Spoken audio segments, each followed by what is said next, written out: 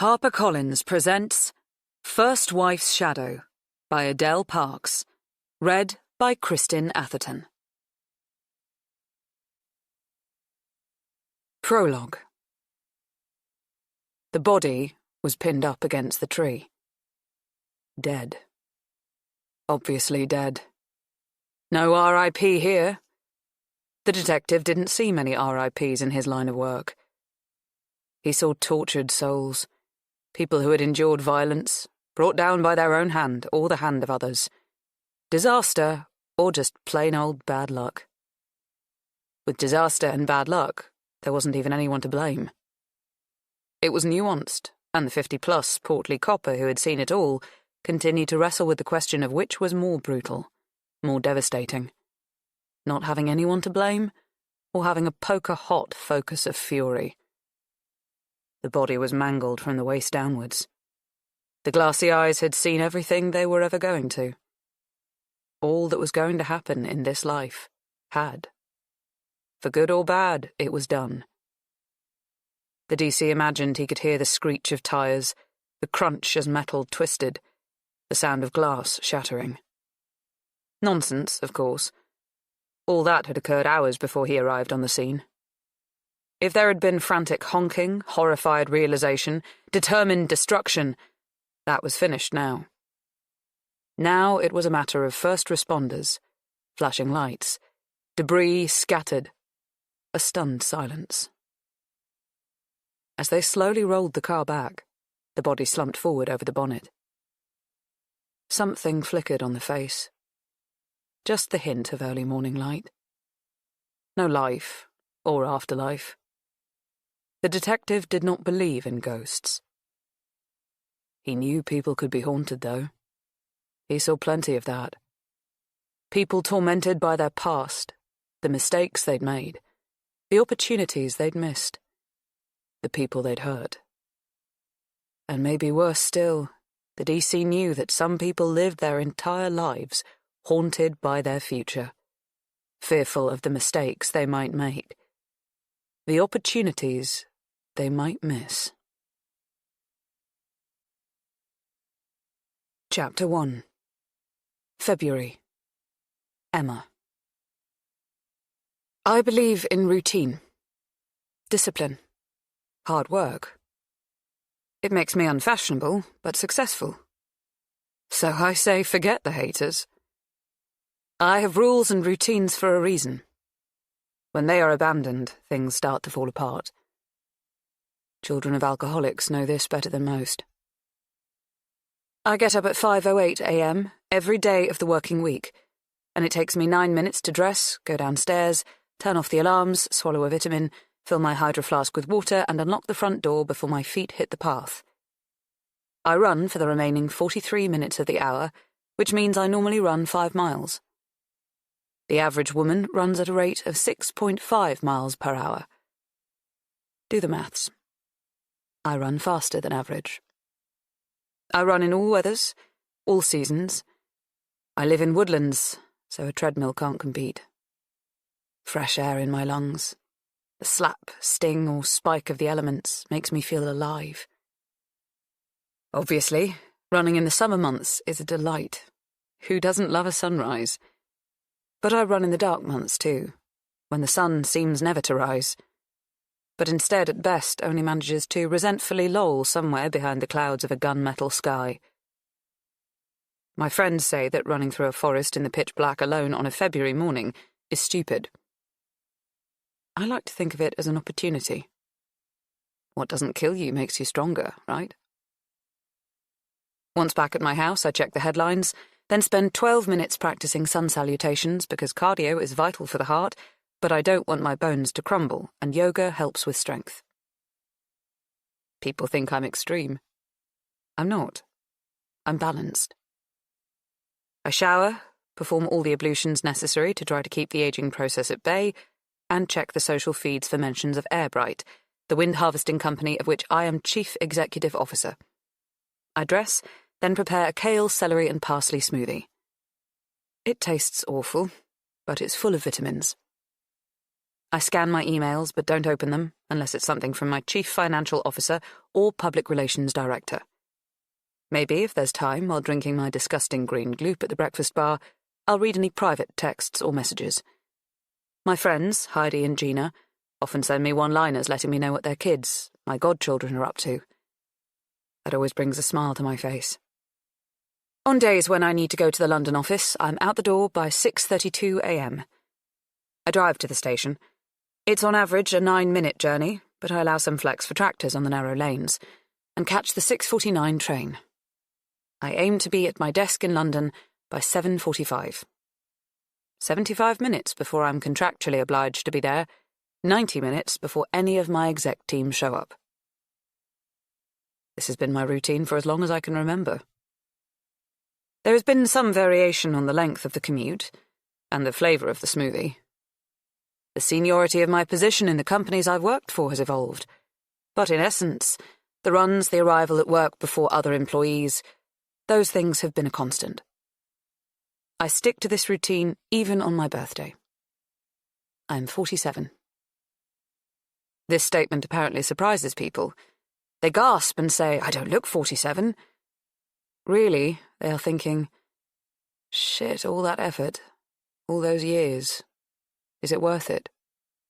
Because most people are a bit lazy and incredibly undisciplined and like to get by doing as little as possible.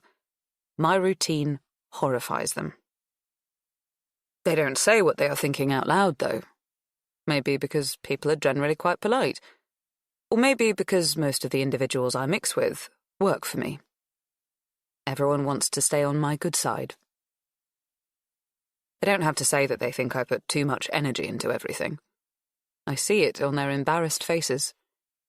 A complicated mix of pity that I try so hard and resentment that it works. The thing is, I'm very realistic about the hand I was dealt, and I play. I'm not special. I'm not exceptionally clever or good-looking. I don't have an amazing talent like painting or writing or dancing or singing that might make me stand out from the masses. My talent is my discipline. I'm rational, thorough, careful. I earn a healthy 6-figure salary as a result. Lucky me. As I'm never openly challenged about whether the relentless effort and focus is worthwhile, I haven't really had to consider what my answer might be. It is a lot of effort for thin thighs, I admit, but I'm also investing in my future, notably a longer, healthier one. Not being a mother or a wife, I can't assume or even hope that there will be someone to look after me when I age. I will have to pay for care, and so being as healthy as possible is just a wise choice. But, well, last night, I shake my head. What am I thinking? One swallow does not make a summer, and equally one shag does not make a future. Although technically it was not one shag, it was 3. And he did talk about our future. And it was not simply a shag, it was... I have no idea how to finish that sentence. If I say special, I am unrecognisable even to myself. The fact is that this morning there was something new that interrupted my routine. Before I slipped out the door, I popped back into my bedroom and looked at the man sleeping in my bed. He was lying on his stomach, clutching a pillow, which sounds more effeminate than the reality. He's a big, hairy, muscular man, and his masculinity, which is almost brutish, certainly exotic, in my bedroom, caused me to silently gasp with surprise. Is it ludicrous to think there might be someone who will look after me in the future? Someone I can look after? I watched him breathe in, out, in, out. My air, his. He's a miracle. He's a big, sweaty, sometimes brilliant, sometimes stupid, agreeable, argumentative, sexy, stubborn miracle. And now, he's mine. Chapter 2. January. I became the CEO of Britain's biggest wind harvesting company, Airbright, 7 years ago. When I was awarded this position, some people in my industry muttered that hiring a woman to run the company was not much more than a PR stunt, a cynical move by the executives to look modern by ticking a diversity hire box. 51% of the UK population are female. Despite this fact, women are considered to be diversity hires in positions of power. I trained as an accountant, but still struggled with that maths. Whatever, people can say what they like. In childhood, having an alcoholic dad and then, after everything that happened, I learnt that people talk about me regardless of my behaviour, actions, or even the truth. So I decided long ago to do what works for me.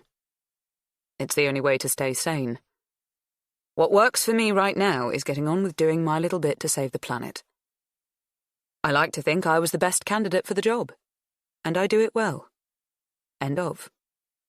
I'm a hands-on boss, but I'm also respectful of the expertise of my heads of department. It was the director of marketing who suggested my face ought to be seen more, which is how I find myself on this cold January day, standing in an enormous, echoey conference centre in Edinburgh, shaking hands with numerous climate-concerned delegates underneath a branded sign that reads, "Wind energy is big, clean energy." I notice him at a molecular level immediately. That in itself is interesting. He's tall, over 6 foot, and has great teeth and a mop of dark, curly hair. He's unequivocally attractive, symmetrical, a strong chin. Some people find that off-putting. I'm not as subtle. Obviously handsome works for me. He's wearing faded jeans that suggest they are faded through wear, not bought that way as a fashion statement, and a thick-knit navy jumper. He is carrying a battered leather rucksack, good quality but aged. There's a hole in the shoulder of his jumper. I can see his flesh peeking through, and I have to fight the urge to lace my finger into the hole, to touch his skin. This is weird, and especially weird from me. I'm not a tactile person. Despite his height and good looks, there is something about him that doesn't quite fill the space in the way he is surely entitled to. He has a level of reluctance, an air that suggests he leans away from life. That sense of reservation is as interesting as his good looks. His eyes whip above my head. He reads the ill-considered marketing slogan and smirks involuntarily. "Don't bother with the flatulence jokes. I've heard every possible one already." "You're better than that," I say, before he has the chance to offer a word. I know my comment is ballsy, flirty. I'm always the former, but finding myself being the latter is a surprise to me. "You're better than that." A blatant seal of approval. An invitation. To what? He's at least a decade younger than I am, possibly more. What am I thinking? Yet there is something vibrant between us. At least, I hope it is between us. Surely this can't be a one-way thing. I can almost touch it. Taste it. These are nebulous thoughts for rational, sensible me to have. I'm normally a fan of the quantifiable. However, there is something here that I'd forgotten existed. I gave up dating 2 years ago.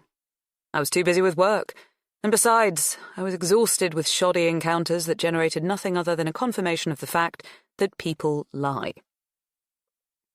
I became bored by the countless, endless disappointments.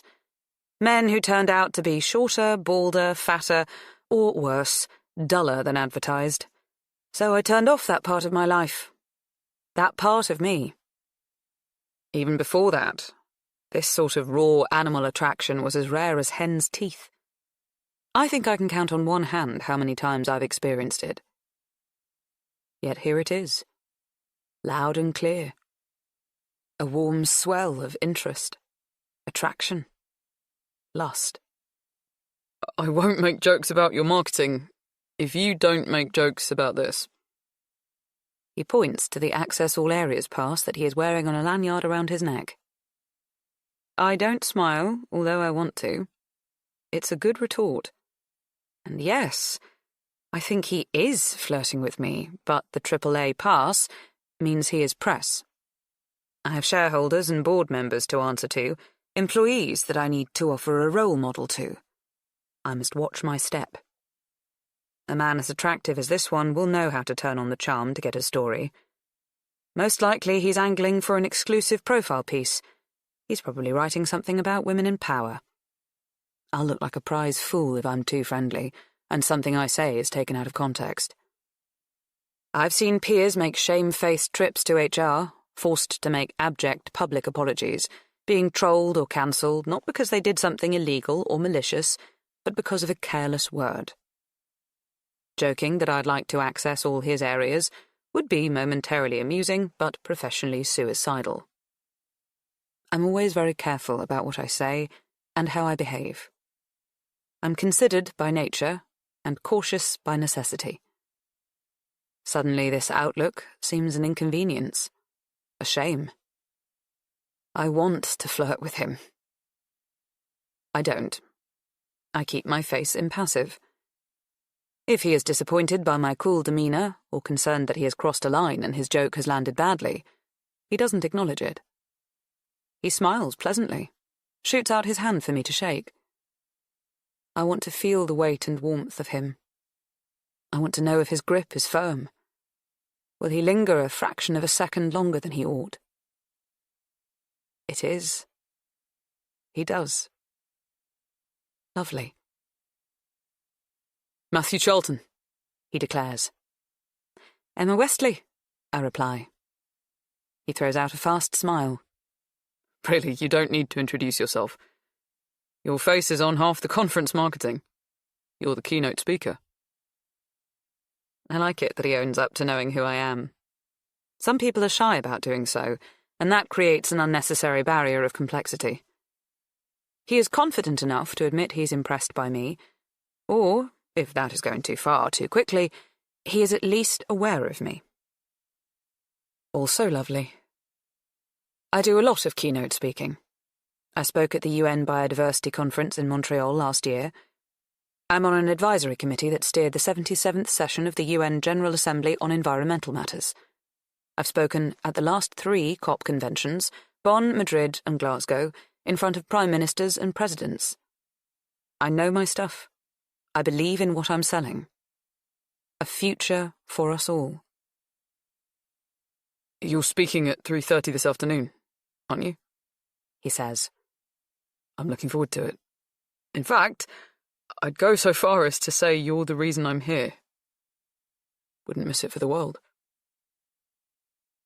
Public speaking does not intimidate me, so I'm surprised to note that suddenly I'm nursing a rare lick of nerves.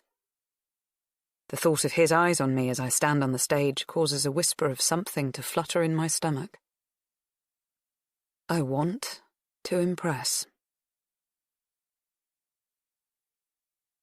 Chapter 3.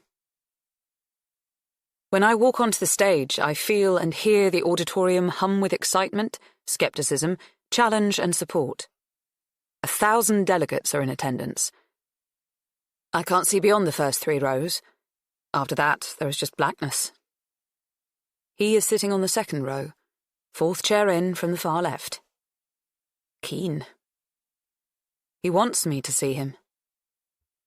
My eyes rest on him for a moment. I don't change my expression or acknowledge him, but he knows I know he is there. Is this a little cat and mouse? I think so. And although I'm out of practice and have arguably never been especially good at playing games, it seems natural to me. This is necessary to make the beginning of something, anything notable, fun. Outwardly, I deliver the speech with my usual calm confidence, infusing it with the necessary sense of urgency when required, tinging it with threat, but ultimately leaving things on a note of positivity. That's my style, my belief. We can make a difference. Saving our planet is going to require hard work and effort. However, if we all work together, by which I mean everyone, From country leaders to coffee drinkers, heads of industry to those in post rooms, then there is hope. It's a matter of collective responsibility. I tell my audience about the initiatives my company are fast-tracking, how we're contributing towards the aim to be net zero. That's what I'm here for, to willy-wave about my company's part in saving the world. It keeps the share price buoyant. It's necessary to start with the horrors, the floods, the melting ice caps, the deforestation, the famines. We're a population used to binge-watching streamer shows. We expect a lot of drama in the first 10 minutes of a performance. However, I never want to terrify or alienate. That would be unhelpful. So I highlight positive steps that are taking place across the globe, the initiatives of other companies and governments that are committed to change. As usual, I conclude by promising that there is a future for our grandchildren, and even for their grandchildren, if we act quickly enough. As I leave the stage, there is resounding applause. Some people stand up. He's on his feet before anyone else, and creates the momentum for the standing ovation. He seems animated, electrified. I don't let my gaze linger on him, and I remind myself that the ovation is for my company's work. Not me, personally. I'm a cog, that's all. Still, it's a buzz. I don't have children or grandchildren, but I might be a tiny part of saving the planet for those who do. And that is massive. The delegates and speakers are invited to a drinks reception that starts in half an hour's time, and is designed to soak up the couple of hours before dinner. When I first saw this on my agenda, I decided I would give it a miss. I know how these things generally go. At best, I'll be cornered by an earnest eco-warrior who wants to preach to the converted. At worst, I might encounter an aggressive climate change denier. It is far wiser and more time-efficient to return to my hotel room and plough through emails. I'm not a networker, I'm a grafter. There is little to be gained by pressing flesh, rubbing shoulders and appearing accessible. Better to leave the delegates with the stormy, solid impression I made on the stage. But now I feel differently. I know that if I go to the bar, Matthew Charlton will find me. And I want exactly that. It's curious behaviour for me. But maybe I deserve a treat. I've been working really hard recently. We're buying a company that needs to be amalgamated into Airbright. The restructure will have an impact on systems, staff, and physical space. It's a lot, and we're just at the beginning of the process. I want to indulge the undeniable frisson of excitement he's sparked, just for fun. I use the 30 minutes to dash to my room to freshen up and check emails marked urgent, then I'm back at the bar at 17:05. Not what anyone would call fashionably late, but I hope not excruciatingly obviously keen either. He is leaning against the bar, gaze trained on the entrance. Our eyes clash immediately, and I head towards him. "I didn't know what to order you," he says, waving at 2 glasses of sparkling water. I like this. He presumed I would join him for a drink, but he didn't presume to do anything cringy like order a glass of champagne. Don't get me wrong, I enjoy drinking champagne, but not at work and not with men I've just met. Water is perfect.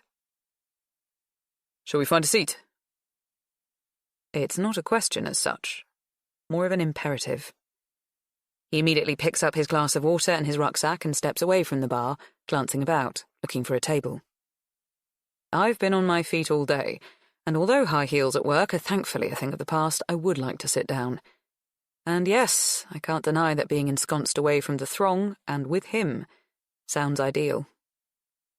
We find a small round table and 2 comfortable chairs in the far corner of the room. Most of the delegates are clinging to the bar, and therefore it's quiet here. Perfect. So, your press? Who do you write for? I ask the moment we sit down. I need to know, so I can evaluate what he wants. A story? Me? I don't write for anyone. I'm not press as such, I'm a freelance photographer. The Access All Areas Pass is something a friend blagged for me. I understand it entitles a person to a free drink at dinner tonight and the right to jump the queue in the canteen. I'm relieved. If he's not press, he doesn't want a story. I want to beam, but instead I say sardonically, "Great perks. Have you exercised the queue jumping privilege?" "No, I'm too polite." I smile. "So, who are you freelancing for? What's your brief?" "No one has commissioned me to be here. My plan is to take some great shots and then try to sell them to any of the papers or put them on the websites that let people buy images for presentations and so on. You know, Shutterstock, Getty and the like." I nod. I'm aware of those services. My own marketing department often uses them. It's immediately apparent that Matthew isn't earning big bucks. "Have you taken any great shots?" He reaches into his rucksack and pulls out his camera. After a few clicks and whirs, I find myself looking at images on a 5x3cm preview screen on his SLR. Matthew leans close to me as he flicks through the photos he's taken.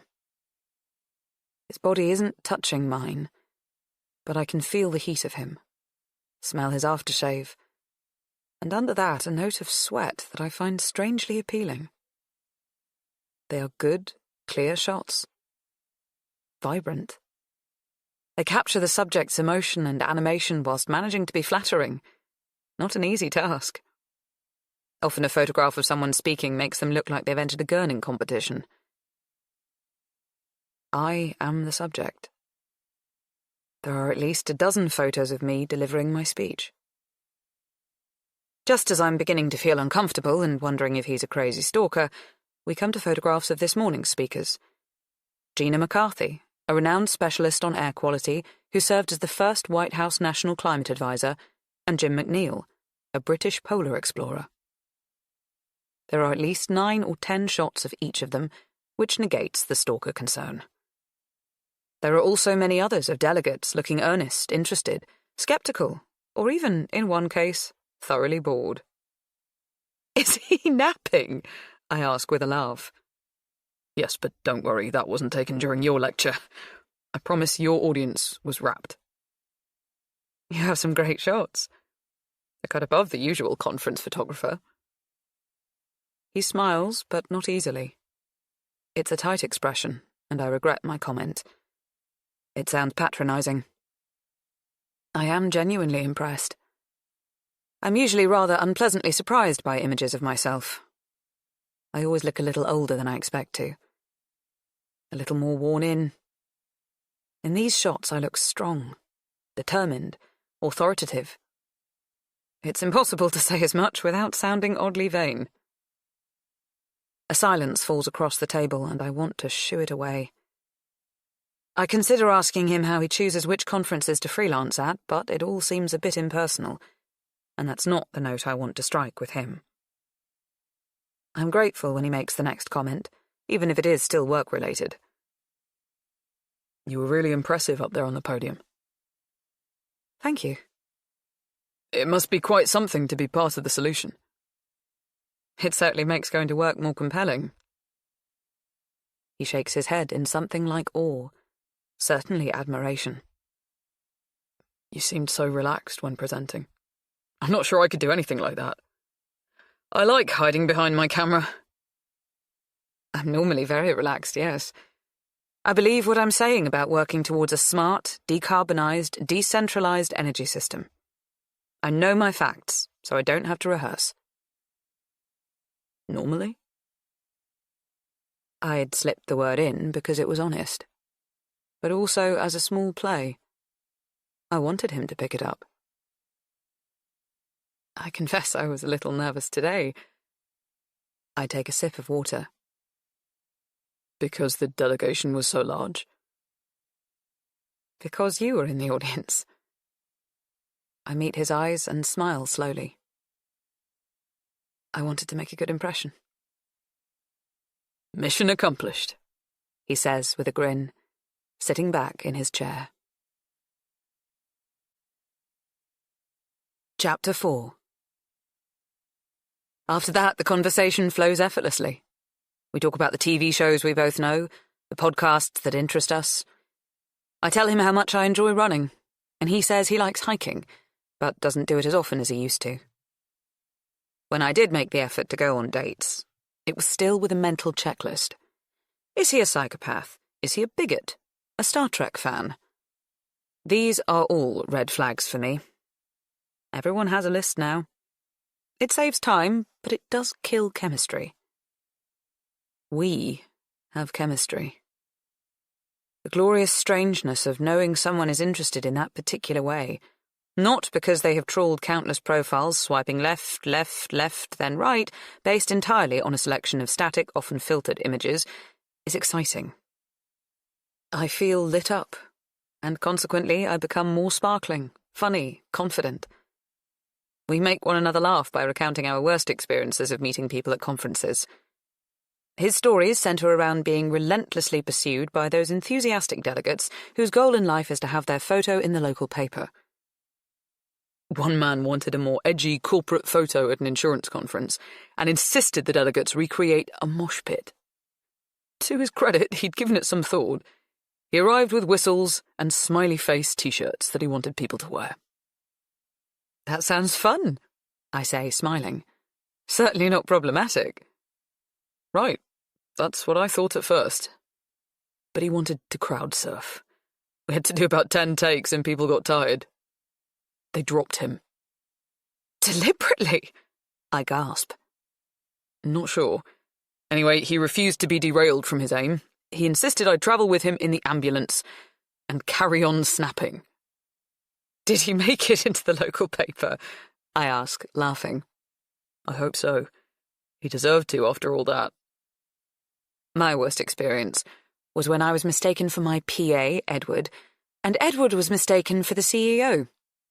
I guess the speaker was listed as E. Westley, I confess. And the conference organiser made the assumption that the man must hold the more senior role, Matthew guesses. Correct, despite Edward being 20 years my junior. And when was the mistake identified? When they tried to push me off the stage and drag Edward on. By talking about the worst experiences of meeting people at these types of events, we are of course telling one another that this experience is pretty good. One of the best. We swap to wine, sharing a bottle of Cloudy Bay Sauvignon Blanc. Matthew tells me that he's recently moved back to the UK from New York. He was born in New Zealand and brought up in South Africa. My dad was a diplomat. Wow, that sounds glamorous. I suppose it does. He grimaces slightly theatrically, in a way that suggests he's often told this story and knows how to counter the suggestion that he was brought up in an overly privileged way. As a kid, I just remember wishing my parents didn't have so many functions in the evening, that they'd stay home, maybe read me a story, tuck me in like other kids' parents did. Plus, I really wanted the same accent as everyone else at school. You don't have an accent at all, I comment. That was the point. All the other kids sounded like they were New Zealanders or South Africans. My parents wanted me to sound BBC English. It was hard. I try not to react. I've learnt how to hold my face in an impassive expression, not to judge people's childhood resentments. Experience has shown me that most people have a minor gripe. They felt another sibling was favoured, they weren't allowed a TV in their room, they were made to play sport to an exhausting level to realise a parent's unfulfilled ambition. I can always trump it. I wish I couldn't. Matthew continues, I longed for a sibling. Maybe if I'd had one, I wouldn't have felt so lonely. He sighs, and I do feel a tiny bit sorry for him. I can empathise with loneliness, but I'd have given anything to have parents who dragged me from one country to another. Do you have siblings? He asks. A younger brother. I don't offer any more. I hope he moves on. If he doesn't, and if I'm honest, then the mood is going to be ruined. And what about your parents? It's an open question. I could dodge it. But I decide it's best to get it on the table and out of the way. although I am aware I'm about to land the least flirtatious sentence in the history of dating. They're dead. Oh, I'm so very sorry. How sad. He doesn't look away embarrassed or mumble.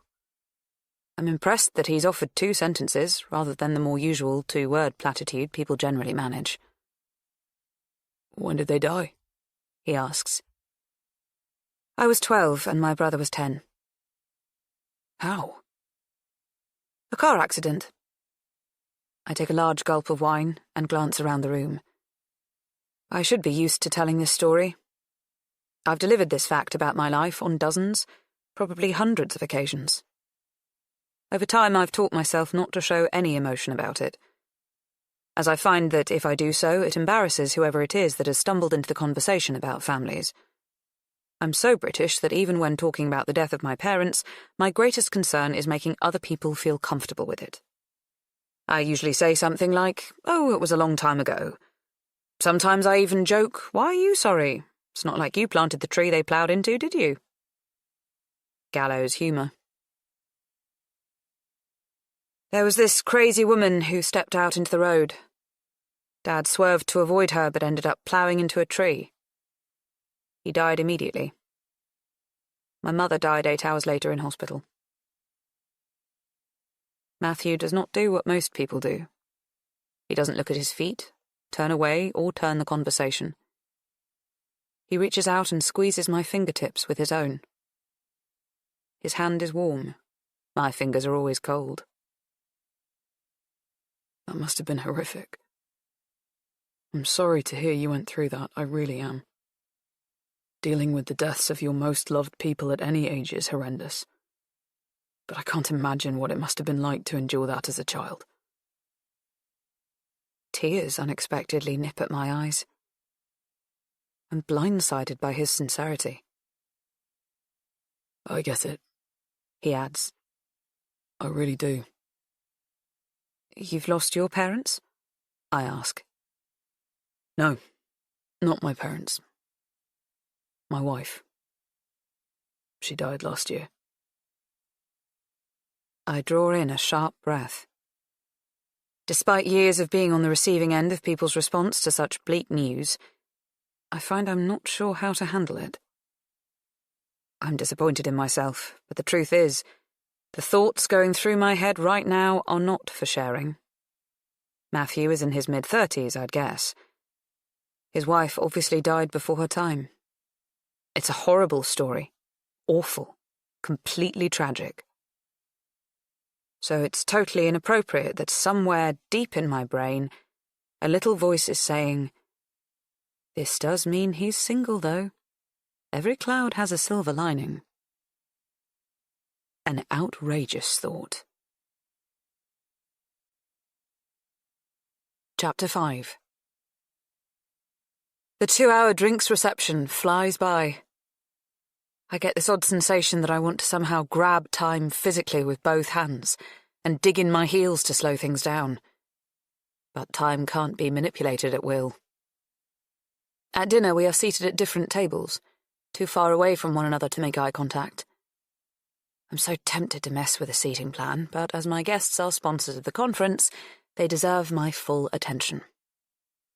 It would be undisciplined and out of character of me to prioritise this flirtation. I resist. By the time the food is eaten and plates are cleared, I discover Matthew has left the dining room. The next morning I get up at 5:08 as usual. I am dependent on streetlight. The yellow electric light slips through the gaps between buildings like paint spilt. It is peculiar running through a city rather than the woods. A totally different experience. My muscles still ache. The sweat gathers in my eyes and on my back. The difference is, there is no space.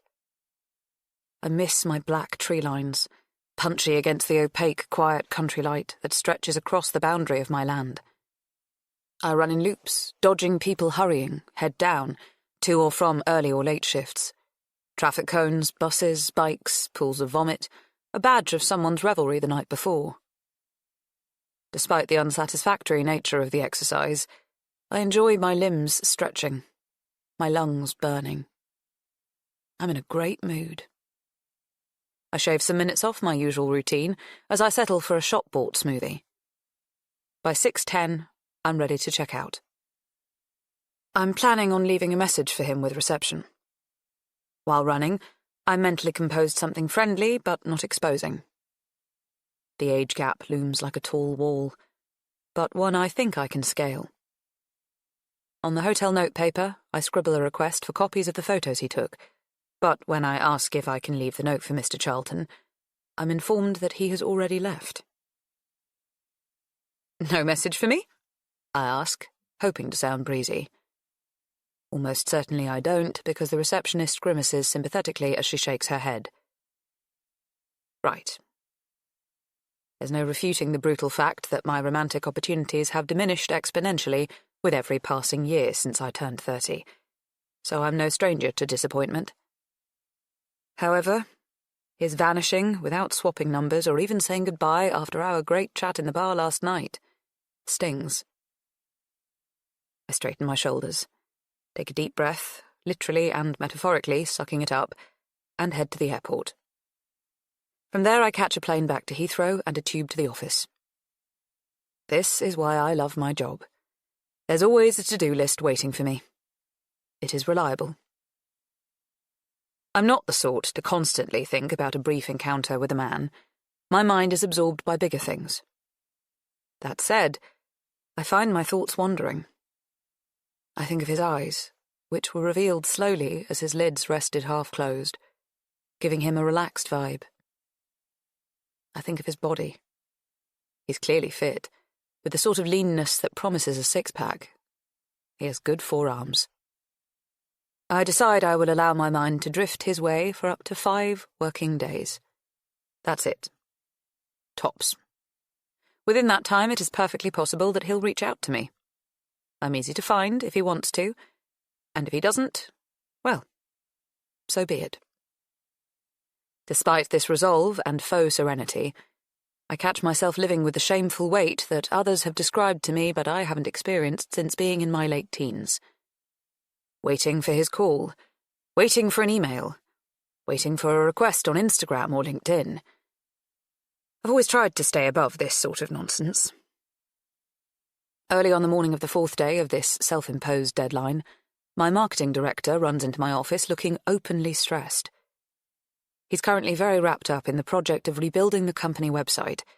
It's dated and not especially user-friendly. The new site will feature an introduction to the executive team. The aim is to present us as approachable in a time when everyone distrusts everyone, and energy providers most of all. Even green ones. A lot of people dislike getting their photo taken. I've heard several people on the exec team express concern about how jowly or old they look. I say people, I mean women. The men, notably more jowly, notably older, do not seem bothered by the idea of their image being captured for posterity.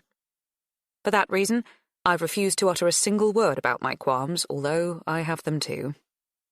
I do not want to perpetuate the narrative that whether I am judged to be attractive or not is relevant. I'm a conscious feminist. It's exhausting. The employees concerned about their wrinkles and excess pounds want serious, straight-to-camera black-and-white photos, assuming they're more likely to be flattering or certainly easier to Photoshop. The marketing team have argued that as the brief is to present us as an approachable company, candid colour photos must be the order of the day.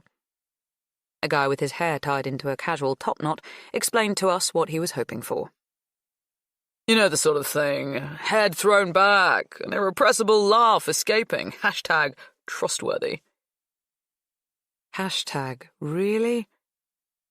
I kept the thought to myself, and suggested that we brief the photographer to take 2 sets of images. Today is the day the exec team are to have their photos taken, but the marketing director is panicked, as the photographer has phoned to say he's sick. Can't we just postpone the shoot for a week? I ask. No, the website launch will slip, and coordinating diaries to get everyone in the office has been the absolute worst. We need a replacement, but what photographer of any calibre will be available at short notice? He looks frazzled. I tell myself, I'm just doing him a favour. I have no vested interest. Long shot, but look up a guy called Matthew Charlton. His work is excellent. Tell him we'll pay 3 times his usual rate if he can work today. I'm pretty sure he needs the money, so the offer will be too good to miss. If he has anything in his diary, he'll most likely cancel. Matthew is in the office by 11 a.m. I'm not sure what sort of reception to give, or expect to receive. When all's said and done, we had a few drinks and a chat. I have no way of knowing whether he's that polite, interested, interesting with everyone he meets. He probably thought of me as safely older, and therefore he was excitingly direct because there was no sexual attraction on his part.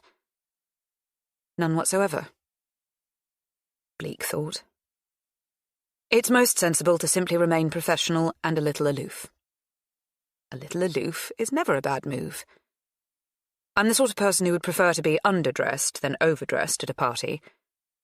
However, when it's my turn to go to the boardroom, which has been turned into a mini-studio for today's purposes, I nip to the loo and zhuzh my hair. He seems delighted to see me, which is a relief. I thought I recalled him clearly, so I'm shocked to discover how vibrant he is in the flesh. Even bigger and better and brighter than I recalled. The attraction I felt instantly reasserts itself. Damn. This is only good news if I get something back from him to suggest he feels the same. He's running late. It quickly becomes apparent that people like to linger around him. He smiles a lot. He tells funny stories, cracks jokes. His jokes aren't delivered in an oppressive, give-me-all-your-attention manner. He appears naturally witty and gregarious in a low-key way. It's obvious he wants to make people feel relaxed. And he succeeds. He has an endearing habit of throwing out gentle little compliments. I like your earrings. The way they catch the light makes it seem as though they're winking at me. Elizabeth, head of sales, reaches up to touch her earrings. Oh, these. My husband got them for me for our last anniversary. She smiles. Click. A photo that will no doubt capture her recalling her wedding anniversary. Mate, great skin fade. Raj, who leads the digital division, shyly runs his hand over his shaved head and grins. Click. A photo that will capture the pleasure felt when someone appreciates the effort you've made. Finally, it's my turn to be photographed, and he says simply, "Ah, I've saved the best until last." And there it is. Something extra for me. How have you been? He asks. Good. Fine. Busy, I reply unimaginatively. He starts to click the camera. Thanks for giving me this work. We were stuck. My response isn't especially elegant, although it is true. Matthew laughs. Well, I'm grateful. I smile at the camera and say nothing. I'm not being coy. I just don't want to be captured mid-sentence. Matthew continues. Because I've been racking my brains for an excuse to get in touch. I've been wondering whether there's a partner in the background, and if there isn't, whether you would be interested in going out. Maybe dinner? No partner. I beam broadly back at him, relief and delight flooding through my bones. Click. I think that's the shot, he says with a confident grin. And my answer. Chapter 6. March. So, you're alive then, Heidi says as she picks up the bottle of wine that stands glistening in the ice bucket on the table. The bar is loud with the sound of chatter and laughter. Good times. But still I can hear my friend's disapproval and frustration in me. I throw her what I hope is a winning smile. She pours a generous measure of wine into the third glass. The other 2 are less than half full, underlining the fact that I'm late. Matthew was on the phone, and I just lost track of time. So unlike me. I'm not even sure what we were talking about. Nothing. Something. Everything. It was Matthew who pointed out, "Hey, I thought we weren't seeing each other tonight because you're going out with your friends." "That's right. I'm meeting them at 7:30. "Have you seen the time? You're going to be late." Gina stands up and leans over the bar table, offering me a hug and a wide beam. She's the easier going out of the two. Heidi doesn't move from her chair. She's sulking with me, but that's not the reason she doesn't hug me. She knows me better than anyone, and she knows that I'm not really the hugging type. I do it occasionally because other people seem to expect it, and feel slighted if I don't. But she gives me my space. "We thought you'd fallen off the edge of the planet," she mutters. "The planet is round, Heidi, and there's gravity, so you don't have to worry about that." I stick my tongue out and pull a daft face, so she knows I'm trying to be funny. "Smart ass." She clinks her glass against mine. I'm forgiven. Heidi and Gina are my best friends. Honestly, they are my only real friends. Of course I have endless friendly colleagues, but I think those relationships might be situational. We find ourselves thrown together at industry events and have a chat and a laugh because we have a lot in common. Heidi, Gina, and I have very little in common nowadays. They are both married stay-at-home mums. Heidi has 3 teen kids. Troy, her eldest, is at uni. Fifi and Alaya are still at school. They live in Woking, Surrey, and have for 20 years. Gina lives in Kingston, also Surrey. She and her husband, Mick, started their family later. They have an 8-year-old Lottie, who we all dote upon as the baby of the group. My best friends spend their time doing school runs or pickups from parties, drunken experimental ones in nightclubs or ones with fairy cakes and bouncy castles. Either way, the parents know the party is over when the guests start to throw up or cry. They worry about school league tables and their kids' friendship groups. I spend my time in meeting rooms worrying about profit and loss and carbon emissions in the FTSE 100 supply chains. Yet despite the fact that our day-to-day experiences are not at all similar, we are best friends. We trust one another completely, tell each other everything. And we have history. If ever either of them rang to tell me they'd killed their husband, I'd reach for a shovel and jump in my car. Not that it is a scenario that's likely to be tested.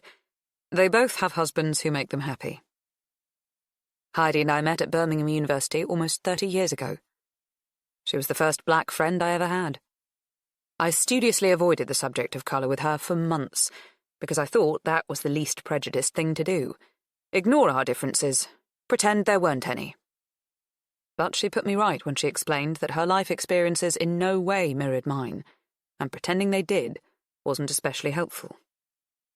She told me that teachers at school often commented on her unruly hair, which was in fact a completely natural afro, and insisted she crop it.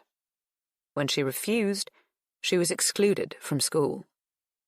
This happened twice. She explained that when browsing around shops, she was often trailed by security guards. Once, when she was on a train, reading The Catcher in the Rye, she heard a middle-aged woman say to her husband, "What's she reading that for?" The husband responded, "I'm surprised she can read at all." Shocking, right? Yes, if you're white. Apparently not if you're a person of colour. It happens too often to still shock. "This is low-grade stuff. You should hear what my dad and brother deal with," she told me. You'd never guess how many times they've been stopped and searched, pulled over in allegedly random car checks, the aggression they face on the street, at work. She broke off at that point. I got the sense there was more, but she couldn't bear getting into it. I told her it sounded awful, but I had no idea. That I burnt with fury that such arseholes were out there wallowing in ignorance, spreading hate. She said she appreciated my anger. The thing is, it's just sadder being me.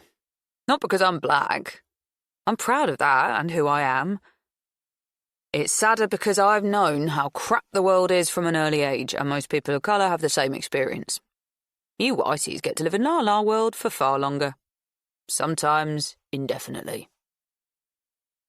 Then I told her about being orphaned. Not the fast, edited account, but the messy truth. My family situation was not something I had ever spoken of to my friends at school, and I hadn't planned on breaking my rule of reserve at university, but she'd been so brave in revealing her vulnerable moments to me. I wanted to show her the same respect. My dad was driving drunk. My dad was often drunk. I didn't grieve for him because I hated him for being so bloody stupid and selfish and weak and destructive. I was panting as I confessed this, the words exploding out of me like bullets. My paternal grandparents weren't people my brother and I had been close to, either physically or emotionally. They'd found their son an embarrassment and so had given up on him and cut him off before he even met my mum. Something they maybe regretted. Anyway, they offered us a home of sorts after the accident. I was sent to an all-girls boarding school. My brother was sent to one for boys. They simply thought that was the proper thing to do. Or maybe the easiest thing to do, I don't know. I admitted that I had fared better than Tom. Yes, I was lonely and isolated, but I threw myself into my schoolwork. People said he was attention-seeking, when really he was grief-stricken. He made friends with whoever caused the most trouble at school. Too much cash and time, not enough direction. Age 13, he and his mates were all taking drugs. By 18, he had visited the Priory 3 times. He was generally considered by anyone who could be bothered to express an opinion a lost cause. Very much like his father, was the verdict. There is a big difference. I love Tom, although even I admit he's not easy. My grandparents allowed us to go to theirs in the holidays, but they didn't go so far as to make themselves available. Instead, they timed their trips to the French Riviera, Barbados and Aspen to coincide with the summer, Easter and Christmas breaks. My brother and I stayed with staff, paid to monitor us. When I finished telling Heidi about my childhood, her eyes were like saucers. I'm still not sure if that was because she was impressed with my grandparents' holiday locations or horrified by my life. It's a conundrum which of us has it worse, she commented dryly.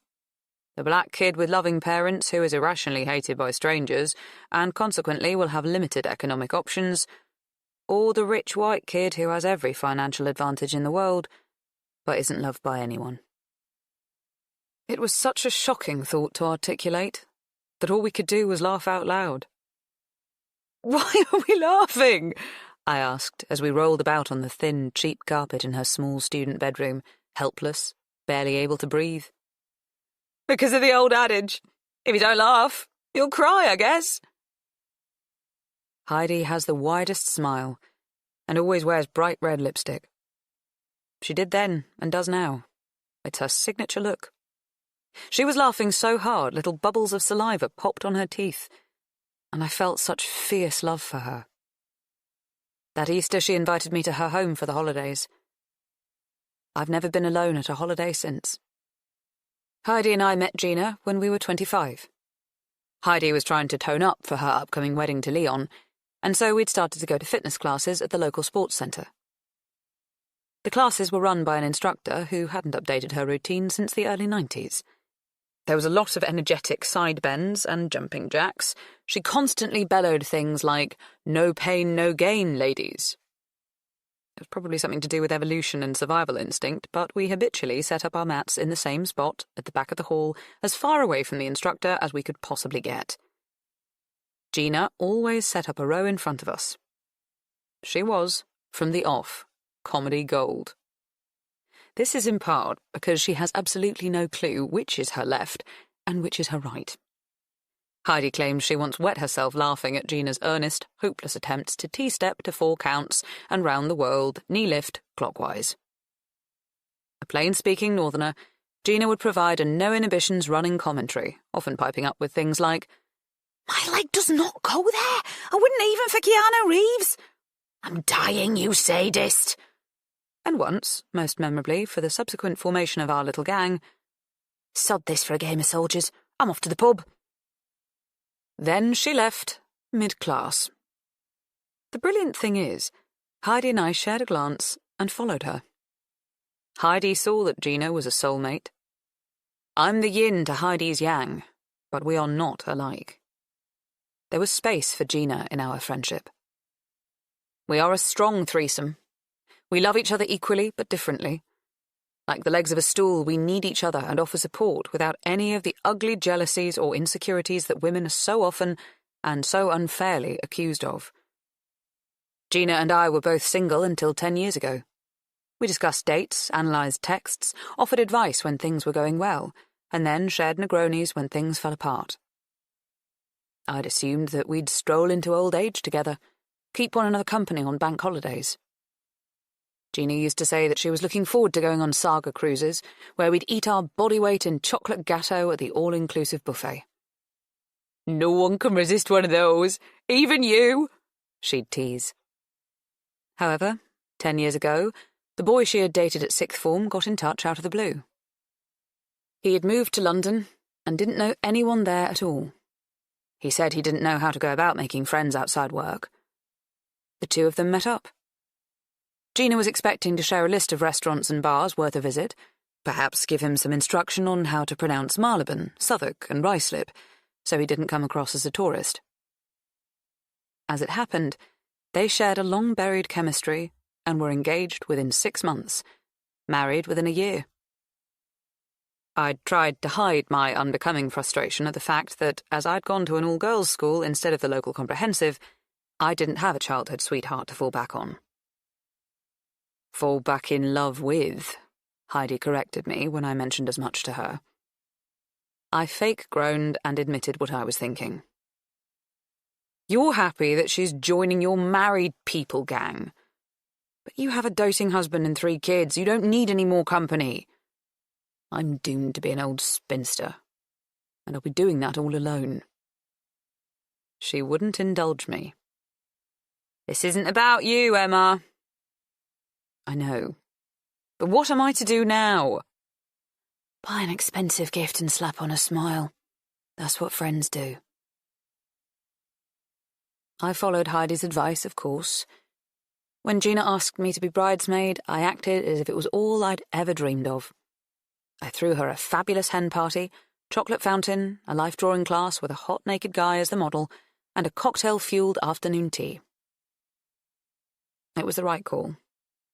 I knew it then when I struggled with it, and I know it now, a decade on, when I see she's a happy wife and mum.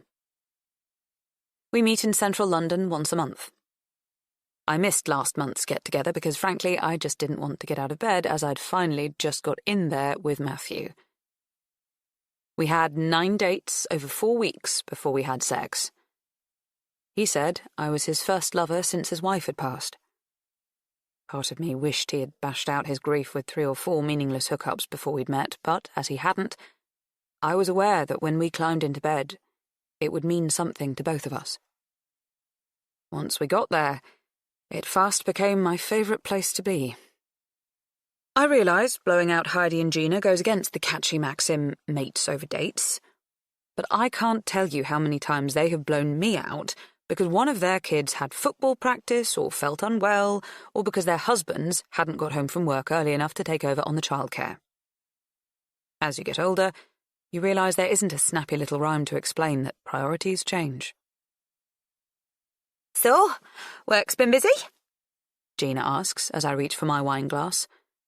I take a couple of large gulps. They'll appreciate the fact that I'm trying to catch up. It demonstrates my commitment to our evening. I can't resent the fact that she assumes my absence is due to work. It usually is. However, I see the pair of them share a look that feels exclusory, and it chafes. I can't quite discern the exact nature of the look. I think maybe it is one of pity, or boredom, or duty. It infuriates me that they might pity me for having such an exhilarating, purposeful career. And it hurts me that they might think it's a boring duty to listen to me talk about it.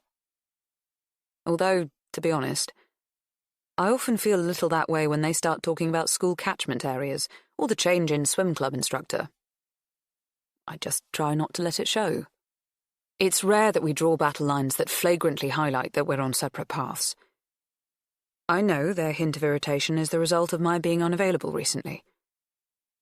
I've been very wrapped up in my own world. I want to diffuse any tension that might be brewing by talking about something that I know will grab them in a way my work doesn't. "I've met someone," I announce. Their eyes bounce to my face. I'm grinning. "Someone you like a lot?" exclaims Gina, reading me correctly. "Details," demands Heidi, instantly gripped. Chapter 7. The getting-to-know-you stage of a relationship is, if you believe the rom-coms, a delightful ensemble of fun dates, chock-a-block with deep and meaningful conversations, stargazing, and laughter. My actual experience of dating has exposed that the reality is far from that. It's tricky, not least because we all have our secrets and habits. I am not keen to reveal how often I dye my grey roots, or the time I spend reading the deplorable sidebar of celeb gossip. Plus, I snore. I know because I have woken myself up doing so. Yet, even accepting all of the above, I maintain the guys I dated before Matthew were still getting the better part of the deal. Men, as they start to approach their 40s, just don't bring it to the table. They are often boring, lazy, messy, or sullen. I don't think I need to elaborate. Those who have been there get it. Those who haven't wouldn't believe it. Safe to say the getting-to-know-one-another stage is often fraught, sharing bathroom space is awkward, finding common interests is rare, and sex is seldom orgasmic. However, with Matthew, the rom-com vibe is there in all its glory. Our dates have been thrilling. We've been to concerts, a mixologist class, a circus skills workshop, and several bottomless brunches, not just a coffee in the local dreary chain. He took me to a filthy old pub in the East End that he promised was the real deal. It was. There he taught me how to play darts, and we ate jelly deals, which don't taste as bad as they sound. We've been to a trendy neon-lit bar where we played ping-pong while we drank espresso martinis. He thinks my snoring is sweet and says it's really more of a purr, which is a lie, but a kind one. And the sex? The sex has been good from the get-go and has continued to get better and better. We've tipped into the needy erotic stage, the filthy, fascinating, fleeting part of a relationship where you want each other even when you're in the company of others, even when you're bone-tired, when you're watching TV or at a restaurant or driving. My body craves his. Possibly even better yet, the conversations we have on these fun and hot date nights are meaningful and careful. Despite his tragic loss, or maybe because of it, he is emotionally available and talks to me about how he thinks and feels about a myriad of subjects. Actually, he is more in touch with his feelings than I am with mine. We are living in an era where it's fashionable to constantly talk about mental health, but I often find I'm out of step. I would have done well in the 1940s, when the stiff upper lip was the order of the day. Since my father drove my mother into a tree, people have been asking, "Do you want to talk?" I don't. I never do. Why would I want to talk about that? "Becky always wanted to talk," commented Matthew when I made it clear that bearing my soul isn't a priority for me. "She wanted to sit and define love and life, and look at what it all means." That sort of thing embarrasses me, I admitted. "You don't feel things like she did," he mused aloud. "You're saying she was deeper?" I tried to keep the hurt out of my voice, but I felt somehow judged and lacking in comparison to his more profound, passionate late wife. He rolled his eyes and laughed. "No, I'm saying she was more trouble. More work." I shouldn't be thrilled by this. It's verging on the misogynistic view that all women are mad if they are deep, that they are trouble if they feel. But this confession, this total honesty, was a relief. The thing is, dating Matthew is wonderful, but negotiating the presence of a dead ex is a new experience for me, and oddly a little trickier than negotiating the presence of a live one. A dead wife can do no wrong. I've learnt to live with the fact that dating at my age means there is usually a significant ex lurking in the background. Often there are children and even ex-in-laws to contend with. Normally I can rationalise, accommodate, understand. If they were happy with the ex, they'd still be with the ex. As they are not, they can't have been happy. In this way, even a divorce can be viewed as a clean slate. A fair chance. However, it's not the same if the spouse died. In Matthew and Becky's case, they'd still be together if they could be. I'm second choice, not a second chance. I'm make do and mend. I'm cross with myself for having these thoughts, which are self-indulgent, absurd. But I have them all the same. I was glad I'd kept them to myself when he added with a grin, I'm much more of an actions speak louder than words sort of person, too. Then he slipped his hand up my skirt, and his fingers quickly edged my knickers to the side. I felt things for sure at that point. Real and physical things. I don't know if she ever felt the same things. For a few minutes, I just didn't care.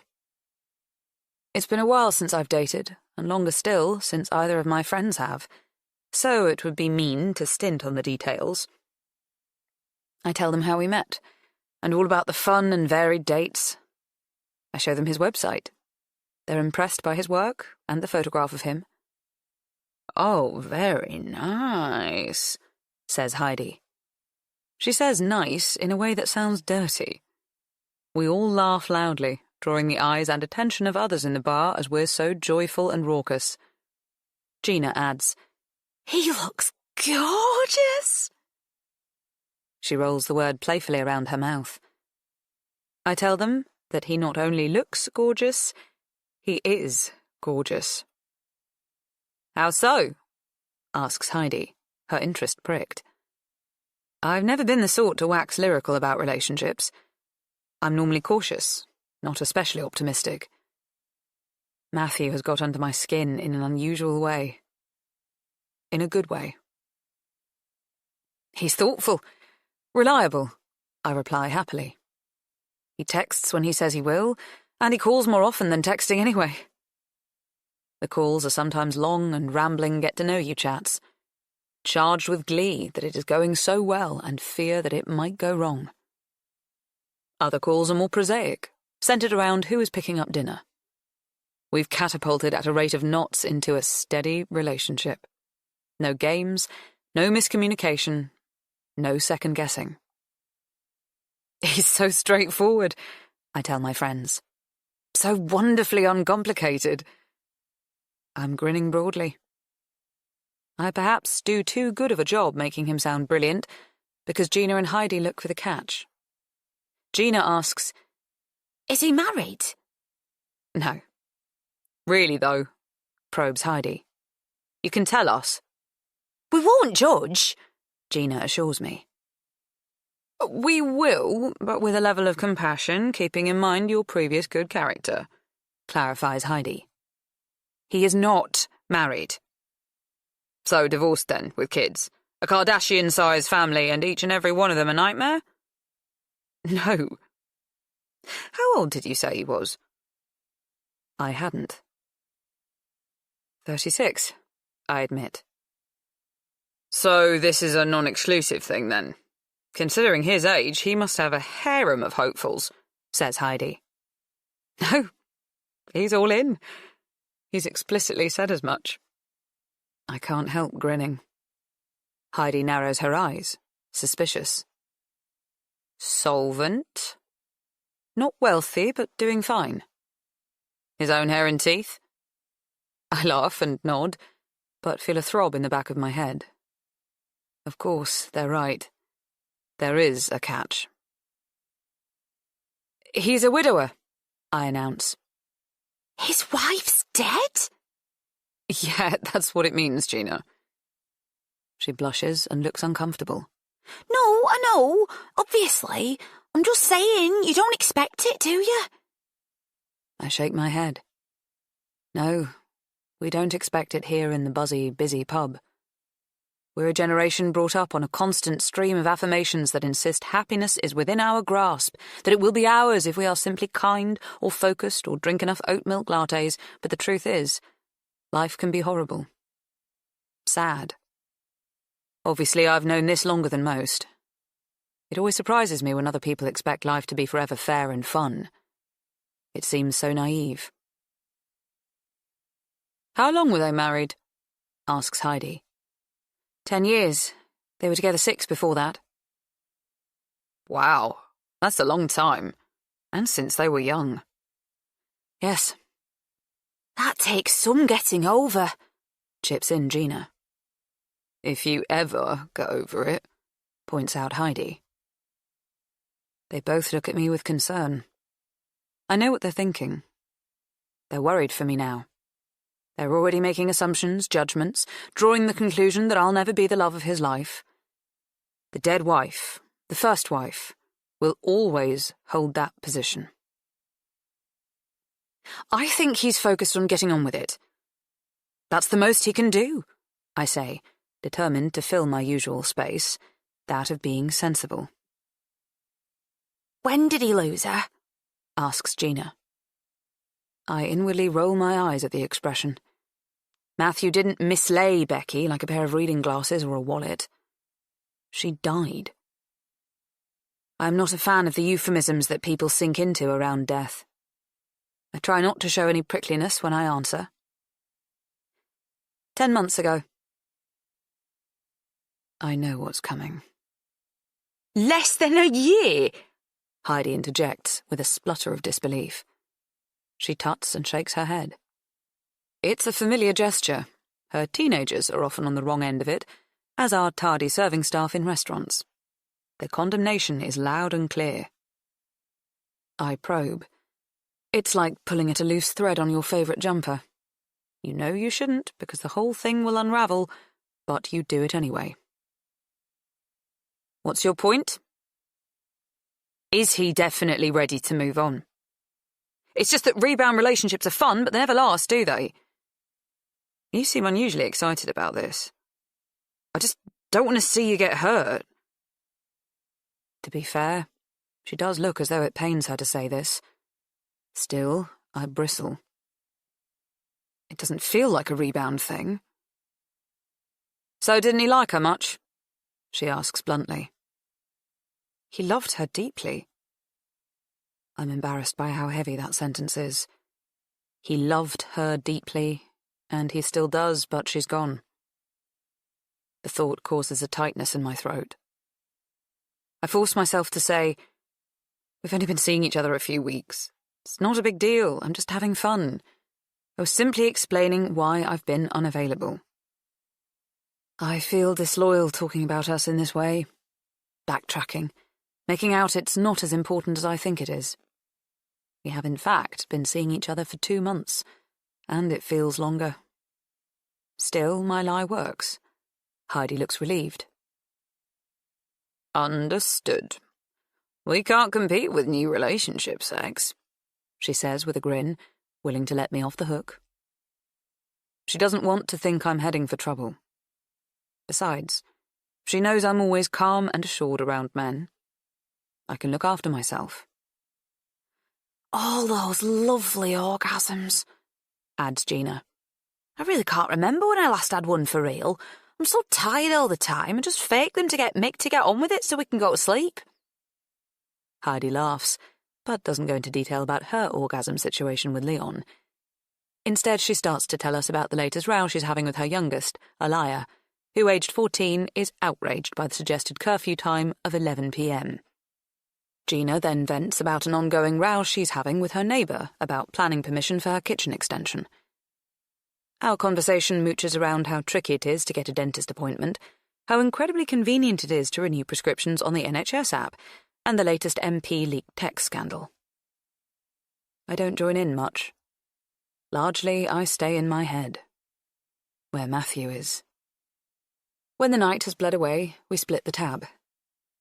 It's a shame that this process always creates a moment's tension that we each studiously pretend to ignore. I could easily pay the bill, and I itch to offer to do so, but experience has shown me that it's best not to.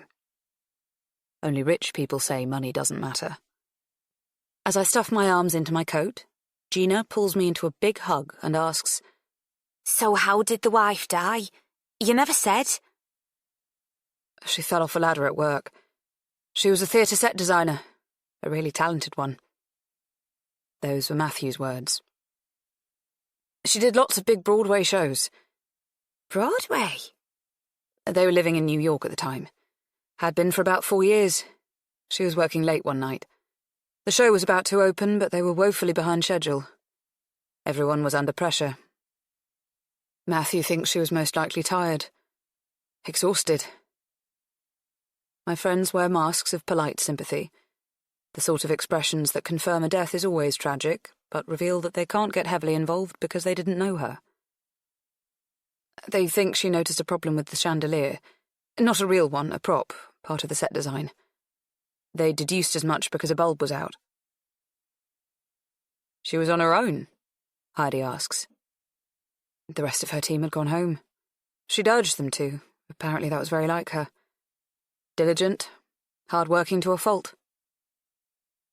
I repeat these compliments Matthew has bestowed on Becky. I've heard many. His conversations are littered with them. She apparently was incredibly funny, could tell a story brilliantly, had people hanging on her every word, was very aware of other people's feelings. You know, watched them closely. With every positive review he gives her, I smile back widely and nod.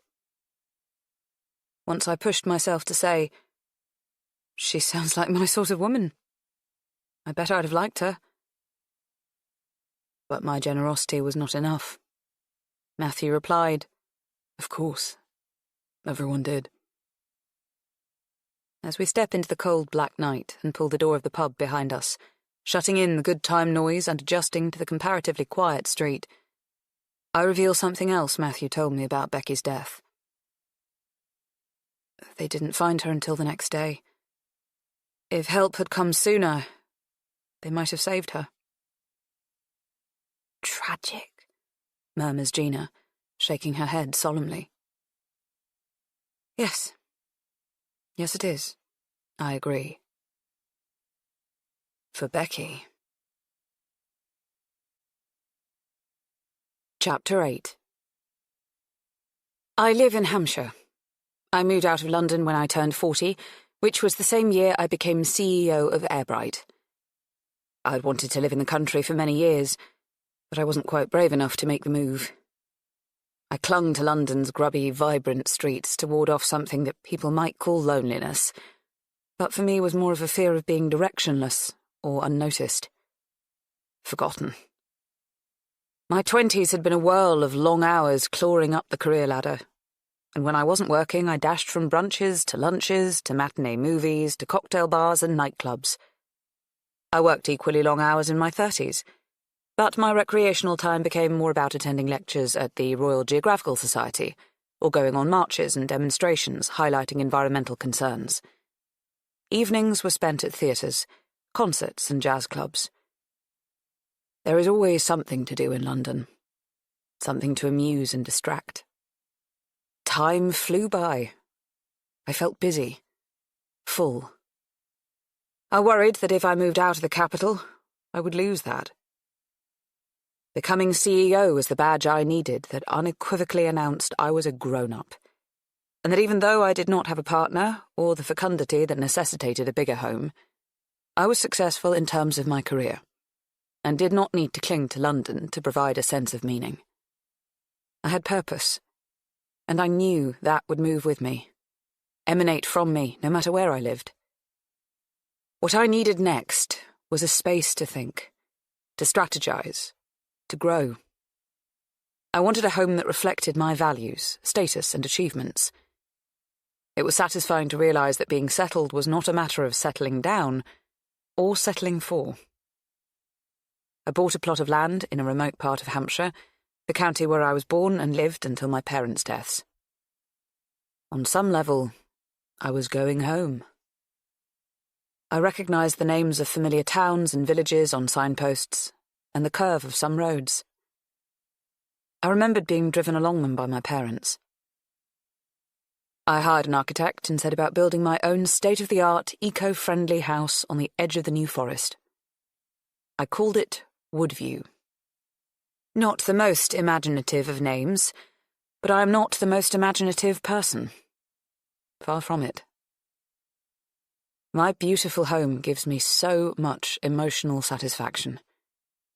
At the time of building, Heidi and Gina referred to the house project as my baby, which wasn't entirely inaccurate. I certainly lavished money, time, and attention. It was important to me that the build was as efficient and sustainable as possible. To cut down on the carbon footprint and to support local industry, I insisted that all the materials and workforce were sourced from within a 40-mile radius of the property. Wherever possible, I opted for natural, non-toxic, sustainable materials. The energy is all solar or wind generated. I installed systems to allow rainwater harvesting and used the latest innovation in wall insulation. The house is sparsely furnished, mostly with salvaged 1950s wooden pieces. The soft furnishings reflect the environment outside, a series of calm neutrals or verdant green fabrics. I invest in art and sculpture, but no one would know. Most people assume my Hockneys and Darleys are posters. I don't have curtains. The floor-to-ceiling windows are vacuum-glazed, so there's no need in terms of warmth. And as I don't have neighbours for a few miles, there's no issue regarding privacy. I like clean, fresh, straight lines. No fuss. Where other houses might have internal brick walls, I have mostly glass ones. These glass walls and the enormous windows allow me to enjoy spectacular views of the woods. After years of being concerned that I might find the remoteness lonely, I realise I like it. Having attended boarding school where I was forced to share my space, but learnt to keep my thoughts to myself, I now value privacy, and am comfortable in my own company. I enjoy feeling closer to nature. Matthew is away this week in Snowdonia. He has a 3-day job with the tourist board taking scenic pictures, and he's tagged on an extra couple of days to go hiking. I'm encouraging him to pick up his hobby again. He hasn't explicitly said, but I think he stopped hiking when he moved to New York with Becky. He didn't have any of his kit here in the UK, so I surprised him by buying him an entire wardrobe of Patagonia base layers, shell jackets, merino wool layers, trousers and boots. I miss him, but I have plenty of work to keep me occupied, and midweek Heidi calls me and says she'll pop over and stay for the night. We occasionally have just the two of us evenings. Later I will cook, and we'll share a bottle of wine. But the first thing Heidi likes to do when she arrives is hop in the pool. She's a great swimmer, and appreciates the change from swimming in water that is 50% urine, 50% chlorine, which she swears is the case in her local council-run pool. She's exaggerating, but I agree that standing on someone else's discarded foot plaster in a communal changing room is the worst. Heidi is happy to pootle along, swimming for miles if she has a good true crime podcast playing through the speakers. I can't do endless lengths in a pool. I get bored.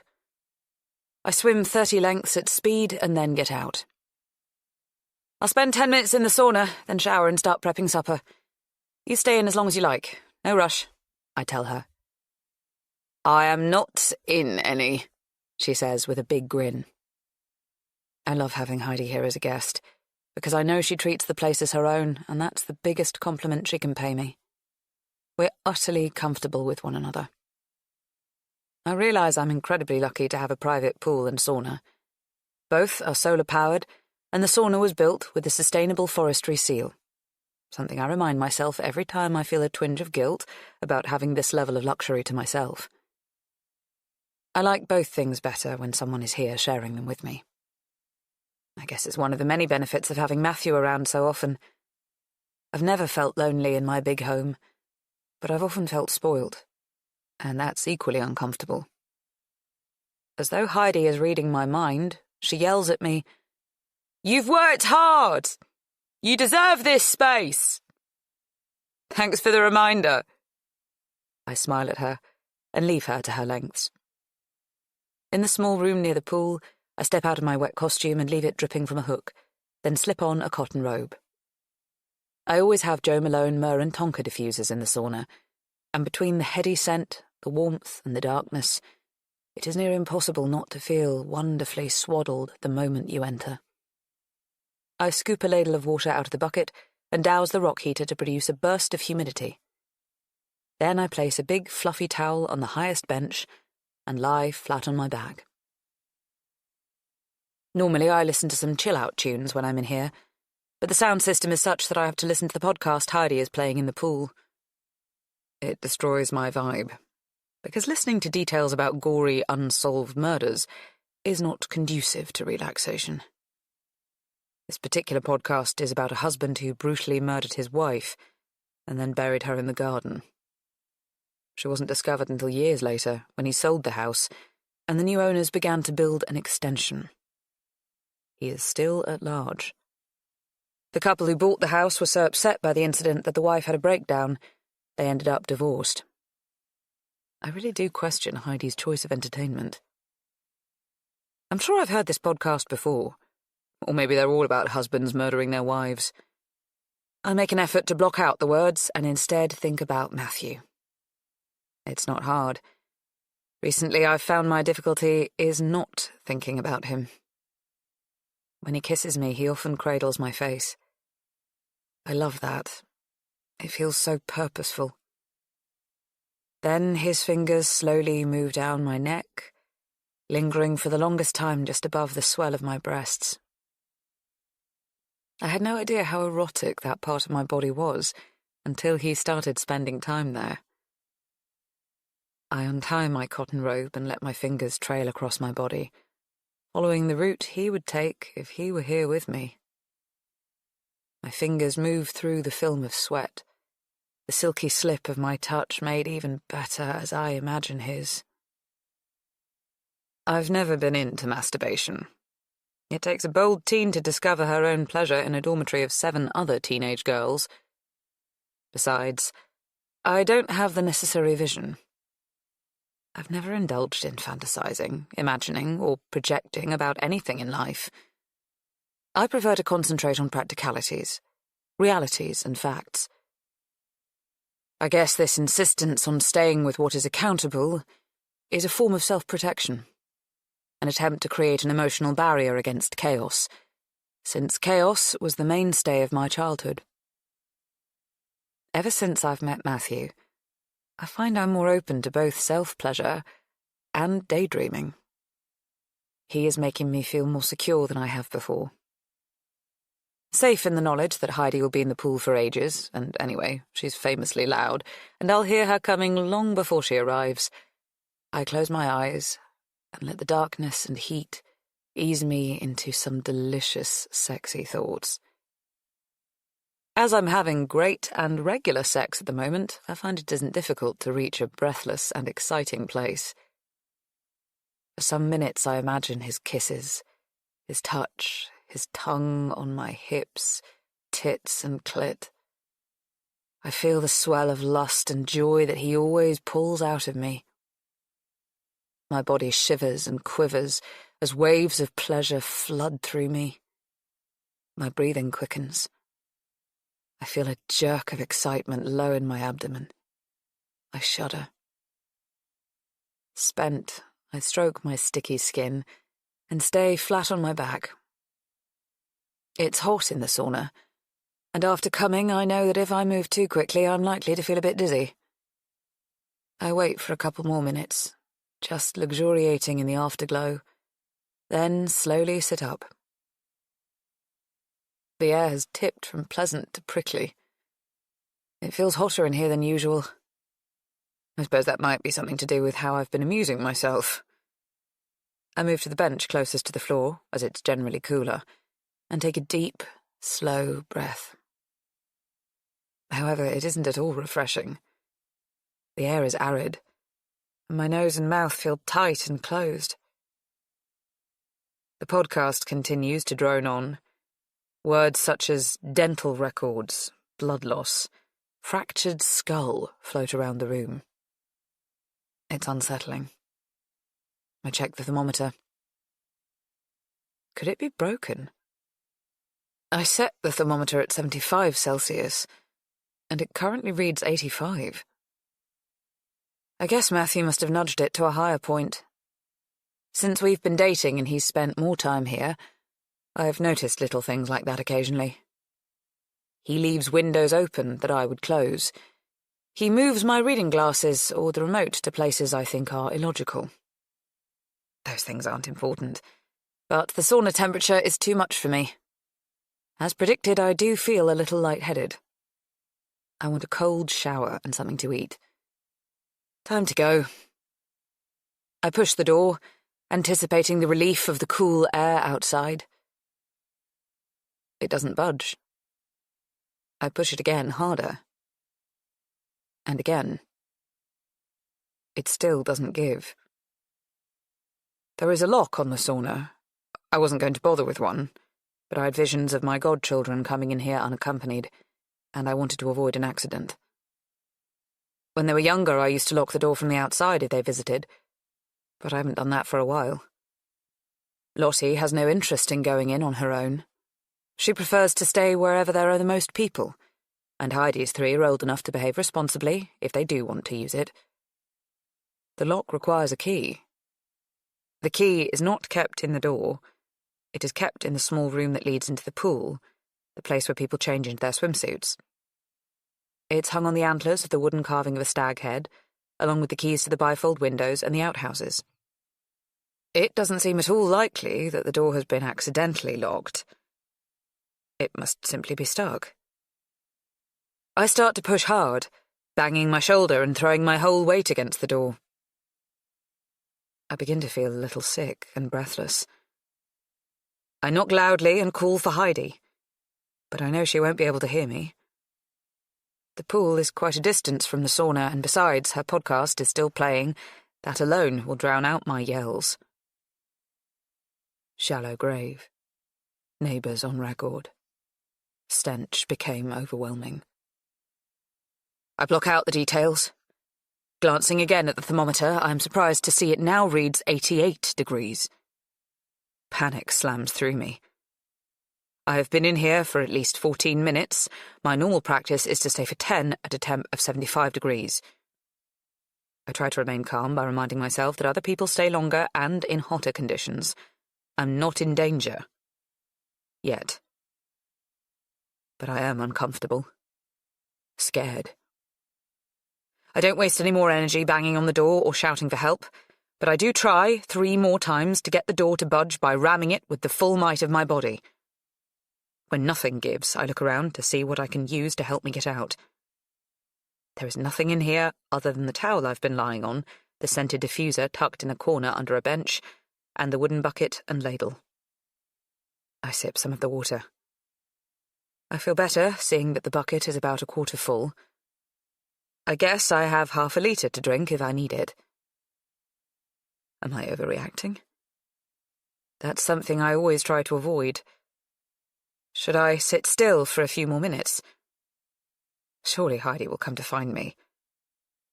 I breathe, shallowly, trying to ignore the mounting fear that is creeping through me. I catch what is being said on the podcast. Oh no, I think this is a new one. The presenter is now talking about a serial killer. Someone who liked to bury his victims alive. Heidi must have decided to stay in the pool. She might not come to find me for another 30 minutes. The temperature on the thermometer now reads 94 degrees. Something must have gone wrong with the electrics. Why else would it still be climbing? How high might it go? I wrap the towel around my arm and use the wooden ladle to bash at the small glass window in the door. I'm not hopeful that it'll crack the glass, as I know it's toughened to withstand heat and impact, but I'm hoping the entire pane might be dislodged. Never before have I wanted shoddy workmanship, but if it hasn't been sealed especially well, I might have a chance of extricating it. The ladle is substantial, hand-carved from a single piece of wood, but it doesn't make any impact. The room is now swaying and swelling around me, blurring. There is a buzzing in my ears. I'm dripping with sweat. My skin feels as though I'm being dried out like a cured ham. There isn't enough oxygen. Am I going to faint? How long have I been in here now? 20 minutes more? Could it be as much as half an hour? I drop the ladle and use my elbow to hit the glass instead. The first thud does nothing other than send a brief and particularly excruciating shaft of pain through my body as I catch my funny bone. I curse and think how inappropriately that bone is named. The pain is temporarily useful. Everything feels sharp for a moment, and I'm galvanized. I bang my elbow into the small window again and again. The fourth time, I hear the wood around the pane creak. A fifth shove, and I definitely hear it splinter. I hammer my elbow over and over, ignoring the aching there and in my shoulder until the pane of glass finally falls to the floor. Cool air whooshes in. It's not a lot, but it's enough. My panic subsides and I slump to the floor. But the physical effort and heat take hold. My vision shimmies and then there is blackness. Jesus, Emma, what happened? I can hear the urgency in Heidi's voice but feel too weak and out of it to open my eyes. I feel her hands, cool and wet from the pool, hook under my arms and drag me out of the sauna onto the cold tiles outside, my cotton robe gaping open. My God! She disappears for a short time and then dashes back with water. Take some sips. She holds the glass to my lips. I gulp at it, ignoring her suggestion to slow down, just needing to rehydrate. She runs back to the kitchen and returns with more fluids and a towel soaked in cold water, which she lays on my body. My skin prickles as though I've been stung repeatedly. Did you faint? What made you stay in there so long? She asks, concerned. The door was locked. I couldn't get out. She looks at me in confusion, but doesn't say anything other than, How do you feel? Do you think you need medical help? No, just a cold shower. While I shower, Heidi insists I leave the bathroom door wide open in case I come over funny again, her words. Despite this drama, we manage to settle down and have a lovely evening. She offers to make supper, and I let her. She says I shouldn't drink alcohol because I must be dehydrated. I laugh and tell her not to make a drama out of a crisis. I crack open a bottle of white wine that I've been looking forward to sharing with her. I'll have to get someone in to check the heat control panel on the sauna, I comment, and to fix the window. So, tell me what happened, says Heidi. She turns her face towards me, concern and curiosity radiating from her. We have eaten and cleared away, and we are now sitting in the main living room in front of the wood burner, which Heidi has lit. She has her feet up on the sofa, and her toes are curled under a blanket. I'm as far away from the fire as I can reasonably be. I don't feel comfortable near the heat. I'm not burnt exactly, but I feel scorched. Not unlike someone who has had too much sun. You said the door was stuck. Locked, I correct. I tried it loads of times. No, it wasn't locked. It must have been stuck somehow. I opened it easily when I came to look for you. Walked straight in. I don't understand. I pushed it over and over again. It wouldn't budge. And the temperature was over 90 degrees. I don't usually have it set that high. Heidi shakes her head. It's reading 75 now. What? I checked just now, while you were refilling your glass. And the key is hung up on the antlers. That's so odd, I mutter. I'm totally flummoxed as to how to explain what she is saying. I guess if you were feeling unwell, you might have misread the thermometer. I shake my head. I don't think I made a mistake. And that doesn't explain the door being locked. Stuck, she murmurs gently. We sit quietly for a moment or two. It feels oddly like a standoff, but it can't be. Why would Heidi not believe me? She coughs as though clearing her throat. Emma, I know this is going to sound odd, but as your friend, I'm going to ask. Did you have anything to drink before you went into the sauna? What? Like alcohol. I mean, it was after 6, she says hurriedly. No. I just thought maybe you poured yourself a quick glass of wine or something. No one would judge you if you had. But I didn't. Right. Heidi doesn't meet my gaze, but instead stares out of the window into the dark night. It's raining, a relentless thick and heavy downpour driving against the windows, water gathering in pools on the patio and decking wherever there is a dip, or running in rivulets towards the sheds. It's been a wet March. Despite this, I suddenly feel like taking a walk. I want to be outside and have the cold and wet soothe me, calm me. I don't bother to suggest it. I know Heidi won't agree. She would think the idea of walking in the rain at night is balmy. Maybe it is, but I feel it might ease the knot of anxiety that is tied in my stomach. I see the woods as either restful or playful, always wonderful and comforting, no matter what the element, season or time. Heidi enjoys them well enough during a bright sunny day. At least she did when her kids were a bit younger and spent hours charging through them, beating brambles with sticks, running off the energy that in her suburban terrace could never be fully expended. She's liked the big windows and the view from them less as time has passed, and the kids started to use the woods to hide from her, to experiment with vaping and drinking. I think on a subconscious level she resents the fact that her children have grown up, but it's easier to resent the woods. At night she thinks of them as spooky. She often talks about threats, intruders, and being watched. I always laugh at her fears. Now she follows my gaze and comments, I wish you would at least buy curtains or blinds.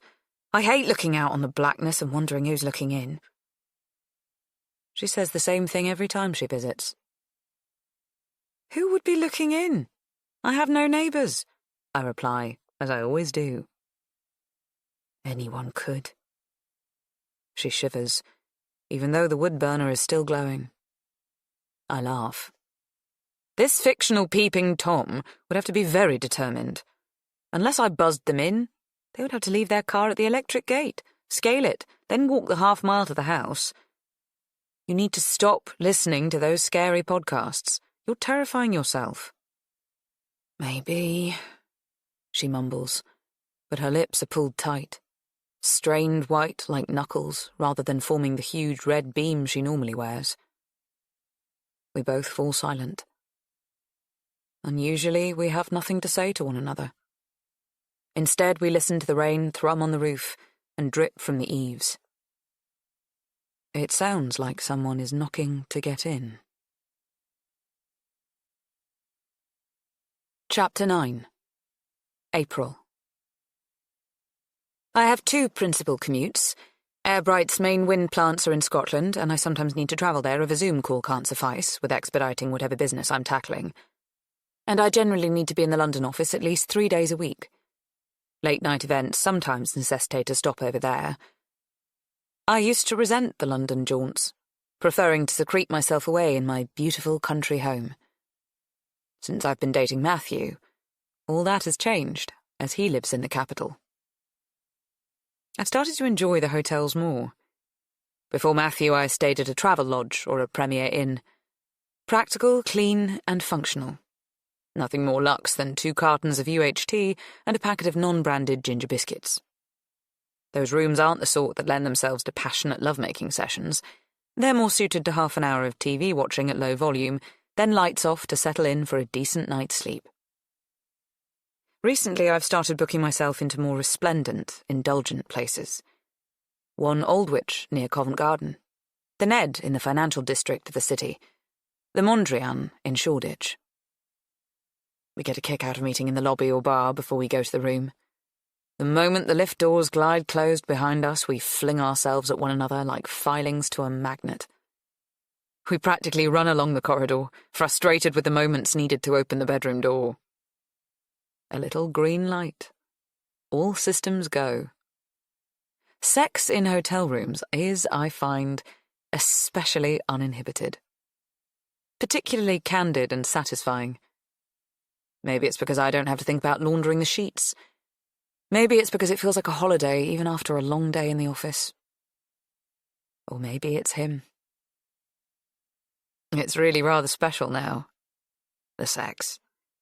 It's the sort that makes me resent the moment it is over, even while I'm still shuddering and glowing. It's the sort that makes me want to see him every day.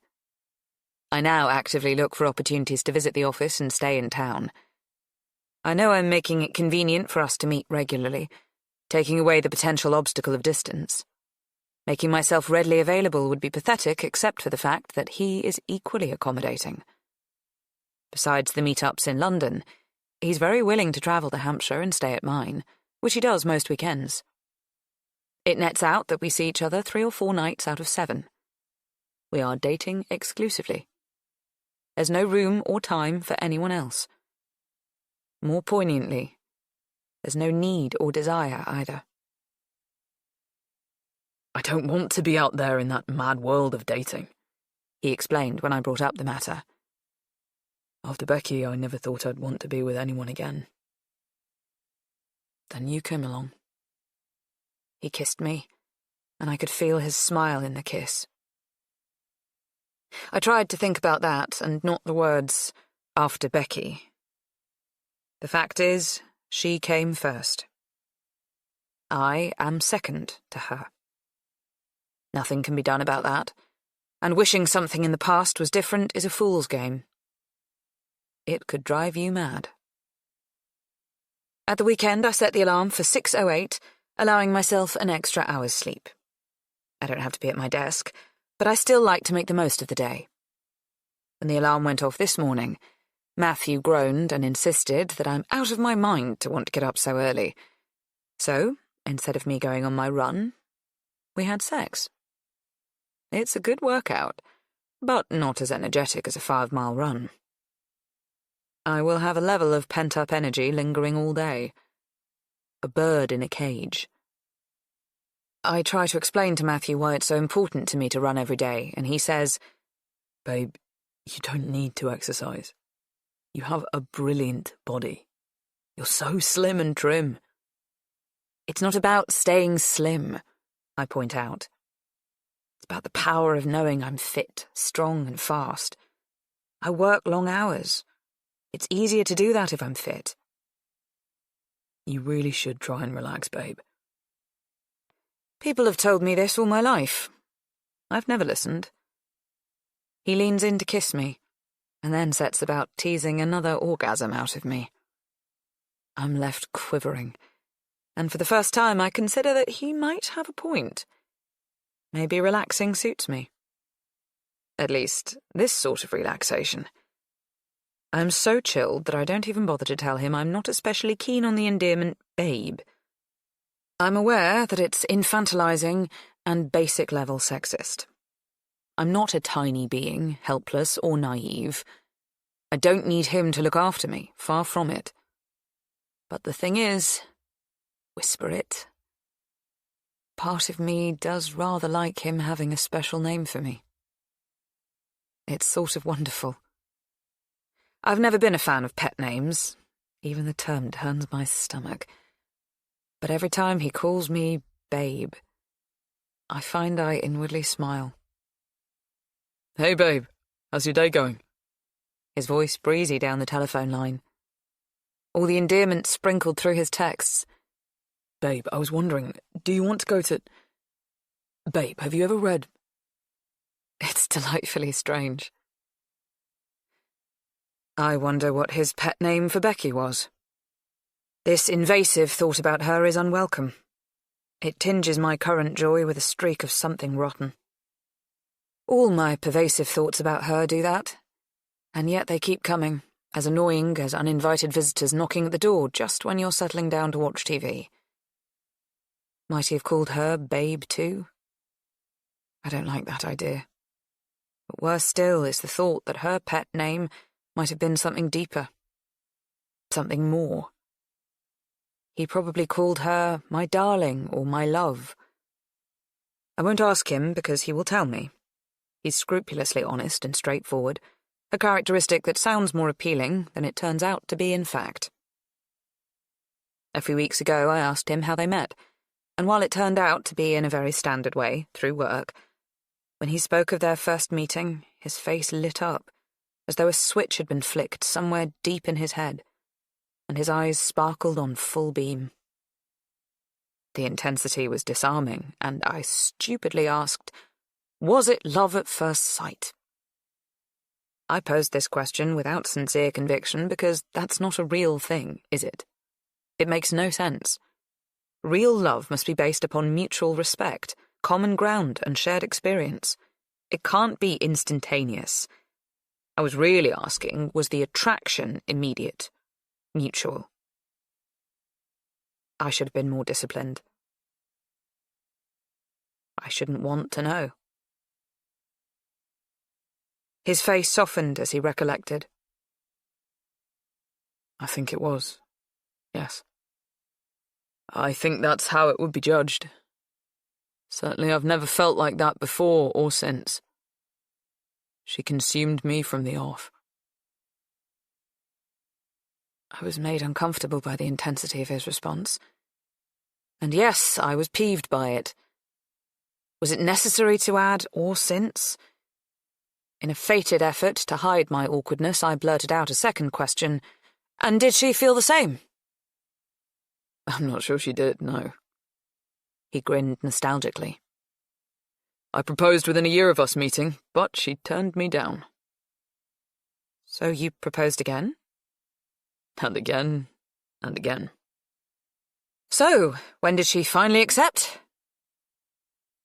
He looked a little startled by my tone. I suppose I might have sounded exasperated or irritated or envious. Not great. I had to work quite hard for a few years to persuade her to marry me, he said carefully. His response gave me a painful insight into their relationship. I was embarrassed for him, mortified that he had done the running. In our case, he hadn't had to do much running. Any at all. I wanted to be caught by him. This fact makes me feel less important, less interesting and challenging. I wish I didn't always feel less in comparison to her. I'm not used to it. Until I started dating Matthew, I was very firmly okay with who I am, what I contribute to the world, what my worth is. I'm frustrated that she hadn't matched his devotion. But if he'd told me she was equally enamoured with him as he was with her, would that have been better? Would I want to think of their reciprocal, unparalleled passion? I don't think so. I tried to keep my tone jovial as I probed. How did you eventually woo her? He laughed out loud. The traditional way. I maxed out all my credit cards. I am ashamed to admit, even to myself, that I want to find fault with his poor dead wife. I conclude that his relationship with Becky was obviously transactional. Basic. But even that isn't as comforting as I'd hoped. He doesn't spend a lot of money on me. We both know I'm far wealthier, so I pick up the tab for the hotel rooms and the dinners. He doesn't buy me gifts. What's the point? I can buy myself anything I need or want. I've never wanted him or any man to buy me things. Being jealous or irritated of something I don't want is irrational. I don't like being irrational. Thinking of her usually makes me feel frustrated, angry, sad, or defensive. Always something bad. I've Googled her. Naturally. I couldn't stop myself. Becky Charlton and Rebecca Charlton. The search results were dominated by a TV presenter of that name. I discovered there are several Becky Charltons, but none of them is obviously identifiable as Matthew's dead wife. Even when I tried to narrow down my search by age, profession, obituaries, I didn't discover any definitive information or images. I suppose she might not even have been called Charlton. She might have kept her own surname. I don't know what that was. Matthew hasn't volunteered a photograph, and I can't bring myself to ask him to show me one. It's undignified. It's a giveaway. He'd know I'm thinking about her, fixating on her. Not knowing what she looks like drives me wild. Was she white or black or brown, tall, petite, athletically built or voluptuous? I imagine her in endless, various incarnations, authoritative, sleek, dark bob, cool, room-owning afro, romantic, soft blonde curls, dynamic, peroxide pixie cut. My own hair is shoulder-length, in a mid-brown colour, made a little bit more exciting by professional highlights. I don't have a fringe. I sometimes wear it in a ponytail, nothing more adventurous than that. It's the sort of hair many women around my age have. Hair that's not quite as glossy as it once was. I wonder if Becky had piercings, tattoos. She was arty, so either or both are probable. Does he find me dull by comparison? My skin is devoid of ink. I have my ears pierced once and wear discreet gold studs. I waste time wondering what sort of clothes she preferred. Was she all about sleek monotones or a colourful statement dresser? Perhaps she made her own clothes, or bought exclusively in vintage shops. Both styles intimidate me. That's madness, right? I run a company with a multi-million-pound turnover, and I'm intimidated by women who wear aqua crimpline day dresses. I'm not myself. Is this love? Losing yourself? I don't know. Past partners have never crawled under my skin. Until recently, my big, enduring passion has always been work. This is the first time I've been willing to be overwhelmed by a person. I want this. I can't focus my attention. I can't be logical and sensible. Because I don't know what I'm looking for, I imagine echoes of her in every woman I meet. In every version of her that I conjure, she is beautiful. Show-stoppingly beautiful. And young. Or at least younger than I am by over a decade. Therefore, vibrant in an ephemeral, inimitable way. Of course, Matthew is young too. They matched. He knew her intimately, but I wonder, does he still do the same? Constantly scan faces, hoping to recognize her in other women. A new thought occurs to me that I haven't had before. Perhaps he sees her in me. It is possible he has a type. Maybe that's why he committed so quickly. That thought alarms me more than all the others. I'm just her, but second best. Less. I am infuriated by my irrationality. I don't know her, I never did, and I never will, so how can I compare myself? Why do I put myself through this?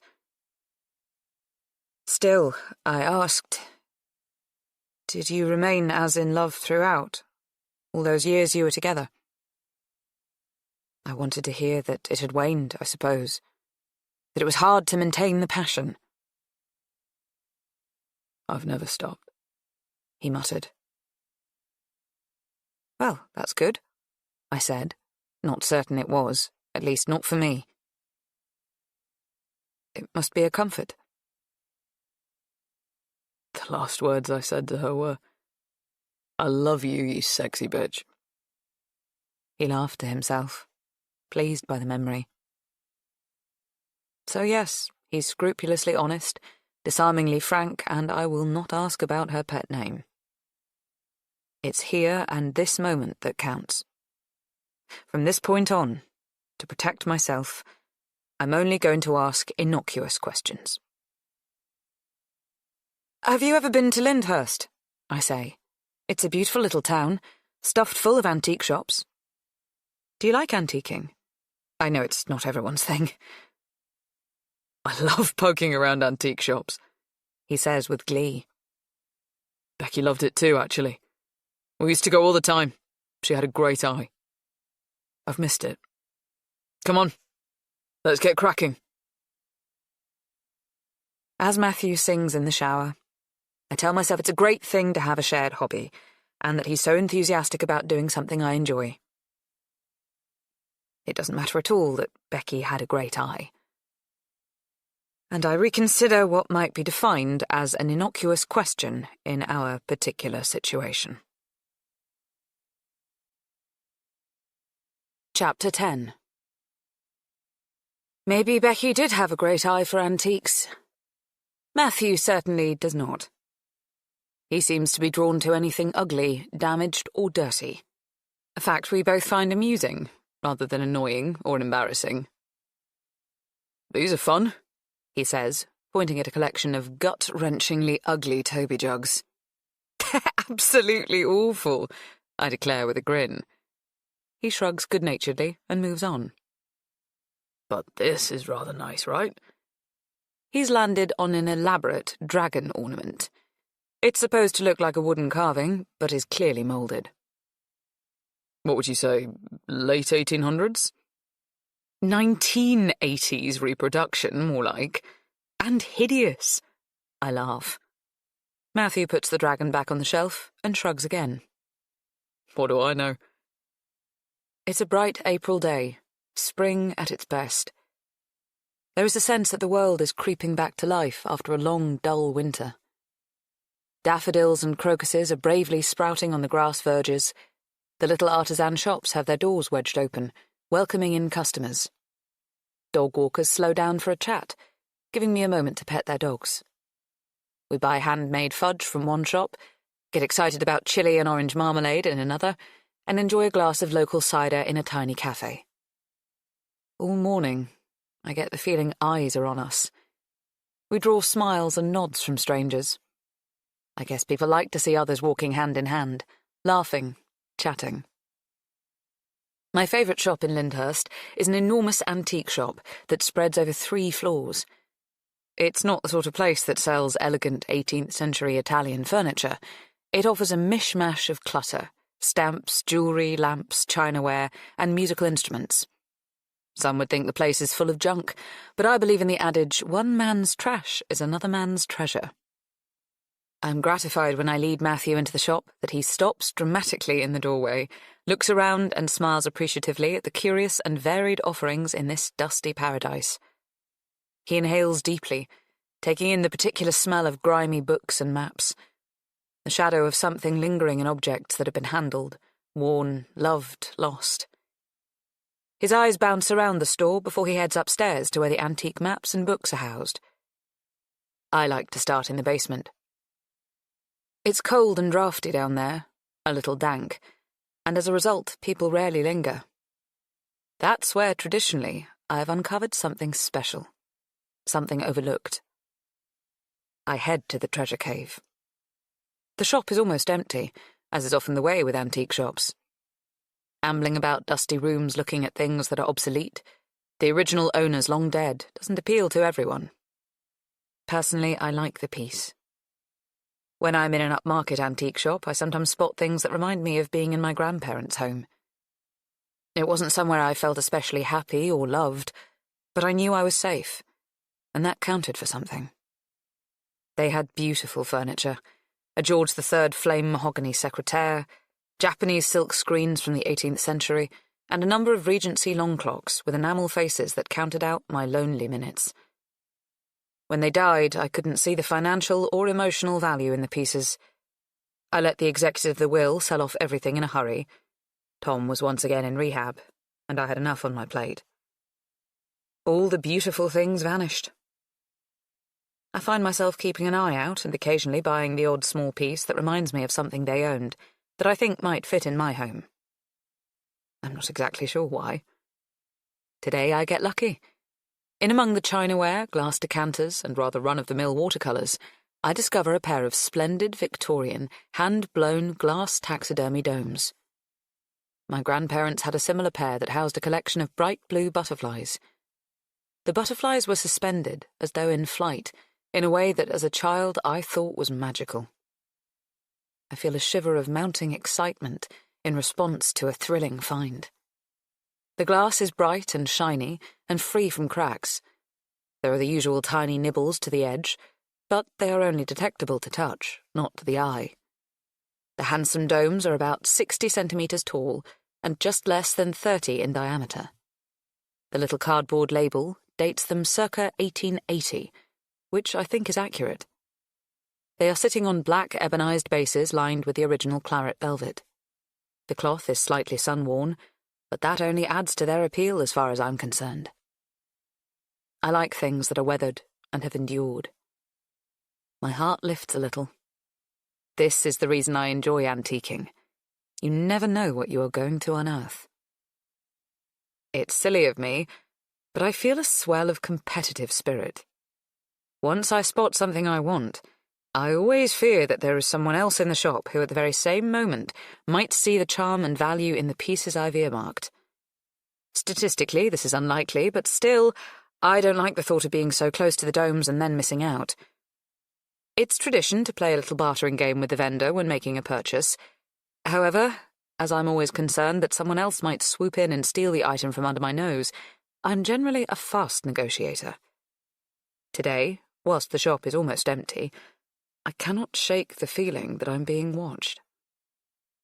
I look about and realise I am, by the woman rearranging the merchandise downstairs, who is obviously keeping an eye out for light-fingered types desperate to nab a Wade Whimsy ceramic turtle. "I want these," I tell her. "I can't carry them both up the stairs at once. If I take one up, will you keep an eye on the other one for me, please?" She nods, but doesn't appear especially interested in my purchase, and doesn't offer to help me carry them, which would have been useful. Some traders are like this. They seem almost reluctant to make a sale. I guess they get used to seeing their pieces around the store and become unreasonably attached. I slowly carry the first dome upstairs and place it on the counter at the front of the shop with care. "What have you found?" Matthew asks when he notices I've reappeared. I beam at him. "This! Isn't it fabulous? There are two of them. It's rare to find a pair in such great condition." He nods, but doesn't come to the till for a closer look. His eyes are trained on a leather casket that is about half the size of a shoebox. It's adorned with gilded embossing, with a knotted carry handle and brass escutcheons. I move towards him to take a closer look. It's a decent piece, complete with original ornate working key. The lid opens on a spring to reveal two dainty glass ink bottles, each housed in its own blue velvet section. "It's really beautiful," I assert. I'm happy to be encouraging after dismissing his previous choices. "Yes, it is." "Let me buy it for you," I say impulsively. No, that's okay." He shakes his head, practically backing away from the casket. "Honestly, I'd like to. A little souvenir of the day." "It's expensive," he protests. I haven't checked the price tag. My guess is it will be between £200 and £300. "It doesn't matter." I pick it up and take it to the till point. "No, really, don't. I don't want it." "But you couldn't take your eyes off it," I say with a smile. I roll my eyes playfully at the man behind the till, who is waiting patiently to see what we are purchasing. He is in his 60s, balding, pleasantly plump. There is evidence of his breakfast on his tie. Fried egg. He looks at me over his glasses with a conspiratorial grin. I'm aware that I'm performing for him a little. I want this small, delightful domestic scene to be witnessed and appreciated. A generous girlfriend indulging her partner. But then Matthew says, "It caught my eye because Becky collected inkwells. I know she would have loved this." "Oh." I feel instantly deflated, as though someone has doused me in freezing water. "Not me. I don't love it especially," he clarifies. He seems embarrassed, but not as embarrassed as I am. I nod, feeling foolish. If I buy this, I'm effectively buying a gift for his dead wife. My face burns. I quickly put the casket back on the shelf. I'll go and get the other dome, I mutter. I'm not sure exactly how it happens. I guess I'm flustered about the inkwell misunderstanding and therefore rushing. I do urgently want to get out of the shop and away from the vendor who witnessed the embarrassing rejection. That's how it feels. Like a rejection. Or worse, a testament to how little I know Matthew. I want to leave the scene behind me. I hastily grab the second dome and turn back towards the stairs. I think my bag, which is hoisted over my shoulder, must have knocked against something. Suddenly there is an almighty clatter as several items fall to the floor and smash.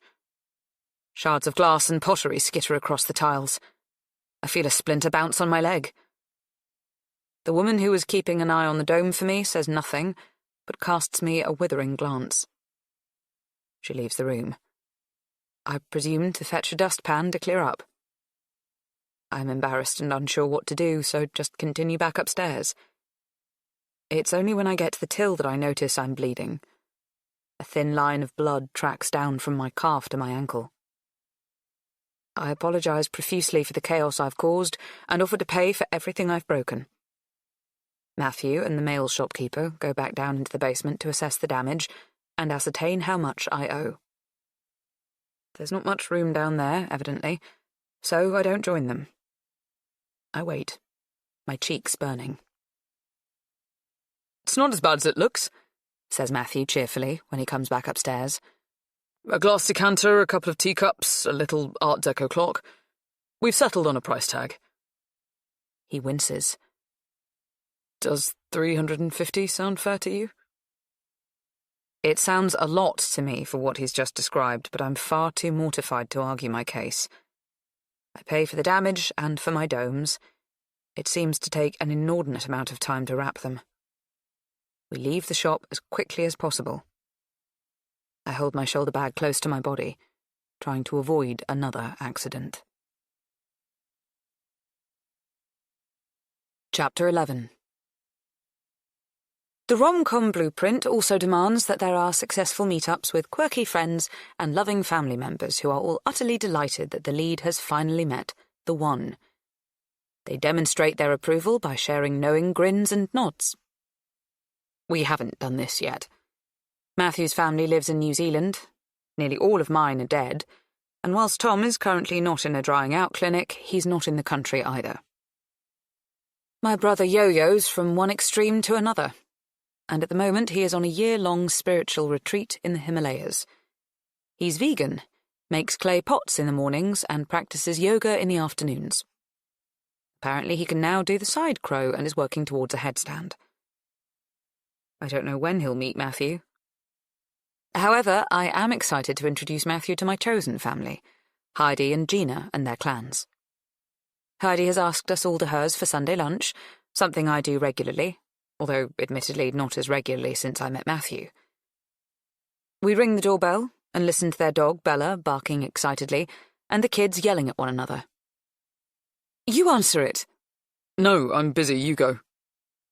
As heavy footsteps thump towards us, I identify Leon's broad, muscular shape through the frosted glass on the door. There is perspiration on Matthew's upper lip. He looks pale. You okay? I ask. He nods.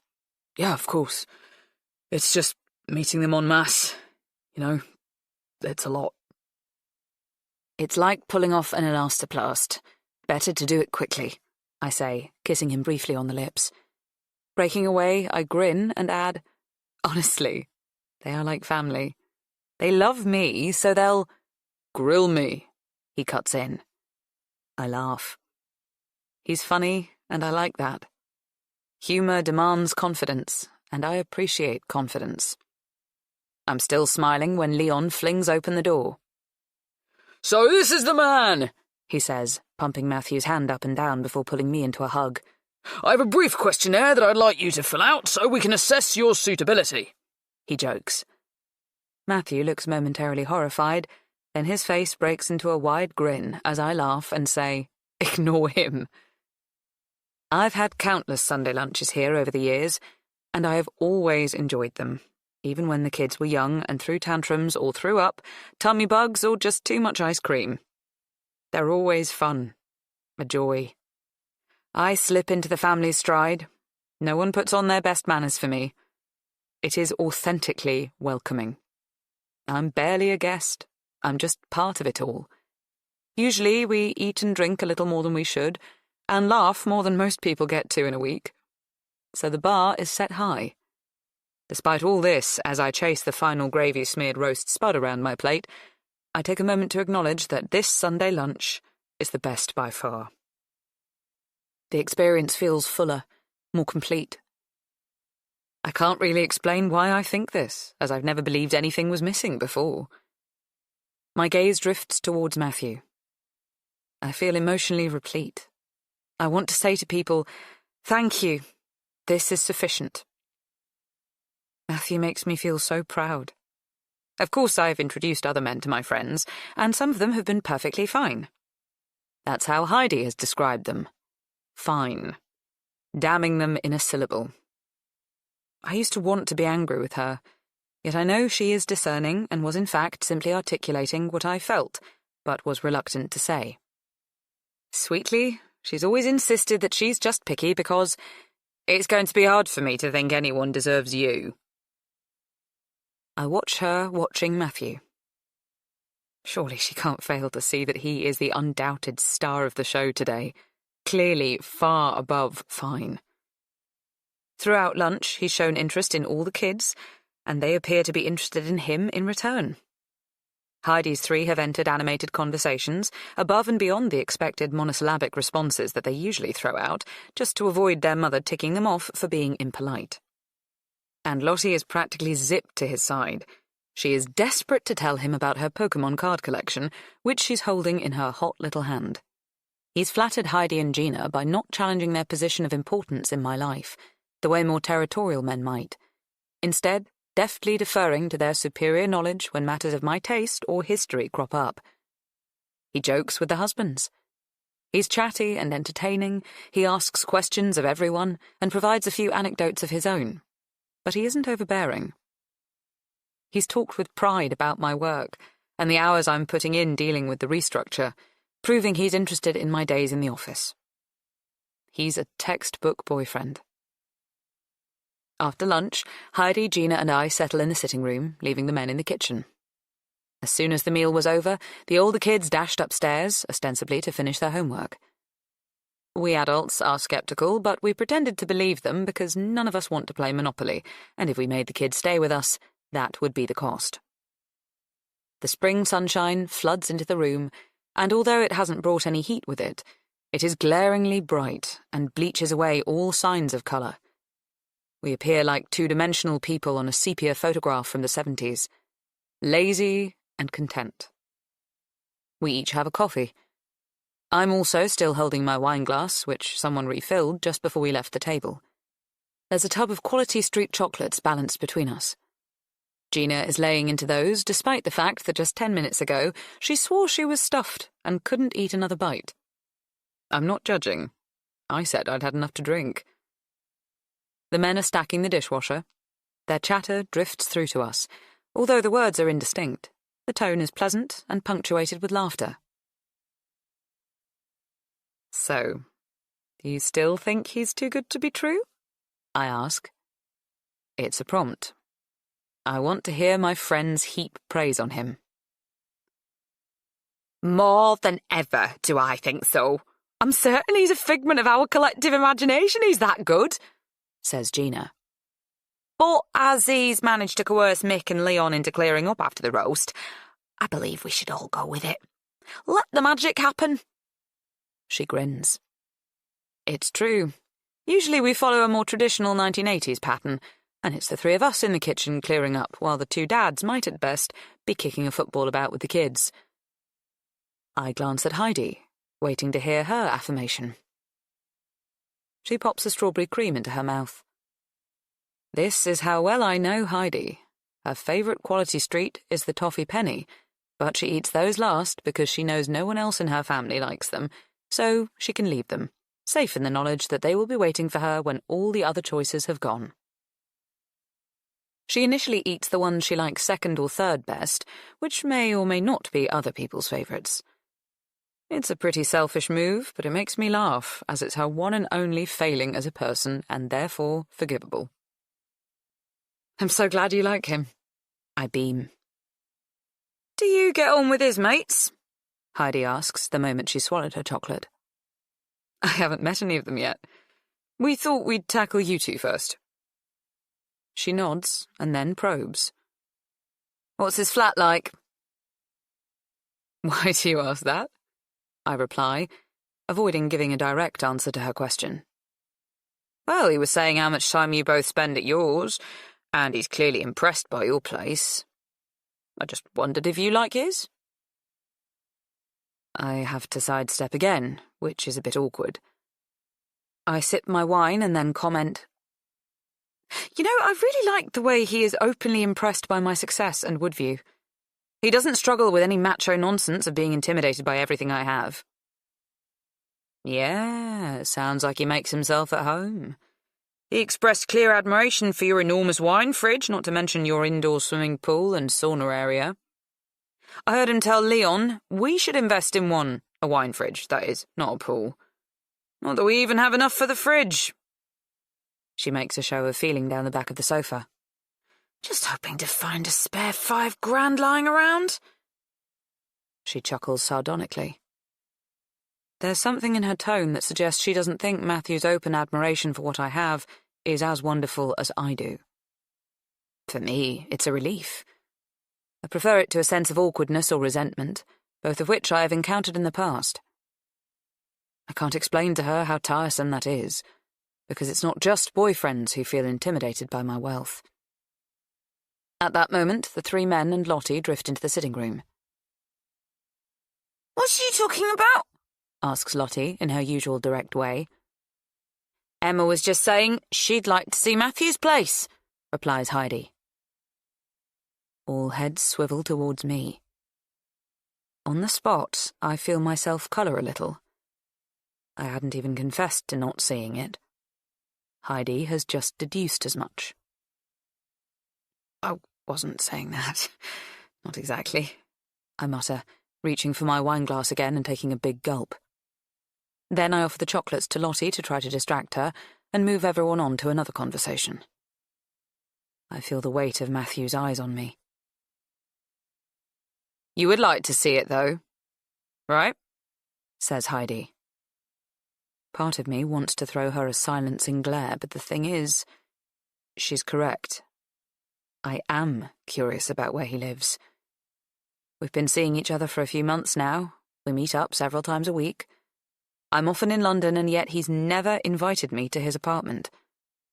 Instead, we meet in the hotels I book. I try not to think that this is weird, but it's certainly uneven. I'm suddenly struck by how little I know about the day-to-day workings of Matthew's life, and it embarrasses me. How can we do the things we do to one another in bed, make one another think and feel the way we do, and yet I remain unaware of his living arrangements? I can't quite shake the feeling that he's keeping me out, keeping me at a distance. And now I realise that my friends are thinking the same. Matthew mock winces. She'll need a tetanus shot before she stays at mine. I mean, it suits me, but by comparison to her place, it's a dump. He reaches for the chocolates and takes ages before he selects a toffee penny. He unwraps it slowly, and I wonder whether Heidi will ask him to put it back. She doesn't. Instead, she says, I thought you probably lived in a shithole. Lottie gasps theatrically, the way she always does whenever she hears an adult swear. You shouldn't say shithole. It's a really awful word, she says primly. Sorry, Lottie, responds Heidi. She doesn't apologise to Matthew, though, which I think maybe she should. She adds, Leon and I were speculating as to why you've never asked Emma there. I said it would be a dump, And he suggested maybe you live with your mum and are a total saddo. Everyone laughs as though she's joking. I roll my eyes, give her a playful shove, but in fact she's making me uncomfortable. I don't like the way she seems to be challenging Matthew publicly. We were all having such a lovely time. The fun atmosphere feels strained and stained now. Leon asks, "Where is your flat?" His tone is not in the least loaded. He's just making conversation. Men ask about people's addresses as a staple form of small talk, along with journey routes and commuter train times. Leon won't have any idea that I'm just as keen as he is to hear the answer to this question. "On the river. Nearest tube, Bermondsey." Matthew comes to sit on the sofa next to me. He has to wiggle into the space, inching his bum left to right. Heidi slowly takes her feet off the sofa to make room for him. He reaches for my hand, puts it on his thigh. Do you own your flat? Is it where you lived with Becky before you went to New York? Gina inquires. Her tone is conciliatory, conversational. Still, her question makes me yet more uncomfortable. It's as though by naming Becky, she has just brought her into the room with us. I feel her presence, shadowy yet insistent. "No, we never bought. We moved around too often to know where to put down roots. The money I've thrown away on rent." Matthew winces. "Right now I share with 2 postgrad students. It's really not dignified at my age. I'm a bit embarrassed to take you there, frankly. I mean, I do my best to make it look presentable. I'm constantly fixing things." "He's really handy," I chip in. "I've had some problems with electrics recently. My lights kept blowing a fuse and we were constantly being plunged into darkness. Matthew fixed them." "What do you do with yourselves when you're plunged into darkness?" says Gina, with her signature warm, dirty laugh. "You've always been really good with DIY.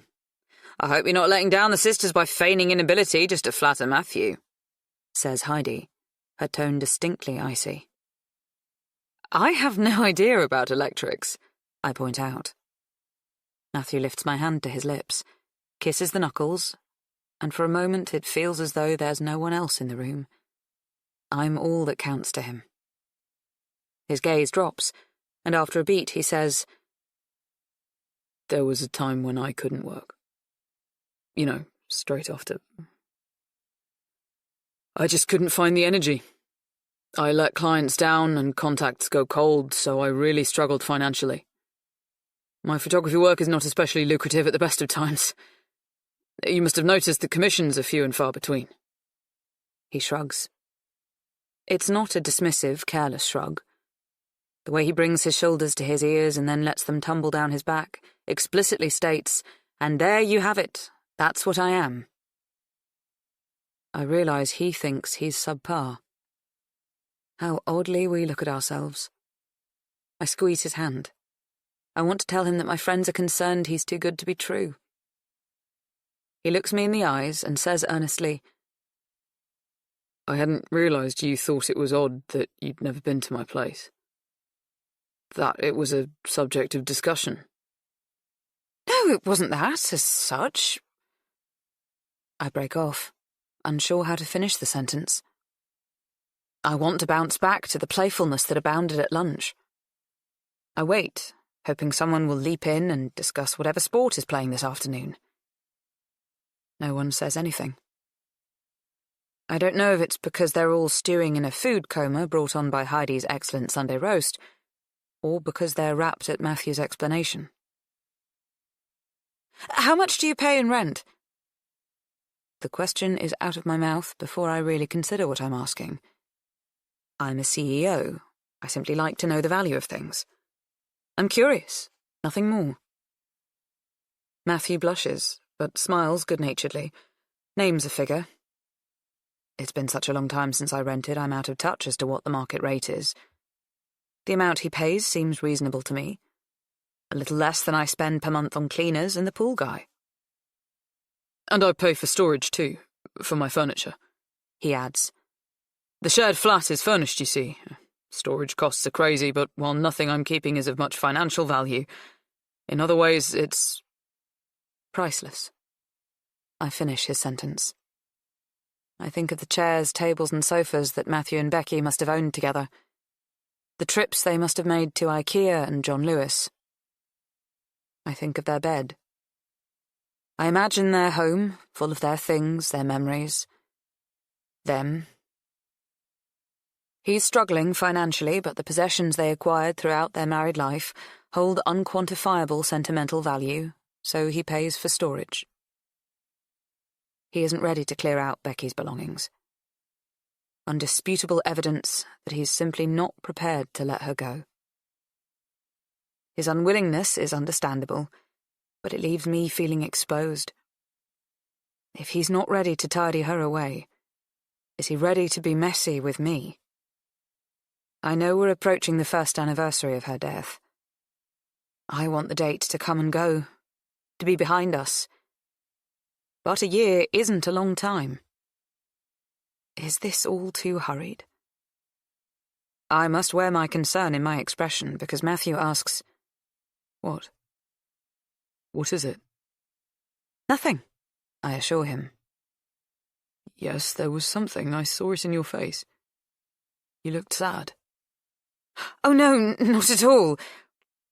I can't confess what I was thinking. Instead, I blurt, "Look, Matthew, if you need some money, you only have to ask. Your rent doesn't seem high to me." "What?" I feel everyone in the room sharply inhale. The moment the words are out of my mouth, I realise that they're ludicrous, insulting. I would have been better confessing that I was halted with raw jealousy at the thought of their bed, and stung once again by the pain of living with the fact that this man would not be in my bed if his wife hadn't died. He hasn't chosen me. He's settled for me. But I couldn't say that, so I said the stupid thing about money. Face burning, I try to fix things. I don't mean as a gift. I mean as a loan. Matthew's mouth drops open. I mean, a gift is fine too, if that's better for you, I add, unsure how to interpret his look of astonishment. I continue to thoughtlessly gabble on. I'm just saying, don't go short, I have plenty. More than I can spend and no one to spend it on. You know. I stop talking, but it's too late. The hurt radiates off him, putting me in mind of a damaged nuclear reactor. He's shimmering with pain and embarrassment. Maybe there is a little anger too. A dangerous energy. "What do you think I am? Some sort of toy boy?" The expression is comical, and under other circumstances I might have laughed, but the atmosphere is so taut it feels as though it could shatter like glass. "I don't need your money, Emma," he says with a stiff smile. He is always polite, dignified. He's that now, but steely cold too. "I don't need it, or want it." I nod, drop my gaze from his, too embarrassed to find a way into an apology. "I can manage perfectly well on my own," he adds defensively. Right, yes, of course, I never meant... But he doesn't let me finish. "I did before you came along, and..." He snaps his mouth shut. It lingers, the unfinished sentence. The implication, "And I will after you've gone." He doesn't think we are forever. I hoped we might be. I hoped he thought that too, but I've ruined that with my careless talk about money. "Don't worry, Auntie Emma. You can spend all your money on me. I don't mind one little bit," says Lottie with a girlish giggle, oblivious to the nuances the adults around her are drowning in. Heidi stands up. "Can I get anyone another coffee?" Gina and Mick are on their feet too, saying they must go. Lottie is practically carried out of the room, so keen are they to get away from the awkwardness I have created. Matthew digs out his mobile, reads something on it, or perhaps just pretends to. Then he says, "Right, sorry, but I've got to head off now too." He holds the phone aloft. "Lots of work to do. I need to sort through Friday's shoot, bin the photos where the client blinked, and share the file with them as soon as possible. They're chasing me." I don't believe him. He hasn't mentioned any work he had to do this weekend. I assumed he was coming back to mine tonight. I was looking forward to it. I jump up and head for the hall, reaching for my coat. "Right, well, I should be on my way too," I mumble. This stops Heidi in her tracks. "You can't drive." She sounds concerned. "I thought Matthew was driving. I thought that's why he didn't have a drink." Matthew looks increasingly uncomfortable. "I was abstaining because I had this Photoshop work to do." He rubs the top of his head and frowns. "Heidi makes a good point though, Emma. You've had too much to drink to attempt driving. When I saw you knocking it back, I thought you must be staying here." I ache for him to call me babe. Emma sounds so stiff and formal. How did I let this wonderful afternoon collapse into such awkwardness? I'm always more conscious than most about drink driving, obviously. I know I can't drive, as I've drunk over half a bottle of wine. How much over, I'm not sure. But plenty. I wouldn't call it knocking it back, though. Like Heidi, I'd assumed Matthew was coming home with me and that he would drive. I think he would have if I hadn't publicly offered to bankroll him and therefore totally humiliated him in front of my friends. I wait a beat for him to suggest we head over to his. He doesn't. I know that Heidi will feel duty-bound to step in, offer me their sofa for the night. I've borrowed her knickers and PJs often enough in the past, but embarrassment creeps up through my body. I'm pretty sure it will be evidenced in a vivid red blush on my neck. I rush to head off her pity. "I can get the train home. I'll pick the car up tomorrow. Will you pop a visitor's parking permit in it?" Heidi nods, her gaze bouncing between me and Matthew. A train back to Hampshire tonight, and then back here to Woking again tomorrow is a big inconvenience. Surely he sees that. "Good plan. Better safe than sorry," he comments, glancing again at his phone. He shouts goodbye upstairs to the kids, kisses Heidi on the cheek, shakes hands with Leon. "Food was delicious. Must do this again. Soon. Thanks for coming. Thanks for inviting me. Travel safe." The barrage of pleasantries does nothing to disguise the discomfort of my clumsiness, his rejection. The door slams shut. The spring sun has dipped behind a cloud and the air feels damp and threatening. We're alone, and for the first time since we met, this doesn't feel like a good thing. He's distracted and distant. I feel riled and rebuffed. By the time we're at the end of the street, it started to rain. A relentless drizzle. Neither of us had a hood or an umbrella. Matthew puts his collar up and we both walk at speed. The inclement weather washes away the opportunity to chat and reconnect. We dash to the train station in silence. I don't understand how this journey home is so dissimilar to the journey to Heidi's. Then my body was wet with desire. The day held promise. More. We felt as though we held promise. Now we are going in different directions. We stand on opposite platforms with the track between us. His train comes first. I watch him board. His gaze is nailed to his phone. He doesn't look up. Chapter 12. I'm wet and cold by the time I put my key in the lock, but it's not the sort of cold that can be fixed by popping on another jumper. Lunchtime drinking has left me with a heavy feeling in my head, and the fact that Matthew hasn't come home with me has left me with a heavy feeling in my heart. I'm overwhelmed by a sense that it's not going to work out. My money always ruins things. Not the worst problem to have, I know, but a problem all the same. I blink back the dreary hangover that is brewing behind my eyelids and head upstairs. I'm showering when I hear it, One crash, then another 5 or 6 in quick succession. A pause, and then more crashes. Maybe 10 or a dozen in total. The noise is coming from the living room just below me. I freeze. It's here. It's happening. The thing Heidi is always warning me about, the thing I never believed would occur. Someone is in the house. An intruder. Immediately I see what could unfold. I can visualize the burly, dangerous man who will hurt me. I don't want to think about the ways he might hurt me, this unknown man, but there are many.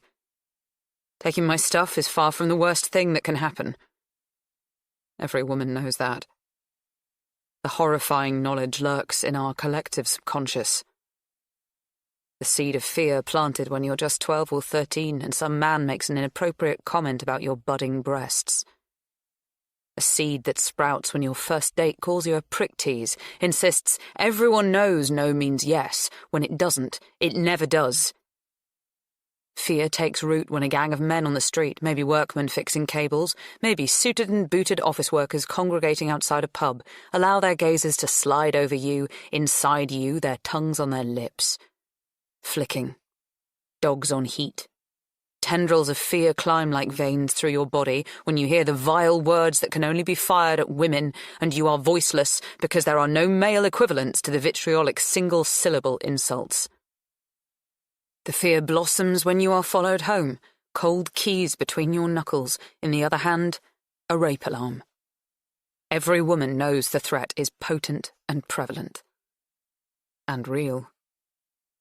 Swiftly I step out of the shower and lock the bathroom door. I leave the water running. If he has heard me showering, it is safer to pretend I'm still in there. I grab a towel and dry myself ineptly, while looking around for my phone, which I soon realise is on my bedside table. I wait up and think that if it is a burglar, I'd be much better off allowing them to take whatever and go on their way. Tackling someone is far too risky. I could easily be overpowered. There might be more than one intruder. I hurriedly rummage in the dirty linen basket and find knickers, bra, jeans, and jumper. I feel a bit safer dressed. I wait and wait. After some minutes without hearing anything more from downstairs, I carefully, silently turn the lock and then, millimetre by millimetre, emerge from the bathroom. I'm terrified I'm going to find myself face to face with the intruder. My eyes are wide, almost to the point of straining the sockets, but I don't see the burly man I fear. I don't see anyone. Yet I'm certain someone has been in my bedroom. It smells different from when I went into the ensuite. The thought that he was so close makes my stomach lurch. I try to identify the smell. I can't, not quite. It's earthy, dank. Not exactly the smell of drains, but something close. Something decaying and unsavoury. I'm surprised by that. I expected the odour of aftershave, sweat, or maybe cigarette smoke. What I detect doesn't seem quite human, let alone specifically male. I stand, statue still, and listen for more movement. I can hear my own breathing, and it is loud and too fast. I try to quell the fear. I have a panic button next to my bed that raises a silent alarm. Pressing it prompts an immediate telephone response from a private security team. If I answer that telephone call, there are code words that trigger a physical response, and security could be here within 15 minutes. If I don't answer the telephone call, help comes regardless. I must get to the button. Carefully, silently, I inch towards the bed. My hand quivers as I stretch for the red button. I press it and count the seconds until the telephone rings. 1, 2, 3, 4. It's the longest 8 seconds of my life, but soon my home phone trills through the house. My instinct is to answer it, snatch up the handset and scream for help, but there is a chance the intruder is still here, and if so, it would be a mistake. I have to trust the system. If I don't pick up the phone after activating the alarm, help will come. The phone falls silent. I stay deathly still. The only movement is my chest rising and falling. My mouth is dry, and even when I run my tongue over my teeth, I can't create any saliva. Unwelcome thoughts smash their way into my head. I try not to think of all the times my friends have said that by living in the woods, I'm isolated. By living in a glass box, I'm exposed. I wait. Chapter 13. Are you okay, Mom? Are you injured? The security guard is in his late 30s. He is thick-set and has a determined, capable air about him. I stare at him in relief and shock and try to react appropriately to what he is saying. I'm frozen. Since I pressed the panic button, I've stayed silent and absolutely motionless. It seemed essential to my survival, and now I don't know how to shake off that paralysis. Can you confirm you're not injured? He asks. His tone is controlled but insistent. I nod. Can I approach you, Mom? I nod again. This time with more impatience. It feels a little woke that he's asking for permission to approach me. What if I was bleeding and in desperate need of emergency care? Plus, I think he's being a little patronising by calling me Mom. I'm not royalty or ancient. Then I pull myself up. He's just doing his job. I take a deep breath. He starts to ask other questions. Was I the one to press the alarm? Did I do so because I suspected an intruder? Did I see an intruder? I answer him yes, yes, no. I don't elaborate. He informs me that he and his colleague have checked the house. They haven't found anyone, but there are signs of a disturbance. He asks me to come downstairs with him so I can verify. Do you have any shoes up here that you can put on? You'll need them. I slip on a pair of trainers and then follow him, mentally anticipating what might have been stolen. The security guard walks me downstairs, through the hallway, the kitchen, and the dining room space. They all look exactly as usual. Then he directs me towards the living room area, where the second guard is waiting for us. I look around, confused. I have 6 impressively large indoor plants, the sort that interior decorators refer to as statement or architectural. They are all planted in tall, white concrete pots. Or rather, they were. Every one of the pots is smashed and overturned. Soil is spilling out onto the floor and the plants are broken, snapped off at the stem. To smash the concrete plant pots, someone would have needed to use great strength, or even a tool such as a hammer. Yuccas, palms, and small fig trees lie ruined, the trunks broken and leaves wrenched off. Then I notice that the 2 Victorian domes that I bought yesterday have been smashed to smithereens. Thousands of tiny diamond-sized shards of glass glint under the electric light. I hadn't even unpacked those, I mutter. The security guard looks quizzical. They were still in the bubble wrap and tissue paper that the guy in the shop packed them in, I explain. What were they, like drinking glasses or something? One asks. No, taxidermist domes. He looks nonplussed. Were they valuable? Not compared to many things here. I shake my head, confused. They were special, though. The guards ask me to check the house for any missing property or other damage I might note. An extensive search reveals there is nothing. Nothing is missing. My tech, art, and jewellery are undisturbed. There are no signs of a break-in. No broken windows, no forced locks, nor are any of the doors or windows unlocked or open. We find the bubble wrap and tissue paper in the bin. The bubble wrap is neatly folded, the tissue paper scrunched into tight, deliberate balls. I offer to make tea, and while the kettle is boiling, I ask, what sort of intruder tidies away the packing? I'm mystified. The guard who found me upstairs replies, "So you're certain you didn't put these domed things on display? You didn't damage them or any of the plants yourself?" "No, of course not," I retort indignantly. It's a strange question.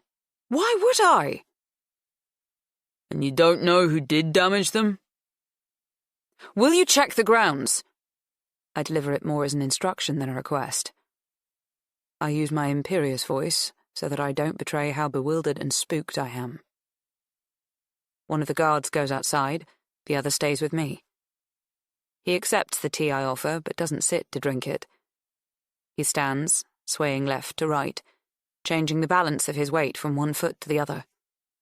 A pendulum swinging. The second guard reports back.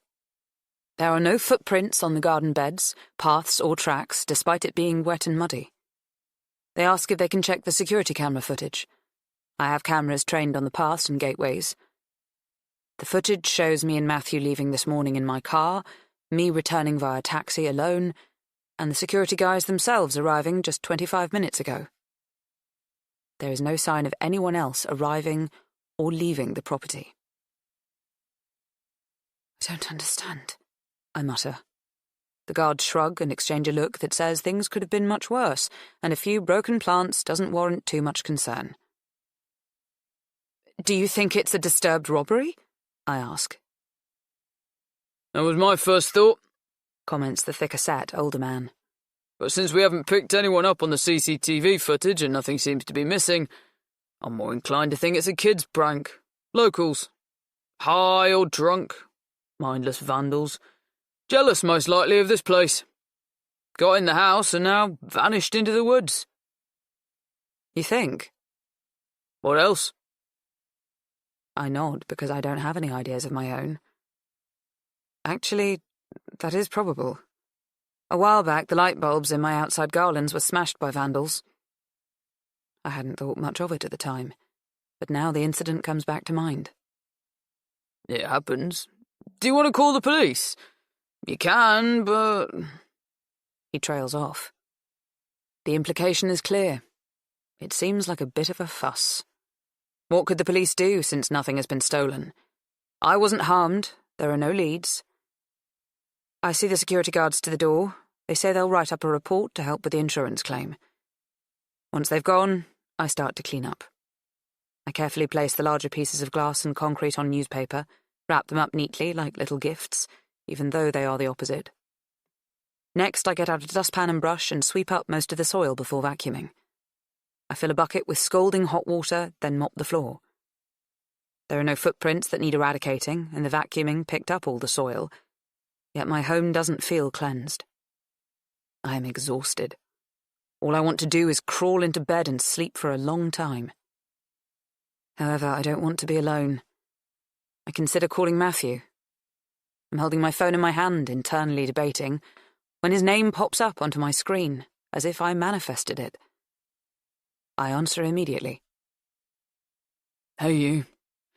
I fancied a break and wanted to call you." He sounds warm and right, and simply like himself once again.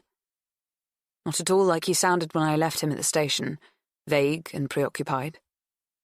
My shoulders melt down my back. I'm so relieved. I thought I'd lost him. I can hear the sound of a police or ambulance siren, and someone shouts at him to "Get out of the effing way!" Basically, the symphony of London streets. It seems bustling compared to the silence of the countryside. I normally treasure the tranquility, but tonight it feels solitary. "Oh, I'm so pleased to hear from you," I gush. I tell him what has happened. "Could it be the wind? Did you leave a window open?" he asks. "No, I didn't leave a window open. Besides, even if I had, you know how big and sturdy the plant pots are, right? How could all 6 of them have blown over but nothing else be disturbed?" "Could an animal have got in? A fox or a badger?" "I didn't have any windows open," I repeat. I know I sound exasperated. I am. Matthew doesn't seem concerned. In fact, his tone suggests he thinks I'm making an unnecessary drama. plus the bubble wrap was folded and in the bin. What a strange thing, he murmurs. It feels like it's more than that. It feels dangerous and threatening rather than strange, but I don't say so because I don't feel his engagement. And whilst I have shared a special couple of months with him, I've been self-sufficient for years. I'll process and manage this on my own if I must. I'm not in the habit of asking for help, and clearly I'm not good at it. I would take it, though, if it was offered. I wait to see if he suggests coming to stay tonight. He yawns and then starts telling me about his evening and the work he has managed to get done. After 10 minutes or so, he says, "Well, perhaps you should get to bed. I'm sure it will all seem less of a mystery in the morning." I don't see how that will be the case, but as he's clearly not going to offer to come here, I suppose I have no choice but to follow his advice. Once again, I check all the doors and windows are securely closed and locked. I set the alarm, take a couple of temazepam, and get into bed. As I pull the duvet up to my chin and sniff the air, I can still smell it. Strange, moist matter that I don't recognize and can't quite identify. Something like antique shops or wet dogs or damp woods. The cloying smell sits in the back of my throat. Chapter 14. When I wake the next morning, my first thought is that the temazepam must have had quite an effect, because the light coming through the windows is solid and open, suggesting it's about 9 a.m. rather than 5:08. I must have slept through the alarm. I grab my phone to check the time. It's 8:42. I have a Zoom at 9 and I look far from presentable. Crap, I say aloud. I'm in the habit of talking to myself. I sometimes wonder if I should get a pet to fill the void. I leap out of bed and almost throw myself into Matthew, who is standing in the doorway of my bedroom holding a breakfast tray. I curse again and jump about a foot in the air.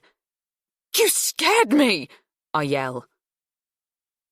"Good morning, babe," he says with a gentle smile. His voice is almost a hum, as though he's soothing an infant. Sorry, that was thoughtless of me. I didn't think you were awake. I was planning on gently rousing you." "How did you get in?" I demand.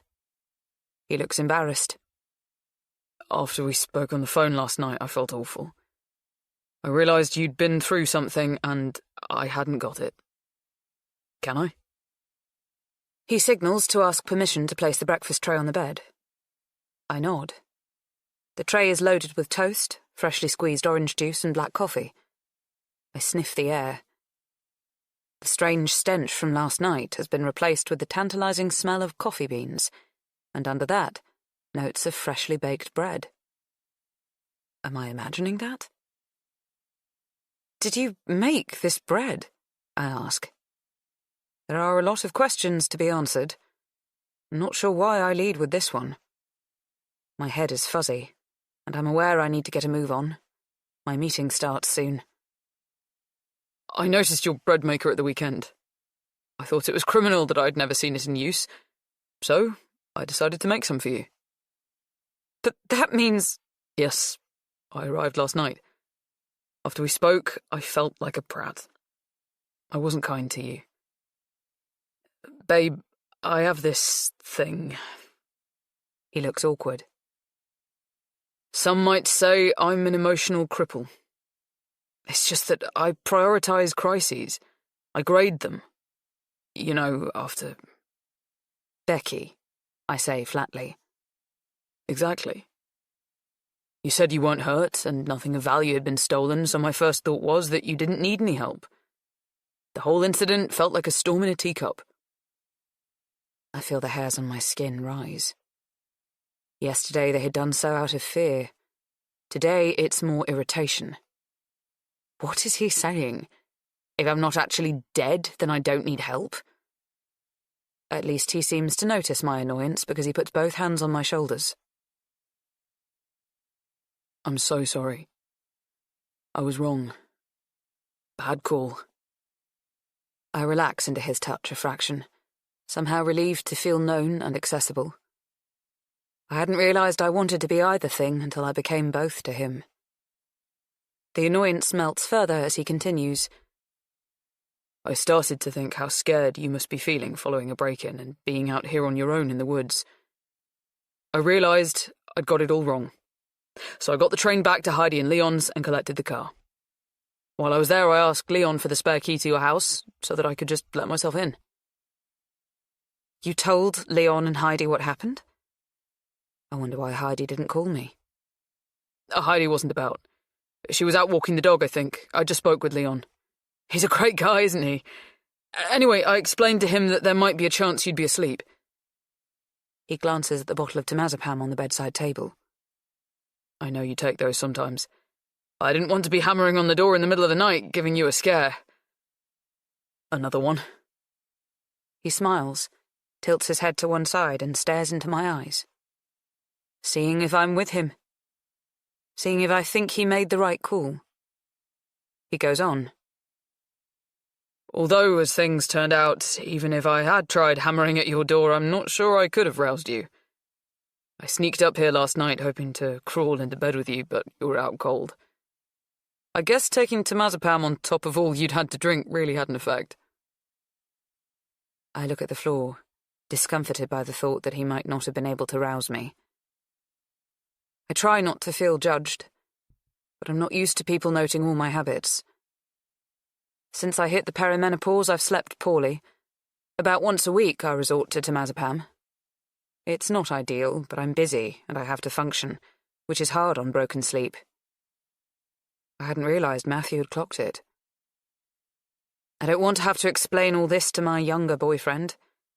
It would draw attention to my chaotic hormones, my age, something we don't often discuss. A sense of awkwardness that feels a lot like shame crawls through my body. Reading me correctly once again, and trying to make me feel better, he rushes to add, You don't need to be embarrassed. Maybe it had nothing to do with that. More likely the shock just took it out of you. I smile at his kindness. Anyway, it seemed weird sneaking into bed with you when you were unconscious, but I wasn't ready to sleep. That's when I got the idea of making bread. I slept in the spare room. I just wanted to be here for you. You know. He stops talking and smiles shyly at me. I feel spaced out and a step behind, but I do accept he's made a huge effort here. Who bakes bread? The bread maker was a gift from Gina. She handed it to me saying, What do you buy the girl who has everything?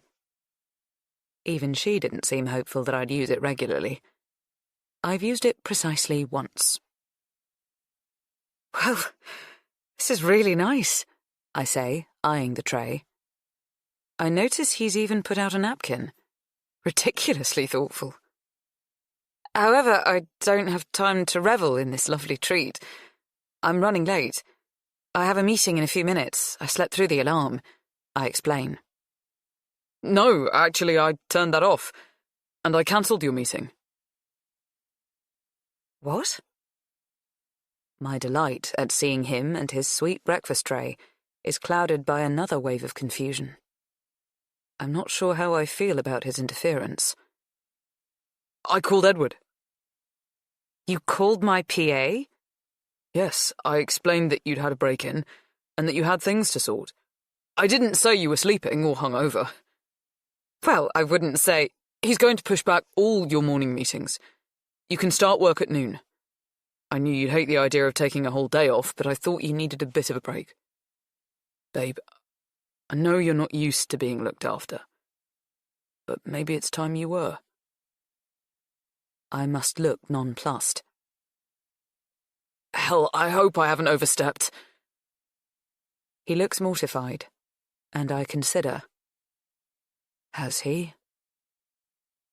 I sit with the emotions that are swirling through my head. The fact that he's cleared my morning meetings, but not the entire day's commitments, chimes for me. He's right. I'd be apoplectic if I found myself with a day of idleness. Workaholics don't relish the thought of holidays, and sick days are out and out resented. But considering that without an alarm to wake me I slept until almost 9, I can concede that my body needed the rest. Has he overstepped? Or is this just the most romantic thing I've ever heard? I know Heidi would think it was the former. Gina would be certain it was the latter. I don't know what to think. Look, babe, can you just get back into bed, eat some toast, drink the coffee? It's going cold.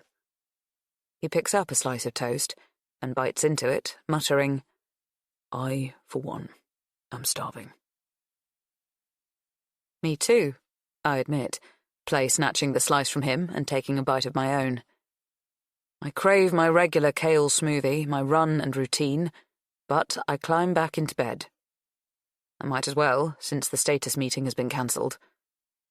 Matthew gets in next to me. He's fully dressed, and I'm in pyjamas, yet it feels cosy and comfortable. We eat peacefully, both drinking from the single coffee cup and orange juice glass. It's intimate, and I feel happy. I often feel fulfilled and purposeful. I'm not sure how often I feel outright happy. So this is nice. Good. Unexpected. I really am sorry about yesterday. I was a dick when we spoke. I don't contradict him. I'll buy you some replacement plants. You should have seen the mess, I mutter. He misunderstands me. I'll buy you plastic ones. No mess. I hate plastic plants. What's the point of them? Greenery. Fake. Plants are supposed to give us oxygen. I realise I sound harsh, so I turn to him and kiss him, saying, I don't understand dildos either. He laughs, but disentangles my arms, which I've weaved around the back of his neck, not taking my cue on how I'd like to use this unexpected free time. I had a lot on my mind yesterday, he says. Yeah, you said you were busy. I did have some work to do, but it wasn't just that. Not really. What then? I ask, using my forefinger to wipe a smudge of butter from the corner of his mouth. I suck my finger. I wonder if I look at all tantalising or just plain silly. That stuff I was telling you about my crappy accommodation, it was only part of the story. So what's the problem? The landlord has discovered asbestos in the roof, he says. Oh my God. Has it been disturbed? It's carcinogenic. Indeed. I'll have to move out straight away. I feel for the guy I rent from. He'll lose income, and I'm certain the necessary work will come at a cost. Matthew is such a sweetheart, always thinking about others. He's facing health risks and is without a place to live, but is worried about his landlord. So the obvious solution is that you move in here. The thought rushes out of my mouth before I can overthink it. Matthew looks shocked. Not the ideal response. Have I just made the same mistake as I made offering the loan? I rush to retract or at least soften the impetuous suggestion. I mean, if you like, if it's convenient. Not forever, just a short-term fix. Or mid-term, whatever. Now I sound like I'm pleading, and that's just as bad. Worse, probably. You've been doing a lot of backwards and forwards, commuting between here and London. It's not good for the environment. I smile. He does too. What I'm offering makes financial sense. I don't want to do it just because it makes financial sense. Of course not. That's not what I meant. I want to move in with you because you want me here. Because I want to be with you. Yes, I beam. Exactly that. He pauses for a second. I barely breathe. In which case, Yes, I'd love to. We grin at one another, pleased with ourselves, and then we sort of remember to kiss. It sounds silly to say that we have to remember to do that, but we have not yet established rhythms, patterns. I see Heidi and Leon, Gina and Mick move around one another in such relaxed harmony that it's like watching tides responding to the moon's wax and wane. I suppose those habits are developed over time. Time we might now have, as he's moving in. I can hardly believe it. I haven't lived with anyone since boarding school. I don't know what is normal for other people, I blurt. A warning. An explanation. Does anyone know what is normal for anyone else? Asks Matthew with a shrug. No, I suppose not. I like his answer. I hadn't thought I was looking for anyone to provide answers, but maybe I am. When would you like to move in? He glances about him. The house gleams invitingly. The expensive fixtures and fittings shine and sparkle. I could drive to London and pick up my things now if you lend me the car. I don't have much to collect. It would also mean I don't have to sleep here alone tonight. Or any night. I nod and giggle. Actually, giggle. Chapter 15. Recently I've noticed that when I communicate with Heidi, I often end up wishing I hadn't bothered. Misunderstandings between us pop up like mushrooms on a waterlogged field. One moment we're laughing, the next we're touchy, and it feels like I'm fending off an interrogation. The misunderstandings and the interrogations tend to centre around Matthew. It's unsettling. Annoying. For this reason, I found myself cancelling our plans to meet, and instead limiting our interaction to phone calls and texts. At least that way she can't see me rolling my eyes or biting my tongue. On our last call, she opened with, "Have you met any of his friends yet?" "We're dispensing with hello now, are we?" I asked, not totally hiding my irritation. "Hello. So have you?" "No." "Don't you think that's odd?" "No." "Does he have any siblings?" "No, he doesn't."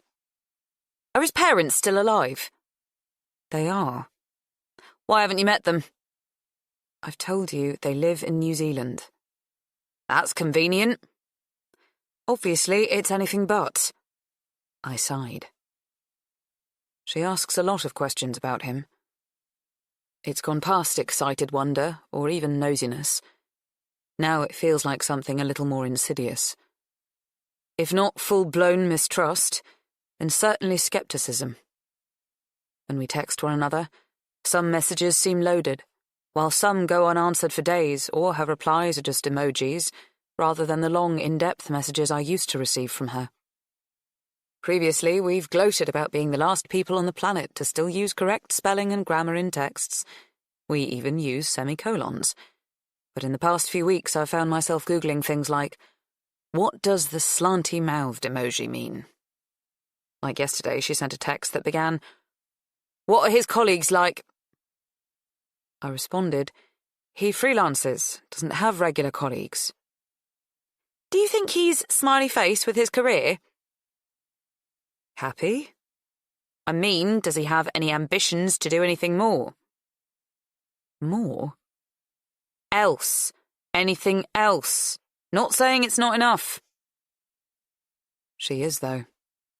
Even though he's a good photographer, she thinks I should be with a captain of industry.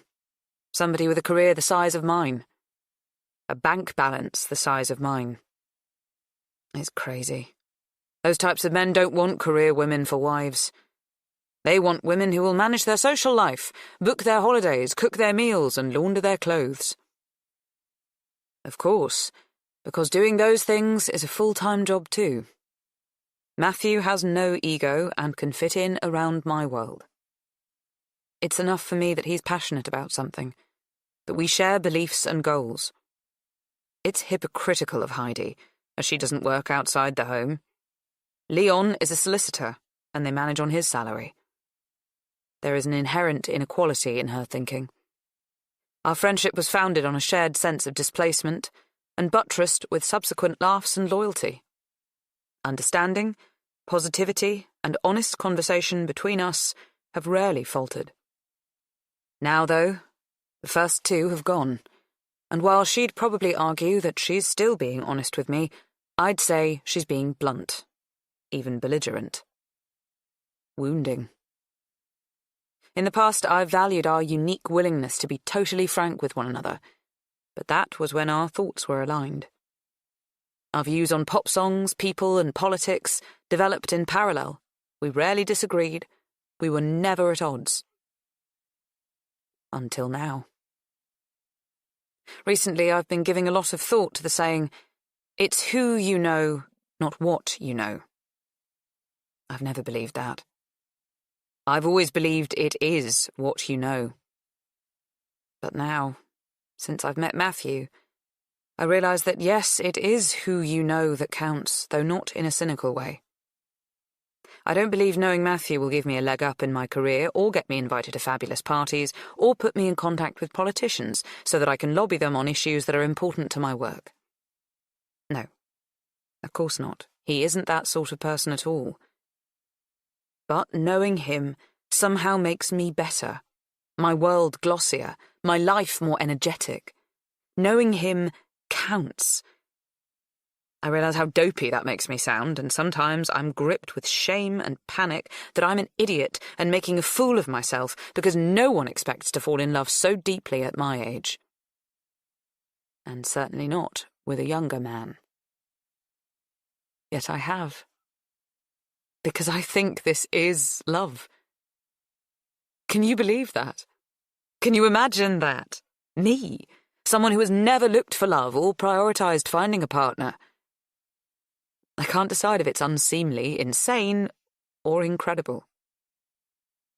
However, I haven't told Heidi any of this. I feel shy telling her I'm in love. Anxious. She will judge, dismiss. I haven't even told her Matthew has moved in. I plan to, this evening. This sort of momentous news is best delivered face to face. She'll be happy for me, right? I spot Heidi and Gina at a table in the corner. I wave with the sort of enthusiasm that suggests a level of mania. I bite the bullet the moment I sit down at the sticky pub table. "Matthew has moved in," I blurt.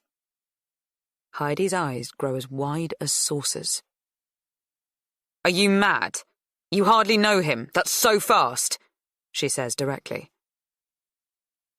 "I'll get a bottle of champers, should I?" I offer, not acknowledging her comment, but instead battling the flare of disappointed annoyance I feel towards her. "I don't think they sell champagne here," mumbles Gina apologetically. It's the sort of London pub that makes you think you've walked into a Dickens novel.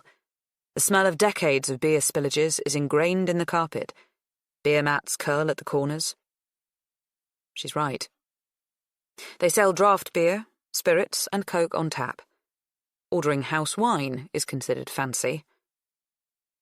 We picked this place because it's close to the station and convenient. "Well, Prosecco then. Carver. Just bubbles. They might have a dusty bottle stashed somewhere for special occasions." Gina grins. "Worth asking." I send a pleading look Heidi's way. I want her to get on board with this monumental thing and celebrate it. "No, thank you. It's only just 5:30. Bit early for me.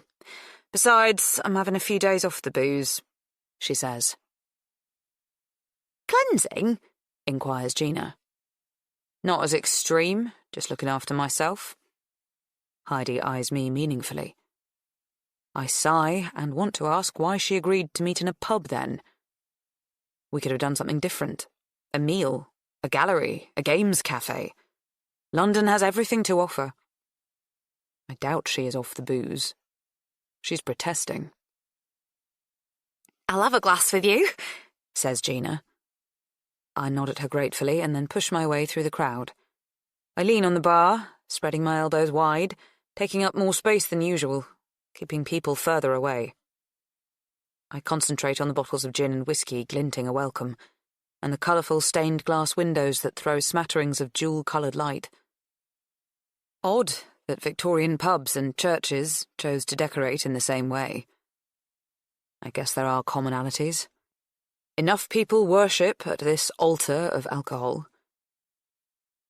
I keep my eyes on the server and push down my sense of disappointment at Heidi's response. Matthew and I have been living together for a couple of weeks now, and it's going brilliantly. Better than I could ever have hoped. He does have a habit of moving my stuff around, and it's sometimes odd to reach for something in the fridge and find it finished. Odder still that he uses my body moisturiser, a fact I didn't discover until I found the tub empty. I hadn't realised how clumsy he is until I started living with him. He dropped a fork down the waste disposal unit and didn't even realise he'd done it. He knocked over my Venetian glass bedside lamp and again didn't notice. He must have barreled in and out of the room without realising it had toppled. Still, these minor inconveniences are tiny and unimportant. Our habits and routines have quickly aligned. I've got very used to his presence in the house, and it's wonderful to eat and sleep, talk and watch TV with someone. With him.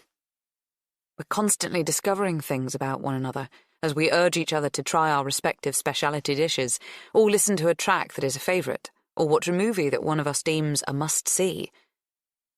Side note, our film tastes are not similar. I like to watch gritty dramas or documentaries. He prefers blockbuster movies and, most extraordinarily, musicals. I like our gender stereotype-defying preferences. We go to country pubs and eat fish pie among hill walkers. We go to art galleries and afterwards drink tea and eat cake in the cafe, sitting next to fiercely educated grey-haired ladies. I'm slowing down, working less, eating more, relaxing, just like people have always told me to. It's wholesome and adult, sensible. He exudes dependability, and I feel extraordinarily content. Shouldn't all of that please my best friend?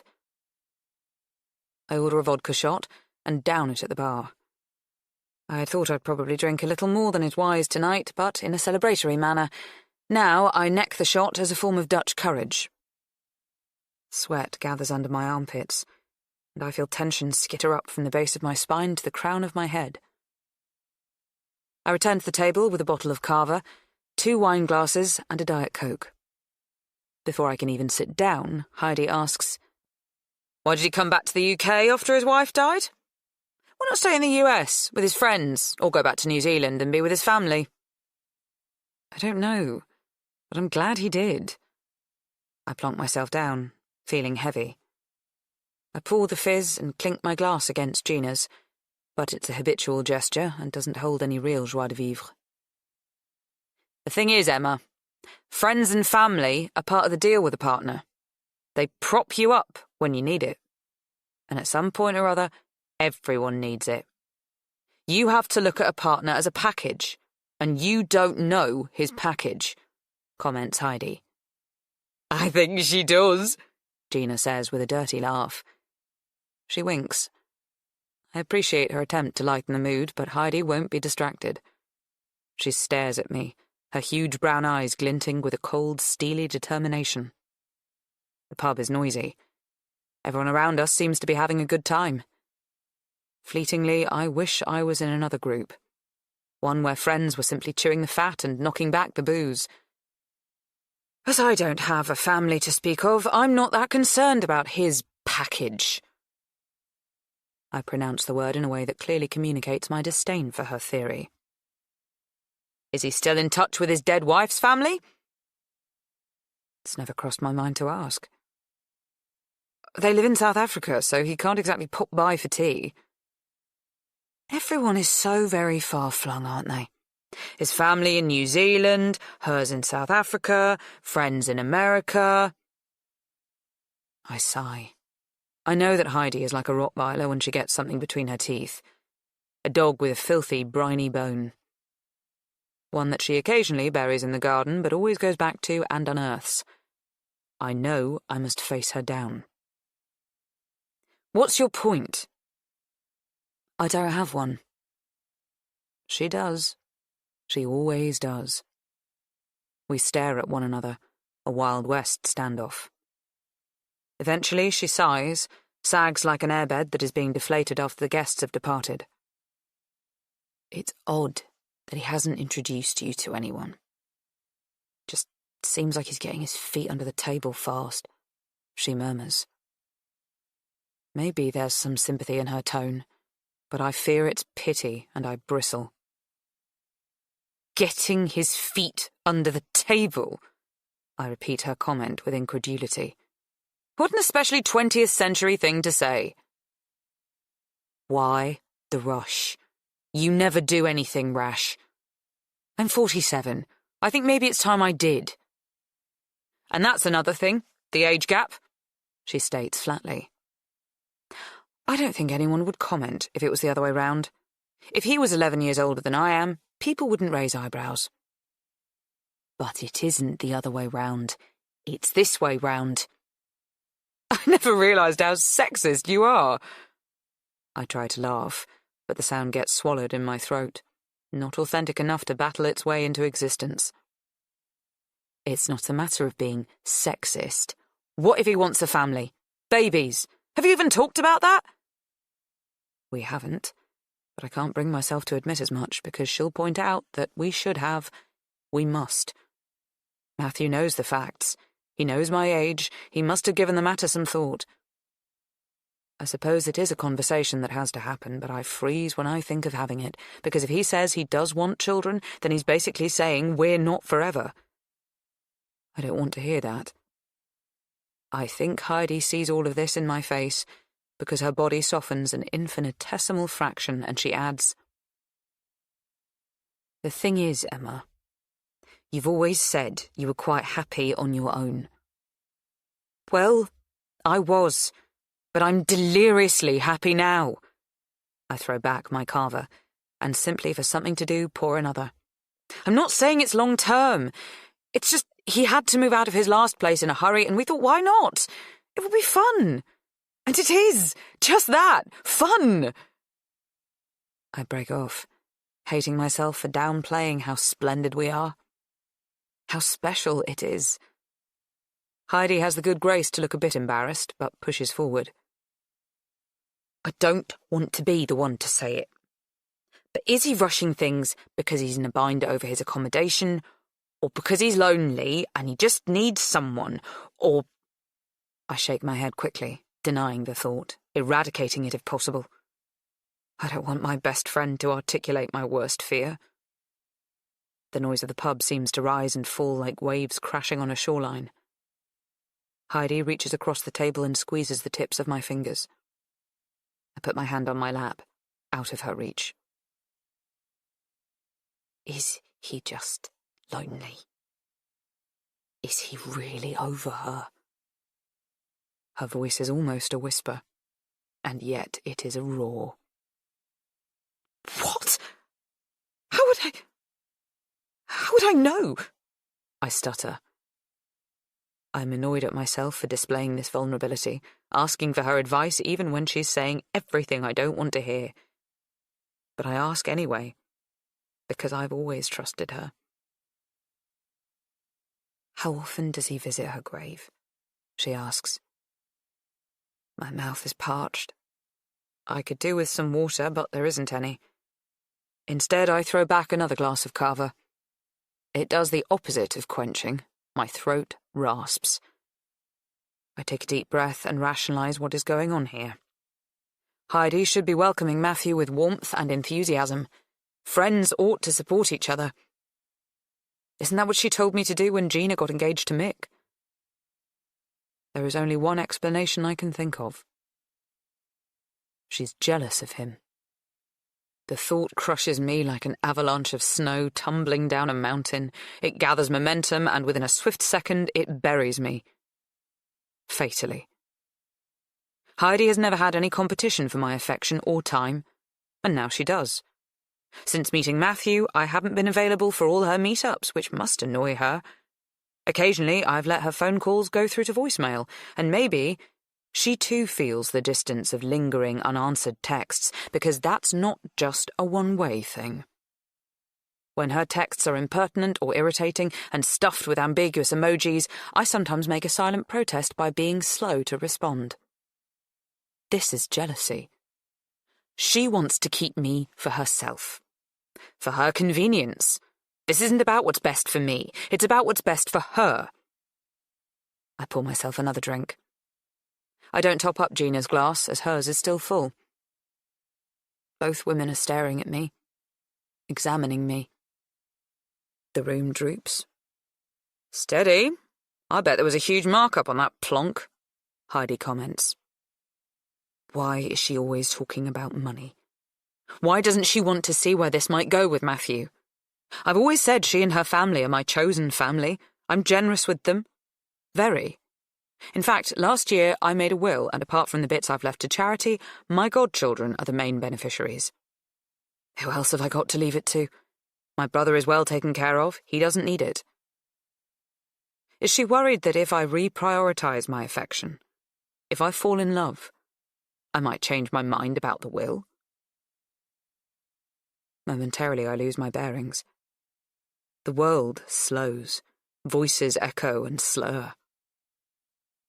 It's like I've dived into an icy lake, plunged too far underwater, and it takes a great effort to come back to the surface, back to reality. I stare at Heidi, and she glares back. Girl, I'm on your side. You know that. But for the first time since we met, I'm not sure she is.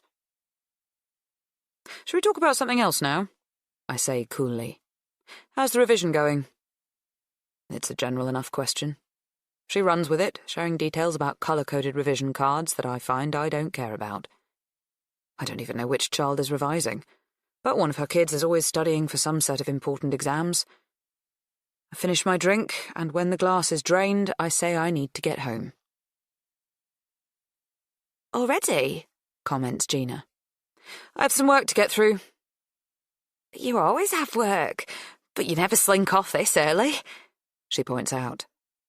Then she beams at me. Truth is, you're itching to get back to the lovely Matthew and his package, aren't you? Nothing stays the same, I mumble. Nor should it, she says, standing up to hug me. At least she gets it. Heidi says, text me when you're home. I'm a big girl, Heidi. I know. But bad things happen to girls of all shapes and sizes. Chapter 16. Despite dashing to the station, I miss my train by a matter of minutes, and I have to wait another 15 for the next one. I kill time drinking a glass of house white in the station bar.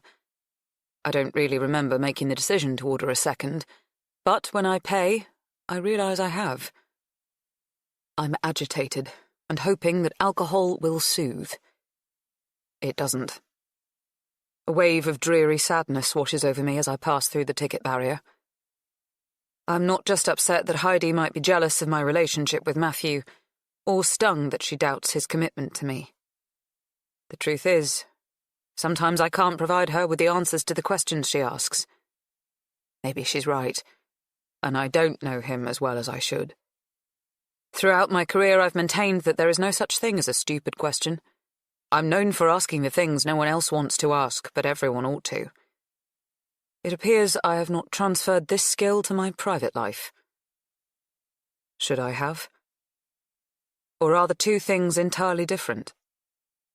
The thought confuses me after what I've drunk. I wish I'd bought some water. When Matthew and I are together, we exist in an almost surreal immediacy that makes the past and even the future seem irrelevant. There's an urgency and a completeness to our every moment that doesn't allow room or even harbour a need for anything other than what he offers me. Isn't it better to stay in the moment? Forget what's gone before? Don't worry about what is yet to come. Isn't that the mantra we're all supposed to live by? Being with him is like being in a deep, contented state of meditation. The here and now is enough. More than enough. Yet when I am away from him, for example, when I'm with Heidi and she's probing, I become unsettled and uncertain. I guess that leaves me two choices. I should know more, or I should be apart from him less. The train is busy with commuters. I squeeze into a seat and text Matthew to say I'll be home by 8:30. He texts back, What, already? That was a short night. Kiss, kiss. Missed you. Kiss, kiss. He responds with a smiley face, and then, I'd better clear out the other woman. Kiss, kiss. I send a laughing face. Funnily enough, texts with emojis between the two of us don't aggravate me at all. It's always been our language, and I'm always sure what he is implying, unlike when I'm texting with Heidi. He asks, Have you eaten? Kiss, kiss, kiss. No, I'm starving. Kiss, kiss, kiss. I could eat you. Kiss, kiss, kiss, kiss. Despite this silly exchange, my mood doesn't clear. I stare out of the window. The rain makes everything look grey, flat and exhausted. I watch as stations whiz past, in and out of sight, eternally remote, boasting nothing more exciting than uninviting waiting rooms and public toilets. I carry the regret of an evening with Heidi and Gina with me, and the moment I stumble through the front door, before I have even taken off my coat, I blurt, Where is Becky buried? You never said. I regret the question as I hear myself ask it, although it is arguably a smidge better than, Do you want kids? Which is also preying on my mind. Hello, babe. He walks over to me, kisses my forehead. I know I smell boozy, which I'm not proud of. I clamp my mouth shut, try not to breathe near him. He's holding a spatula that's dripping with a thick red sauce. I watch warily, in case any of the sauce drips onto my dark wooden floors or my coat. Matthew doesn't appear aware of it in his hand. He just seems delighted to see me. He beams. I'm making dinner, he adds, not answering my question. Oh, let me wash my hands and I'll help. I dash upstairs, splash water on my face and gargle with mouthwash before returning to the kitchen. I like cooking with Matthew. I've prepared and eaten enough meals alone to know that this ritual is special, valuable. I enjoy creating something with him. It's not babies, but it's something. We are both decent cooks. We learn from one another. Tonight he has prepared a staple, spaghetti bolognese. The smell of the basil, tomatoes and garlic is delicious, and my mouth waters. Carbs are just what I need to soak up the alcohol before I go to bed. I don't want a cracking hangover in the morning. I can't afford that, as I have an early start and a busy day. The restructure at work is demanding a forensic approach to budgets. Salaries are the biggest cost, meaning redundancies are inevitable. Tomorrow I'm meeting the CFO to identify who we need to lose. I sigh. I shouldn't have gone out with Heidi and Gina. I should have kept my head in the game. I'm not someone who insists that my bolognese is the best outside Italy or anything hyperbolic, but I know I make a reliably good one, says Matthew with an endearingly modest smile. The trick is to let the sauce simmer for as long as possible so that the flavours of the beef and sausage mingle and reduce. I prepped this at 4 this afternoon. But you thought I was eating out, I say. He smiles at me. I had a feeling you might come home to me.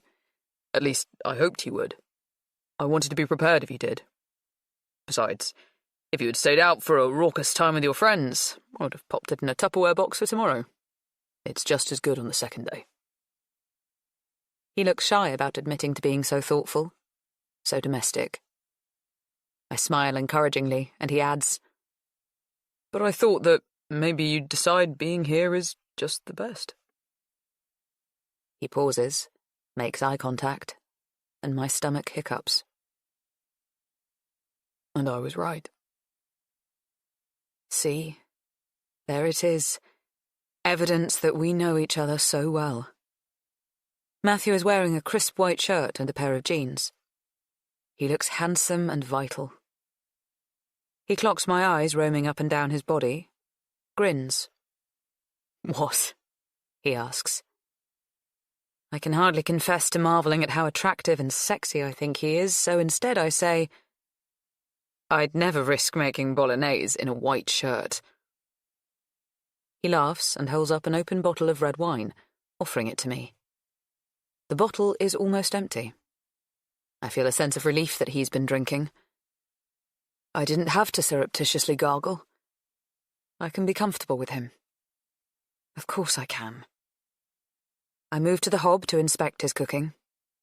We stand side by side and he dips the spatula into the sauce and brings it to my lips. I taste it and nod my appreciation. When he answers, it takes me a moment to understand what is being said. In America, where we were living at the time. That's where she's buried. I'm glad that I don't have to look him in the eye now. What might I see there if I did? Pain, grief, love. I know he still loves her. That's natural, yet difficult. I should have remembered he always answers every question I put to him. His solid, matter-of-fact response shames me rather than reassures me. I shouldn't be quizzing him, checking up on him. It's beneath us.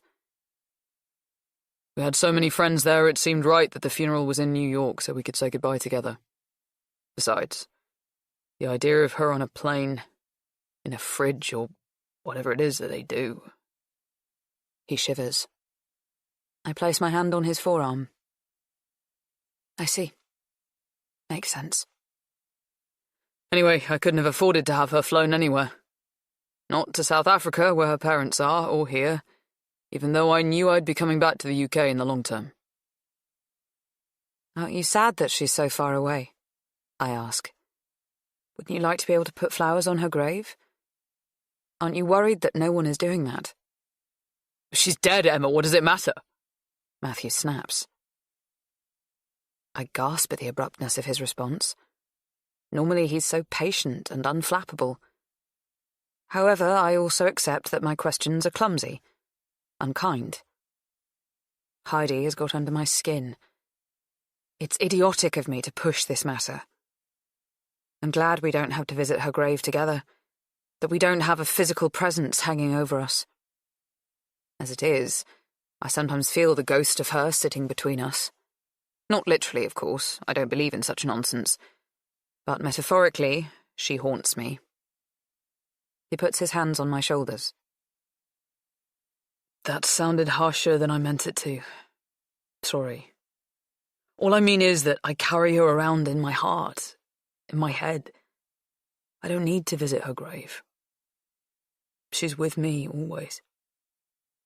And now I really wish I hadn't asked, because his words land like slaps. She's with me always, too. Okay, enough of this talk. He claps his hands together and looks about him. I'm going to put on some music. I just need to find the portable speaker thingy. This house is so large, I keep losing things. Then we can enjoy this delicious meal I've slaved over for you. He grins. Will you make yourself useful? Put on the spaghetti. I keep spaghetti in an embossed Fortnum and Mason biscuit tin, but when I reach for it, I find that it's empty. Behind the kitchen, just past the utility room, is the larder. I rummage around in there for a new packet of spaghetti. It's not on the shelf where I keep pasta, although there is a bag of farfalle and another of rotini. Certain that there ought to be a packet somewhere, I get down on my hands and knees and root about behind tins of black beans and cannellini beans in the bottom cupboard. Finally, I'm successful. I grab the packet triumphantly and return to the kitchen. I don't understand what I'm faced with. My beautiful, serene, state-of-the-art kitchen is decimated. It has turned into a 3D Jackson Pollock. The bolognese sauce is everywhere. I don't mean that the pot has been upended. I don't know how that would happen anyway, as it's a chunky Le Creuset that I struggle to pick up. It's still on the hob, but it seems that someone has scooped up the blood-red sauce and thrown it over the walls, smeared it across the surfaces, the breakfast bar, the floor. There are splatters on the sink, the splashback, the draining board. I stare at the act of vandalism, and my confusion metamorphoses into fury. What the hell? Who the hell? Why the hell? The tomato and mince look like blood and crap. It looks like a protest in a prison. Something I've seen in a movie or a nightmare. But before I can fully process my fury, it dissolves into fear. My lungs harden, and my breath sticks in my throat. The plants and globes being destroyed was bizarre enough. Now this. I've been wanting to tell myself that there isn't a problem, but I know that's not true. Whoever did this might still be in the house. I feel a chill. Suddenly the room seems eerie and dark. The air is not as it was. It is wet and drained of oxygen, of health. I can't explain what I feel because it is unlike anything else I've ever experienced. I am not alone. I'm sure of it. Am I having a panic attack? Hello? I call out. No one replies. Had I expected anyone to? What have you done? I jump, look up, and see Matthew coming down the stairs carrying the portable speaker.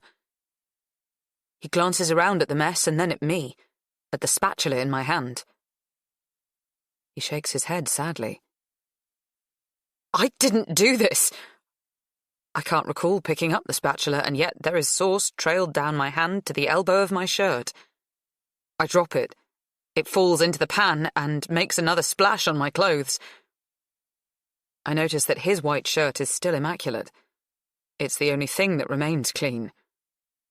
My cheeks feel like they're being squeezed together, squashing my nose and eyes, not painful exactly, but uncomfortable and disorientating. I know I'm a little drunk. The thought is one way a relief, because when I am totally sober, this will all seem less weird. It will make more sense, surely, and yet being drunk is simultaneously a problem because drunks are unreliable, unreasonable. It's vandals again, I explain. We must check the house, right now. We should press the alarm. Matthew immediately moves to the back door, wiggles the handle. It's locked. He turns to the bifold doors that run the length of the house and checks those. They are all secure too. He dashes upstairs, and although I'm nervous that he'll encounter someone, he would be able to manage himself, so I don't try to stop him. For a few moments I remain exactly where he left me. He returns to the kitchen and says, Nothing. No one. All the doors and windows are locked. I don't understand. I break off. Matthew looks equally confused and embarrassed too. He stares at his feet. He doesn't think anyone has been in the house. I didn't make this mess, I insist. He nods, but without conviction, then starts to carefully examine the chaos. The sauce is trailed in thin lines in some places, as though it has been flicked. The effect is like a painting Lottie once presented to me with pride. She'd blown several different colours of paint through a straw. At the time, Gina and I commented that the classroom must have been chaos. In other parts of the kitchen, the mess looks as though it's been ground into the rugs and smudged onto the surfaces. More of a finger painting. Matthew looks perplexed. I wonder how they got in if all the doors and windows are locked. Well, it must be someone with a key, I reason. It's the only logical explanation. If you think that, then you need to write a list of people who have keys. It's a short list. The cleaners, the pool guy, Heidi and Gina. I shudder. It's horrible and exhausting. I have to fire the staff. Matthew runs his hand through his hair, looking pained. How can I trust them? All of them are from a local agency. I'm going to be absolutely hated around here. Word will get out. I'll have to get the locks changed because I don't know if they'll make copies of the keys before they hand them back. I can give Heidi and Gina new ones. Matthew nods again, slowly, but he looks uncomfortable.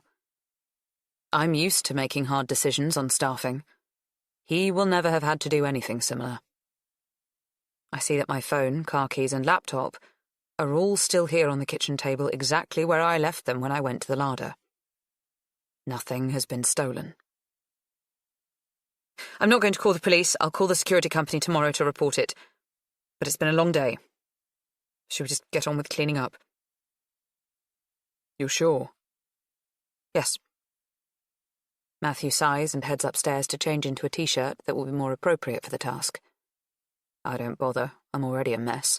Sauce splattered all over my shirt. I snap on rubber gloves, fill a bucket with steaming hot soapy water, and start to scrub. Chapter 17. Neither of us fancies eating anything by the time we've finished scraping and scrubbing food off rugs, bar stools, kitchen surfaces and floors. However, I don't feel ready to go to bed. Shall we just have a glass of wine and watch some TV? I suggest. Well, the wine sounds like a brilliant idea. Why don't you sit on the sofa?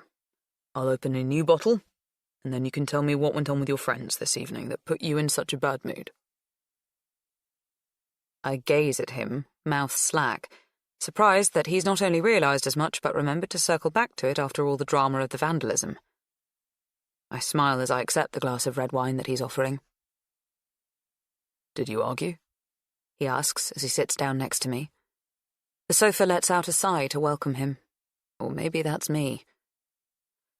No, not as such.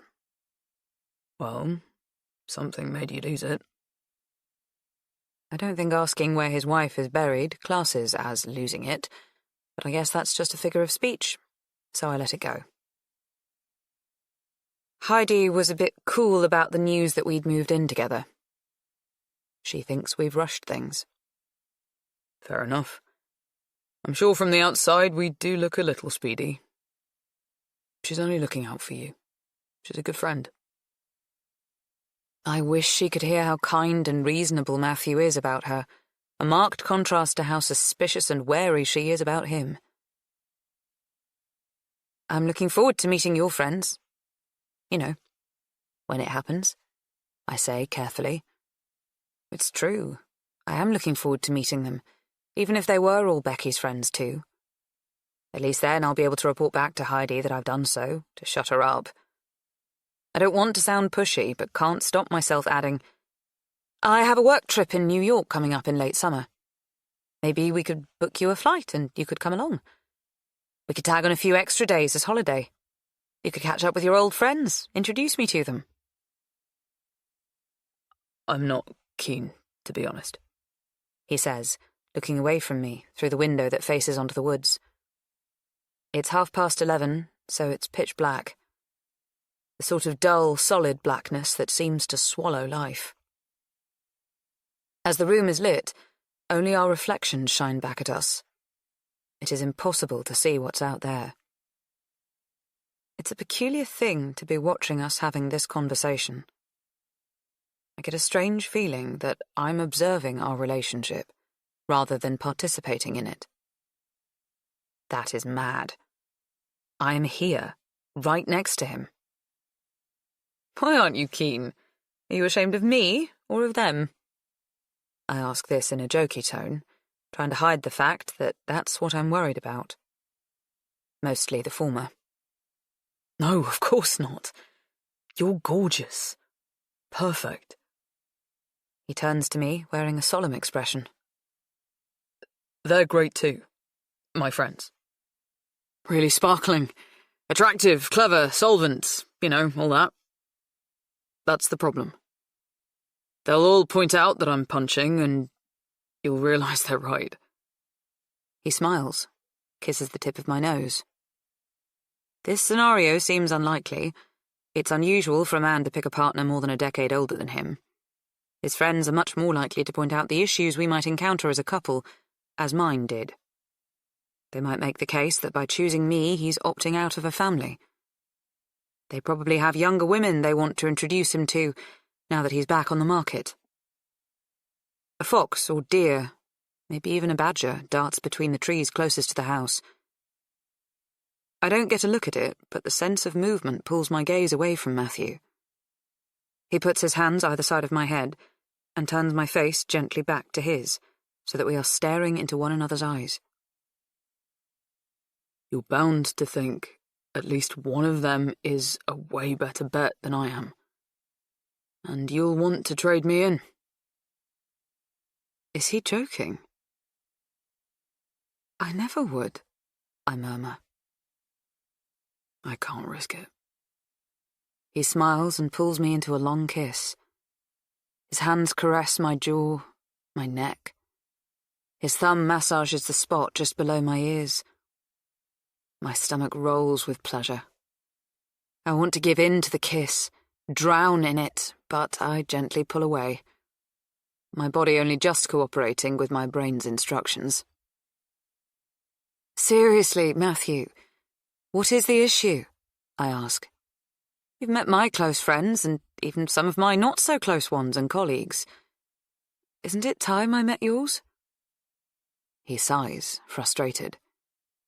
Is he frustrated with me for breaking away from the kiss and shelving the hope of us having sex? Or worse, for asking this question? But when he speaks, I realise his frustration runs deep and has nothing to do with me. He pinches the bridge of his nose and screws up his eyes. When I came back to the UK, I thought I'd pick up with old colleagues and contacts, maybe even my old uni mates, but it didn't pan out that way. Why not? I'm not sure. Maybe too much time had gone by, or... Or? He shrugs, sorts of retreats in on himself. People are strange after a death. They don't know how to behave. So many of my old buddies gave me a wide berth when Becky died. It was painful. Extremely so. Of course. I nod carefully.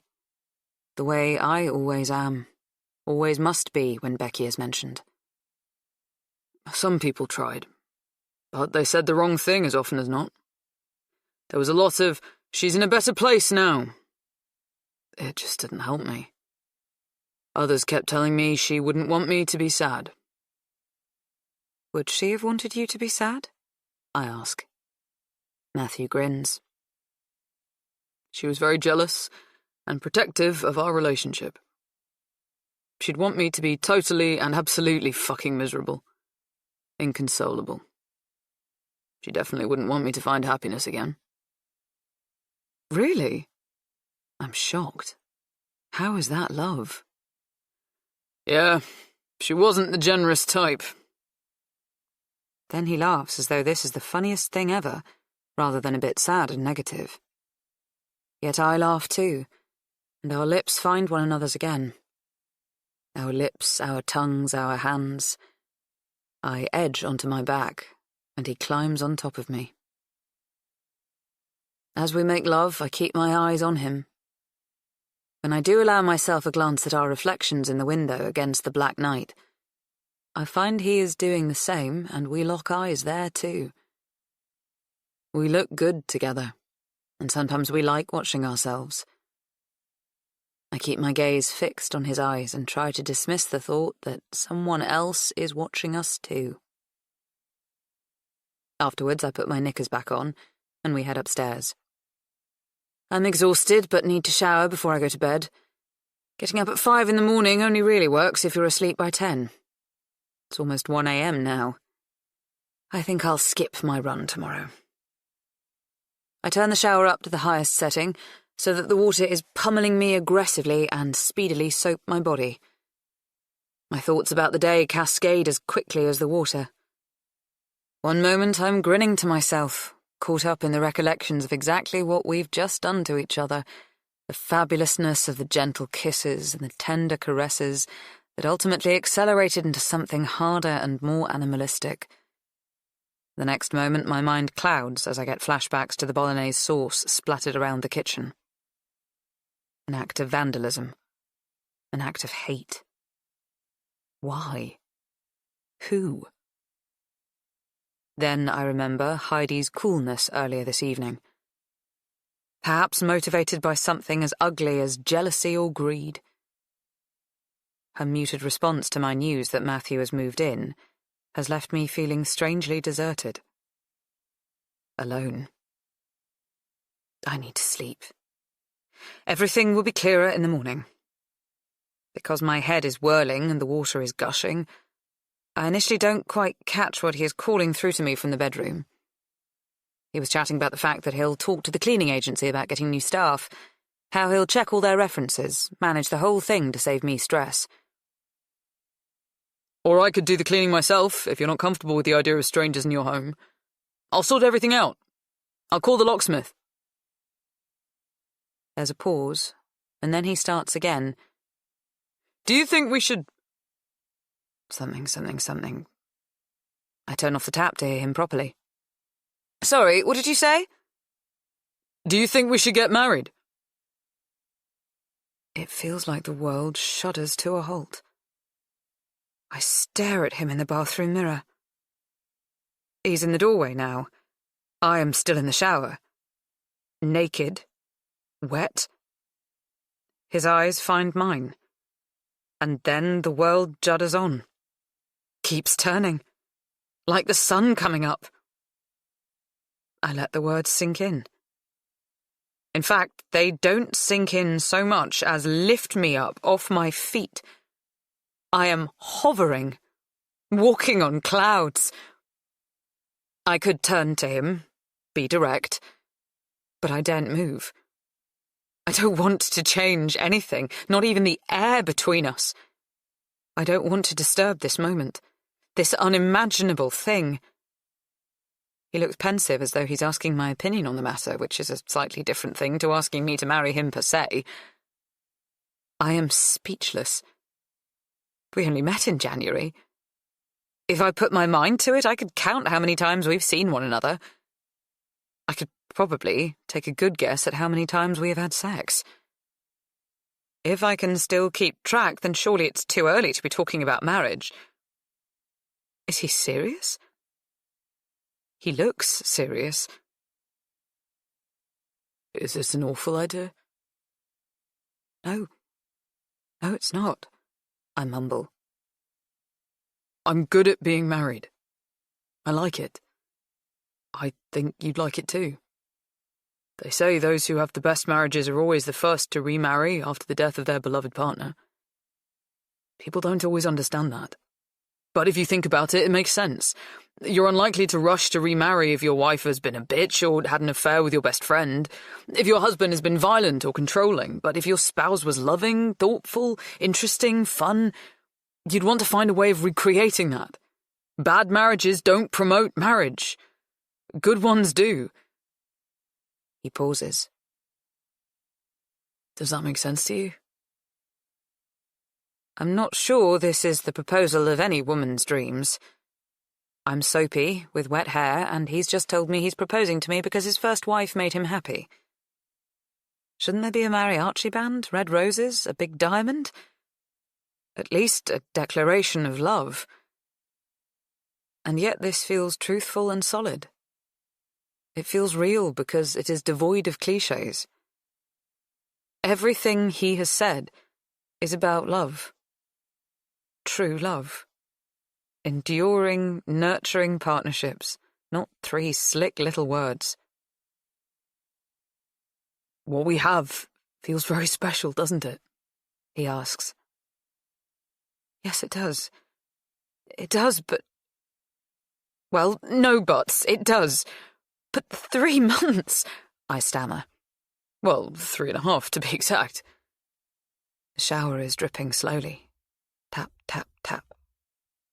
I can feel soap bubbles popping in my hair. Pop, pop, pop. I feel my breath drum through my body. If Becky taught me anything, it is that life is too short to waste time. Why wait if something feels right? And this does, doesn't it? It's not just me who thinks that, is it? He looks nervous, vulnerable. I'm a straightforward sort of guy. What you see is what you get. And you strike me as a straightforward sort of woman. So what do you think? Should we crack on with living? I consider what it means that even my proposal is entangled with her, his first wife. He wants to seize time with me because he lost time with her. Here's the thing. From the moment we are born, every pop song, novel, film and TV show tells us that we need a special someone, that we are incomplete on our own, that there is a better half out there. Until recently, I never bought into that argument. I could happily dance alone, think alone, achieve alone, live alone, grow old alone. But then he came along. And you know what? It is better. Just that. My life is better with him in it. End of. Okay then. Let's, I say. Yeah. I'm laughing now. I step out of the shower and move into his arms. My wet, slippery, naked body pushes into his warm, firm-clad one, and it feels like a fit. A perfect fit. Chapter 18. May. It's Saturday, but instead of looking forward to a weekend filled with chatter and sex, maybe a long walk, I wake up feeling a buzz of annoyance at both my friends. When I told them about the proposal, Heidi didn't even bother to hide her disapproval. I'm your best friend, so I'm just going to say it. You're a really rich woman. I tried to shut her down. I am not going to hear he's marrying me for my money. Look, I can understand that he's keen. As your oldest bestie, I know all the things there are to love about you, Emma. You're smart and honest and loyal and hot, but... She didn't finish the sentence. Or maybe she did. Maybe she wanted to leave it on the but. Then Gina suggested a prenup. I guess it was to break the tension, but I was stunned. It's a genuine solution. Heidi is saying that him rushing things might be questionable, and you're saying you're rushing things because you're impossibly in love. Asking him to sign a prenup will clarify the issue, she said with a smile. I'm furious with them both. Gina for suggesting the prenup in the first place, and Heidi for calling me every few days ostensibly to talk about the wedding plans, but always in the end because she wants to know whether I've called a lawyer yet. What was Gina thinking? Normally, she is the tactful, careful one, the peacemaker. I thought when I announced my engagement that she'd talk about knowing when you know. I expected her to shush Heidi and encourage me. A prenup seems like a chilly suggestion from her. How am I supposed to ask him to sign a piece of paper that will highlight the fact that he has less money than I do? A contract that suggests I don't trust him. However, every time I say as much to Heidi, she points out, if he loves you, he won't mind at all, will he? The if hurts. She doesn't need to say if. I'm seeing Heidi and Gina next week. I know they'll demand to know what the prenup status is, so I've decided today is the day. After my run, I will grasp the nettle and just get the matter out of the way, long before the actual wedding. My skin prickles and my palms sweat just thinking about the necessary conversation.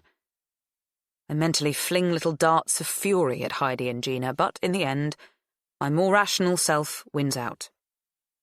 Deep down, I know they are looking out for my best interest. A prenup is sensible. I'm always sensible. I just don't want to be sensible about this. When I finally stutter out my request, my embarrassment seems to spring like a flea, instantly transferring from me to Matthew, which turns out to be even more awful to endure. Of course. My God, I'm sorry. How mortifying. He has turned puce, the blush shimmying up over his chest, neck and face to the tips of his ears. I curl my toes and wish we were an hour further ahead, beyond this awkwardness, or that it was 10 minutes ago, and I could have chosen not to say anything at all. However, time seems to stick like tar in this moment. I don't have much money, as you know, so... He tries to laugh. So a prenup hadn't entered my mind. I've never thought about this from your point of view. I guess that's the issue, isn't it? I don't have money and you do. He glances to the floor, and I feel a shift in the air. I can touch it, smell it, practically taste it. It's like someone has flung open the windows and doors and let out all the heat between us, which was tremendous, passionate, and exciting. The draft subsequently created brings an influx of distrust. Or, more accurately, the chill is the decisive moment where he feels mistrusted, even though that is not the case. I trust him completely. I do. I'm sorry, I mutter. No, of course. I should have suggested it to you. I just didn't think... I'm not very materialistic, he explains.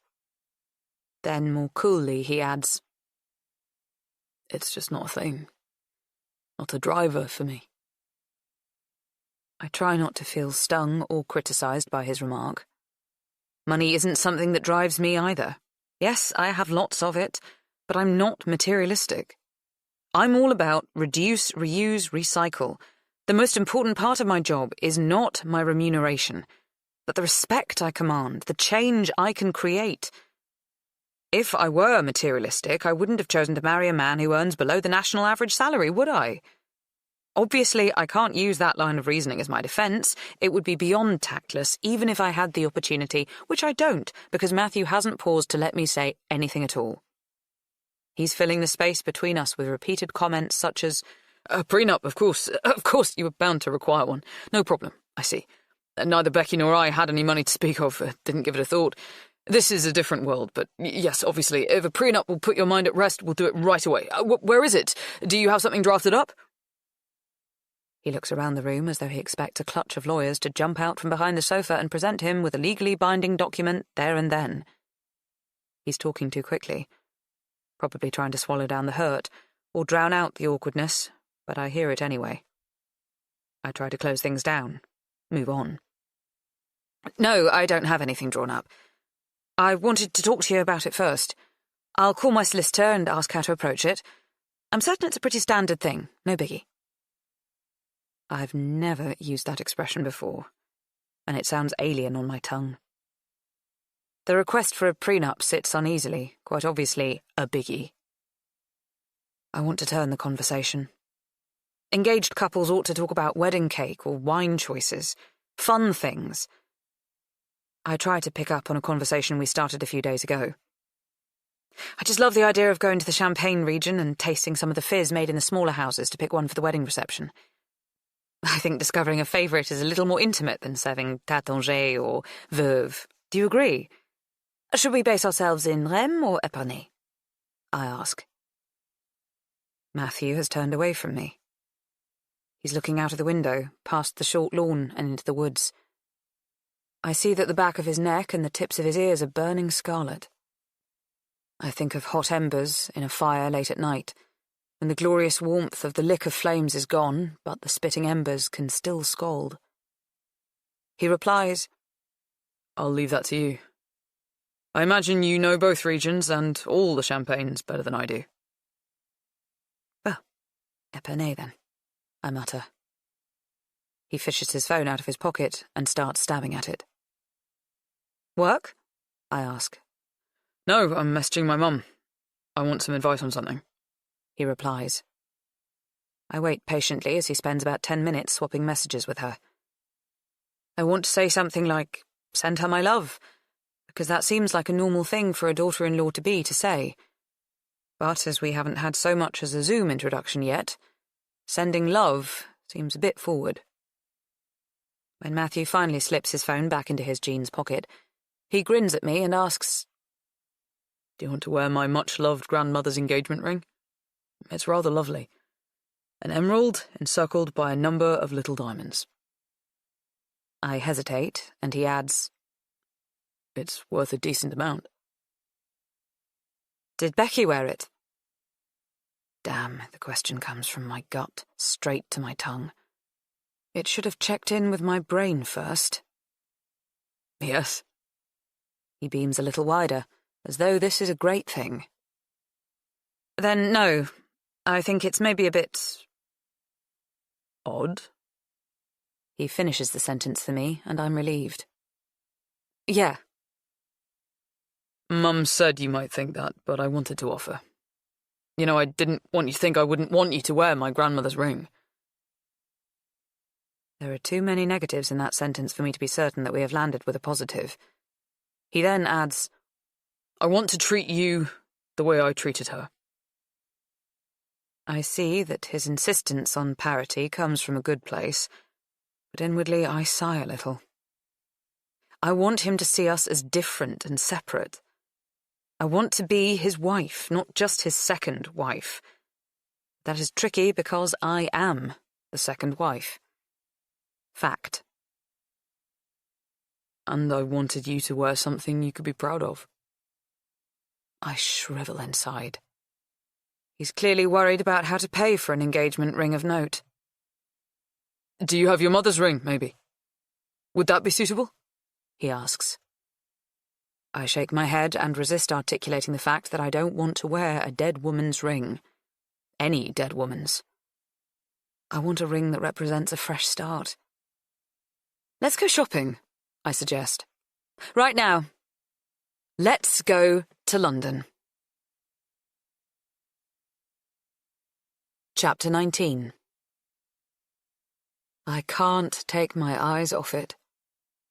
I repeatedly hold out my arm, stretch my fingers wide and admire my engagement ring. When I'm not staring at it, I discreetly touch the band with my thumb. Just checking it's there.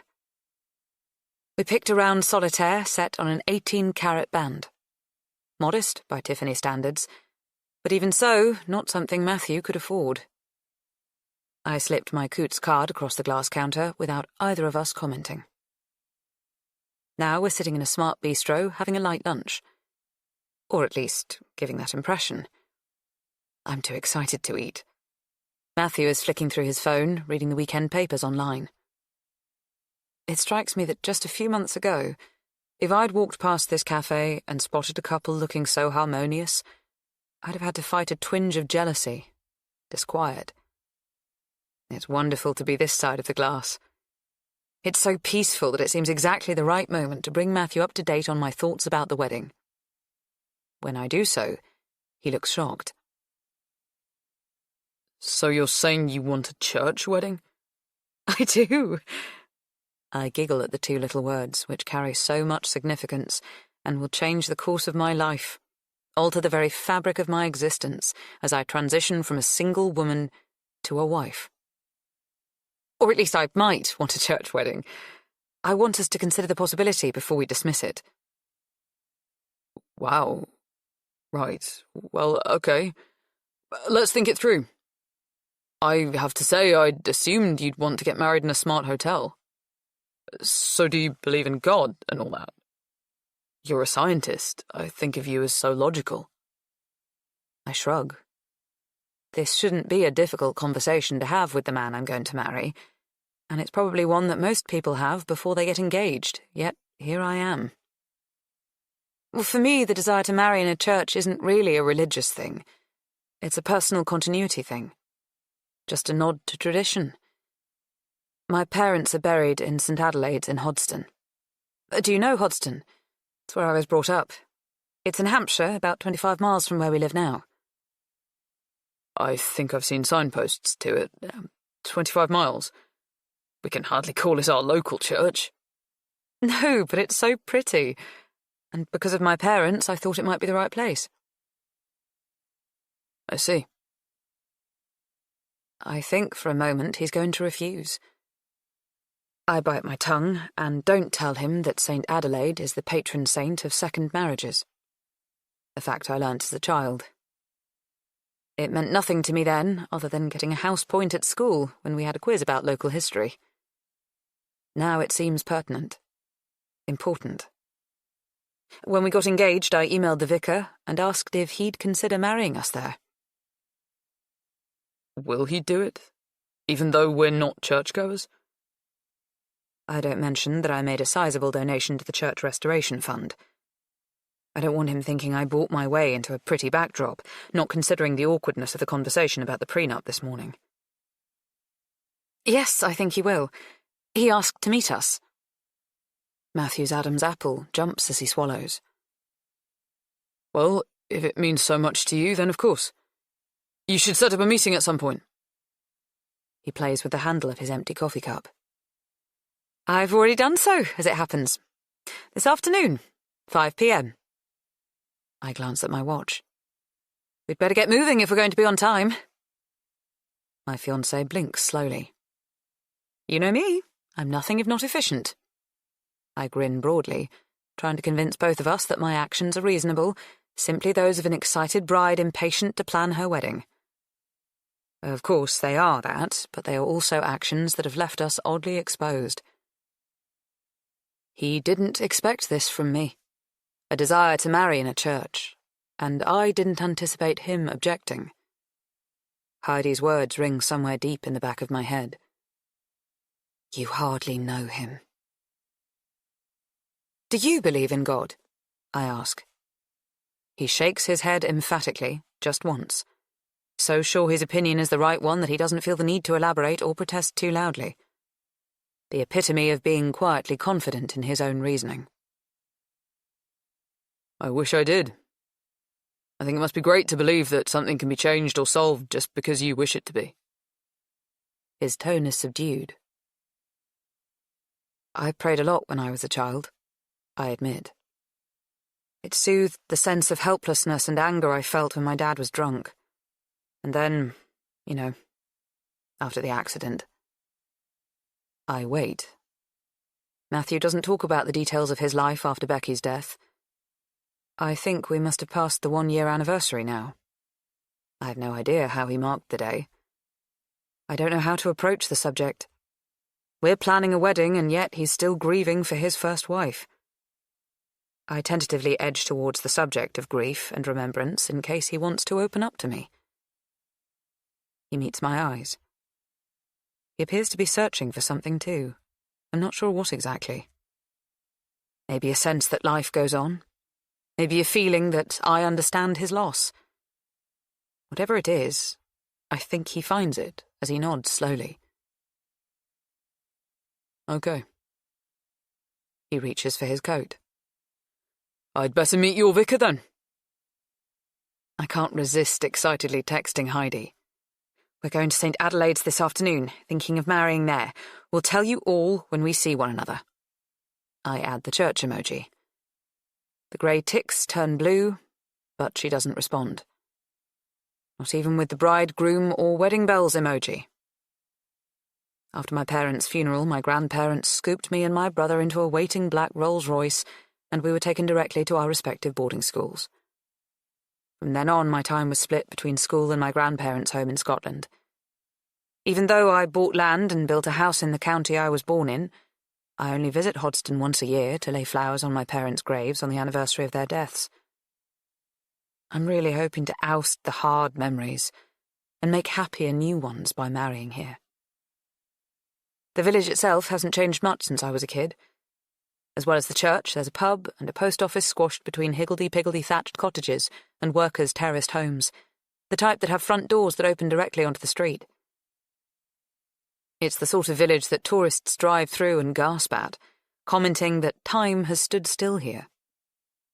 They say it must be charming to live somewhere so unspoilt, but they don't stop. They keep on driving to the next town, where there are shops and restaurants. We didn't live in the pretty part of the village.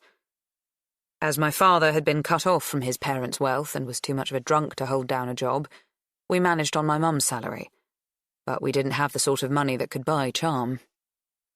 We lived in a less aesthetically pleasing 1980s new build on the outskirts. The sprawling suburbs have trebled in size since I was a girl. Matthew and I drive through a mass of red brick, semi-detached houses. It is neither impressive nor off-putting. It's unprepossessing.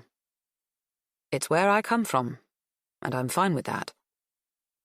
Everyone comes from somewhere, and that's not what a person should be judged on. What can be a cause of shame is where a person ends up. Matthew constantly looks from left to right, his head swivelling as he takes in saggy, tired old ladies sitting on benches at bus stops and hunched, hooded youths milling aimlessly along the street. I wonder when we will get to New Zealand. I'm looking forward to mooching around his childhood town, meeting his mum and dad.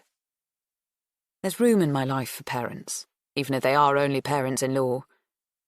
I'm ready to embrace a brand new family. I hope they feel the same about me. I wonder if my in-laws were close with Becky. Was she the daughter they'd never had, or did they resent the fact that she took their son across the world? What will they think of me? The church dominates the village green, but the first thing I direct Matthew's attention towards is the pub. In the late afternoon light, the white pebble dash looks closer to grey. The hanging baskets are empty, and no one is sitting at the tables outside. I ask him to imagine the garden decked with sparkling fairy lights on a warm summer evening, the sky glowing amber as the sun sets. There's room for a marquee. We could have a live band, and there's a catering company just up the road that has an incredible reputation. He interrupts. You're thinking of having our wedding reception here at this pub? He looks horrified by the idea. It's one thought. I did wonder about putting a bus on and taking everyone back to mine. Ours. I quickly correct myself. But then we'd have to clean up afterwards. I'd thought he'd like the simplicity of a pub reception. It's consciously understated. Seeing that he doesn't look at all happy with the suggestion, I say, there's also a stately home a couple of miles away that does weddings. We could possibly hire that. Truthfully, Grange Hall has seen better days. The splendid glamour it once possessed was spent a century ago, and now it's scratching about for a living. Acquired by a chain of hotels that clearly bulk-bought moulded mock Louis XIV chairs and pink tablecloths, but didn't have the funds to invest in updating the heating systems or fixing leaks, it's far from a dream venue. I decide to tackle the issue of the venue after we've met the vicar and there's green light on the church wedding. The church, a Grade 1 listed building, is undoubtedly, unequivocally beautiful. Dating from the 12th century and made of coursed limestone rubble, it has everything a person imagines when they think of an English village church.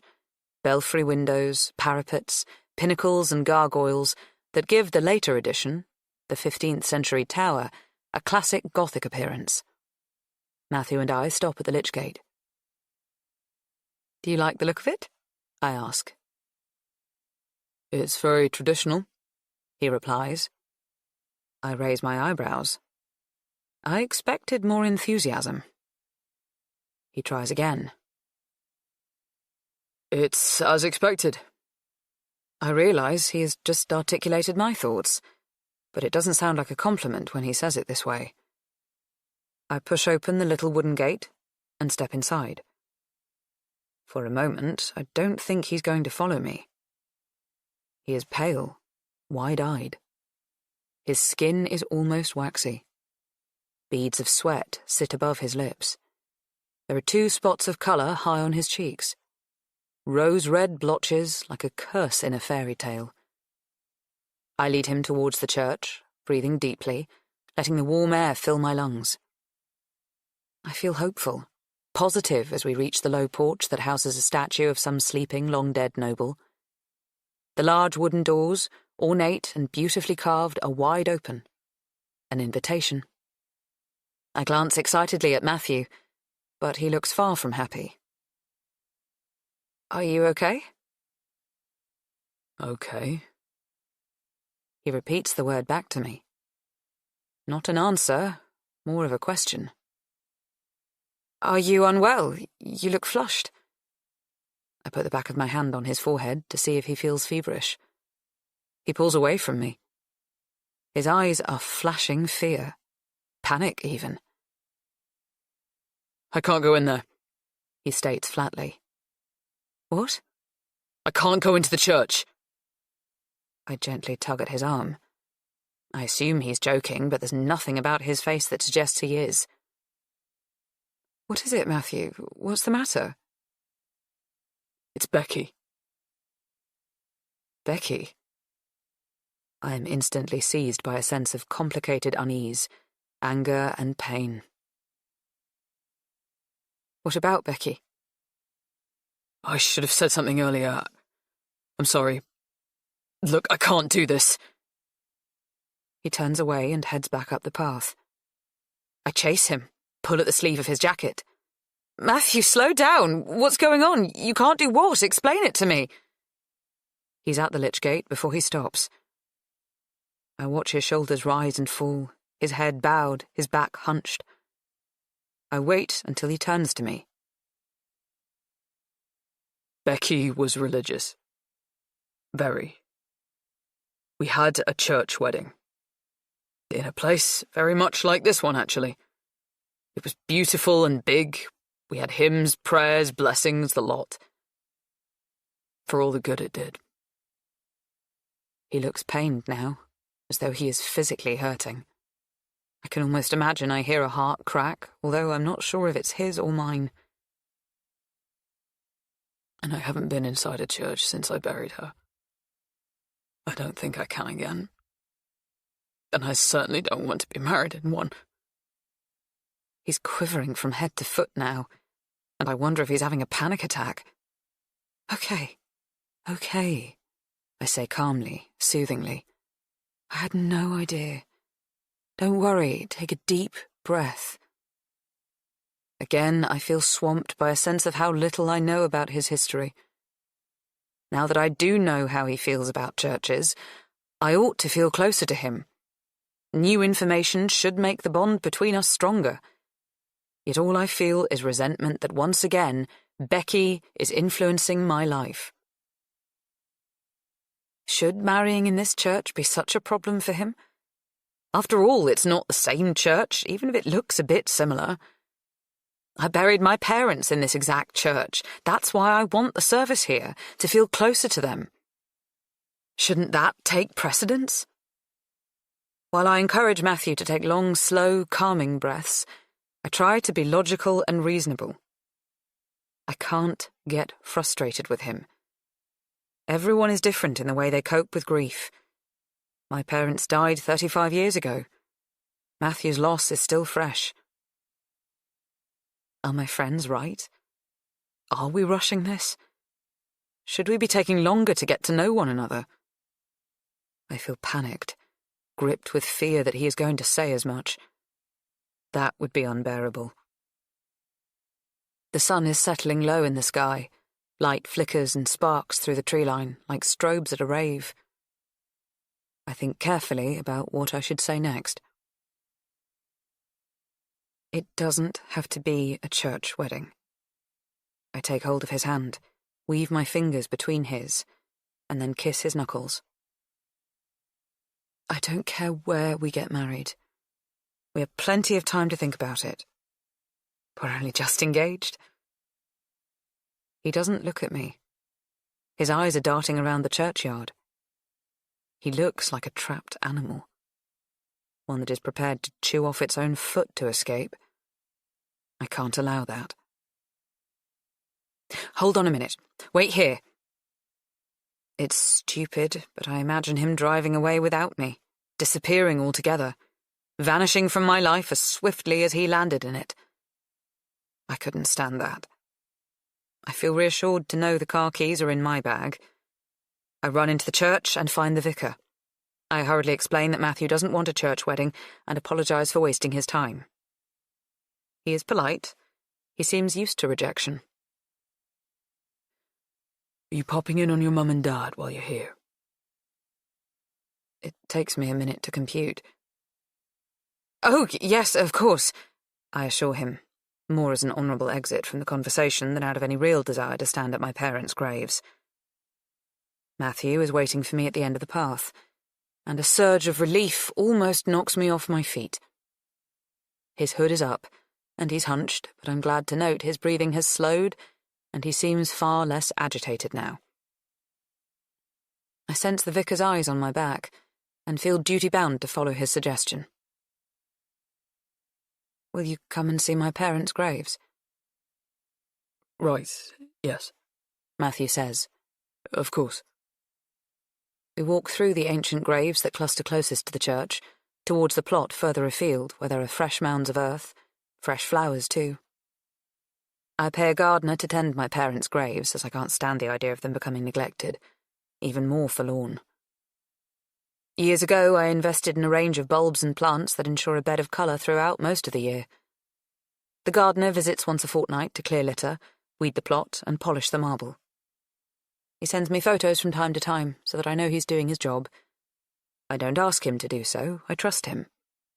But I find it quite reassuring. Comforting, I suppose, to see the plot looking cared for. Kempt. That's why I can't compute what is in front of me. Oh my God. What the hell? Moles? Asks Matthew. No, not moles. Their mounds are neat and natural. The earth in front of me has been hacked at, dug up in a random, aggressive way. The heads of the tulips have all been severed, the jaunty pouts snatched, crushed, and scattered. I stare at the disturbed soil, where worms are burrowing through, pink and blue, translucent and alien. I don't want to think about worms. The air no longer smells clean and fresh. Instead, it smells of filth and decay. It's not just the soil and foliage that have been disturbed. There is red paint splattered over the headstones. A lot of it. It is still wet and dripping. It rolls down the white marble, lingering in the engraved letters that spell out my parents' names, catching in the curves of the vowels, secreted and staining the consonants. The paint rolls closer to my foot. I take a step back. I look about me, but the nearby graves are all undisturbed. Totally peaceful and proper. This is targeted. Who would do such a thing? I ask. Matthew looks aghast. We need to report this. Whoever has done it must be close by. The paint is still wet, he says. Yes, we should talk to the vicar, I mumble. And the police, adds Matthew. Chapter 20. June. Matthew thinks I need to talk to Heidi and Gina about what happened to my parents' graves, and of course the change in wedding plans. You have to tackle it, babe. You know you do.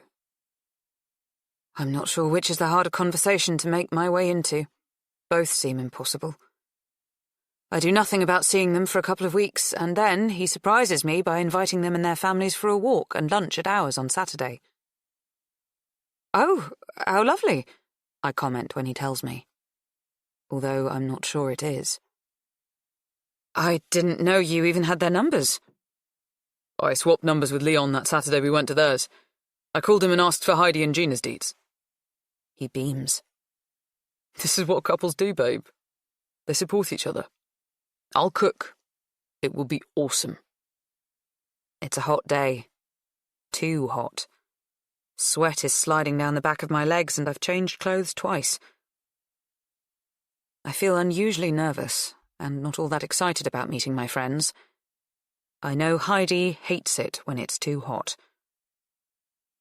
It will be cooler in the woods, says Matthew with a reassuring smile. He makes a good point, and so when everyone arrives, I discourage settling in the garden and instead put on my walking boots, pointedly discussing the route. I feel a walk might be more successful than sitting around. People can find space and have private conversations. That might be more diplomatic. All right, we're coming, mutters Heidi when for the third time I comment that it would be good to get going to avoid being out in the glaring sunshine at midday. Despite my intimate knowledge of the area, the men have taken it upon themselves to lead the party. Matthew, Leon and Mick set the pace. The three girls trail behind. Fifi is wearing her earbuds, listening to her own private world, and locking the rest of us out as much as possible. It's not personal, it's her age. We're boring to her right now. By contrast, Alaya and Lottie chatter constantly, competing with the birdsong by frequently calling out to us to settle a matter of fact or recollection, or just to laugh at their jokes. I'm glad of the younger two girls. They disguise the silence that has settled between Heidi, Gina, and me.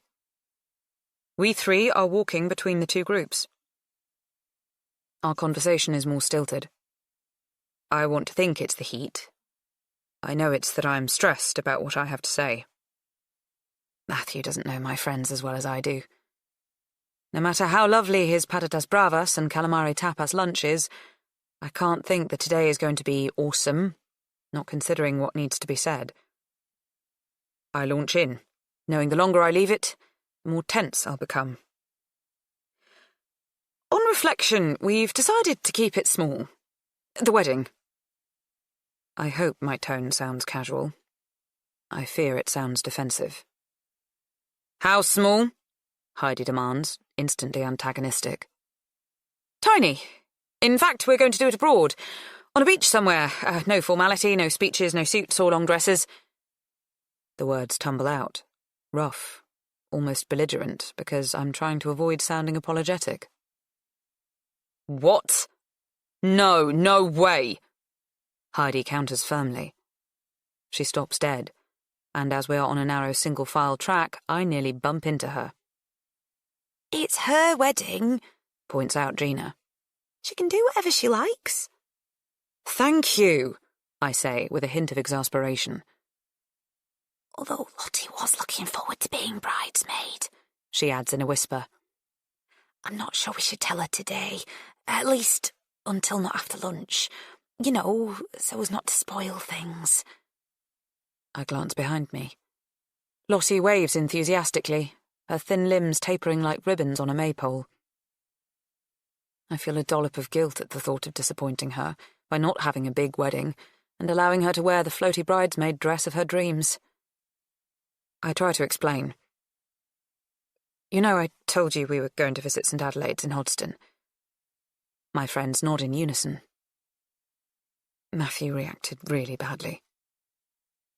Now I find I'm the one lowering my voice. The men are about 10 metres ahead of us. It's unlikely they can catch our conversation, but I don't want to embarrass Matthew, as I explain why we've made the decision we have. In what way? Gina asks. Like a post-traumatic stress thing. He sort of froze. Matthew did. Heidi makes sure her intonation communicates her surprise at this. More, her two-word question implies that he had no right to get upset there in particular. He just wouldn't cross the threshold and go to talk to the vicar as planned. Well, when I say planned, it was my plan, really. I sprang it on him. My bad. I don't know why I feel the need to justify, but I do. He's explained that it's all mixed up with his feelings about Becky. Their wedding, her funeral.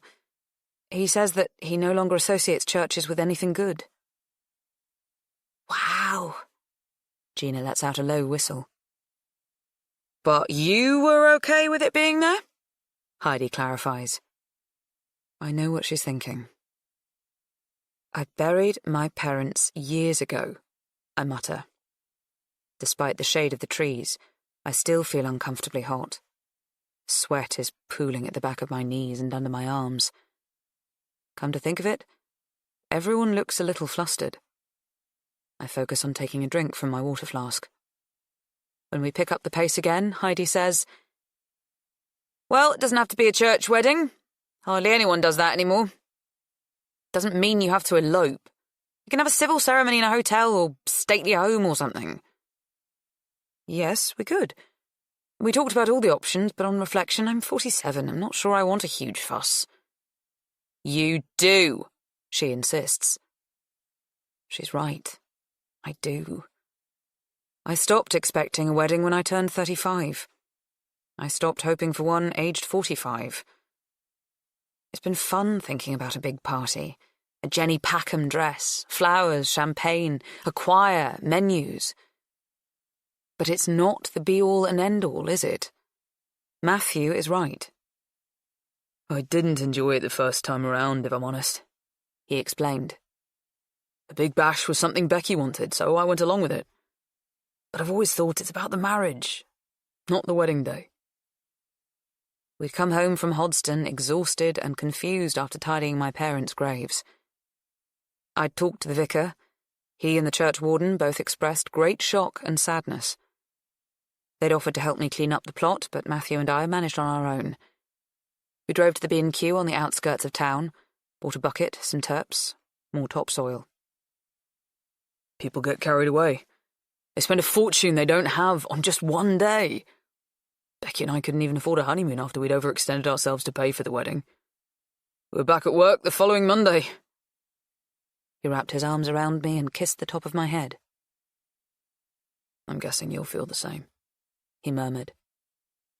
I didn't want to contradict him. It's lovely that he assumes we think alike. I melted into his chest, feeling safe and thrilled at being favourably compared to extravagant and profligate Becky. The fact that he had a big wedding when he married her and didn't think it was the ideal route gives me an opportunity. So I didn't point out that money is really not an object for us.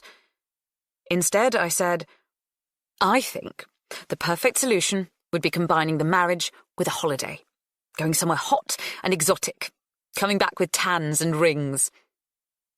I made myself sound enthusiastic, almost giddy. Oh, that's a brilliant idea! His face lit up.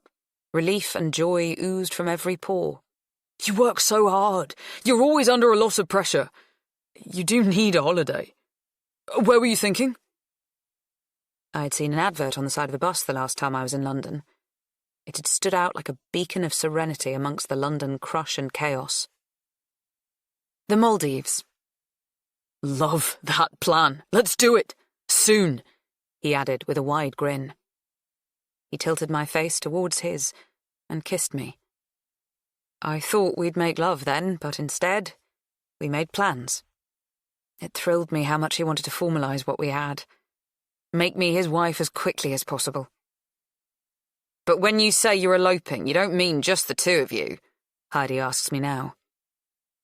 We're obviously all coming along, and you'll give us plenty of warning, time to save up for the flights and accommodation, right? Her voice quivers with uncertainty on the word right. It's not like us to feel unsure of one another. It's not like us to lie to one another either. But somehow I can't bring myself to tell her that the first-class flights are already booked. We're going next week. Alone. I shrug and fudge.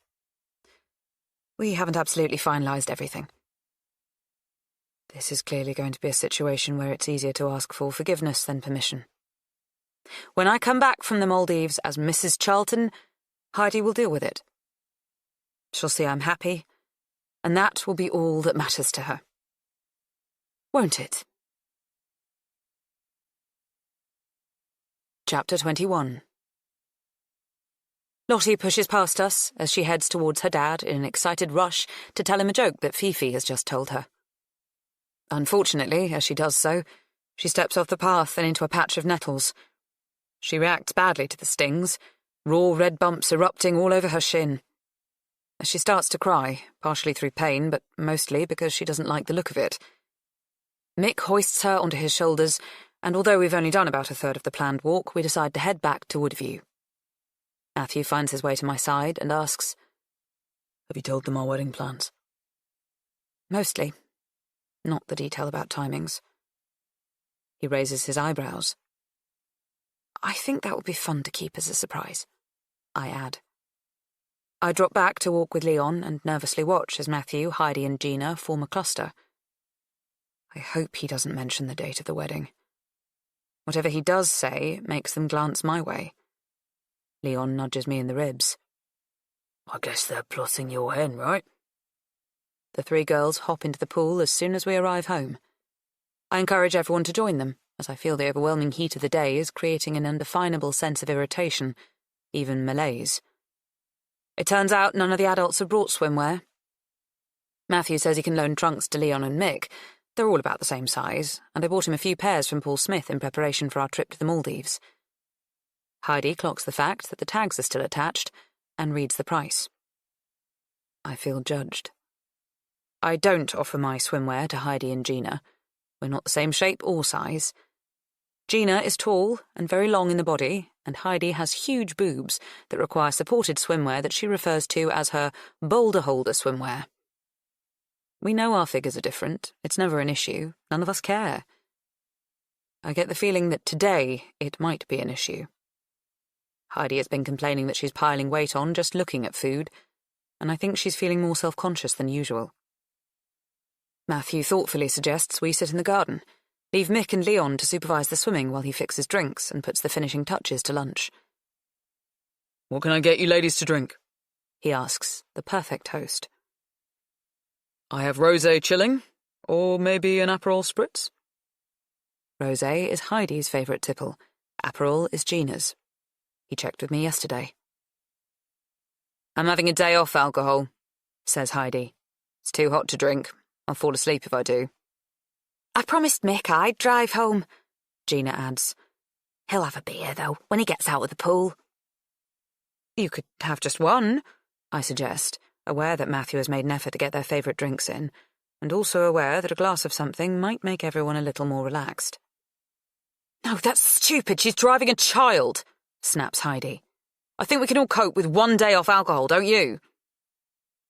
I'm not driving anywhere, and in fact I was looking forward to a crisp glass of rosé, but her tone is so definitive that I tell Matthew I'm happy with sparkling water. Matthew starts to bring out some of the food he has prepared. He emerges with tuna tartare and king prawns with garlic and chilli. I'm glad we opted for a tapas-style lunch, so we can all pick at it casually rather than sit formally around a table. With food in front of us, we seem to find a cordial groove and some of our usual energy and verve. My friends talk appreciatively about the dishes. This seafood is yummy. You really live your life like you're in a magazine, comments Heidi. Well done for finding a man who can cook, adds Gina. Once we are settled with the first round of plates, I expect Matthew to peel off to join the men and kids in the pool. He doesn't. Instead, he sits next to me and takes my hand, which is sweet, but makes eating tricky. We are opposite Gina and Heidi. There's something else Emma has been wanting to talk to you about, he says.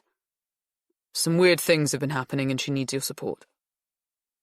My friends stop discussing which salad is the perfect accompaniment to garlic and chili prawns, and give me their full attention. Matthew's formal introduction to the topic isn't how I would have approached it, but once I start speaking, the words flow freely. They already know about the plant pots and globes being smashed. Like Matthew, they suggested extra security cameras and being more vigilant when alone. I didn't tell them about the bolognese sauce. It's not that I wanted to hide the incident from them, it's just that Matthew proposed the same night and that became the big news. Then we got into the prenup thing, so I never got round to telling them about the strange vandalism that was so upsetting. But now I must. Matthew holds my hand throughout. I realise he's trying to show support and solidarity, but my palm is sweating, and generally I'm the sort of person who uses my hands when I talk. I feel bound, restricted. Heidi and Gina listen carefully, not interrupting, which leads me to reveal more than I was planning on saying. I tell them that I often get the sense I'm being watched, that sometimes I think someone else has been in the house.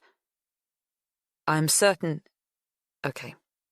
almost certain, that between us we'll find an alternative explanation, something sane and probable, something less devastating than the current ideas that are swilling around my mind. Is this where you had the locks changed and sent us new keys? asked Gina. I nodded. What gives you the impression that someone has been in the house? asks Heidi stiffly. Sometimes the place smells different. It's a weird wet dog smell. Sometimes something has been moved or is missing. My laptop vanished for a day and then reappeared the next. 2 mornings in a row I wanted to go for a run but could only find one running shoe in the cupboard. At the end of the day, the second one was back in the cupboard again. Tell me that isn't weird. Matthew, would you mind getting me a glass of rosé after all? I think I need it now. And maybe if you could prepare Gina an Aperol, a weak one. Matthew nods, happy to accommodate the request. That's because he doesn't know Heidi the way I do. I instantly know she's getting him out of the way.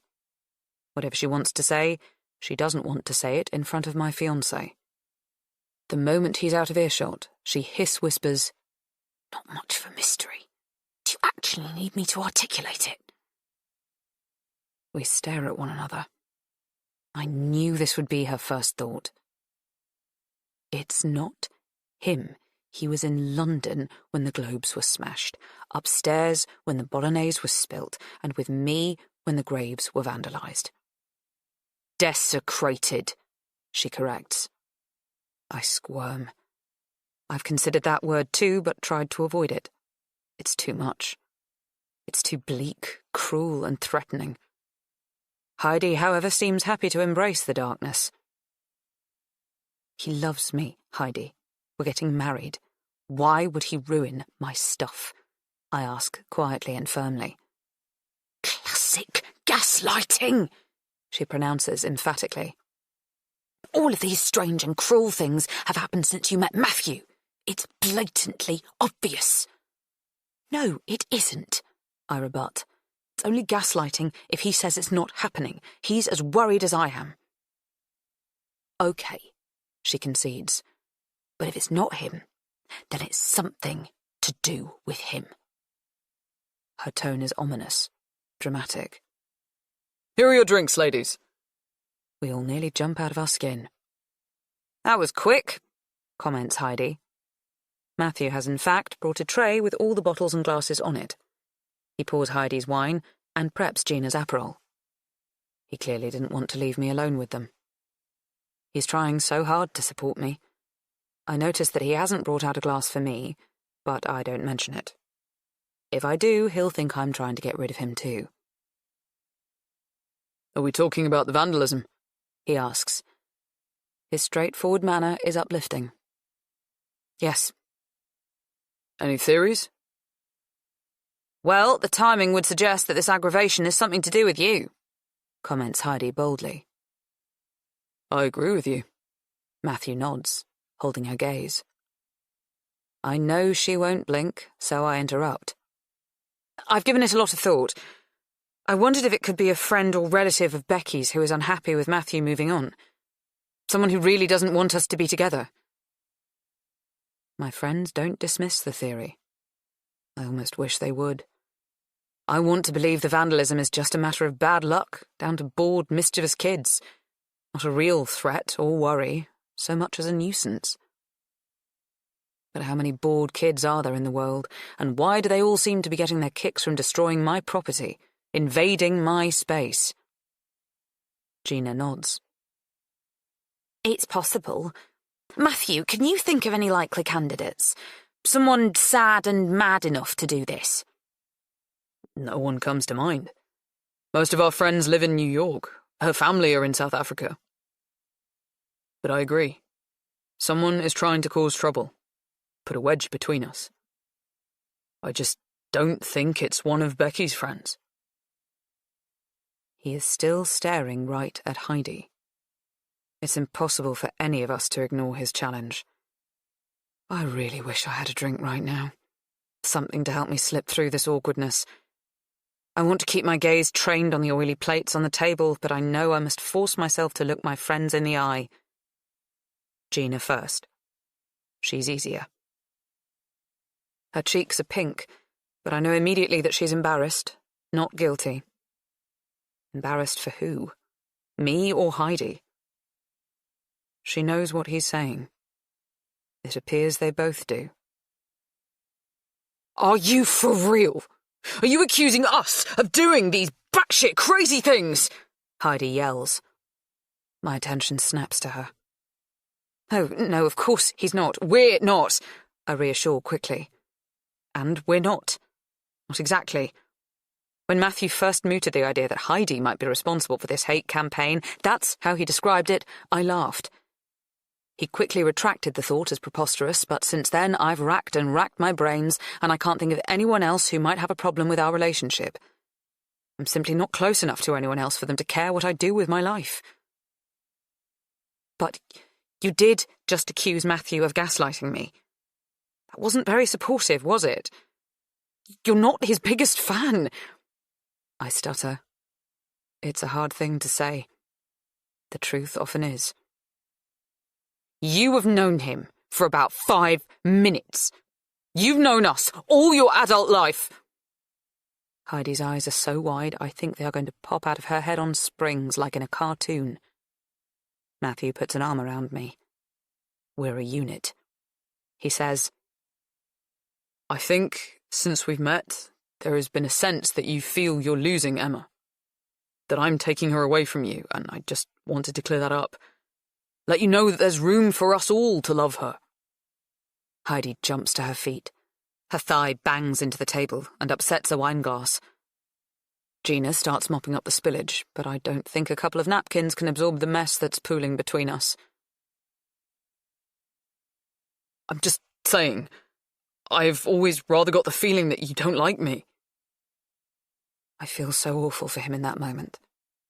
I think of the effort he's gone to today. He has been shopping and prepping for 2 days. He's bought 3 tubs of ice cream to cover each of the girls' favourite flavours. He's trying so hard. We don't know you, corrects Gina carefully, her voice soft. I feel a sense of dread creep through my body. I keep my eyes on Heidi. I'm trying to read her. It's ridiculous to suspect her of doing these terrible things. She loves me. But that's the point. She loves me, and she doesn't like him. Not at all. She doesn't trust him, and she doesn't want the balance of our intimate friendship altered in any way. Love makes people do extreme things, silly, illogical things. Also, I know that Heidi's mantra in life is sometimes the end justifies the means. She first said it to me when she set off a fire alarm at uni to cut short a tedious lecture because we wanted to make our train as we were going to a music gig. More recently, she reported the headmaster of her kid's school to the governors for having an affair with his PA. She said he was morally unfit to speak at school assemblies. I don't know if that really was her objection, but I do know that he hadn't accommodated Fifi's GCSE choices and she'd had to take French instead of Spanish. Heidi was delighted when he was asked to resign. There have been dozens of other occasions when she's muttered this mantra. I'm aware that Leon and Mick and the girls have emerged from the pool. I'm not sure if this was because they were hungry or if our shouting drew them out. Fifi and the men look concerned. They stand dripping, their faces wary. It's time for me to show Matthew my loyalty, support, and trust. He is my fiancé. It's even more painful saying this in front of an audience, but I must. It appears to be someone who knows my movements, and it's most likely to be someone who has a key. Then I drop a bomb on our long friendship. You two are the only people with keys to my new lock. Heidi's eyes flash with fury. She marches through the garden and into the kitchen. Everyone follows her. Her bag is lying on the breakfast bar where she habitually dumps it whenever she visits. She reaches for it and scrabbles about until she retrieves her keyring. It's a Tiffany screwball keyring that I bought her for her last birthday. She efficiently identifies my shiny new key on the bunch of 7 or 8, and then removes it. She slams it down. And now it's just Gina. Girls, get your clothes, we're going. She doesn't even allow them to get dressed. She bundles them into the car in their wet costumes. Leon is stunned but does as she directs. As their car pulls away, I hear her bark instructions. Sit in your towels. I feel saddened by the thought of their journey in wet clothes. Gina looks like she's in physical pain, torn as though she's being split in two. Mick ushers Lottie into the wet room and emerges a minute or two later. Lottie is at least in her clothes, although her hair is dripping. After a beat, Gina says, I'm going to go after her. I'll call you tonight, okay? I nod and try not to think that Gina has chosen Heidi. I know she's just trying to help make peace. She puts her hands on my shoulders. Just don't do anything rash, okay? Take a breath. I nod. We'll sort this, she assures me. I turn away from her and bury my face in Matthew's chest. He rubs my back. It's okay. We'll be okay, he murmurs. Chapter 22. We marry within 48 hours of arriving in the Maldives. The ceremony takes place on the beach at 10 in the morning, before it gets too hot. The morning sun spreads across the sand, making it look like buttercream on a birthday cake. The ocean is disconcertingly blue. Sunlight dances on the water's surface. I find it hard to look at the sparkles and flashes popping like fireworks. The scene is idyllic. If I was the sort to run a personal social media account to showcase my perfect life, I know I'd be able to post the most stunning little tiles to make our friends sigh with longing and envy. As I think this, the horrible words, "What friends?" flip into my mind. I push them away. That is not a helpful thought on this day of all days. Anyway, I only have a work account on Instagram, which is run by the marketing team, so I won't be posting anything. I'm excited at the thought of our wedding photos, mounted in silver frames dotted around the house. I'm already looking forward to looking back on this day. I wear a white crocheted caftan that I bought in a hurry at Heathrow, and an orchid in my hair. Matthew wears shorts and leaves his linen shirt open. He's accessorized with a Panama hat and looks unfairly cool. The photographer and hotel staff are our witnesses. After the ceremony, we eat freshly caught lobster under a silk canopy. We drink piña coladas and laugh about how we both think the naff nature of the cocktail and its sweetness is made all the more delicious because we are suiting ourselves and no one else. It feels like we are floating in a bubble, a private, delicate, iridescent bubble. Of course, all bubbles pop. When we return to the UK, I am busy at work, playing catch-up for the sudden unexpected time away. I have to visit Scotland for a few days to make some in-person redundancies, which is hard, and even when I'm back down south I spend most of my time in the London office, practically chained to my desk, barely looking up from my screen. It doesn't make sense for Matthew to come into London with me, as I'm too busy for dinners out, let alone long sessions in sexy hotels. I go back to staying at Premier Inns when I finish late and can't face the commute. It's a relief to know he's in Hampshire, looking after Woodview, keeping it safe. I'm glad to be busy. It helps me avoid thinking about the fact that this is the longest period of time Heidi and I have ever gone without speaking to one another. Her silence is loud, deafening. I also don't want to think about the fact that there have been no more incidents of vandalism since we last saw one another. When she handed back her key. It kills me to think the two things might be related. I get a searing pain in my chest that leaves me breathless. Gina and I have swapped some messages. She knows I'm married. She asked if there was a prenup in place before it happened, and although I think the question is impertinent, I assure her there was. I choose not to take offence because I can't bear the thought of losing her too. When I do find the time to visit her, I'm laden down with an abundance of colourful sarongs and handmade jewellery, gifts for Lottie from the Maldives. I cleared out the expensive hotel boutique and bought all the crafty bangles and pendants I could. I also give her a string of freshwater pearls. Even as I handed over my credit card, I knew the necklace was inappropriate for a child, but I bought it anyway. Lottie accepts the gifts with a quiet formality that doesn't hide her disappointment at not getting her big day. It isn't intended to. I wonder whether she will ever forgive me, or whether I'm doomed to a lifetime of dark scowls and monosyllabic answers.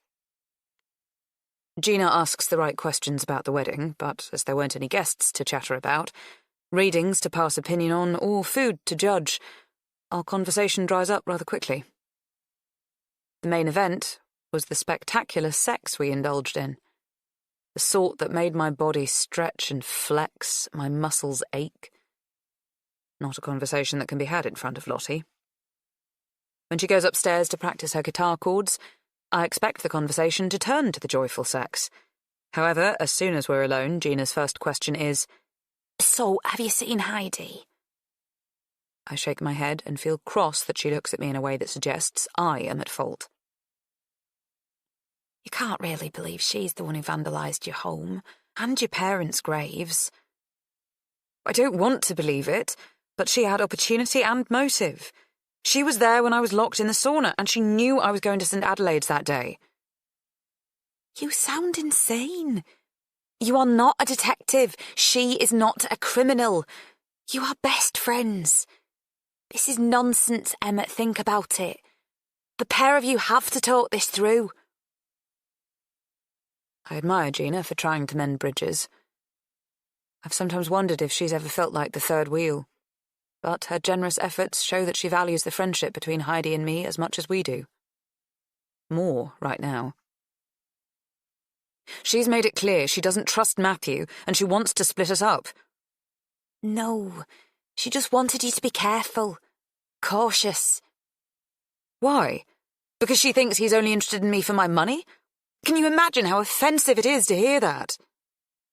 Gina nods. Of course that's awful, but that's not what she meant. I think she liked having me to herself, at her beck and call, an extra pair of hands with the kids, deep pockets. It's ironic that she's worried that Matthew only wants me for my cash, I mutter. What do you mean? I'm angry with Heidi. Hurt, too, and I need Gina more than ever, which is how I justify breaking confidences. Well, I paid for Fifi to go on that school ski trip last year, and for Troy to go on a cricket tour to South Africa when he was in sixth form. Heidi and Leon couldn't afford the holidays, and I didn't want the kids to miss out. I've often paid for treats, jaunts to Legoland when they were younger, to the Nike flagship store in Oxford Street. I even paid for their dog. You bought Bella? Yes. When we were at the Breeders and Heidi was paying, her card bounced. What could I do? The kids were psyched. Bella was already on a leash that Elia was holding. Heidi said she'd pay me back. She never did. Gina's eyes widen. I had no idea. Ask her if you don't believe me. Of course I believe you. It's just you've never spoken of it.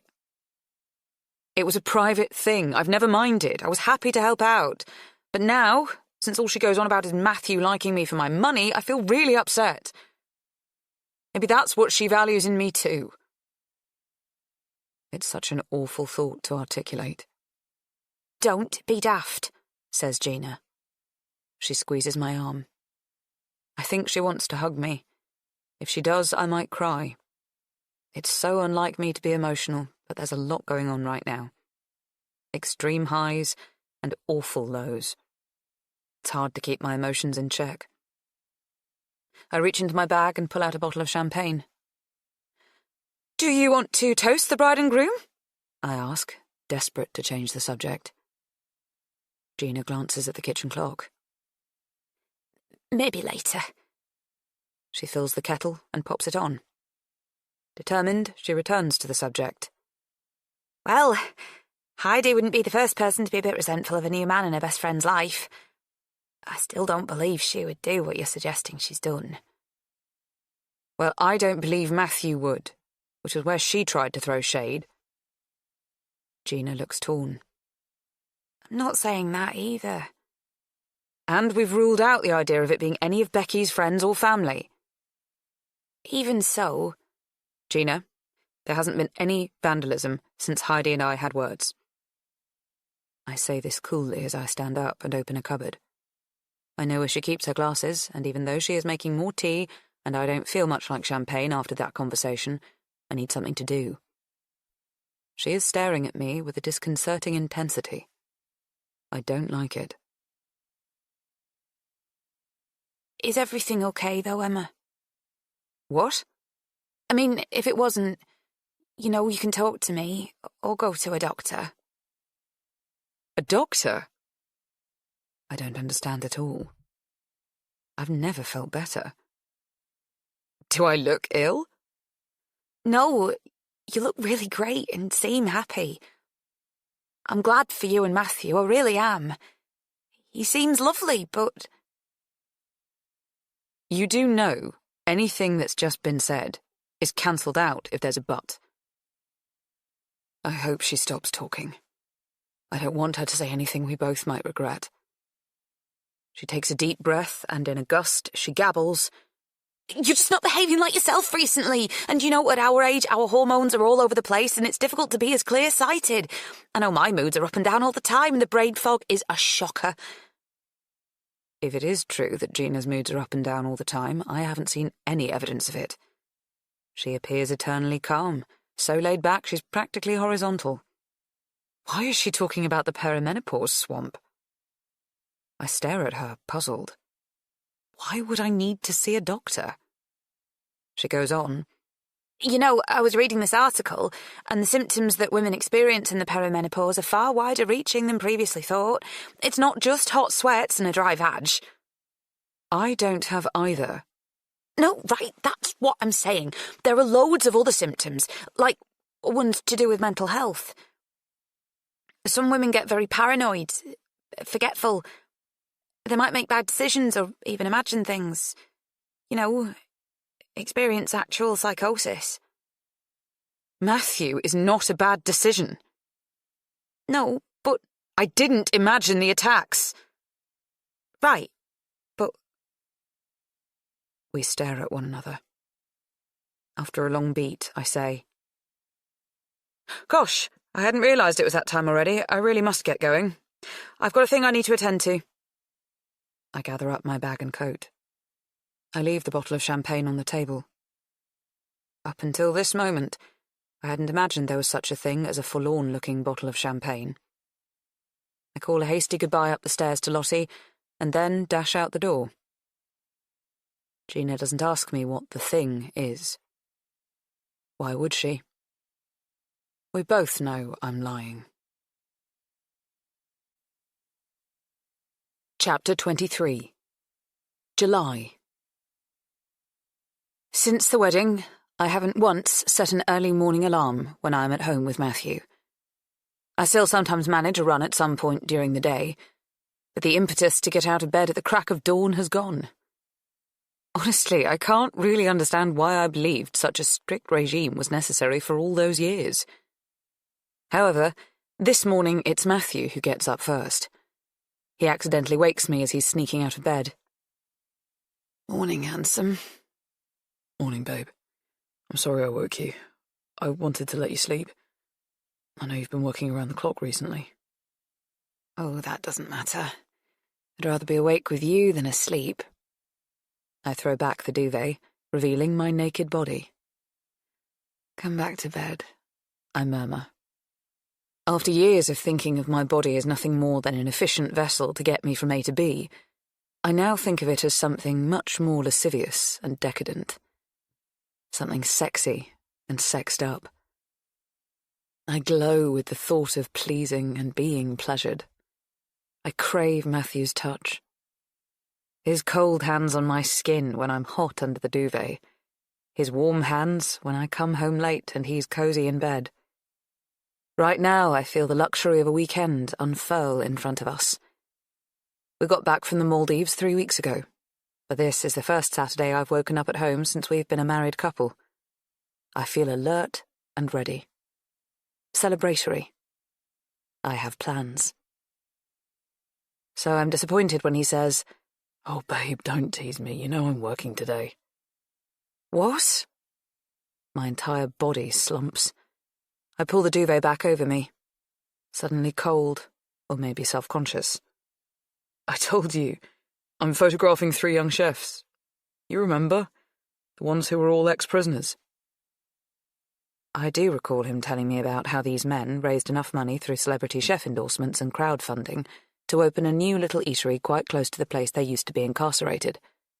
The idea being that they will serve excellent food to prison visitors and anyone else brave enough to go to the less salubrious parts of London to be served smashed avocado on sourdough toast for a tenner. He's right. We did talk about it. It sounds an interesting project. I just hadn't appreciated it was happening today. Matthew goes into the bathroom, and I hear him turn on the shower, then humming above the sound of the gushing water. I can't resent him working at the weekend, considering I often do, and I can tell he's excited about this commission. While he showers, I think about how I'm going to spend my time. I consider what can be done around the house. It's fun to see Matthew's face when I announce that I've unblocked a U-bend or mowed the grass. You dinosaur! Women can do these things, you know, I joke, when he comments that he's surprised by my independence and abilities. It's just that Becky and I had distinct pink and blue jobs. She wouldn't even take out the bins. I get out of bed and follow him into the bathroom. As I clean my teeth, I comment, "You're clearly looking forward to the shoot." "It beats taking pictures of middle-aged white men in suits for their corporate websites," he replies. "Excuse me, you were talking about my tribe." "Well, last time I looked, you were all woman," he responds. Smiling in that way he has, the way that makes me weak and momentarily happy to be so. He steps out of the shower. Still wet, he leans towards me and lands a long kiss. I breathe him in and my stomach lurches. "I need to shower. We could go back in there together," I offer. "I'd love to, but I really do have to get on the road. I want to beat the traffic." I'm not going to overthink the fact that I'm standing here naked offering to have sex in the shower, and you're turning me down because of the flow of traffic on the M3. He grins. "I'm sorry. You could come with me." I shake my head. "I'll be in the way." Downstairs, a gust of wind blows through the house, and a door slams shut. I jump when I hear the bang. Matthew wraps his arms around me. "Hey, scaredy cat, it's okay." I laugh. He gently kisses me and murmurs, "I wish I believed in some higher power. Lucky stars, Cupid, anything. So I could thank them. Because my life is great right now. I'll miss you today." I beam. "I'll miss you too." The words tumble out of my mouth, excited and simple. Chapter 24. The gutters are clogged, a consequence of living so close to the woods. Leaves and other debris are in abundance. This used to be just an autumn problem, but here I am at the beginning of July, still doing the job. Clearing the gutters is a big, dirty task, one that might require a professional considering the height of my roof, but I decide to take a look. At the very least, I can make an assessment as to how much work might be required before I find someone to come and deal with it properly. I change into a pair of old joggers and a long-sleeved t-shirt, then dig out a pair of rubber gloves and get to work.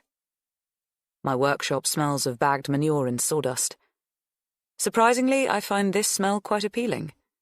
One thing suggesting growth, the other industry. I unearth an old plastic kitchen spatula, tarp, a hose, and a ladder. It's a heavy, extendable thing that I bought a few years ago, so I could pick apples from the tallest trees in the orchard. I haul it to the front of the house, getting a buzz out of the exertion required for this manual labour. I've been at my desk too much of late. Any YouTube video about gutter clearing will recommend that you have someone hold the ladder for you. That's not an option today, and I'm used to circumnavigating my way around being on my own. I realise I no longer have to. I could wait and do this tomorrow, when Matthew is home, but it seems silly to waste our time together doing household jobs. I make sure the ladder is securely propped up against the house and avoid uneven ground. I spread out the tarp, and then, slowly and cautiously, climb the ladder. As I suspected, the gutters are full to the brim with soggy brown leaves and sticks. I start to scoop out the debris and flick it to the ground, mud splattering in an arc. After painstakingly cleaning the filth to my left and right as far as I can reach, I carefully come down the ladder move it along a metre or so, and then go up again and repeat the entire process. I soon get into my rhythm and find it therapeutic. My mind wanders first to thoughts of mulching the debris, creating compost, and then to work. Every time Heidi and Gina come into my mind, I push them away. Not now. It happens so quickly, I don't even comprehend it has until I'm flat on my face on the ground. The pain of the fall ricochets through my body in heavy, debilitating pulses.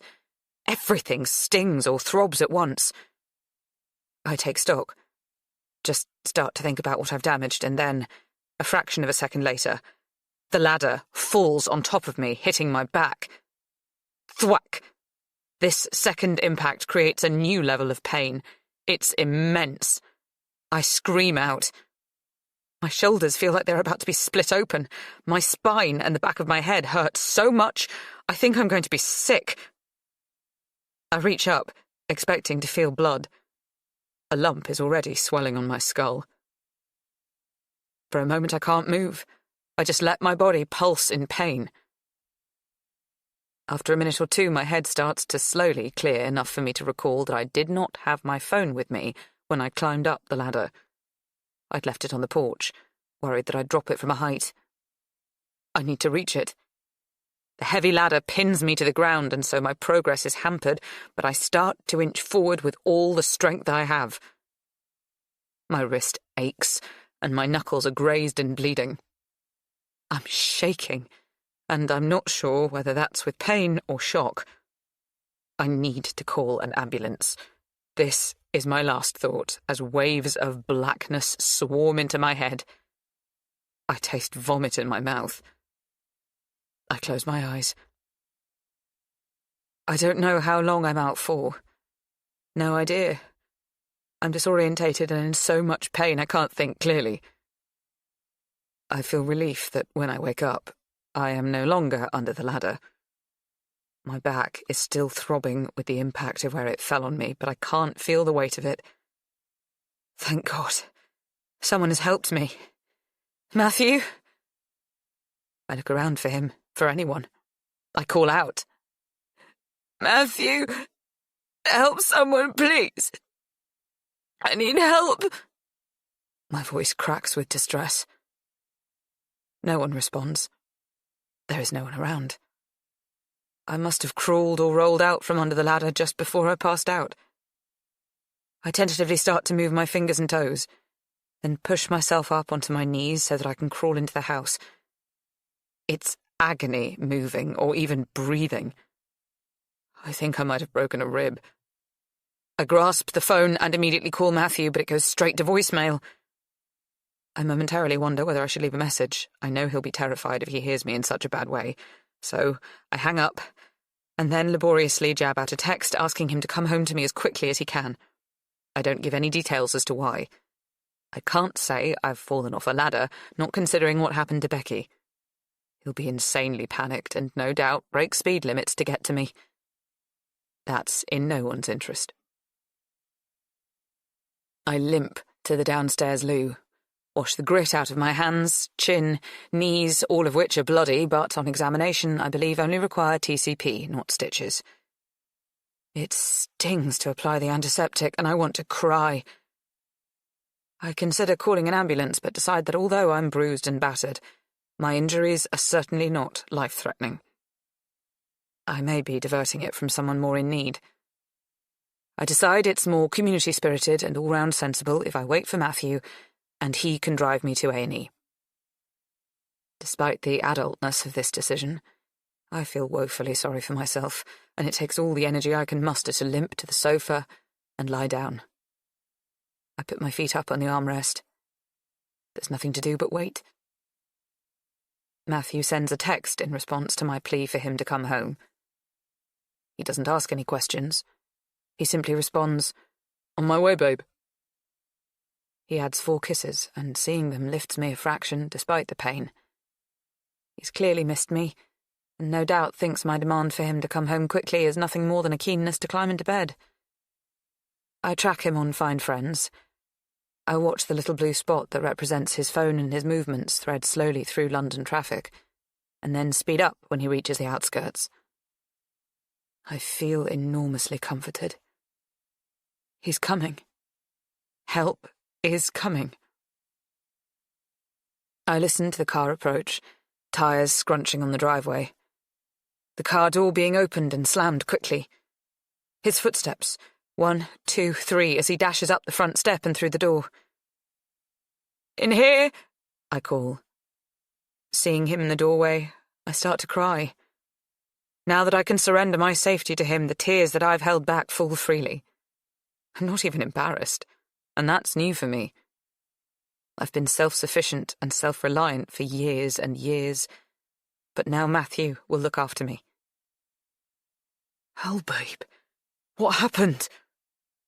His face is taut with shock and concern. I start to explain that I fell off the ladder, and then it fell on top of me. I sob as he carefully, tenderly examines my cuts and bruises and then declares, "I'm taking you to A&E. He helps me to my feet and leads me to the car. He parked it, or in fact abandoned it, just outside the front door, so I don't have far to walk.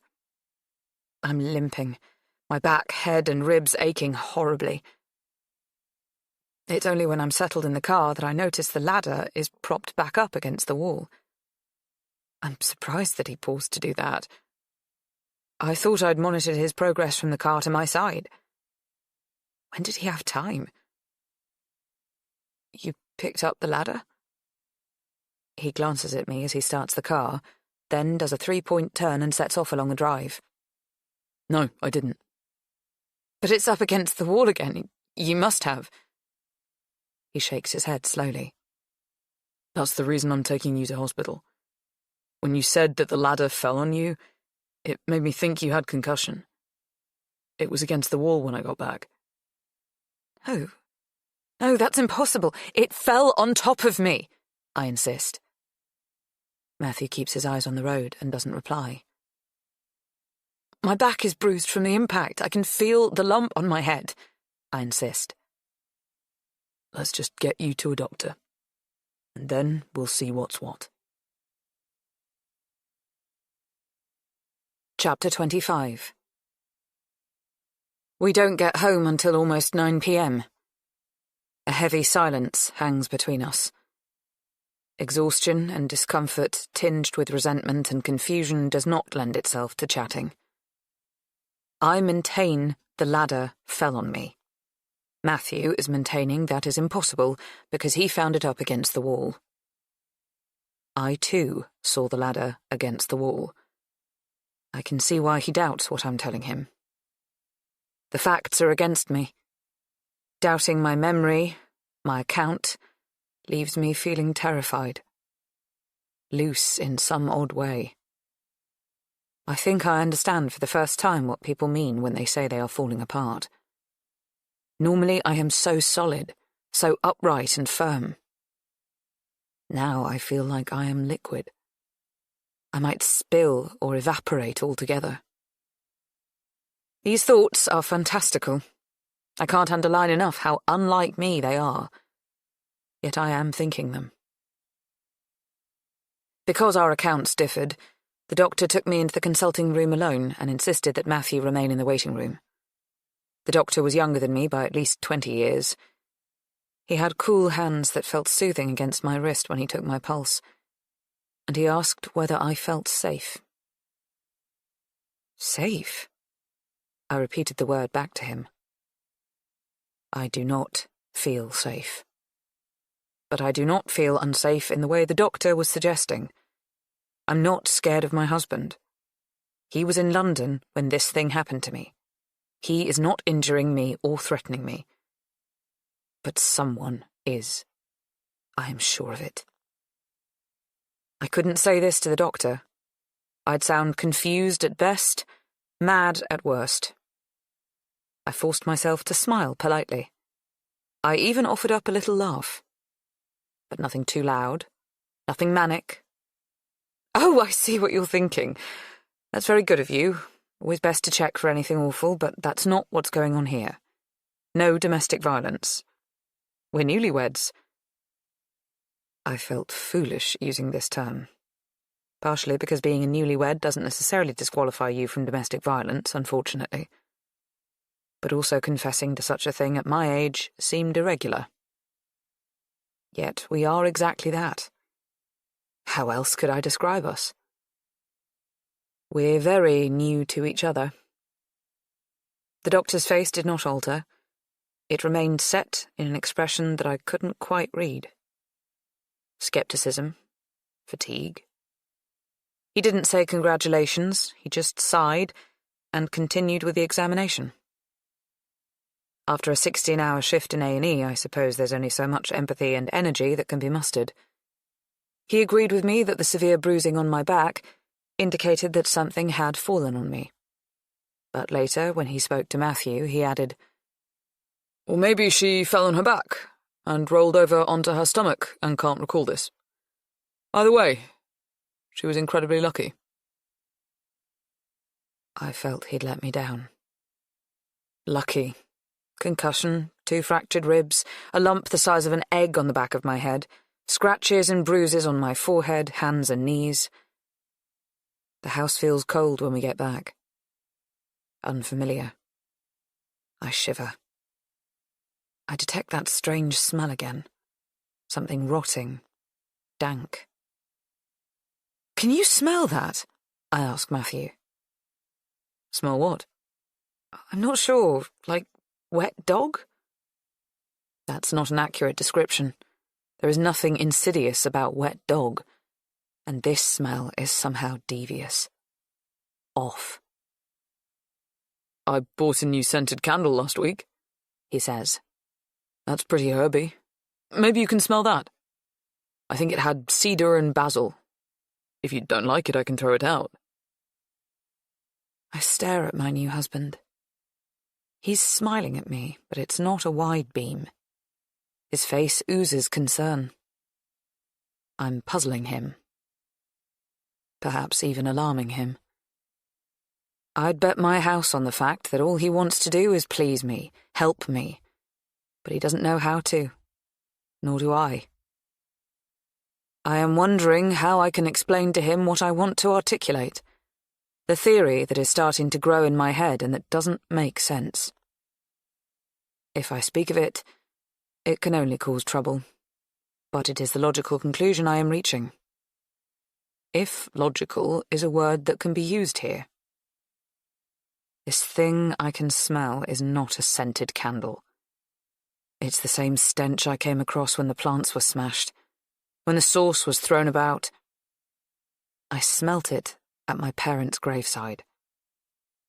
I don't recognize the not quite human smell, and yet I'm certain it must be the smell of whoever it is that is targeting me in this peculiar way. It's not prankster kids. Kids are noisy, careless. This threat is silent, precise, focused. I shiver. "I can't smell anything different," says Matthew, shrugging. "It is cold, though. I'll check there isn't a window open." Yes, the temperature dropping. I've noticed that too. He checks all over the house but doesn't discover an open window. He turns the heating on and tells me he'll fix supper. Thanks, but I just want to get to bed. These painkillers are making me drowsy. I go to bed alone, and Matthew stays up. Says he's going to watch an arty film that he tells me isn't my thing anyway. I thought I'd fall asleep instantly, but I don't. Weird that after years and years of sleeping on my own, it's only taken having a couple of months of company for me to miss Matthew's solid, warm presence. The mattress seems too cool and flat, and I miss the slight dip he creates that causes me to roll towards him. I flick on the bedside lamp, pick up my laptop, and start to Google my impossible theory. That's how I think of it in my mind. Impossible. Laughable. But I find myself looking anyway. I'm disturbed by the accounts that make it seem possible, as much as I might have been if there was evidence to contradict it. I would like to share my thoughts with someone, but who? Not Heidi or Gina, obviously. And I don't know how to have this conversation with Matthew. After about an hour, I hear him on the stairs.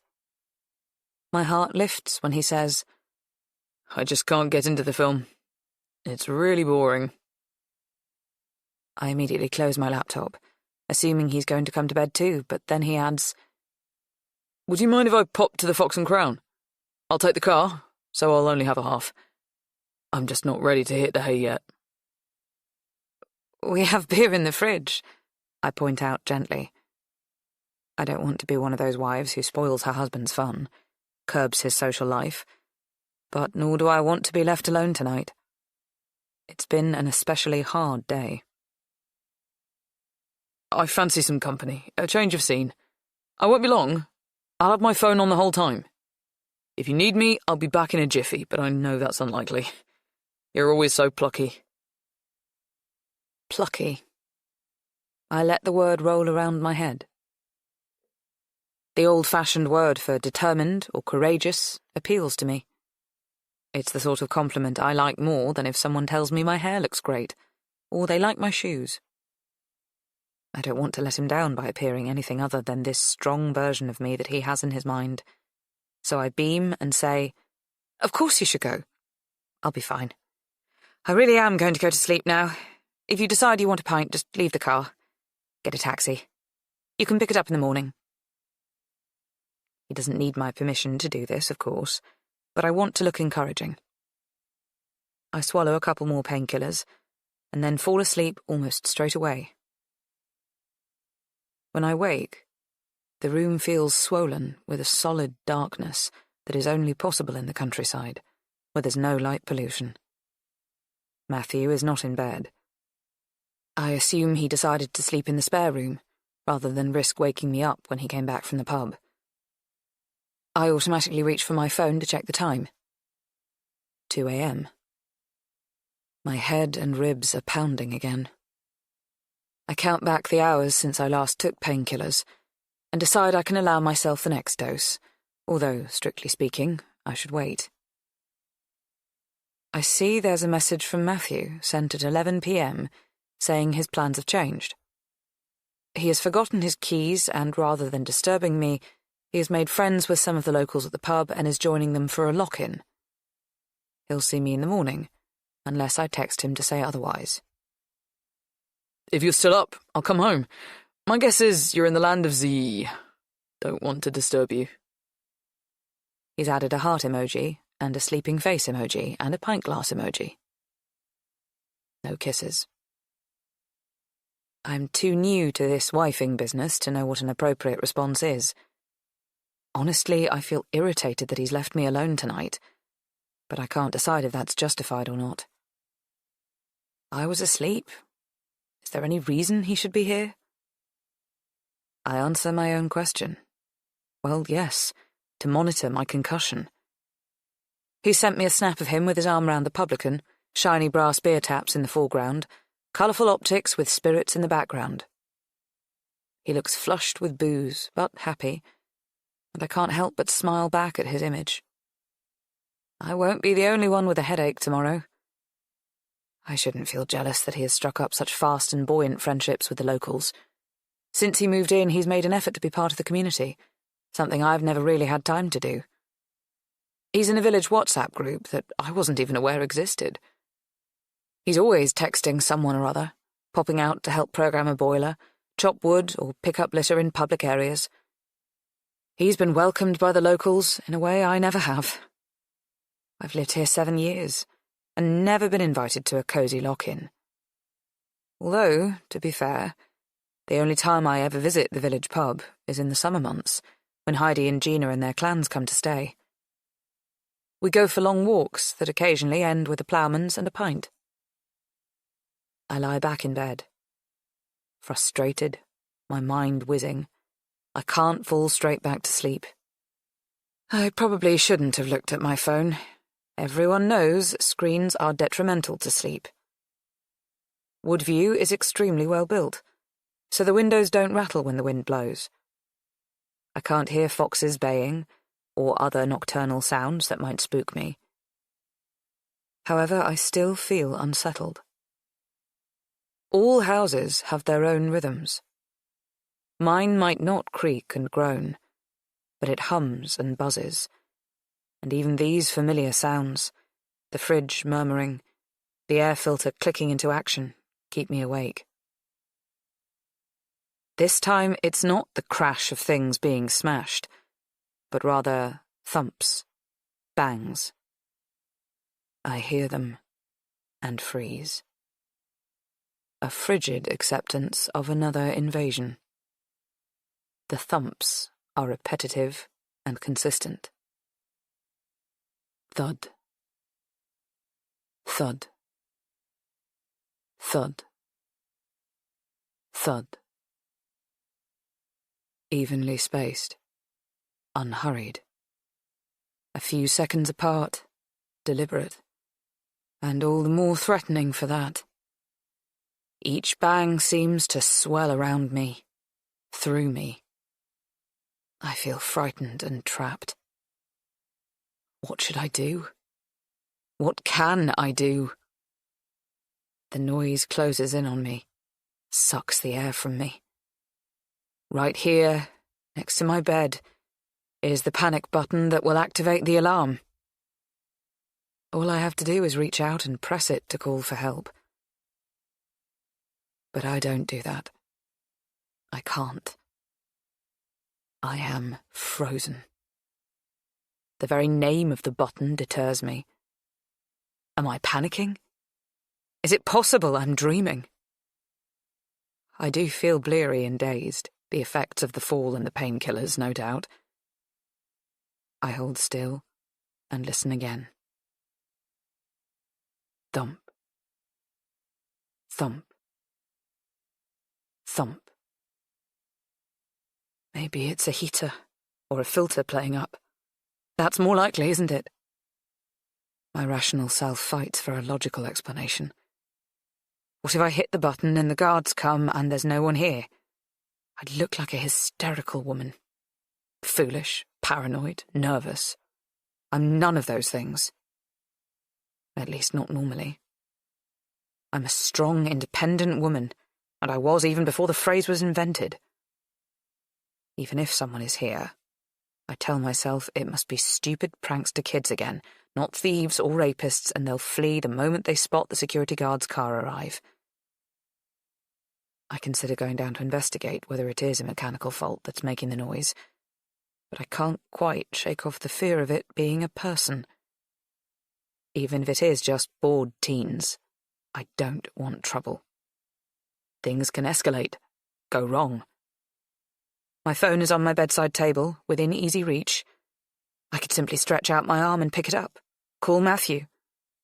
He wouldn't judge me as foolish, paranoid, overly nervous. Would he? If the intruders do vanish by the time he arrives, he'll simply be pleased that I'm fine.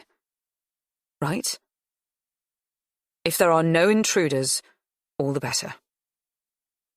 Yet I do not stretch out my arm. I'm not certain why. Maybe because calling an inebriated man to rush to my rescue somehow goes against the grain. He can't get in the car to come to me. He's too drunk, so it would take him ages to get home.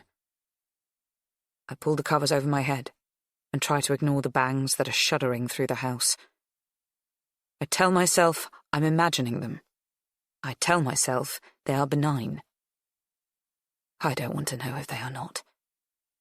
I'm trying to remain logical. I don't want crazy, catastrophizing thoughts.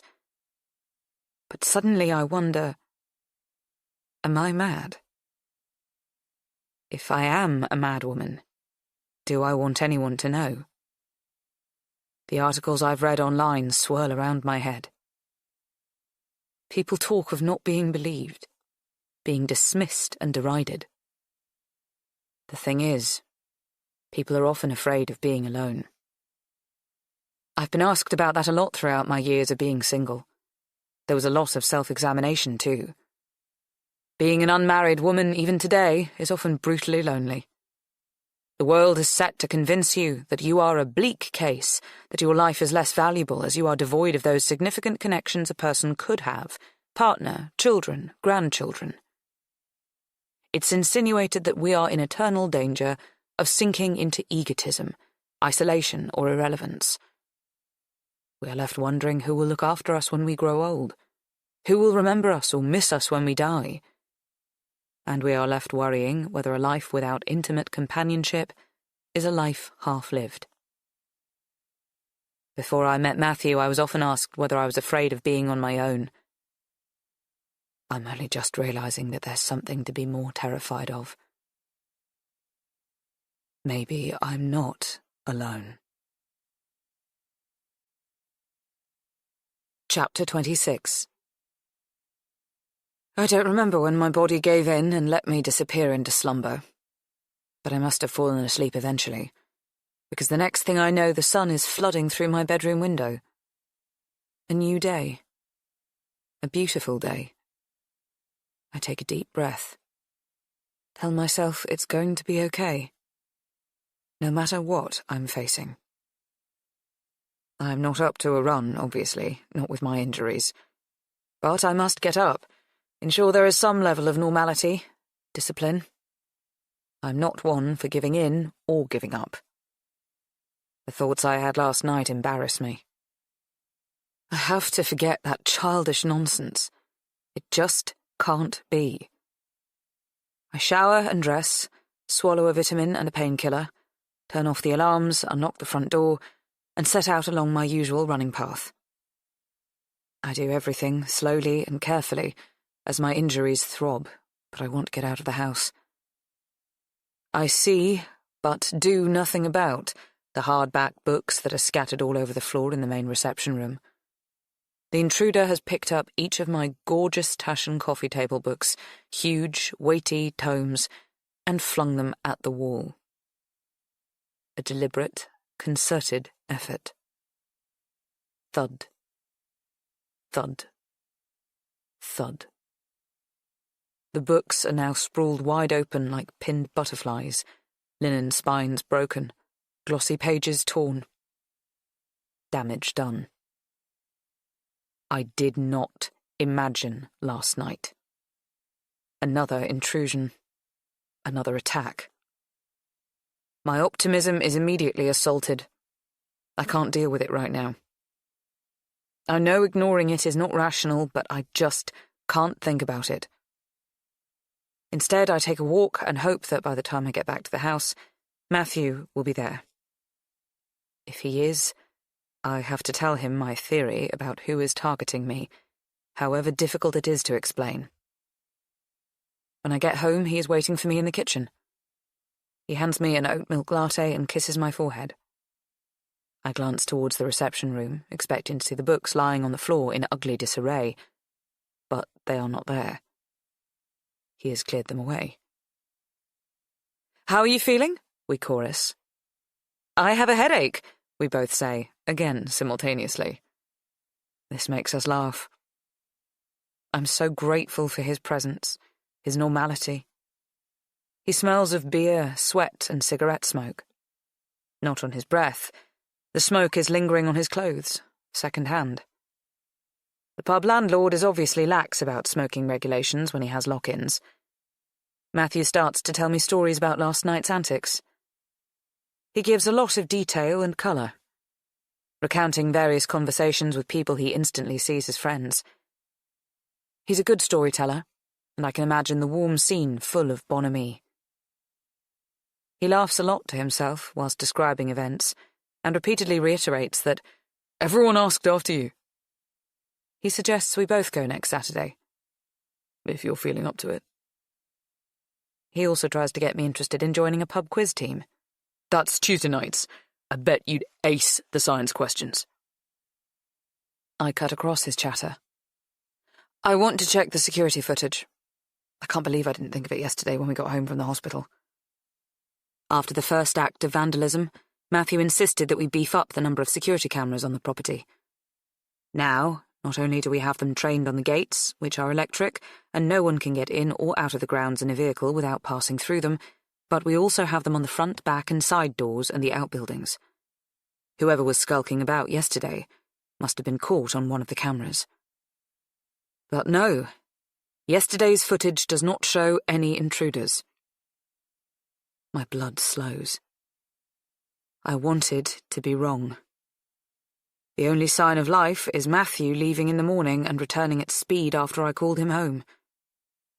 No one else passes through the gates. The cameras are not pointed near where I was working on the gutter, although the front door camera does capture me crawling into the house. It's strange watching the low-res, grainy version of myself in so much pain, vulnerable, alone.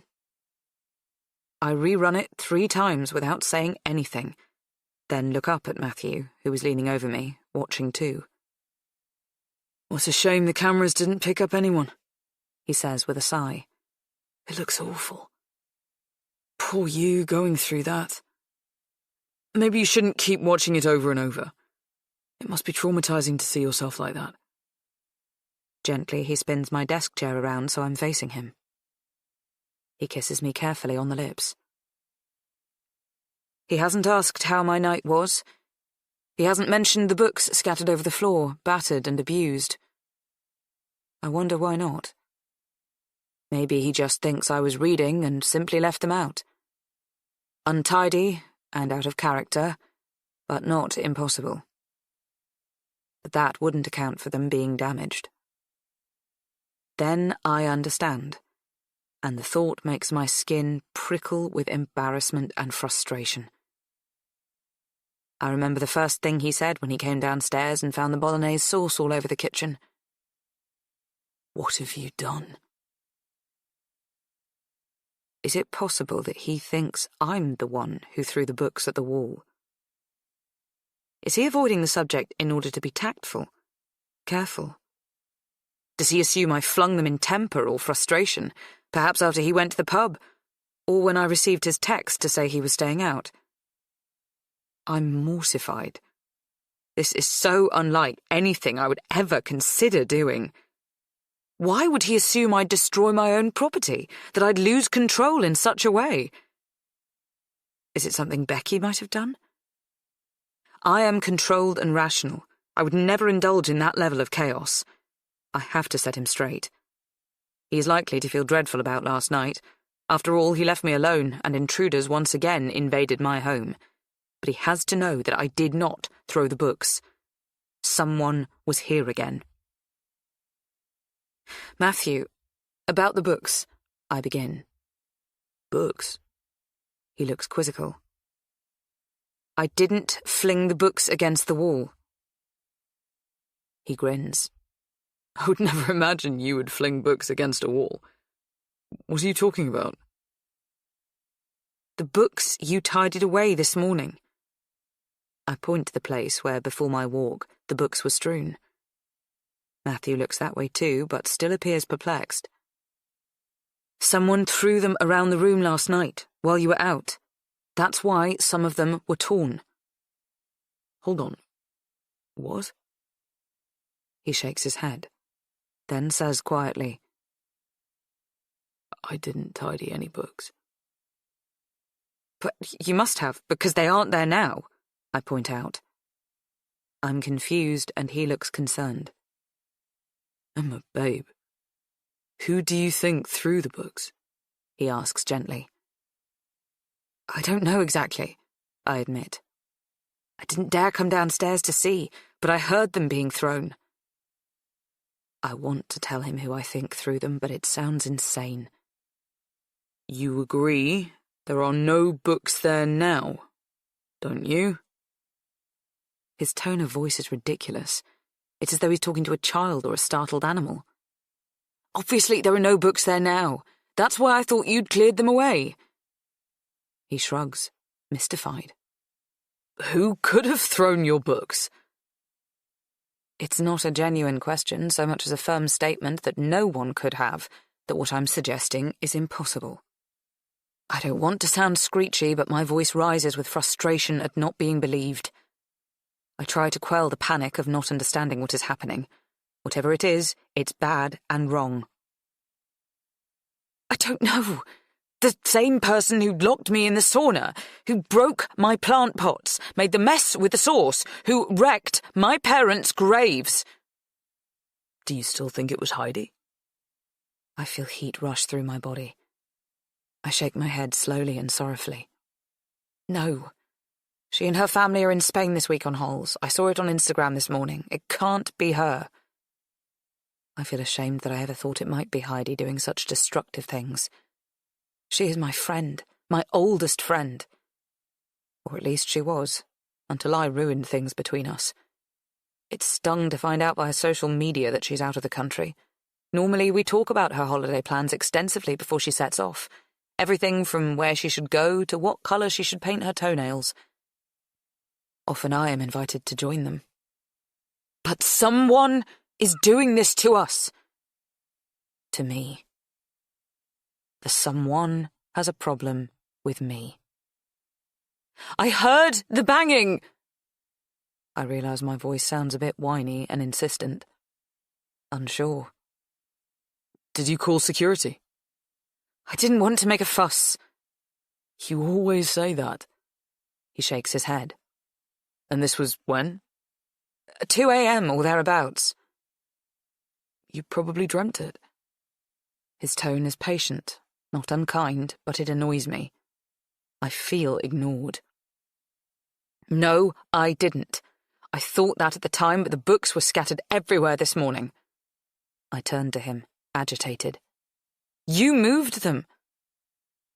It isn't an accusation so much as a hope. He shakes his head slowly. But you must have, I insist. They were there this morning. I saw them. I walk back to the shelves and run my fingers along the spines. The books are all back on the shelves in the exact order that I always keep them. Tallest on the left, shortest on the right. Matthew follows me to the shelves. He kisses me on my forehead again. Paternal. Concerned. I wish he'd kiss my lips. I'm going to go to bed. It was a crazy night last night. Maybe you need some more sleep too, Emma. It is bloody early. You do know other people stay in bed if they have broken ribs, right? He's smiling, but his expression is tight and strained, suggesting he's forcing his positivity. Then, after you have a nap, we can go out for lunch. You need to take it easy.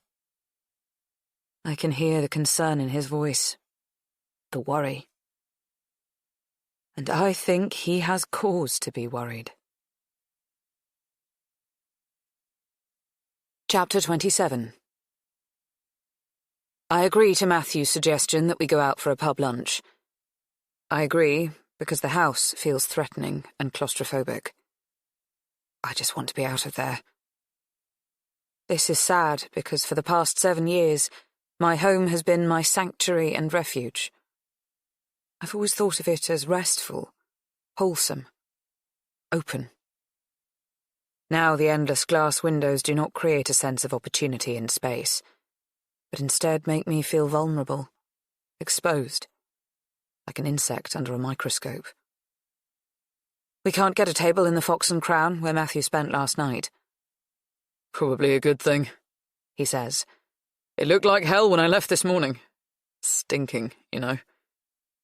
He tries a few other places, but all the charming pubs nearby are booked up. And in the end, we have a very average roast in a draughty, unprepossessing eatery with bad service. There are faded prints of 19th century harvests on the wall that look apologetic rather than bucolic. The loos are smelly and the tables sticky. We both try to pretend we are having a better time than in fact we are. Something that is even trickier to achieve when I order a glass of red wine and Matthew catches my eye, literally raises an eyebrow. I feel judged. A glass of red is always nice with a roast, I explain. Right, but should you? He asks. He orders a Coke because he's driving and, let's face it, hungover. That doesn't stop him saying, The painkillers are pretty heavy duty. Should you be drinking while you're medicated? Did you have a drink last night? No, I didn't. Are you sure? I don't reply. I don't really enjoy the Merlot. It tastes sharp and sour. The gravy is greasy and creates a slick in my mouth. The vegetables are overcooked. It's the sort of meal that hasn't passed muster since 1995. I wish we'd booked somewhere a little fancier. There's a restaurant in the next village that has a Michelin star, I say. We don't need Michelin stars to have fun, he replies. But it feels like we do when we both decline pudding and coffee and are back in the car heading home after only an hour and 5 minutes. The pavements are wet. The grass is wet. Even the air feels wet, although I can't remember noticing when it rained. The blue has drained from the sky. It's now colourless. The entire landscape looks like a reluctant apology. This place must be lovely when the sun shines, comments Matthew, admitting that it's far from lovely now. This isn't how I imagined our weekends together as a married couple would be. On the journey home, I rack my brain, thinking of some small talk that might fill the silence, but I am stumped. Too confused to muster the energy. Shouldn't he be the one making the effort? I'm injured and scared. He's the one who spent the night in a pub, leaving me exposed to God knows what. The fact that he isn't making an effort bothers me. Sometimes I am struck by just how new to each other we are, and it's disconcerting. I've defended the speed of our relationship to everyone. My closest friend, nosy colleagues, even my brother expressed surprise at it via a text with a string of chin-scratching emojis. I realise I haven't got the balance quite right yet. On one hand, I expect Matthew to be polite to me all the time, but on the other hand, I recognise that as we are husband and wife, showcasing best manners eternally is unrealistic. I'm not saying spouses ought to be impolite to one another, but I think they should be relaxed and honest, unthinking. It bothers me that I bite back my words, that I am careful with him. He is careful with me. It's not absolutely right. We should be talking about the books, the ladder, and all the other weird, unexplained things that have happened. We don't. We don't talk about anything at all. The silence exposes how fragile our alliance is. Shiny and new, yes, but also delicate. Matthew suggests another early night. He insists I need to relax. Initially, I think he is suggesting sex. I am unsure how I feel about that exactly. Am I physically up to it? Am I in the mood? And if not, can I get in the mood? However, before I make up my mind, it becomes apparent that these questions are superfluous. He picks up the culture magazine that comes free with the Sunday paper, so I reach for my laptop. We read in silence. After about an hour, Matthew turns to me and asks tenderly, "How are you feeling?" My ribs aren't too painful, but my head is still aching, I admit. I was thinking, babe, maybe you should try and drink a little less. He says this with a gentle smile. The benign expression does little to counter the sting of what is behind the words, which I find offensive, wounding. I recoil. Excuse me? I carefully close my laptop. I know the article I was reading by heart anyway. I've scanned the same line at least a dozen times. I was just pretending to read to convince Matthew and myself that I'm fine and everything is normal. But I'm not. It's not. My husband's words feel like an overstep. I follow his gaze to my bedside table where an empty wine glass stands accusingly. I feel my skin flush. I can't remember bringing it to bed with me. I just want to relax, or if that's too much of a stretch, then I just want to not think. I put the laptop on the floor beside me and lie flat on my back, tucking the duvet further up my body so that it reaches my shoulders. We sleep naked. Normally, this is a fact I revel in. I love to roll onto my side in the middle of the night, smudge up close to him and feel his skin against mine. Tonight, I feel oddly vulnerable. I refuse to show as much, and so instead I decide to grasp the challenge. We should be able to have difficult conversations, I don't want to have to walk on eggshells. You think I drink too much? I didn't say that. By suggesting I should drink less, you did by implication. He looks wary, and then, with a sigh, says, I just think the drink might be the reason you're getting things confused recently. Look, don't take this the wrong way, but did you have a glass at lunchtime, the day you fell off the ladder? I'm sorry, what are you saying? I'm not looking for a fight. You might have stumbled upon one anyhow, I snap. I shoot him a look that would cause a weaker man to crumble. He reaches for my shoulder and gives it a little squeeze. You know, if you had a problem, I would be there for you. I would support you. If I had a problem? If there was a problem. He corrects himself. You know, with alcohol. I'd understand. Your dad and your brother. He trails off. There is a problem. I'm being victimized by some unknown person or thing. Thing? He looks quizzical. It wasn't wise of me to add that. How can I tell him my latest theory after what he's just said? It sounds mad even to me. Do you think I was drunk and smashed my own plant pots? I demand. He doesn't respond. I'd have liked him to come back with a firm no. Do you think I threw the bolognese around the kitchen, the books around the living room? Of course you do. You've just said you think I was pissed when I fell off the ladder. He still stays silent. Oh my God. You do think that? I feel punched by the unfairness of the suggestion. Someone pushed me, then threw the ladder on top of me. We checked the security cameras, Emma. We have done after every incident. There has never been anyone around. Not once. He sounds as sorry as I feel. I'm not judging. I want to help. He pauses for the longest time. So, last night, were you drinking on your own again? I shake my head, denying his suggestion, and also trying to dislodge it. I don't want that thought, that accusation, settling. Drinking on my own again. It's upsetting, and I resent it. I resent him. I'm not a big drinker. Am I? True, I probably nudge above the recommended 15 units most weeks. Work dinners, receptions where glasses of white wine and similar are regularly served. On our date nights, I usually start with a G&T, then we share a bottle. He generally has 2 glasses, I have 3.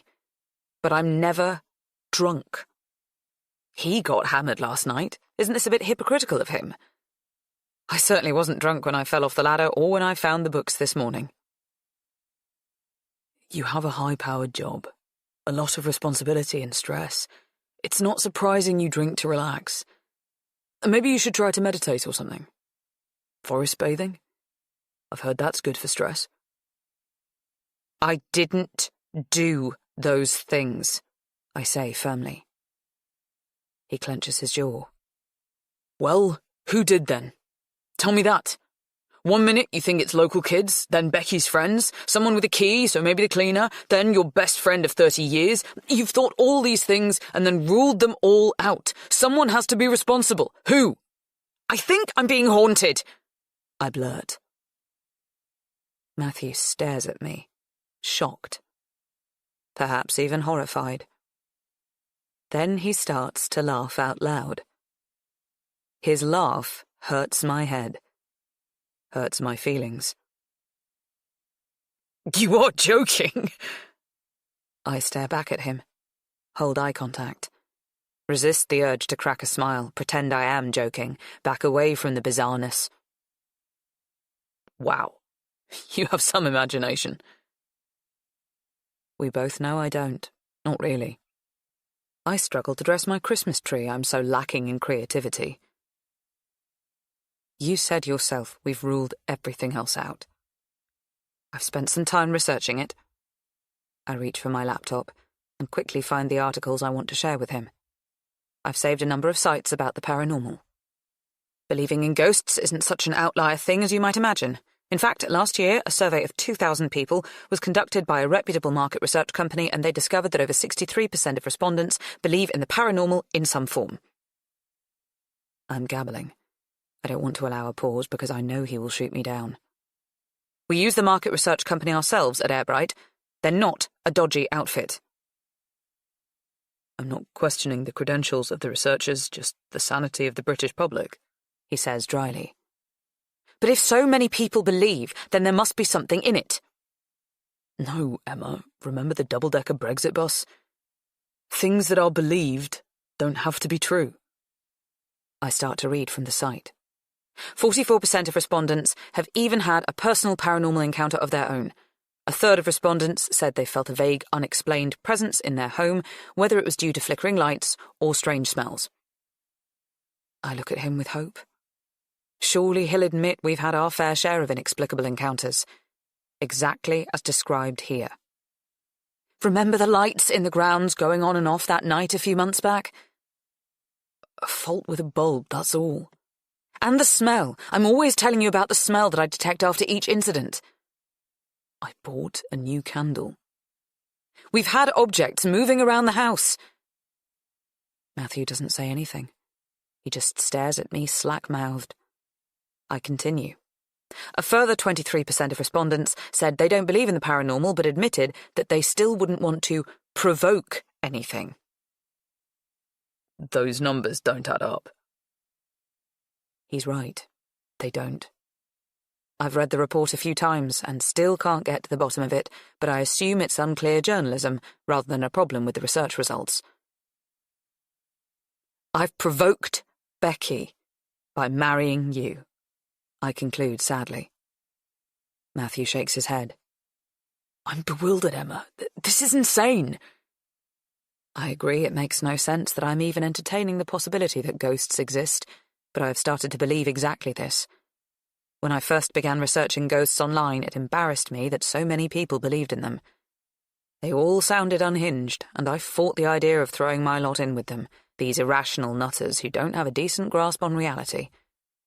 I started reading bonkers sites that giddily declared, "Don't wait for Halloween to use a ghost hunting app. It's a thrilling thing to do at any time, alone or with friends. Creepy basements are a great place to talk to spirits.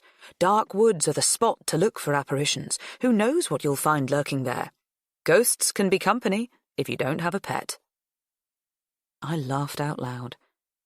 I was glad that my first foray into entertaining the possibility of something paranormal was so ludicrous, because I wanted to dismiss the idea. I like being rational, clear-sighted. Believing that I'm being haunted isn't very me.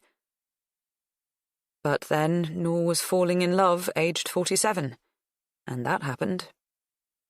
The more I researched the paranormal, the more convinced I've become. It's the only answer. I think she's haunting me, I continue. I think she did all the disruptive things around the house, but now it's escalating. She shook me from the ladder and then threw the ladder on top of me. She wants to hurt me. I'm really scared, Matthew. I think she wants me dead. Slowly, sadly, Matthew shakes his head. Emma, don't you see? If you think that's a rational explanation, there really is a problem. I don't know if this is connected to your drinking. What? I just don't know what to say to you. He said he'd help. He said he wouldn't judge. But now he says, I'm sorry, I'm going to sleep in the spare room tonight. It's a lot to process, you know. My new wife, accusing my dead wife of trying to kill her. And with that, he gets out of bed and strides out of the room. I bet Becky's ghost is laughing. Chapter 28. Becky. She's lost it. His text is stark and to the point. No kisses, I notice. We don't do that. They do. I've seen her phone often enough to know as much. There's always at least one, often a string of them. It's pretty infantile. Mortifying considering her age. I type my response. That was the plan. I wait. He is online. I can see that. I wait for the word typing to appear. It doesn't. Fucking WhatsApp. It's hell on earth. If he was standing in front of me, I could read him. I could make him elaborate, answer me. I hate the fact that the whole world can hide behind devices now. We've cultivated new levels of passive-aggressive, polite deception. True, I know I sometimes use it to my advantage, but fuck, it's frustrating. I send a single question mark to nudge him. He knows me well. I'm not someone who likes to be kept waiting. I don't like being on the outside of the action. You better give me details quickly. He does. She thinks you're haunting her. I mentally punch the air. What? That's perfect! Batshit crazy is better than alcoholic. Again I wait, sighing my impatience out through my nose. God, he is really annoying recently. I think he actively enjoys making me hang around, stay on the periphery.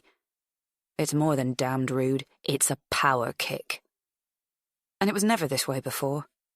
The problem is, he doesn't think about what it's like to be me in all of this. I decide I'll count to 10, and then Well, I don't know. I'll call him, I suppose. Or send another text, or switch off my phone, so he can at least see that I'm not waiting about for him. I'll do something, that much I'm sure of. I'm not having this. When I'm at 9 3/4, he sends another message. Can't talk now. She's right next to me. See you tomorrow. I snap off the phone and throw it against the wall, aggravated by the thought of the two of them lying in bed together. I'm developing a taste for throwing things. Smashing things. The phone bounces and lands on the bed. I don't check to see if it's broken. If it is, I don't care. Soon I'll be rich. I'll buy the latest iPhone. I won't have to put up with this crappy out-of-date one. I won't have to put up with anything. Money guarantees that. I'll get everything I'm due. Finally. Spoiler alert, I'm not dead. I'm not a theatre set designer either. I've never lived in America. My parents are not from South Africa. I'm not even married to Matthew Charlton. I never have been. I know, right? You can't trust anything anyone says these days, can you? Especially men who seem too good to be true. Take note. They always are. The being married part is the smallest lie. We are engaged. More or less. We're going to get married soon. As soon as he isn't married to her and the money comes through. We're practically married on many levels. We've been together forever. 16 years, almost my entire adult life. And as I don't count my childhood as actual living, you can call this forever. We did meet at work, that much is true. At a fashion show. I was modelling, so was he. Although I called myself a model, he called himself an actor, and said he was just doing the modelling to make some money between jobs. He made it clear that modelling was a bit beneath him. I didn't take offence. I admired what I believed to be his ambition. It took me a little while to discover that he was often between jobs. In fact, he hadn't even finished drama school. It took me longer still to understand that his ambition was not so much admirable as delusional. He rarely got acting parts, and if he did, they never paid much. The modelling job was one of the better fill-ins. More often he worked in bars and restaurants. However, I was 19. He was 20. Babies. You don't think so at the time, obviously. Our world seemed so sophisticated and powerful, full of sex, drugs, hip bones, incomes, and agents. He was breath-stealing hot. We looked incredible together, and we were inseparable from the day we met. I was of no fixed abode. I'd go where the work took me. Back then it was Paris, Milan, New York. Most of the time he came with me. I liked that. Coming back to the hotel to find him and a line of coke he'd sourced waiting for me felt like the closest I'd ever had to a stable routine. Matty often commented that the life he was leading was light years away from the one his parents had led. They couldn't comprehend his world and therefore couldn't offer him any guidance. They didn't try to. My parents were out of the picture. So there was no one to tell us that we were just kids. No one to advise us that we should slow down, calm down, save up, sober up. Even if there had been, I probably wouldn't have listened anyhow. I don't take advice well. When we met, the attraction was instant and absolute. I can't explain how complete my surrender was. I thought he was everything. A goal to aim for, a reason to live, a rule to live by, a family, love. I just couldn't live without him, even though all along I had a sense that I was putting the brakes on my possibilities, sacrificing multiple opportunities to cling tightly to one. But it was what I wanted. It was electric. I didn't believe in soulmates then, and I don't now, but there was a time, those first few years, when I believed in us in that romantic, passionate way young people believe in each other. Before they realise it doesn't matter what you feel, that comes second to what you do, and what you do is all tied up with what you earn, how you live. That's basically growing up. Understanding that. Sometimes he really bores and annoys me, just because we've been together for so long. Other times I think he's as hot as hell and I want to fuck him in the street. Like when he agreed to this plan. That was one of those times. Because not every man would have the balls. Not every man could pull it off. I'll give him credit where credit is due. He's been very convincing. Too convincing? The thought shimmies into my consciousness, shakes itself like a wet dog. Annoying. It was all my idea. So I should be thrilled that he's gone along with it. And I am. Mostly. Of course I am. There is a shitload of cash at play here. A shitload. I'm talking millions. And more than that, too. There's justice. Revenge.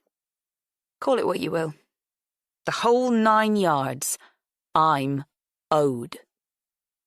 I've shared him before, which is possibly why the plan occurred to me in the first place.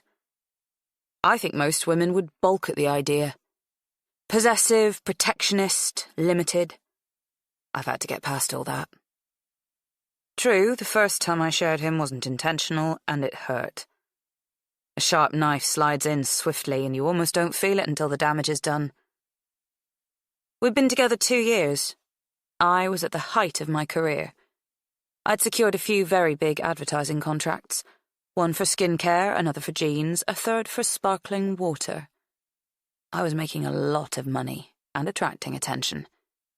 Occasionally, people stopped me on the street, asked for selfies, and sometimes after shows, people asked me to autograph their catalogues. Once, someone tried to cut off a bit of my hair. She said it was to take to her hairdresser to get her to colour match because she wanted to look just like me. Weird shit. I loved it.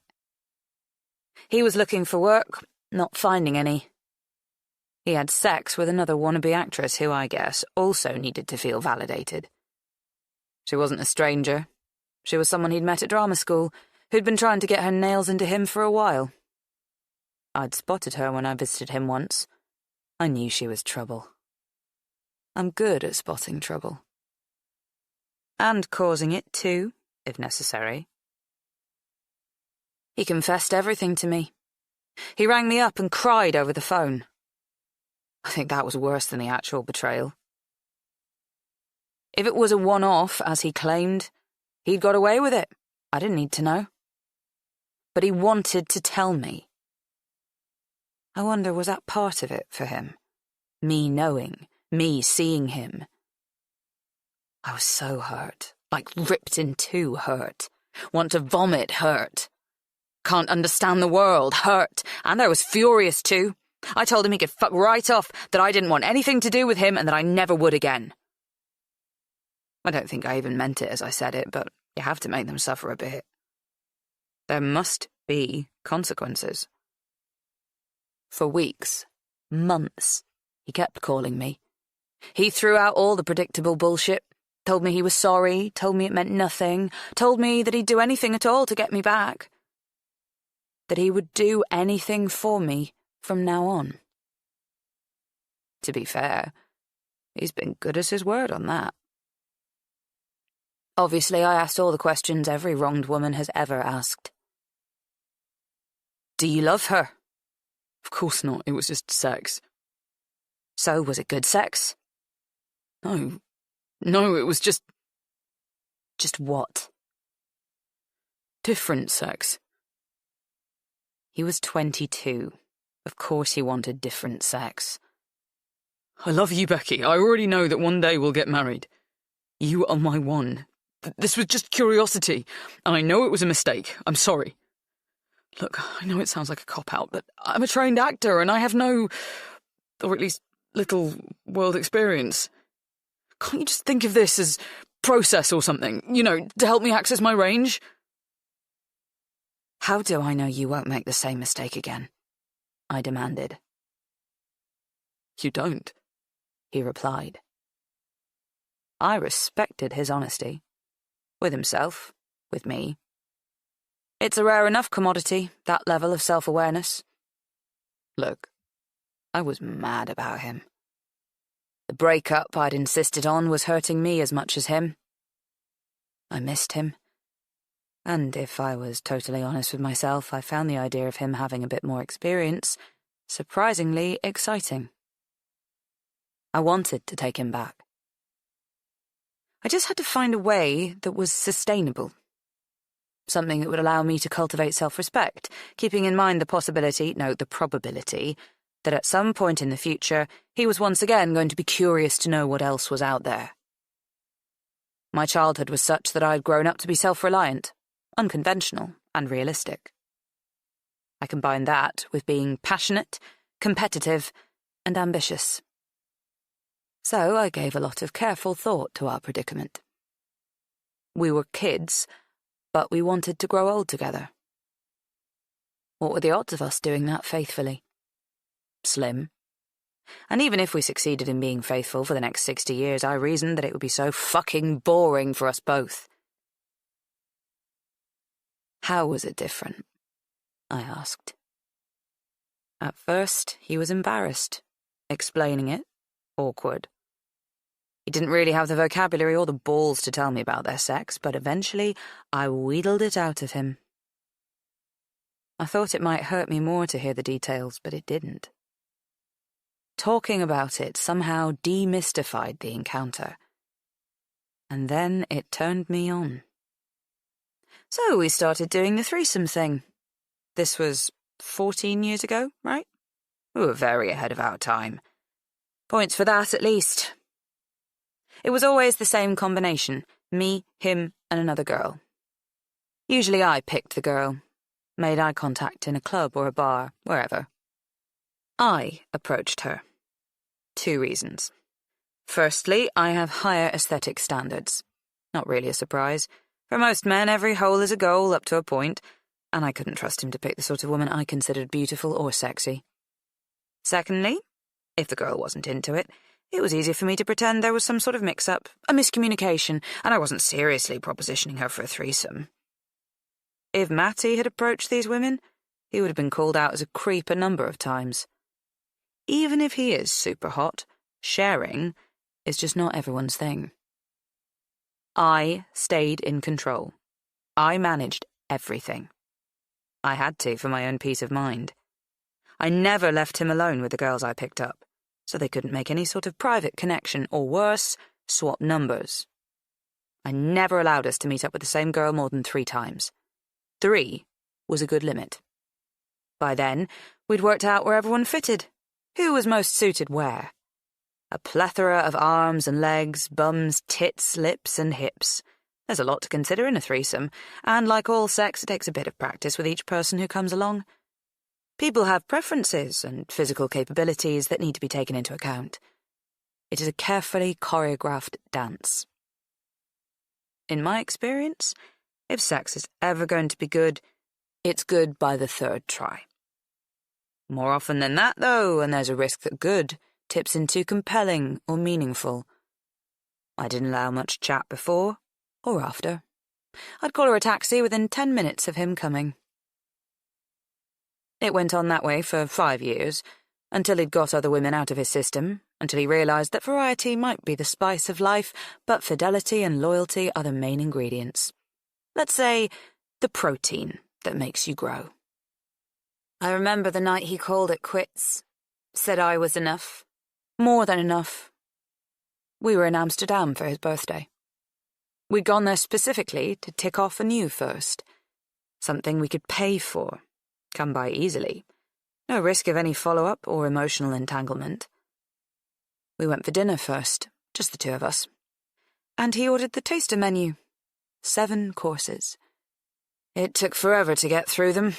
I kept pointing out that it was getting late, that if we were going to do this thing, then we had better get moving. He kept telling me that we had plenty of time. After we'd paid, he slung his arm around my neck and said, "Should we just go back to our hotel? Just the 2 of us?" "Have you got a headache?" I joked. Something like that. That was the night he told me he didn't want to share me anymore, and he didn't want to be shared. He wanted us to be each other's everything.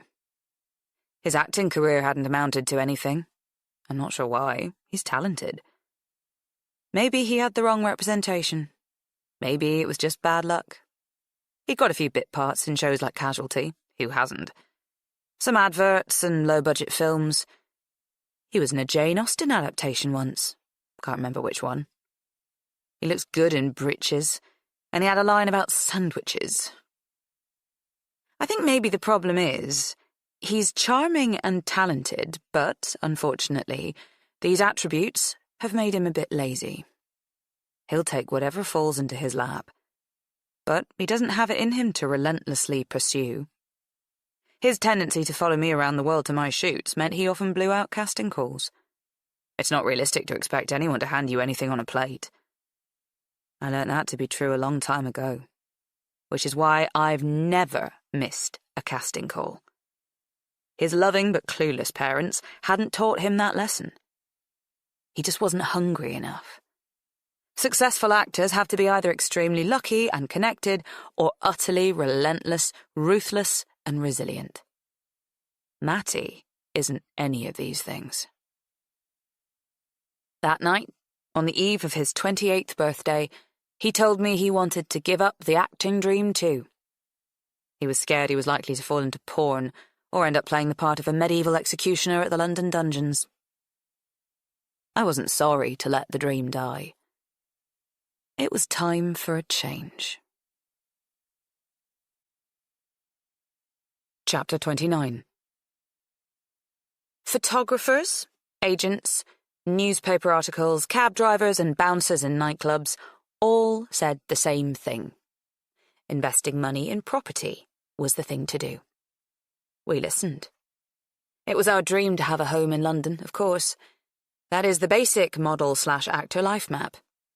Matty wanted us to buy a neat top-floor flat somewhere like Clapham or Fulham. I had bigger plans, and as I was forking out 85% of the deposit, I got the final say. So we bought the old schoolhouse. 800 square meters. The mortgage was fucking massive, but we weren't overly concerned about the stretch. I had loads of work. We were young and couldn't imagine anything other. Idiots. The old schoolhouse was originally a canal-side warehouse until it was converted into a ragged school for some of London's poorest in 1843. Somewhere kids went as a salve to poverty, overcrowding and disease for a few hours a day of their miserable lives. Once there were enough government schools, ragged schools closed their doors. For the next century, the building went through a variety of industrial uses before falling into disrepair and being threatened with demolition. A developer bought it in the mid-80s, but the boom and bust nature of that decade meant he lost all his money and jumped from a bridge to a watery grave before he did anything with it. The history is all very tragic if you think about it. We didn't think about it, or anything much. We bought it from that man's granddaughter. She seemed relieved to get rid of it. "It's been ruinously expensive. A black hole," she told us the day we picked up the keys. "Good luck." We didn't hear the warning. We hugged one another, drunk on the thought of owning so many square meters of real estate in London. We had plans to fix the roof, install central heating, bathrooms, kitchens, strip back the floors, sweep chimneys, restore all original features, divide it into 4 flats. Live in one, sell the other 3. We were sure they'd go for upwards of $1 million each. We'd make an absolute killing. The week after we bought the old schoolhouse, I lost 2 of my 3 major modelling contracts. I was shocked by suddenly being dropped, but I shouldn't have been. I was 27 by then. You can't stop time or market dynamics. Getting older in my line of business is the equivalent of a middle-aged president getting a blowjob from an intern. In fact, aging is even more of a crime. My agent suggested I find work on smaller campaigns. I envisaged advertising dandruff shampoo or slacks in the back of Sunday supplements. It didn't work out. I turned up for countless auditions only to be told I was too pretty, not pretty enough, too young, too old. The truth is, this sort of work is fiercely competitive. Aging models and up-and-coming models are chasing the same spots. Besides, the pay was laughable. There are so many pretty women who are happy to do this sort of thing for next to nothing, just so they can say they're models. My agent dropped me. I tried not to panic. Told myself that the old schoolhouse would offer an alternative income, and as Matty had given up his dream to be an actor, he could get a regular job and help towards the mortgage. I was sure we'd be fine. There was a fortune to be made. London flats only ever increase in value. Only we didn't own flats. We owned a drafty, leaking warehouse that flooded every time it rained. The floorboards were rotten. I twice put my foot through them. Woodworm attacked the beams. I feared if I didn't fall through the floor, then the ceiling would fall in on me. We saved up to get architectural plans drawn up, then called in estimates to see how much the conversion would cost. It was eye-watering. Matty turned pale and said, "I'm reading that incorrectly. There's an extra naught on the end. That just can't be right." "It is right." "Well, if not right, it's what they're saying it will cost," I commented, peering over his shoulder. We had no idea how expensive everything would be. There wasn't just the materials, the labour was prohibitive too. Matty said he'd go to college and learn some practical skills so we could make a start on the conversion, or even just the salvation of the property. The course cost more money and time, and he was far from a natural when it came to building or plumbing or anything practical. I thought maybe he'd start doing some work while he was studying, but apparently the main thing he learnt was that we had to secure the roof as an urgent priority, a job too big for a novice DIYer. We extended the mortgage, but even so, we couldn't afford to go with the roofer who had presented glowing references. The guy we could afford did a botched job and then disappeared.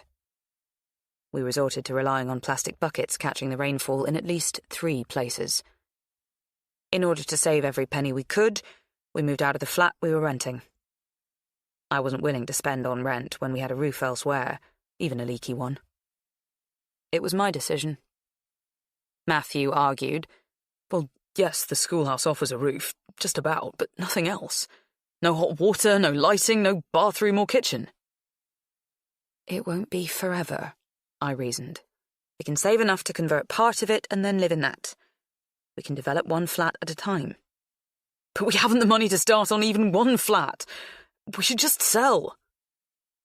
But who to? The market has crashed. We wouldn't get what we bought it for. We'd lose what we put in as a deposit. We must wait it out. The market will recover. Property always does in London. Only the rats found it comfortable. They settled in swarms. We lived like squatters in our own property. I got the water and electricity turned on. We managed to reconnect a small kitchenette and a filthy loo and basin that had been installed for builders to use when the space was last going to be renovated in the 80s.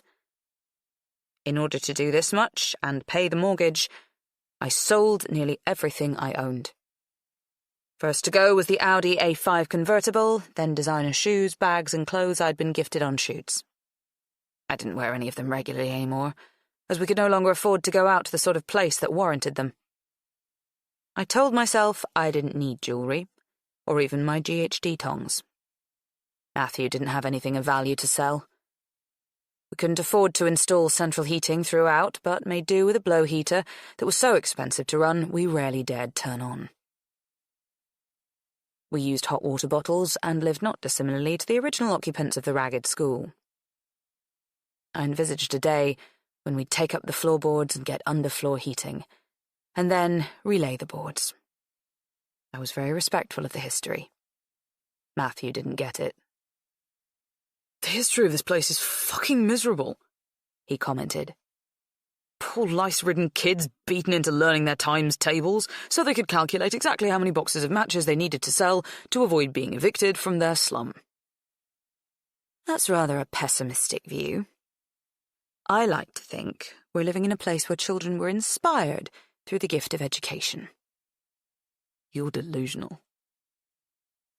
He said that sort of thing relatively frequently. You're delusional, you're ridiculous, you're so stubborn, we should just sell. He was wrong, small-minded, lacking in vision. I could see how it could be. How it would be. I could envisage millions in the bank, a stunning property, beautiful clothes and possessions once again.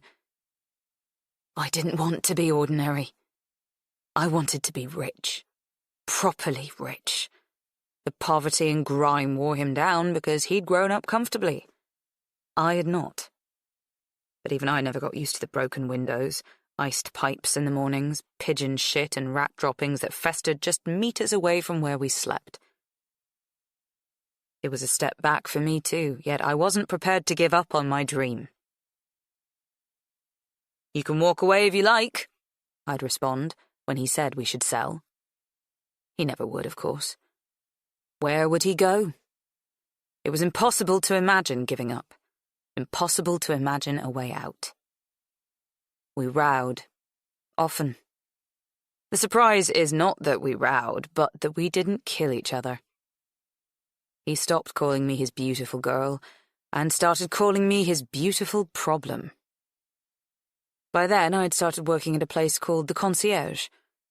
It is an incredibly expensive and exclusive members' club that caters to multimillionaires who want to hang out and behave badly, safe in the knowledge that no one is going to take a sneaky photo of them and sell it to the tabloids. I worked the reception. It wasn't especially arduous. The hardest thing I had to do was smile after doing a 12-hour shift in 4-inch heels. My skill set was niche. I could source an after-hours gift from Tiffany's for a wife or mistress in the event that a client had forgotten a birthday. I could get a bottle of Patrone La Ligue if someone wanted to spend £7,000 on a bottle of tequila. Or I could charter a private plane if they had a sudden urge to play blackjack in Monaco. I took all the work offered. Mostly night shifts from 4 p.m. to 4 a.m. It was warmer than being at home, so I didn't mind. Besides, being surrounded by that level of wealth was motivational. Matty didn't finish the courses on carpentry and plumbing. Eventually he decided to retrain as a photographer, which meant more student loans and more debt, as he spent thousands of pounds on cameras and other equipment. It was tiring. I am tired. one of my friend's boyfriends proposed to her through a flash mob dance. That was pretty cool. There was another one whose boyfriend ordered a custom-made fortune cookie from Amazon that said, "Will you marry me?" Not bad, but honestly, if you can get them on Amazon, are they really custom-made? Matty's proposal was somewhere on the scale of low-key to grubby. There was no drone above us capturing our special moment, no fireworks, no room full of candles. We'd been together for 13 years, and one wet Sunday afternoon we were half watching something or other on TV, Married at First Sight, or Say Yes to the Dress, when he said, "Do you think we'll ever get married?" And I replied, "No, you're too poor." He laughed, until he realized I wasn't joking. Then he stopped laughing and got sulky and weird. Matty is hot, right? Definitely.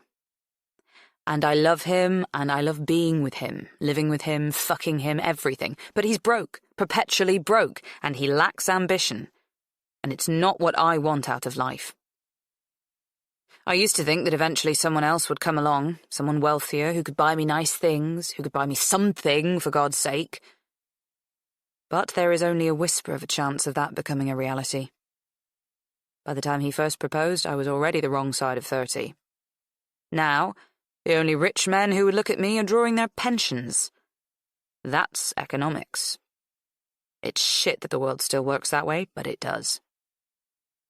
I probably couldn't leave Matty anyway. Not if it came down to it. 16 years, right? Even if he's a disappointment, he is my disappointment. My girlfriends say I'm a bitch to even think the way I do, that I shouldn't be so obsessed with money, that I should just be glad that Matty is really hot and devoted. They say that because they all have more money and uglier husbands than I do. He has asked me to marry him loads of times since that first time. I always say no, for the same reason. Then, sometime last year, he pushed back and argued, "You're poor too, Becky." "Yeah, but I don't like it." "Nor do I." "But I dislike it so much I'd do anything to be rich." "So would I." "No, you wouldn't. Not anything." "I would." He sounded deadly serious. We were at my mum's flat at the time. It's shabby, depressing, and small in every sense of the word, but warmer than the old schoolhouse, so we often hung out there. Matty was in a foul mood that day. He had a bad back from sleeping on the bed settee. The nagging pain was making him short-tempered. Like something immoral or illegal or dangerous? I asked, pushing. "Yeah, I would. I'm sick of living like this too. Our life is shit. Have you got a plan?" I did have a plan. I had a complex, long-game plan that would make us millions. When the front desk at the concierge was quiet, I'd let my mind pore over infinite details. I'd imagine all the problems, complexities, and possible dead ends. Then I'd finesse the solutions, the insurance, the remedies. I researched what the likely punishments were if we got caught. I imagined how we'd spend the millions if we didn't. I'd weighed it all up carefully. So I told him. Not the truth, not the entirety, because that wasn't the plan. I told him what he needed to know. Chapter 30. I'm well aware that the division of labour is very unbalanced here. My part of the deal largely centres around sneaking into Emma Westley's house, looking through her computer and paperwork and getting to grips with her finances. Later, of course, if everything goes to plan, I'll have to do more. I'll have to do the worst. But there's no denying the lion's share of the early part of this venture has rested on Matty's shoulders. That, frankly, made me nervous in the beginning because he isn't, always the most reliable. This is a one-shot venture. I can't afford for there to be any mistakes, so I've micromanaged everything I could, and Matty has been fine with that. Used to it. In most relationships, there's a proactive one and a reactive one. It's a relief that things are working out. So, she's batshit crazy. She thinks his dead wife is haunting her. Even I hadn't thought of that. I started following her on social media as soon as my mum told me she was cleaning for her. However, it's an official work account, and it didn't give me much. The tone is preachy, patronising, telling us all which bog roll we should use, and how ethical purchases might be a few quid more, but cost the earth less. Lady, I'd love to have the choice. I can't believe she scores so many likes for that sort of condescension. Once Matty agreed to my plan, I started making more comprehensive searches, started to follow her in real life. I got my doctor to sign me off work with nervous anxiety and exhaustion, which bought me a few weeks' research time. I'm not anxious or exhausted. I'm euphoric. For the first time in a long time, I'm getting ahead. I'm onto something big, something I've long since been owed. First, I took up guard outside her office. It was the easiest place to track her from. It's where she spends most of her time, as she's a live-to-work type. I positioned myself on the street opposite, sitting in the window seat of a cafe, or standing in a doorway, or lingering by the bus stop. It's a busy London street, so no one ever noticed me. It's easiest to go unseen in a busy place. Her office is as you'd imagine, shiny, flashy. The employees who drift in and out are of a type, self-consciously cool, hip, and earnest. They ride electric skateboards or scooters. They leave work wearing bike helmets or headphones. My guess is they listen to zeitgeist-trending podcasts. I've never seen one of them go for a post-work drink. They invariably march straight past both the nearby grubby little pub and the trendy bar. If they ever do stop for a beverage, it's an oat milk vanilla latte or a high-protein green spirulina smoothie at the overpriced cafe I hide in. I imagined that being surrounded by these young people probably made her feel old. That pleased me. I calculated that it would work in our favour when Matty stumbled into her life. I'm a patient woman, which was useful, as for the first 3 days I didn't spot her. Then I did. She looked different from how she appeared on social media. Her body was as toned and trim, but her face looked nearer to her real age. On inanimate photos, she appears smooth, composed, younger. In real life, she looked a little more worn in, a little more troubled. I watched and noted how she dashed in and out of the building faster than any of her employees bothered to. They tended to saunter. She arrived earlier than them too, which is possibly how I missed her at first. I quickly understood that she does everything at speed. It is exhausting to watch. I asked myself, what has she got to rush for? Okay, she's the boss, but she has hundreds of underlings who are probably doing all the real work. She certainly has loads of staff to manage her home. She can't be that busy. I deduced that her constantly hurried manner comes from a puffed-up sense of her own importance. She wants to give off the I'm very busy and important person vibe. I watched her carefully, followed her closely, to and from wherever she was going. I started to understand her habits, which days she came into the office, what her commute route was, what groceries she picked up on the evenings she returned to Hampshire, and when and where she met friends. I worked out what's important to her, her likes and dislikes. I kept notes so that I could thoroughly brief Matty. She was often on the phone, lots of dull business calls, but some were fun ones to her friends. I've never heard her speak to her brother. My feelings towards her were unambiguous from the off. She's a spoiled bitch with everything I don't have. If I had a brother, I'd keep in touch with him even if he was an annoying addict. Especially then. She is oblivious to everyone around her. I was able to get close enough to smell her perfume, and I often sat behind her on the train back to Hampshire. She never noticed me. I saw the conference announced on her company Instagram, where she humble-bragged about speaking at it. Great honour, great responsibility, etc., etc. She really is nauseating. I'm okay with that, though, as I know Matty likes my sort of sense of humour. Sarcastic, fast. I felt confident that he'd find her saccharine sincerity a bit wearing. Good. I don't want him liking her. I bought the tickets to the conference, trailed around charity shops in the posh part of London to buy clothes with designer labels that could look like he'd worn them for years. She wasn't the type to appreciate fast fashion, and brand new clothes would be suspicious. My attention to detail was, if I say it myself, incredible. I briefed him with all that I had learnt about her tastes, beliefs, and preferences those past few weeks, so that he knew what to bring up in conversation. I guessed it would be the little details that would seduce her. Women like her like to think they're unique and special, and that others have noticed just how unique and special they are.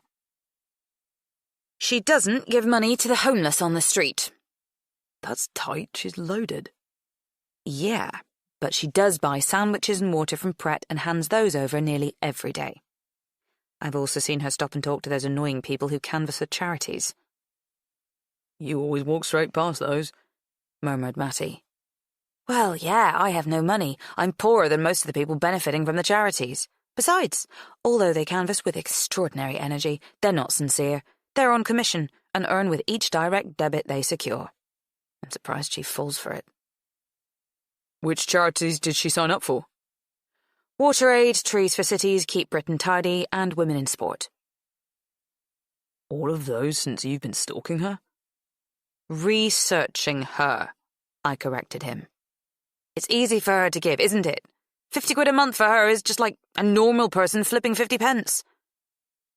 I suppose, but not all rich people are charitable. I also learnt she's not a hugger, so don't go in too tactile. Okay, what else? She never crosses the road unless the green man is lit. She jumps at loud noises and then looks annoyed at herself for doing so.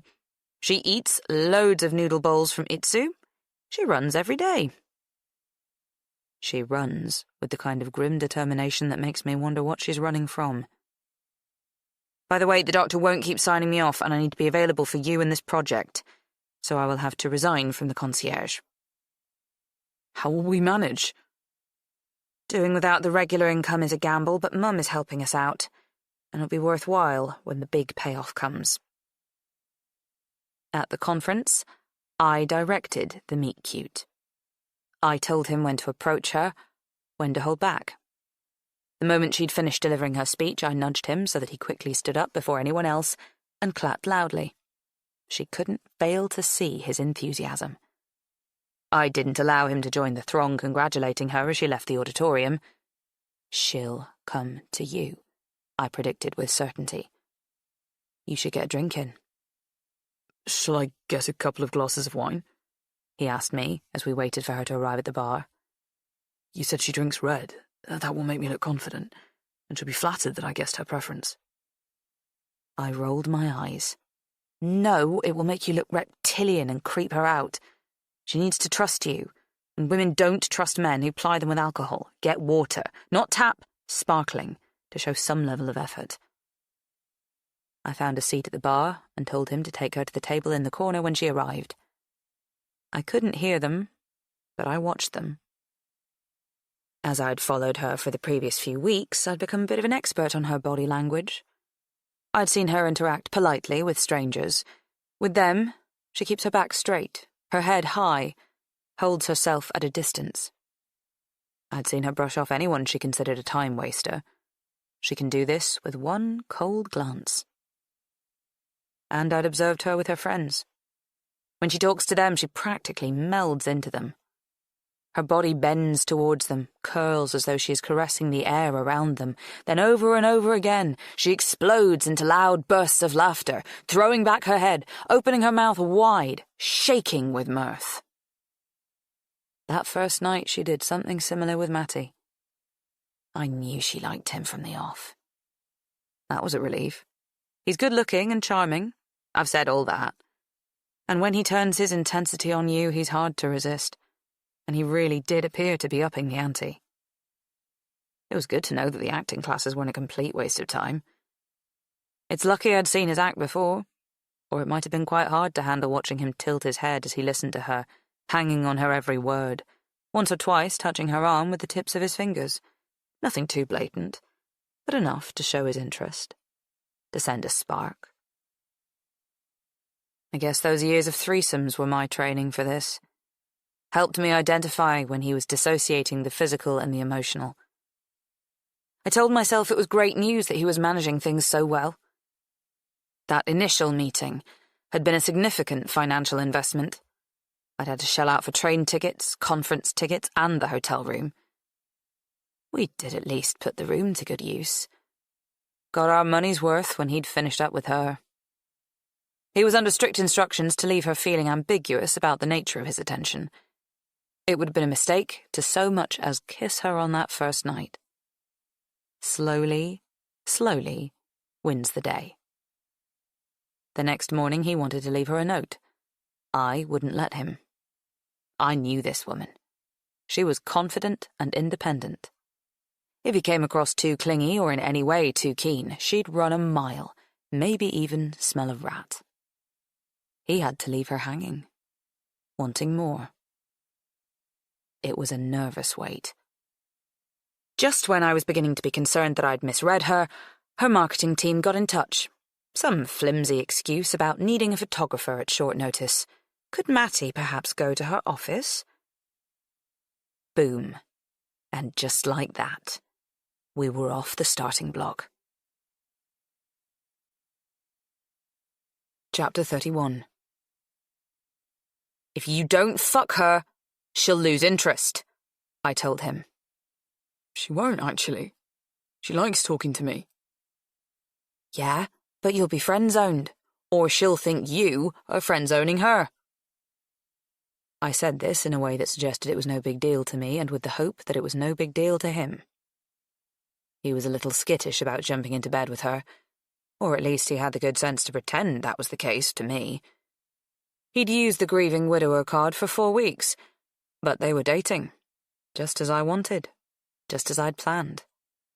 But I knew... As the story pauses, let your thoughts do the same. Enjoy this quiet space accompanied by music. This audiobook is our gift to you.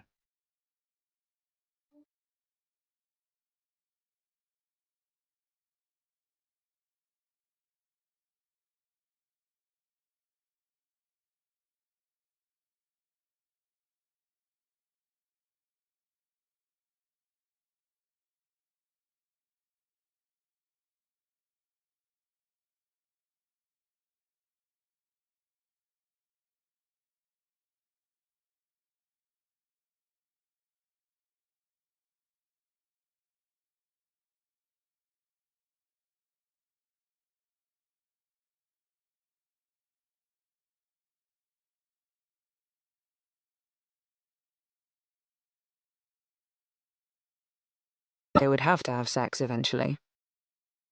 I'd signed up to that. I knew when they had. I could see it in her face the moment she emerged from her house to go for her run. She looked relaxed, joyful. Matty is good in the sack. I didn't ask him about it like I had all those years ago when he slept with the no-hope wannabe actress. I didn't need any level of specificity in this case. Overthinking it wouldn't help. I didn't want to imagine his lips on hers, on her nipples, on her thighs. I didn't want to wonder about what sort of sex they had. We all know there's a range. Was it good? Bad? Surely bad. Dull. Static, ideally. She probably just lay there being useless, not sucking or allowing him to lick or explore. God, I hoped so. But did anyone have static sex anymore? Or did that die out in the 1950s? I didn't want her to have the sense to even fake an orgasm, and I certainly didn't want to think she didn't need to fake one. All I could do was try to put it out of my head.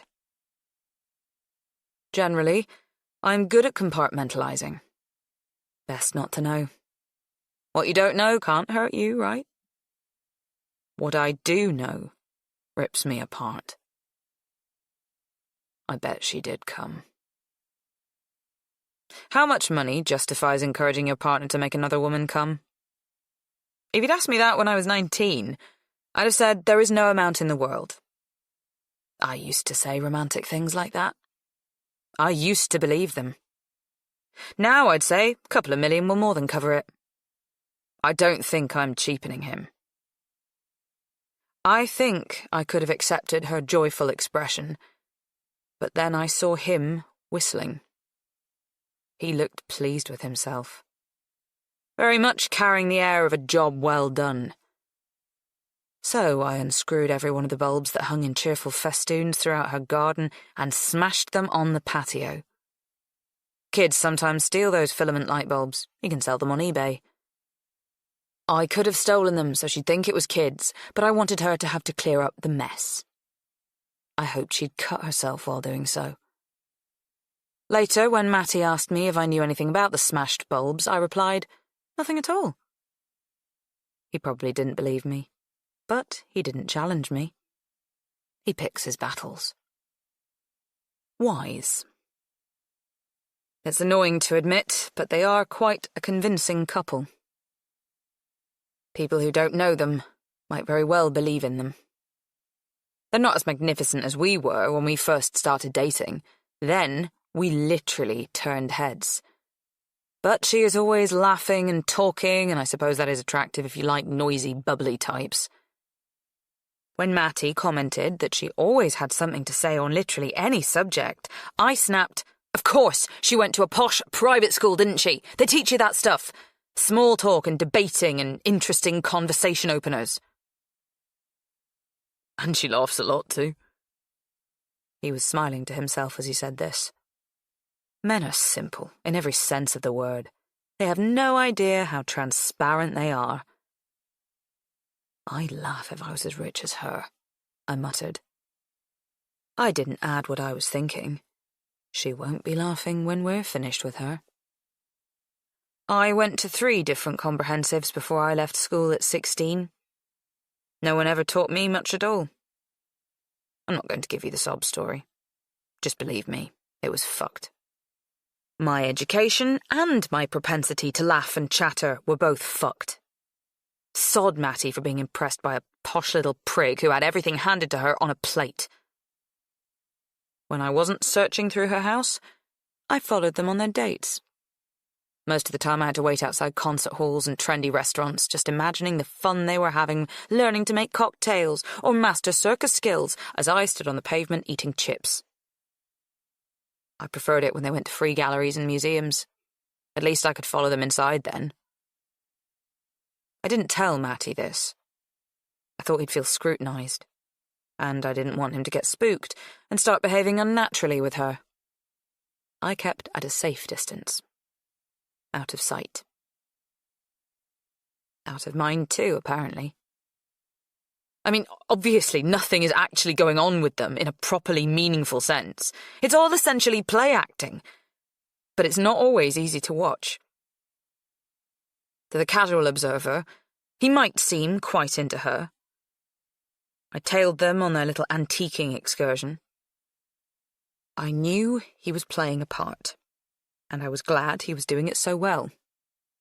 But I was irritated by the fact that he never once accompanied me on an antiquing excursion or any mooch around any shops. They looked like they were having fun. His excuse to avoid shops with me has always been that it's pointless to go shopping because we don't have money to spare, which is true. But you can just look. You don't have to buy. Years ago, I collected 18th and 19th century ink bottles. It was when I was modelling and had spare cash for such fripperies and indulgences. I had to sell the collection when I let everything of any value go. I didn't get as much for them as I paid.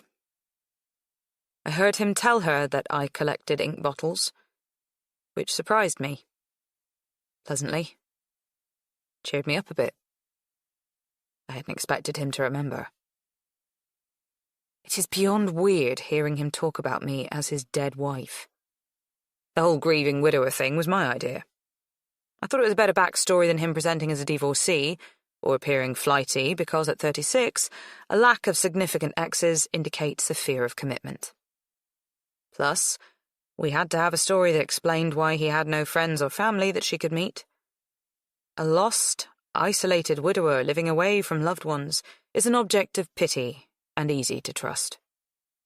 More than that, this story provided a little pinch of something extra.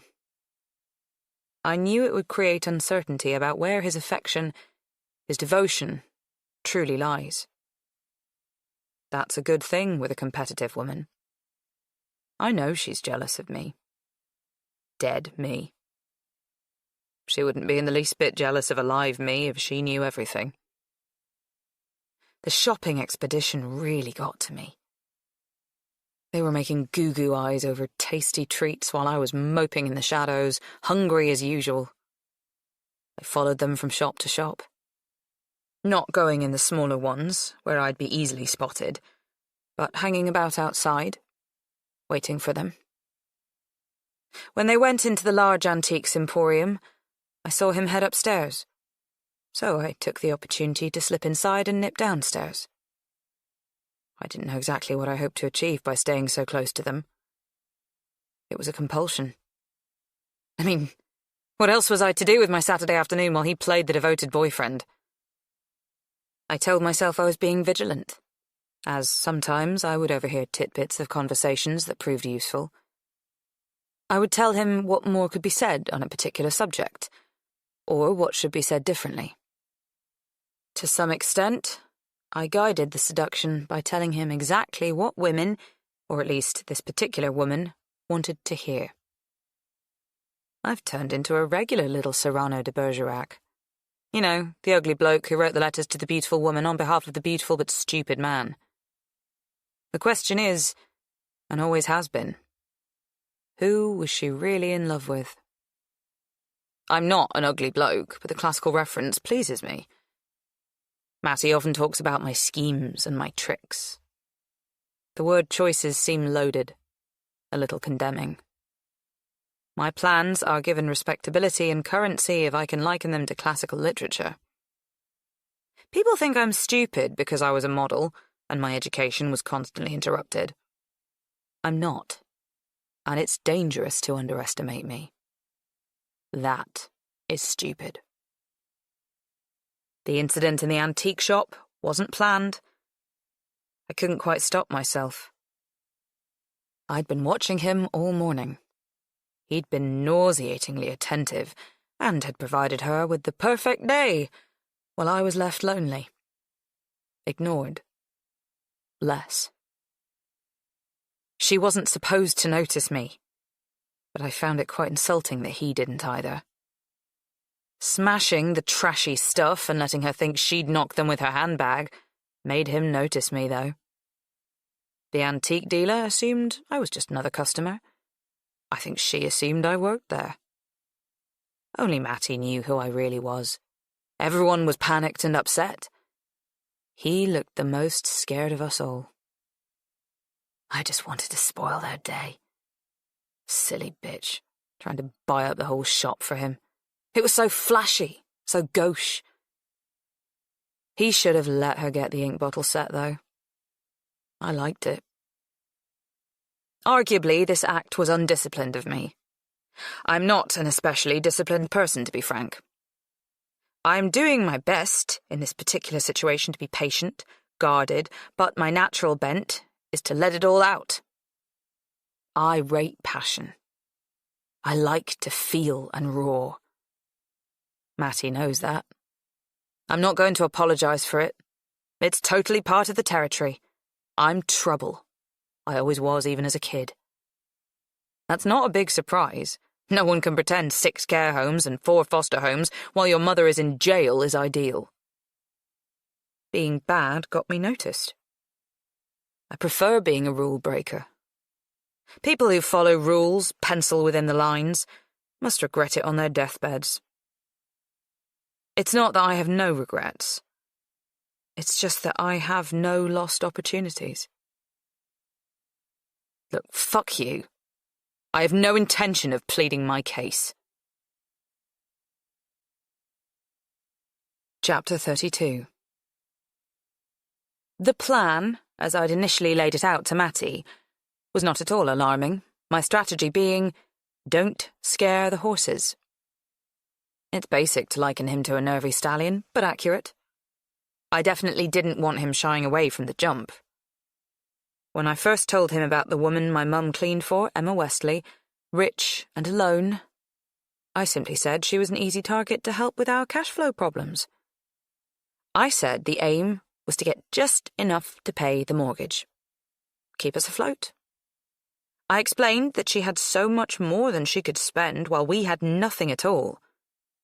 Did that seem sensible, let alone fair? I said we would establish the worth of her valuables in her home and hack her computer to get access to her bank accounts.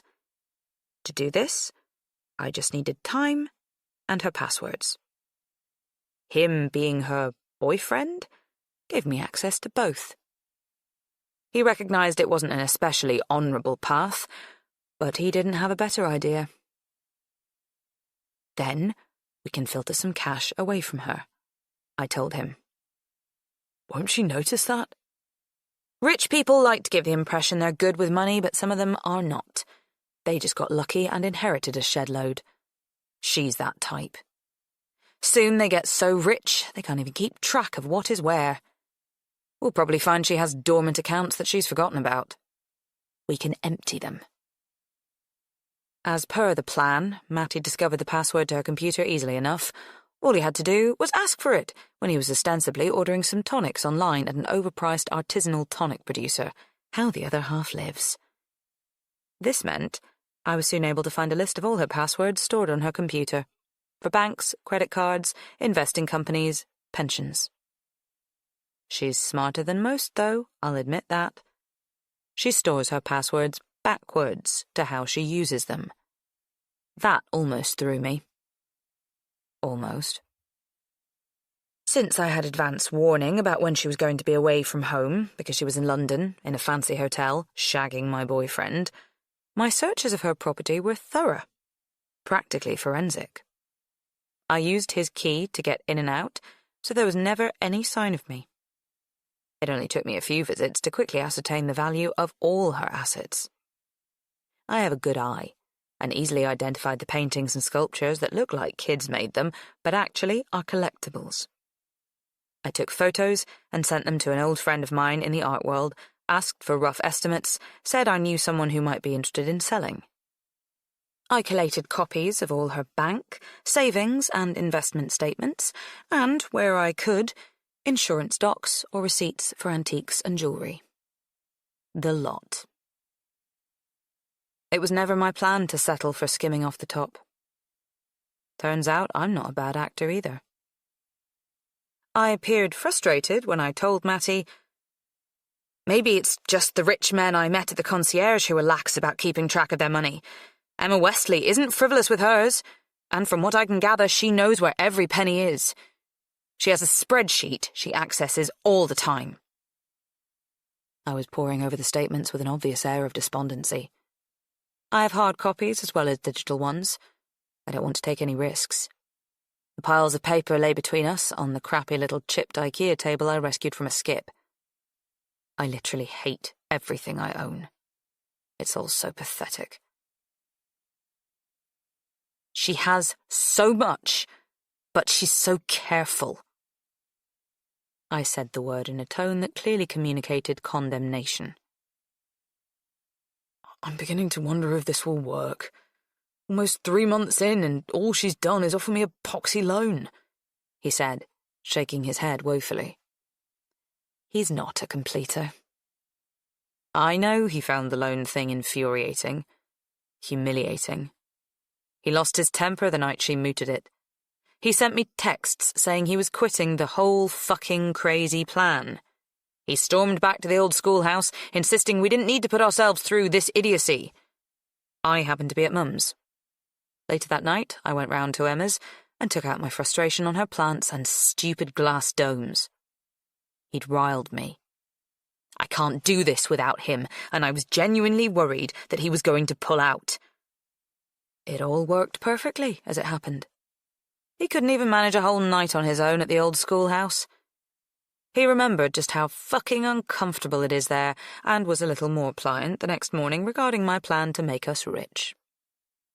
Meanwhile, Emma felt scared and needy after my demonstration, and so suggested he move in with her, resulting in us gaining more access and momentum.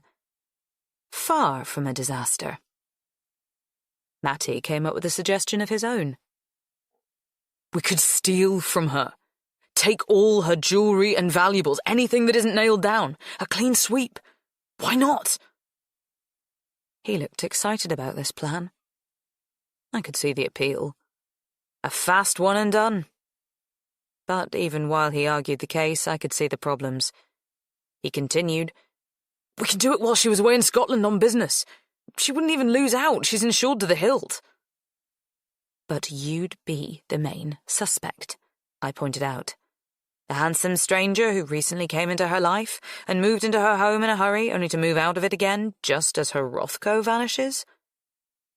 Well then, you could rob the place on a night when I'm with her. I could hang around for a little while afterwards, a couple of weeks or something, until the heat was off.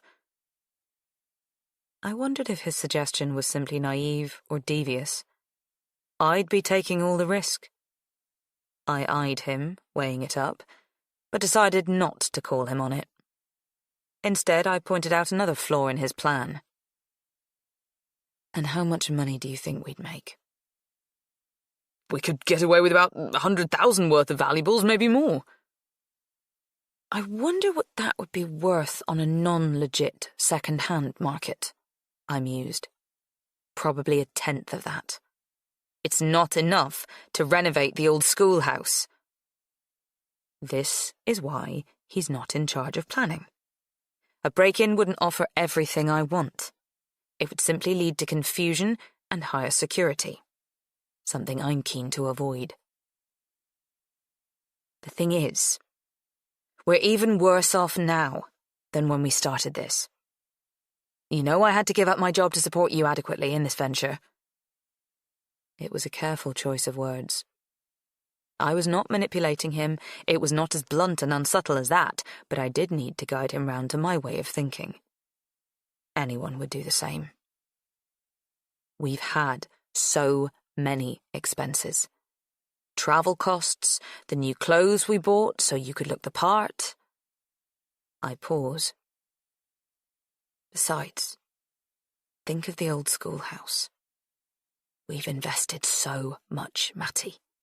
Not only cash, but years of our lives have been devoted to that place. I worked out how much we've spent on our mortgage, and it's heartbreaking. I opened my bag and pulled out the piece of paper with the calculation written on it. We have an interest-only mortgage. We've been paying it for 8 years, and have spent over £90,000. And yet we are not one iota closer to owning the property, or even making a dent in the actual loan, which is £800,000. It may as well be £8 million or £80 million. It is an impossible amount for us to pay off as a jobbing photographer and an ex-receptionist at an upmarket private members club. We thought we'd be paying it off as a movie star and a supermodel. Then it would have been chicken feed. The world is so unfair. I had hoped that my detailed searches of her finances, files, and life in general might throw up some useful material. Something dark. No one is as good, virtuous, and disciplined as she presents, are they?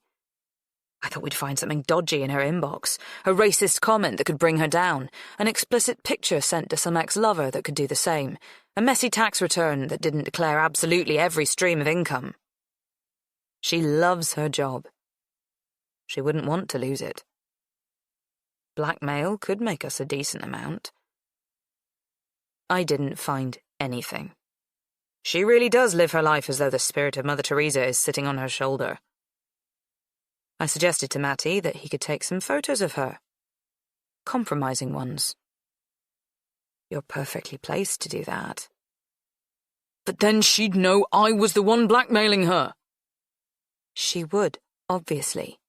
But if you get enough money out of her, would it matter? You wouldn't need her anymore. He looked uncomfortable. I knew he'd resist this idea.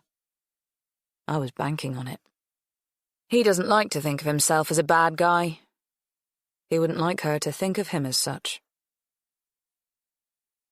I don't think blackmail would get us the lump sum we need, he said. There is a lot of money knocking about here. As you said in the beginning, there has to be a big opportunity. Let's keep thinking. I'm sure you'll come up with something. I'm sure I will, I muttered. I already had. It was just a matter of when I revealed it to him. Chapter 33. One evening after they'd moved in together, she was in London with her friends, and so we had her house to ourselves. He was making me bolognese. There are certain things between couples that from the outside look like one thing, but to the couple, they mean a whole other thing. We both knew that him preparing this meal showed he wanted to treat me, nurture me. It's my favourite dish of his. He often makes bolognese for me when he thinks I need cheering up, or if he's done something wrong, or if we're celebrating something. It's multifunctional. That evening I wasn't in need of cheering up, and as far as I was aware, we weren't celebrating anything. I wondered whether I should brace myself, but decided not to be cynical. Maybe he just wanted us to have a nice night together. I wanted that. I stood at the marble breakfast bar, drinking a glass of her wine. I'd picked a dusty bottle from the top shelf that I assumed was a good one, and watching him carefully. He clearly knew his way around this kitchen. I deduced that he must be doing a lot of the cooking for her. He'd never said. I didn't resent the fact that he looked so settled. I wanted him to have a tempting taste of the good life, so that he had a crystal-clear understanding of what he was playing for. I'd always believed he would fit into a luxurious environment. It's what I'd expected for us both. He looked like the sort of wealthy husband you see in adverts for expensive watches, and not at all like the wealthy husbands who stumbled into the concierge. They all had great big bellies, wandering hands. They were inadequate, fumbling, stumbling. I guess a lot of people don't get rich until they are old. It's such a waste. Such a problem. It amuses me that everyone always says that appearances can be deceptive, as though it's a bad thing. It can be unnerving, but not necessarily insidious. The most fascinating and important thing about appearances is that they can become reality. You only have to consider Instagram and the blistering bouts of FOMO you get over people you don't know, people you will never meet, who are not even having as good a time as they pretend to be having, to know that appearances can become the reality. We all scroll through strangers' posts and feel beaten up, eaten up by envy because they are bikini-clad on a yacht, or drinking Dom in a hot air balloon, or are a size 8 in an infinity pool, pick your poison. That jealousy is real. The dissatisfaction we feel with our own lives exists. The self-loathing and hatred is a fact. Appearances become the actuality, so I know that what I'm creating here can be genuine too. I never doubted Matty would fall effortlessly into this world of wealth and luxury. He is in his prime, attractive, sexy, and he looks like he was born to it. What a shame he wasn't. I sometimes let my mind drift to just how simple and brilliant life would have been if Matty had just been rich. He comes from a loving home, but they couldn't afford to send him to private school, buy him a car, or give us a deposit for a flat. Everything would have been so much easier if that had been the case. Just lovely. I never imagined that scenario for me and my own family, though. It's too close to the bone. and yet too wild and painfully impossible at the same time. Fuck it. No matter. I've worked with what we have. I played the cards dealt. I will be successful. I have to be. I must stay focused on the world I've planned. The one where we live in Hampshire while the old schoolhouse is being renovated. I'm going to keep her place even when the renovation is complete. It's good to have somewhere in the country as well as London. Mum can live there, not just clean there. That seems fair. Yeah, newsflash. I'm playing for the whole shebang. Matty's head was bent over the Le Creuset cast-iron pot.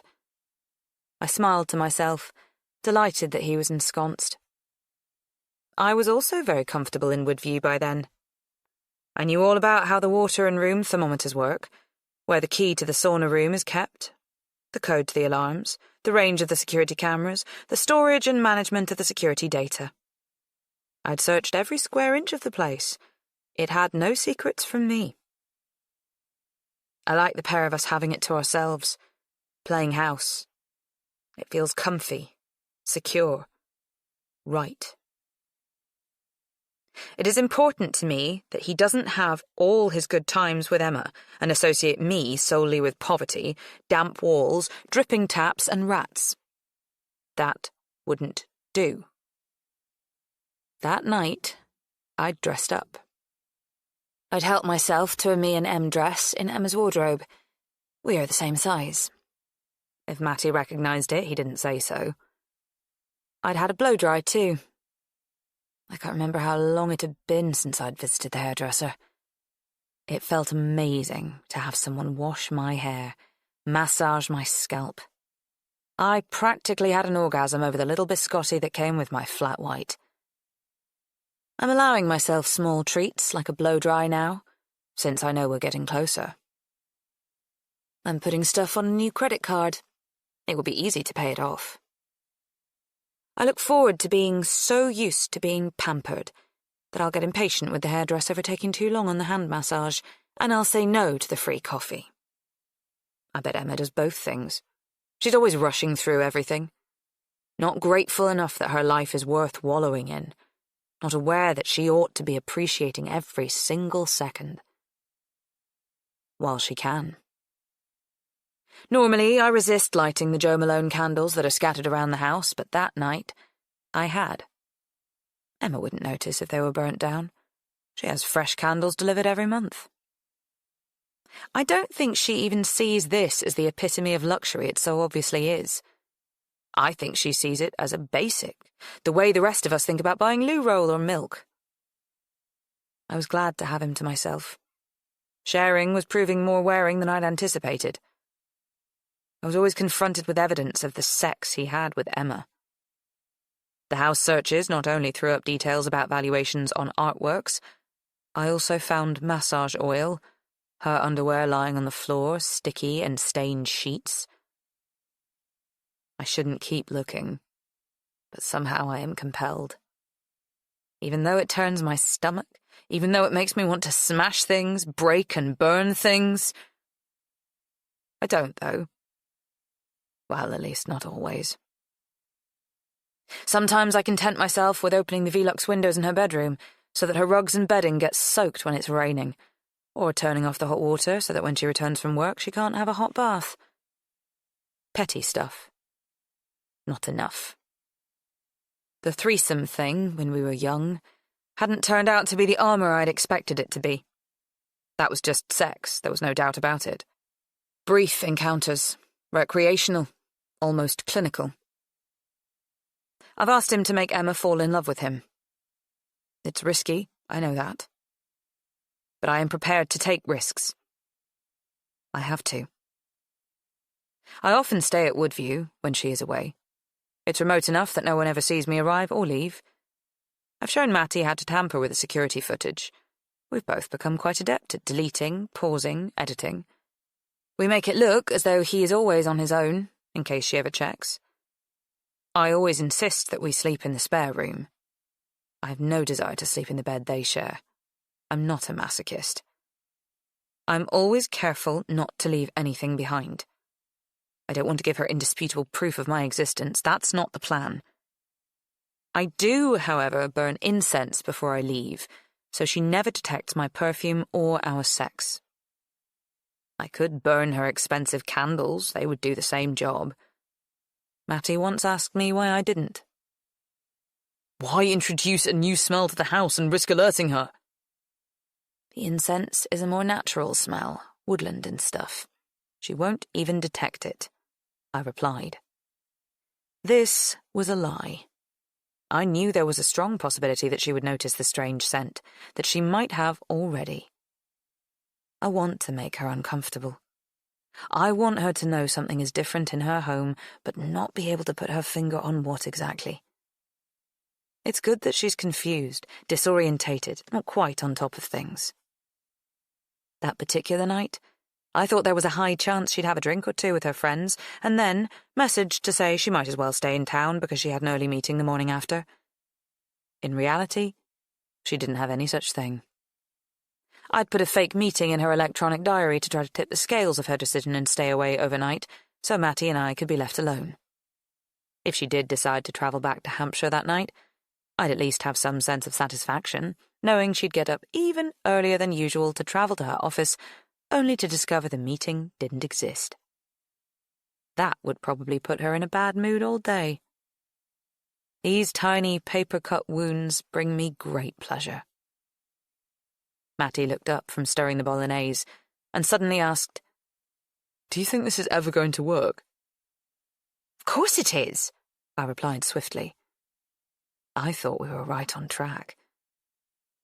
He wasn't entirely aware of the race we were running, so he didn't have the same confidence. Let's just say his perspective wasn't as honed. "What have we got into?" he asked plaintively, running his hands through his hair. He looked desperate. The thing is, whenever he makes a gesture like that, a cliched epitome of a particular emotion, I can't help but doubt it. You know, like if he throws his head back in laughter, I always think to myself, is he really that happy? Or if he's biting his fingernails, is he truly nervous? Right then, I can't help but wonder, was he stressed or just frustrated? Impatient? Was he any of these things, or did he just like a drama?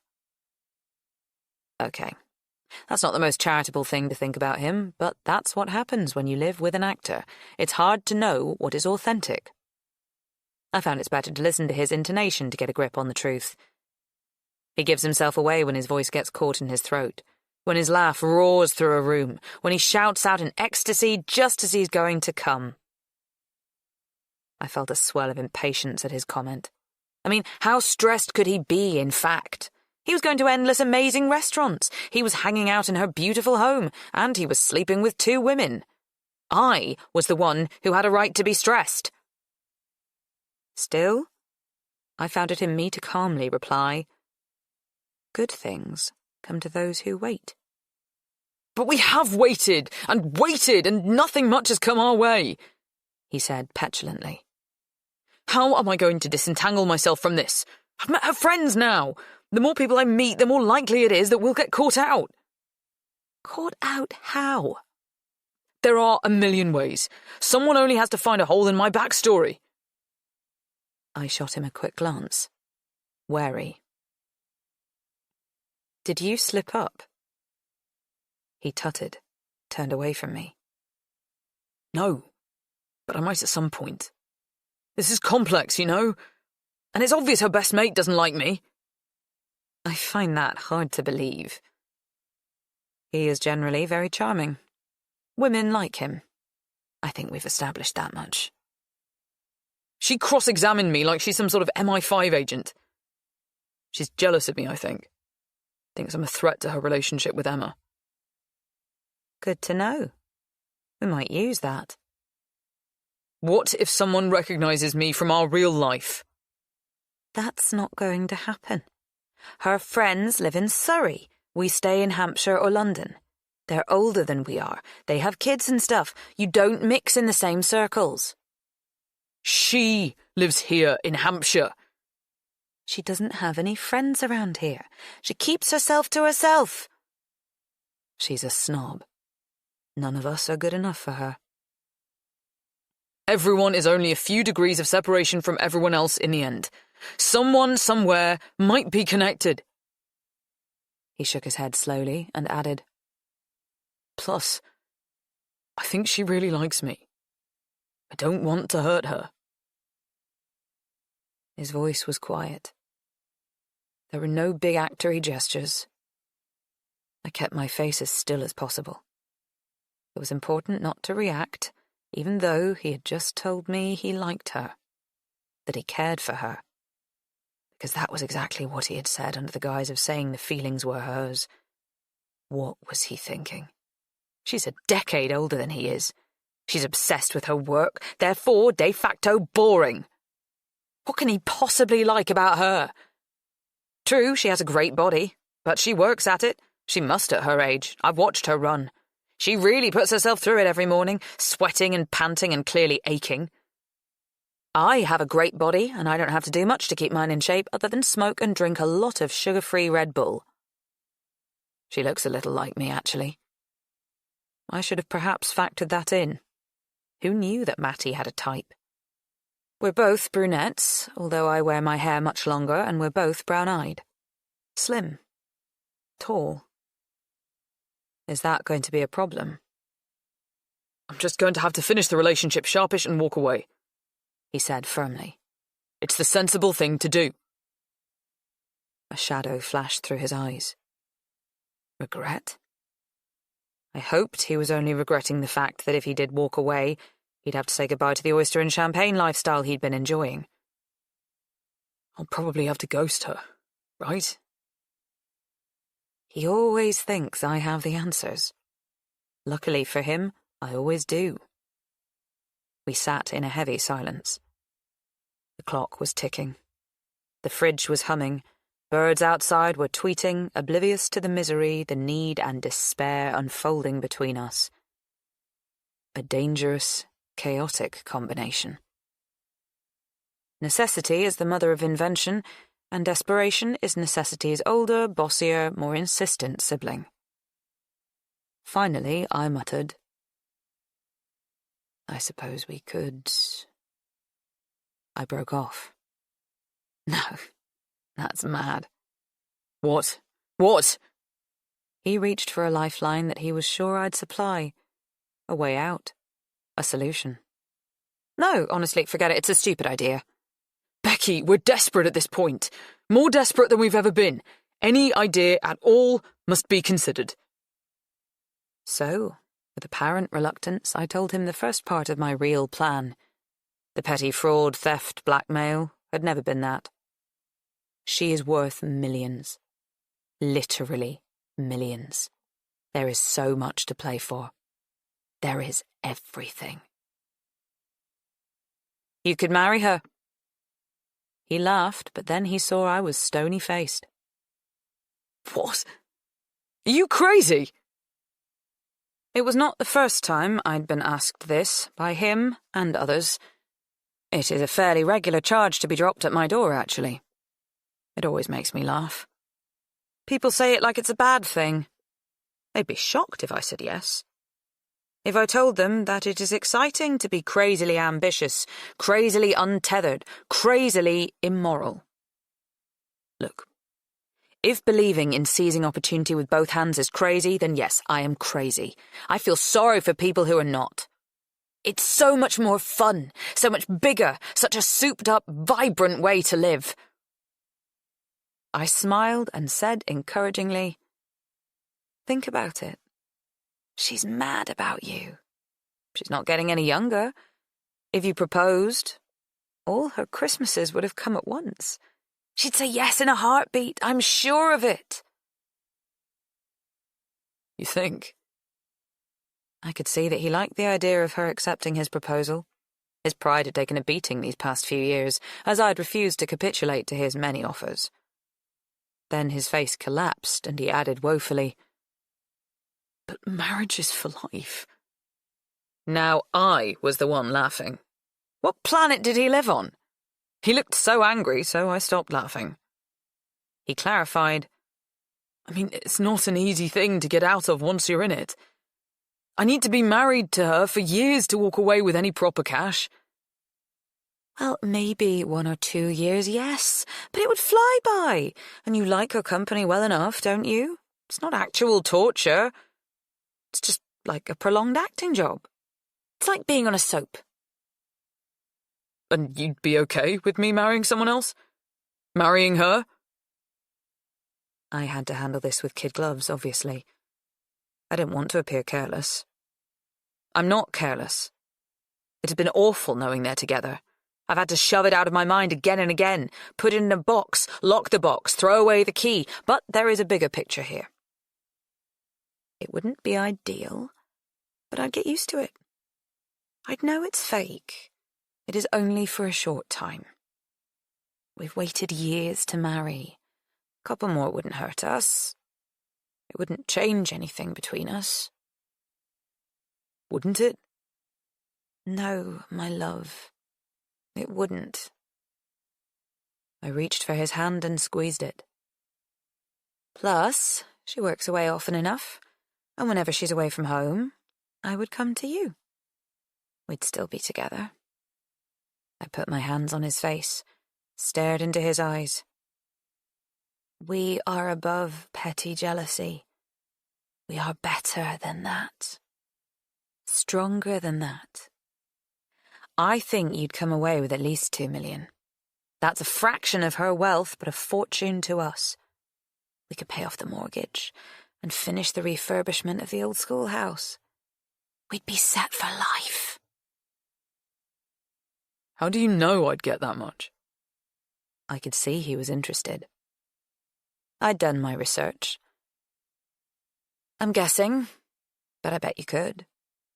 I was thinking maybe after 2 years you could tell her you want babies. That you're sorry, heartbroken in fact. You don't want to have to choose, but it's an undeniable instinct. She'd be 49 then. Chances of her conceiving are minuscule, even if she was keen to try. I'd bank on the fact she loves you enough to grant you a divorce so you could find someone you could have children with. She's just the sort to do the full-on martyr thing, choosing to live alone with her self-loathing rather than with a man she felt she'd trapped. He looked uncomfortable. I suppose. But 2 years. It's a long time. Well, the only thing that could speed up the process is if you divorce her. If she was found at fault. She's not the type to have an affair. No, she isn't, I said carefully. But you could divorce her on grounds of her unreasonable behaviour. He shook his head. That won't work. She's pretty much the most reasonable person I've ever met. She likes a drink, doesn't she? No more than most. And this was it.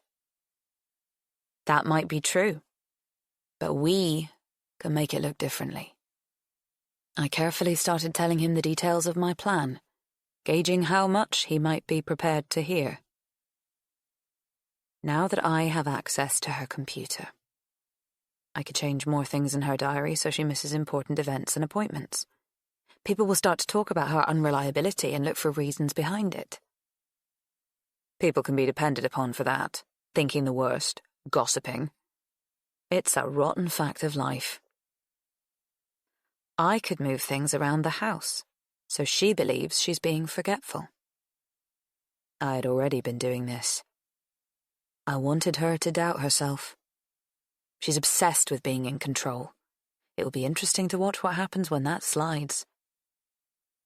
You can start dropping hints to her friends and colleagues that she's drinking a little too much, that you're worried about her. Gaslight her, you mean? I could hear the confusion and disapproval in his voice, perhaps with an undertone of disgust. Matty generally plays things very straight. It isn't that he's especially moral.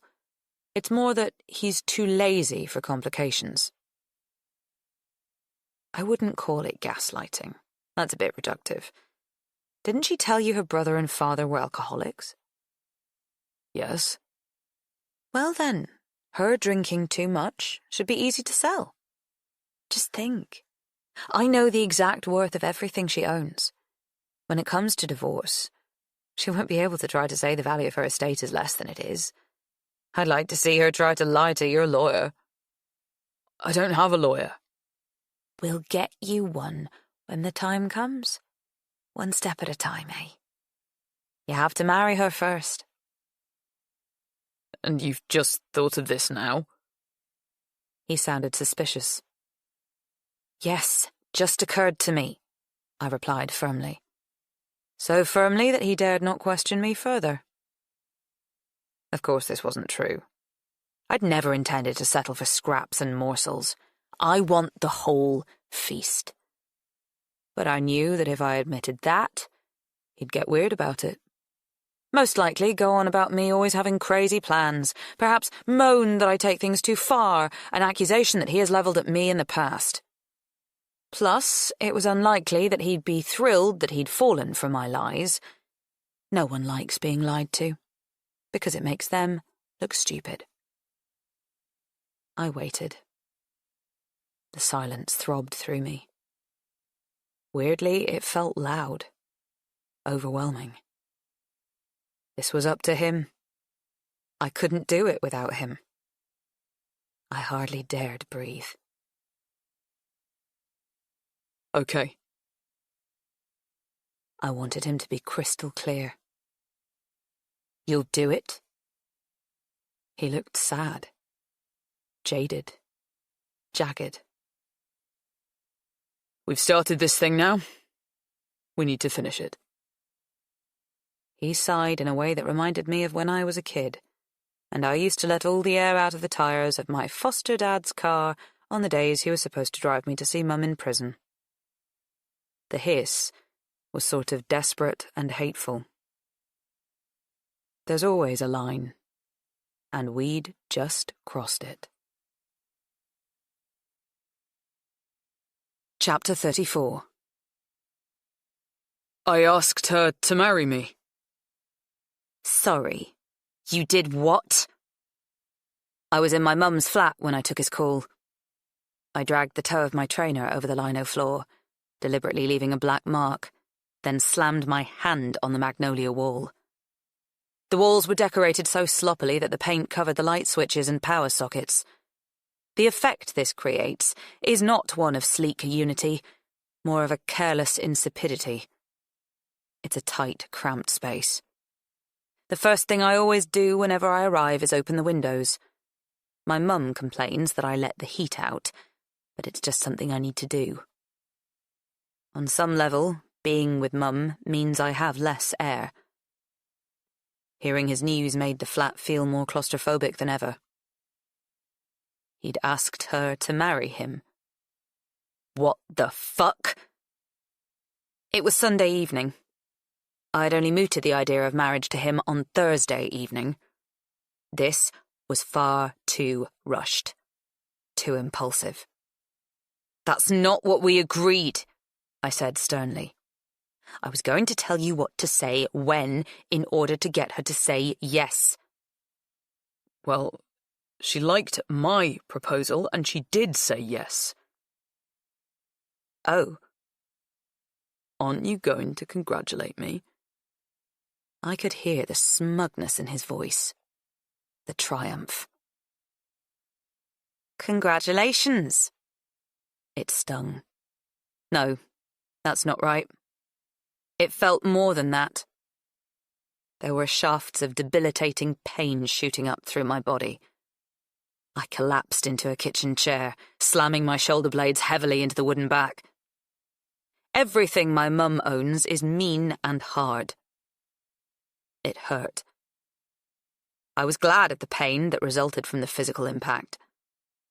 I hoped it would distract me from the strange shock of hearing my boyfriend was engaged to someone else. This was my idea, my idea, my idea, I repeated to myself. It was, but I hadn't expected it to hurt so much. So, tell me all about it. I don't know why I asked. It didn't matter. It was done. But I felt a need to keep a grip on the situation. I didn't like him going rogue, but since he had, I needed to understand exactly how things had played out, despite the hurt running through my body like a poison. She was freaked out after your handiwork with the bolognese. We cleaned it up together, and when we finished, I asked her to marry me. It was totally impulsive. The idea was swirling around my head because you'd been talking about it, and I just blurted it out. You know, a seize the day. What have you got to lose sort of thing. What? Hang on. What was he saying? He proposed after they cleared up the bolognese? Thursday. He had waited 3 days to tell me this news. The news that he was engaged to be married. What the actual fuck? Wasn't that the sort of thing he might have wanted to update me on straight away? He could at least have sent a text. What had they been busy doing for the last 3 days that the need to pass on this info slipped his mind? No, actually, I don't want the answer to that. I bit down hard on my lip until I could taste blood. Matty didn't seem to notice my silence. He was too buoyant with the victory of his independent strike to care. Instead, he blathered on about moving up the timeline, striking while the iron is hot, no time to lose. One self-congratulatory cliché mushed into the next. I blinked furiously, trying not to let tears fall down my cheeks. I'm not a crier. Not usually. Kids who grow up in care learn not to show their emotions. I've heard kids who go to posh boarding schools learn the same lesson, so don't get out the violins. I was crying then, maybe. But that was just because I was shocked. Not weak or sad or hurt or scared. I couldn't be. It was my idea. I wouldn't allow myself to be. He was gloating, behaving as though he'd won a Nobel fucking Peace Prize. He kept repeating how brilliant it was that he'd brought the plan forward a few months. The sooner I'm in, the sooner I'm out. He was wrong. We needed to take this slow and steady. If it appeared he was in an unseemly rush or behaving impulsively, it would ring alarm bells, either with her or with her friends. Someone would start to whisper, "Fortune hunter." He'd have been better waiting a few more months. Why had he done this? Was he teaching me a lesson? Flexing his muscles? He continued. I mean, when I first saw the shitstorm you'd created, I was so pissed off with you. Did you have to? I was annoyed that she'd spoiled our evening, I replied honestly. That tomato sauce really stains, you know. You ruined her white alpaca wool rug, and the sofa will have to be recovered. We've put a throw over it for now. I'm going to get it sorted on Monday morning. Get some upholsterer's quotes in. I was thinking like a grey leather cover. At least that way, if you go crazy again, it can be wiped clean. He laughed at his joke. I didn't. What do you think? Will grey leather work, or maybe cream? I thought he should put the damaged sofa in the old schoolhouse, say it was beyond repair, and just let her buy a new one. Even stained, it was better than anything we owned. But I didn't give him my views on the interior decor. Instead, I concentrated on what he was saying to me and what he wasn't, and tried to make sense of both. I had been so damned irritated when she sent him the text saying she was coming home early and not staying out with her friends. She got to spend so much time with him, and I really resented our night being curtailed. But my irritation turned to fury as I saw his panic. He looked like a school kid caught graffitiing on the teacher's desk. Of course, I had to get out of there sharpish, but his fussy urgency was somehow unseemly. He ran around the house, eradicating all signs of me, plumping up cushions and smoothing out the indents on the sofa where I had recently been curled up with him. He hastily washed and dried the wine glass I had drunk from and carefully returned it to the cupboard. He rushed upstairs and gathered up my clothes, shouting at me, "Get out of her dress!" I felt like an undervalued mistress. Used. and then nothing. It seemed that he'd temporarily forgotten I was his wife, or as near as, damn it. Certainly his almost wife. She is the other woman. I don't want her eating my bolognese. I don't want her having my peaceful evening with him. He practically pushed me out of the back door as though he was putting out a cat. He didn't pause to so much as flash a regretful smile that our evening together had been hijacked. I stayed and waited until she arrived home, watched through the arrogant floor-to-ceiling windows as he fussed about her, got her to taste our bolognese, poured her a glass of wine. The wine I had been enjoying. It was an unthinking, adrenaline-fueled act, but I don't regret it. I had to do something. I wanted to cause some chaos, wreck things, leave a mark. Some people cut themselves. I'm more outward-facing in my destruction. There's no resisting that feeling when it floods into me, swamps me. All I can do is give in to it, bend with it. If I didn't, if I stayed rigid, I might snap. There isn't a choice or a decision. It's a force. A pure, blind fury invades every molecule of my being. I don't see red, I see white. My vision is bleached away. I feel dizzy and sick. The only thing I can do to ease the symptoms is rip and smash and throw and roar. Matty knows this. He's seen it often enough. He knows it's not really my fault. It's out of my control. I hung about outside, cloaked by the blackness of the night, and watched her emerge from the storeroom at the back of the kitchen. Her face was a picture when she saw my work. Her shock and horror soothed mine a little. As I saw her eyes widen in panic, her face tighten with fear, I was able to breathe again. I settled and watched them clean up together. It got cold, and I didn't have a coat with me, but I didn't budge. I watched them go to work with rolls and rolls of paper towel, scooping gloop into black plastic sacks, and then setting to with buckets of steaming, soapy water and mops. I was laughing to myself, seeing how much chaos and confusion I had caused, knowing that I'd spoilt her evening as she had spoilt mine. But then suddenly they were having sex. Just there in front of me. It was disgusting to watch. Worse than anything I'd watched him do before. Worse than I'd imagined it. I wanted to leave so I didn't have to witness it.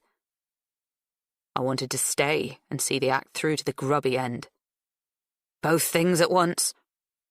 I told myself I should stay, that it would reassure me, like it used to when we did the threesome thing. Back then I could always see that he was just into the sex, not into the woman. He was certainly respectful and decent enough with whoever, because he's not a prick, but there was never a connection. If he looked at them directly, he was always looking at their bodies. If he looked in the mirror, he caught my eye. That was all he was interested in. Their bodies, or me. I watched as Matty and Emma both stared into the blackness beyond the window. For a moment I thought they had spotted me, but no. It wasn't me they were looking for. He searched out her gaze. She found his. Their eyes met. And now they were engaged. Chapter 35. Since he was charging ahead with his part of the plan, there was nothing for me to do but up the ante in my program to undermine her, destabilize her. So that's what I did. Matty and I texted constantly and spoke when we could. He did at least have the decency to give me a heads up that they were ring hunting.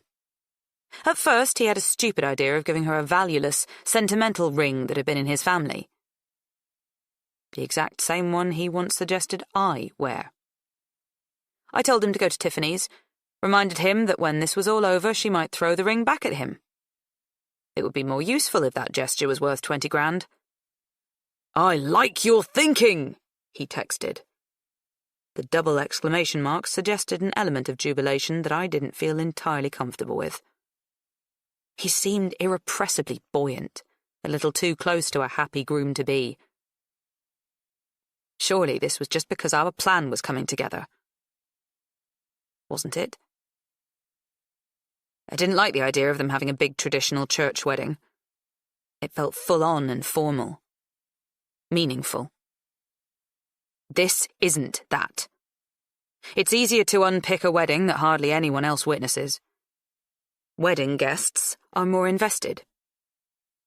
I didn't want people invested in this marriage. When he texted me to say she'd made an appointment with a vicar at St. Adelaide's in Hodston, I immediately knew I had to stop that. It's a great-looking church. Just the village, along from where my mum lives. It's not inconceivable that Matty and I will marry there one day. Had he even thought of that? I expected Emma to be spooked once I fucked up her parents' graves. She wasn't. She's as hard as nails. Matty had to pull out all the stops, come up with some bullshit about being too traumatised by my funeral to want to marry in a church. I wanted them to do it abroad, with fewer witnesses. I hadn't anticipated how quickly they'd arrange that. Fine, whatever. He was getting cocky. He thought he was in control, but when Emma insisted on a prenup, he instantly fell apart again. Came running to me for advice. What are we going to do? I never thought she'd ask for a prenup, he was yelling, which was stupid of him. We were in the Fox and Crown, my mum's home. People know us here. They don't have to know our business, though. I squeezed his leg under the table. Hiss whispered for him to calm down, offered to get him another beer. Really? He never thought she'd ask for a prenup? I'd have thought it was obvious that she would. A rich businesswoman like her marrying a, let's face it, broke younger man whose job is just a small step up from a hobby, of course she'd be wise to put a prenup in place. I had counted on it. For a brief period of time, I had been concerned that she might turn out to be surprisingly sentimental and not her usual practical self with regard to the engagement. It was a relief when her friends stepped in and talked her into it. Without a prenup, how was I going to get Matty over the line? I had to think about how much of this I wanted to explain to him, though. Since I'd watched them have sex that night they got engaged, I'd been even more circumspect about exactly what I should share with him. I love him. I can't remember a time when I didn't love him. And I can't imagine a time when I won't love him. But I don't know if I can trust him. Lots of people get confused, believing one thing leads to the other. No way. I wonder what he can cope with, what he will process and support. I brought his pint back to the table. I bought myself a Diet Coke. There was a flask of vodka in my handbag. I reached around and dug it out. Amazing Graham, the landlord, knew I couldn't afford to pay pub prices for spirits, and that I brought my own with me. He turned a blind eye. Men of a certain age are generally kind to me because they still appreciate a pretty face, but are terrified of very young, pretty faces. Young women now are aware and demanding. They don't accept flirtatious favours. All power to them. They don't have to. That's progress. But I still take what's on offer. I will wait until I have the agency to tell creeps to fuck off. When I say agency, I mean money. I poured a healthy measure of vodka into my Diet Coke and thought about Emma. She doesn't trust you, Matty. And honestly, she's right not to, isn't she? I mean, you're not in love with her. Worth underlining, I felt. I set my face in an expression of concern. Well, you have no choice in the matter. You'll have to sign the prenup to prove to her how trustworthy you are, or else she might not even go through with the marriage. Oh, shit, no, that won't work. She's shown me a draft. If I sign it, we have to be married for 5 years before I see any decent money. I'm not doing 5 years. I was glad to hear his revulsion at that idea. I touched his arm and murmured soothingly, "No, of course not. I'd hate that too. But I'm sure it won't come to that. I've had an idea.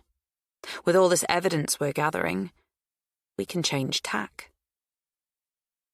Change tack how? You don't have to divorce her on grounds of unreasonable behaviour. We can get her committed. The words spilt across the little table. The old boys on the table next to ours were playing dominoes. Was it my imagination, or did they pause? Lean our way. I put my head closer to Matty's. Committed? Like, in an asylum? He asked. I'm not sure that's what they call them nowadays. That's such an awful word. So loaded. I just mean, we could get her put under observation or something. Get her help if she's drinking too much and behaving destructively because of it. Same tactic. We're just looking for a slightly different outcome. She doesn't need help. But we agreed we're going to make it look as though she does, right? It's already happening. We don't need to give that more thought. I had to keep him moving along. We've been through this. You're engaged to her. She wants a prenup. You're marrying her for her money. If there's a prenup, you won't get any money when you divorce her, but you have to sign the prenup if you want her to marry you, because she thinks you're marrying her for her money. Is that really so hard to follow? I was steamrolling him. Of course I was. He has a tendency to look back, check over his shoulder. It's not useful, and it's not sexy either, come to that. I pushed on. So, you sign, you marry her, and when she starts to appear unstable, you can get power of attorney. Then you will be in charge of her money, and we can go back to plan A, filtering off cash. It will be easy, as you'll get legal access to everything. Then, once we have enough, you can divorce her. Or not. I mean, if she's in an institution, you might not want to bother. We would be free to do as we please anyhow. He stared at me, slack-jawed. Are you getting this? I snapped. Yeah, I think I am. It's just... Just what? It's just a lot. It's pretty ruthless. I mean, committed. The Priory is practically a spa. She'll be fine. We'll be rich, Matty. Isn't that what you want? Well, yes, but... And she'll be out the way. Gone. Keep up, Matty. He gave me a dark look at that comment. But he signed the prenup. It was a step closer. Obviously, I couldn't follow them to the Maldives to watch the nuptials. Instead, I moved into Woodview while they were away. Mum stayed over too, because she didn't want me to get lonely. She understands how hard this has been on me. I caught her going through Emma's jewellery again. She's light-fingered. Lost all concept of private ownership when she was inside. Theft is not what she went in for, but prison provides quite the education. Mum went in after a domestic with my dad that ended badly. For him. He had it coming, but while that makes a catchy songline in the musical Chicago, it doesn't make much of a defence for murder. She went inside a victim of a crime of passion and came out with a general sense of amorality and specific abilities for theft, fraud, self-defence, and God knows what else. Let's just say she's resourceful. She wouldn't miss it if I took one or two of her smaller bits, she said. She has so much. You can take one piece, I said firmly. Scatter other bits around the house, so she thinks she's mislaid stuff. Put it in weird places like the fridge, so she wonders how it got there. Mum slowly turned to me and glowered. I know the plan, Becky. I designed the blueprint. The looks she spews are killers. I swear I felt my blood cool and slow. I was born just before she went to prison, and although we were able to be together in the mother and baby unit until I was 18 months, I have no memory of her at that time. So I don't know if she learnt to glare like that inside or whether it was always her way. I like to think her hardness was born of necessity. It's more understandable that way. Forgivable, even. She doesn't have to be hard with me. I'd do anything for her. I am. I get it that she's not in the habit of trusting or being trusted. Who is? She wasn't the only one punished for my father's death. We don't talk about the 16 years she spent inside, the years I spent in care. I would talk about it with her, but she's never asked. I once mentioned sleeping with a chair up against the door, so no one could get into my room, and she said, "Living at once was shit enough. Why pick at the scabs?" I guess she feels bad that I went through it, that she couldn't mother me. It's not her fault. If it's anyone's, it's my dad's. I like to think that if she'd never had to go to prison, she would have been the same as other mothers, that she would have smiled and laughed, read bedtime stories to me and made packed lunches every day. Maybe she'd even have cut off the crusts. When I was a young kid, I used to make up stories to comfort myself. I'd imagine her winning the mum's race on school sports day, tearing along the track and snapping through the ribbon, everyone cheering. I think I got the image from that iconic picture of Princess Diana winning the parents' race at Prince William and Harry's school. I must have, because I've never seen my mother run. I imagined her spooning medicine into my mouth when I was ill, or booking me dentist appointments, brushing my hair, teaching me how to swim. Mum stuff. No one did any of that for me, but so what? I have great hair, straight teeth. Self-sufficiency is an important life skill, and my mum gifted me that. By the time she got out, I was modelling. Too old to be mothered in the conventional way. We're close, though. Tightly bound by what we missed out on, rather than tied by conventional shared experiences. When she first started talking to me about this opportunity with the rich woman she cleaned for, I felt something I hadn't felt before. I felt protected, looked out for. She knew Matty and I needed cash, that we were struggling. It's not like she has a cash box under the bed, or a trust fund that she can draw on. Sharing this opportunity was all she could do to give me financial security. And all parents want to help their kids out if they can, right? I watched as she slipped a fine gold chain bracelet into her jeans pocket. And she spat into a bottle of toner. She shook the bottle and said, "Don't use that." I sighed, bewildered. Spitting into skincare products wasn't on brief. Emma wouldn't be disturbed by something she wasn't aware of. It struck me as a petty, nasty act. Undisciplined. I'm not above petty or nasty, but I like to be effective. On strategy. "Why did you do that?" I asked. Mum ignored me and continued to root through the jewellery boxes. I didn't push. I left the room, went downstairs to watch Love Island.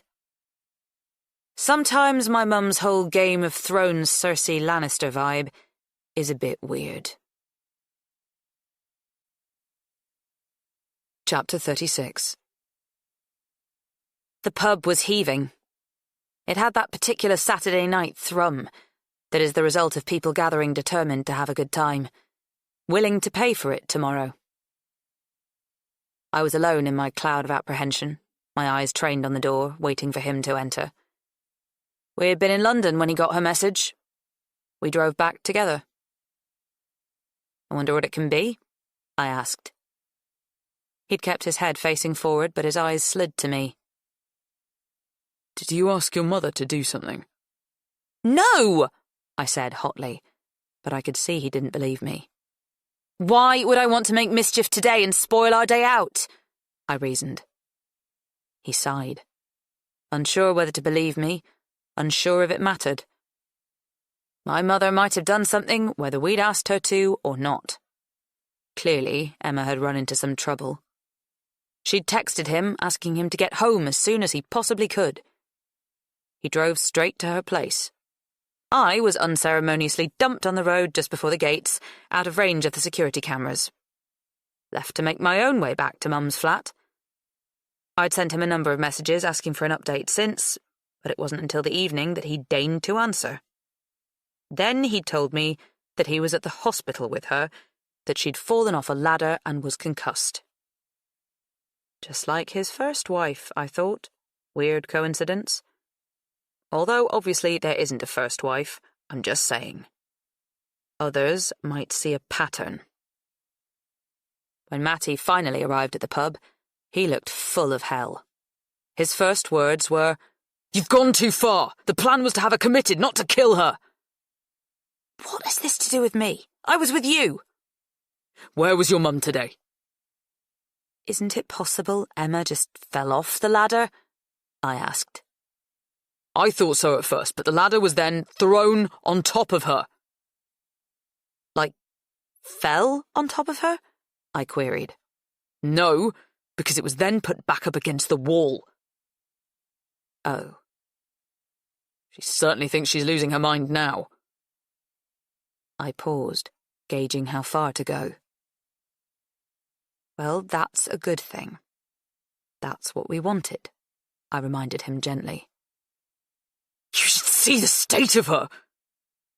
He looked shaken and furious at once.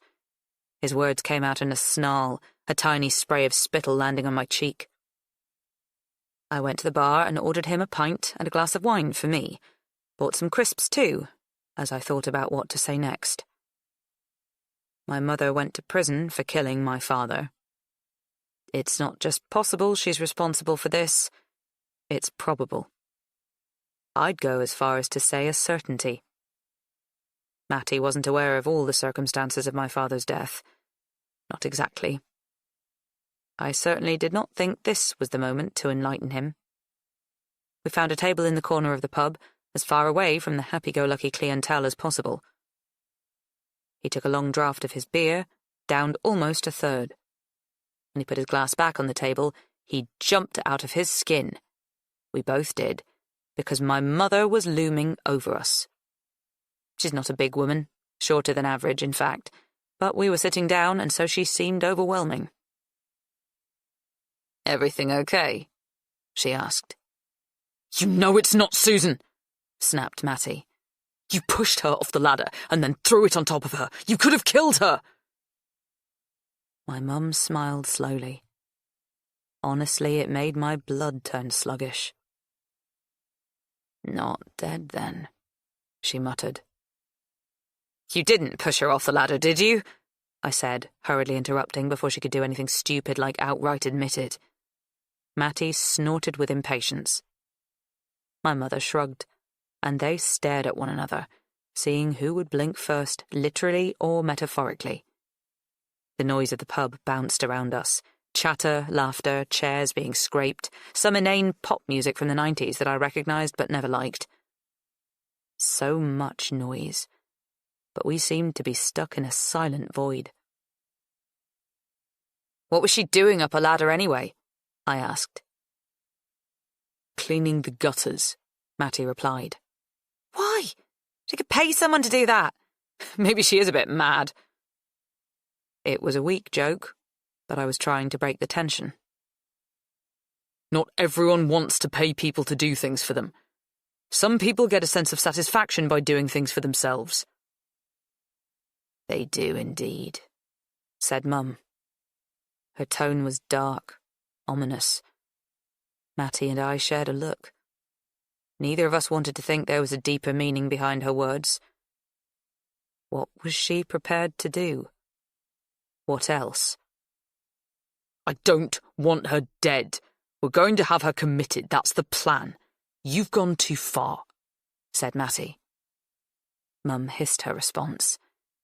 I had to lean in to hear it. It's not me who's gone too far. It's you. What do you mean? Matty asked. He looked flustered. I eyed them both, unsure as to exactly what was going down. Something was, though. I had a strange feeling that if I stuck out my tongue, I would be able to taste the tension in the air. It would be metallic, like blood. Just don't get too cozy with her. I won't tolerate that, warned my mother. Then she abruptly said she was going back up to the flat to watch television and left. I watched her cut through the crowd. She didn't head upstairs. She headed straight out the pub door. I didn't point out as much to Matty. He'd just panic. To me, it made sense. Emma was alone in her house. It was the perfect time to pay her a visit. Fuck. You're all mad. I don't know who to trust, muttered Matty. He laid his head on the pub table and banged it. Not hard, but enough to draw attention. I smiled at everyone who looked our way, as though I thought my boyfriend was a really funny man. Sit up.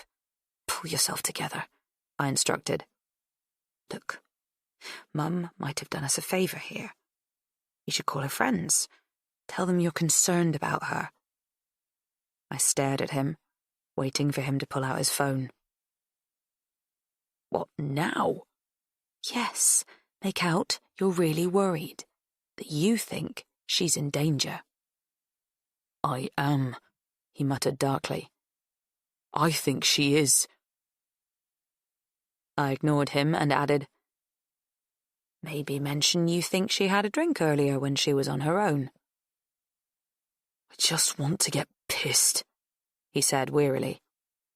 It was ironic that his reaction to this stressful situation was to want to drink heavily, the very thing he was going to accuse Emma of, an over-reliance on alcohol leading to unreliability. Go outside, make the calls. I'll get more drinks in. Chapter 37. She's lost it. That was the plan. She thinks you're haunting her. What? That's perfect. Batshit crazy is better than alcoholic. Can't talk now. She's right next to me. See you tomorrow. I've been rereading these words all day. They look different now that there's a big crack across my screen. Sort of traumatized. Shadowy. Not quite real. He said, see you tomorrow, but he hasn't sent another text since to tell me when he's free. I might have to suggest they get a dog, one that needs to be taken on long walks. Then he'll have a convenient excuse to get out the house. She must watch him like a hawk, jealously guarding his every move. I thought she was more independent than that. I thought he was. Surely he could find an excuse to get out to meet me. He could say they needed a pint of milk, or that he was going to the tip. He could at least walk into a different room and send a text for fuck's sake. His silence bothers me, and I can't settle to anything, not food, a book, or TV. I pace around the small flat, wearing out the floorboards. Wearing out myself, actually. I tell myself it's excitement that our plan is coming together, but as the day draws on and I hear nothing more from him, it feels more like agitation. By 6 p.m. on Monday, I give in. His lack of response to my texts means I have no choice other than to go around there. I don't tell him I'm coming. I don't want to spoil the surprise. Mum's bedroom door is closed. It has been all afternoon. She's most likely napping. She might be awake, though. Sometimes she hides away in her room. Her time in prison has led to her valuing alone time. Some days, if she hangs out in the pub for too long, she gets overstimulated, overwhelmed by the constant noise and crowds of people around her. It can make her jumpy. In case she is awake, I slip out carefully, silently. I decide to walk. If I take Mum's car, she'll want to know where I'm going, and I think it's best she stays at home today.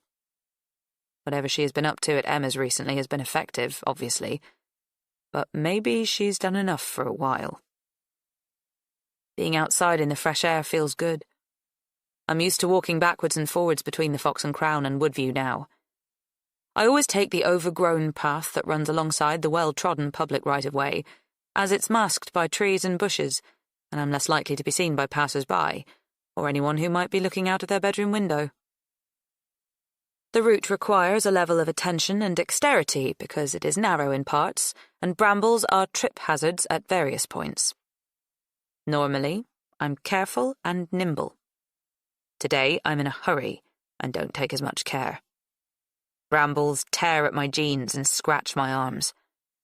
I rub impatiently at the thin, bloody lines and stride on. At one point, I disturb a fox and her 2 cubs. They spring across my path. The mother stops and stares at me. Her eyes flash as though communicating a warning or even a threat. I suddenly think of the look my mother threw at Matty on Saturday night. What did she mean when she said he'd gone too far? I stand still to show the mother fox I have no intention of hurting her young. She slinks away. I stay in the woods and watch the house, waiting for the day to flatten into dusk. I need the dark and the shadows. It's been raining again. The ground is muddy and dank. I'm so stealthy now that birds barely stir when I crouch under the trees. They used to panic and scatter, but no longer. All the lights are on as usual. She'd justify that by saying her energy is green, I suppose. You have to be rich to install solar panels in the first place, though, don't you? I think of the old schoolhouse and the electricity we get because I paid a dodgy electrician to tap into someone else's supply. It's a fire hazard, but it's free. I think of being at my mum's and her constantly barking, "Turn off the bloody lights, am I made of money?" Woodview looks like a doll's house, with one side lopped off to allow easy access. I've often thought that the design is conceited. Emma Wesley is obviously brazen about being exposed, confident that she has nothing to hide. No secrets, no shame. I can read the house, them, well by now. I know the domestic rhythms, that around this time she is likely to be in her home office, while he is in the kitchen preparing dinner. When he calls her to the table, he pours her a glass of wine and they clink glasses, eyes meeting. They don't watch TV while they eat. They talk, laugh. It's nauseating.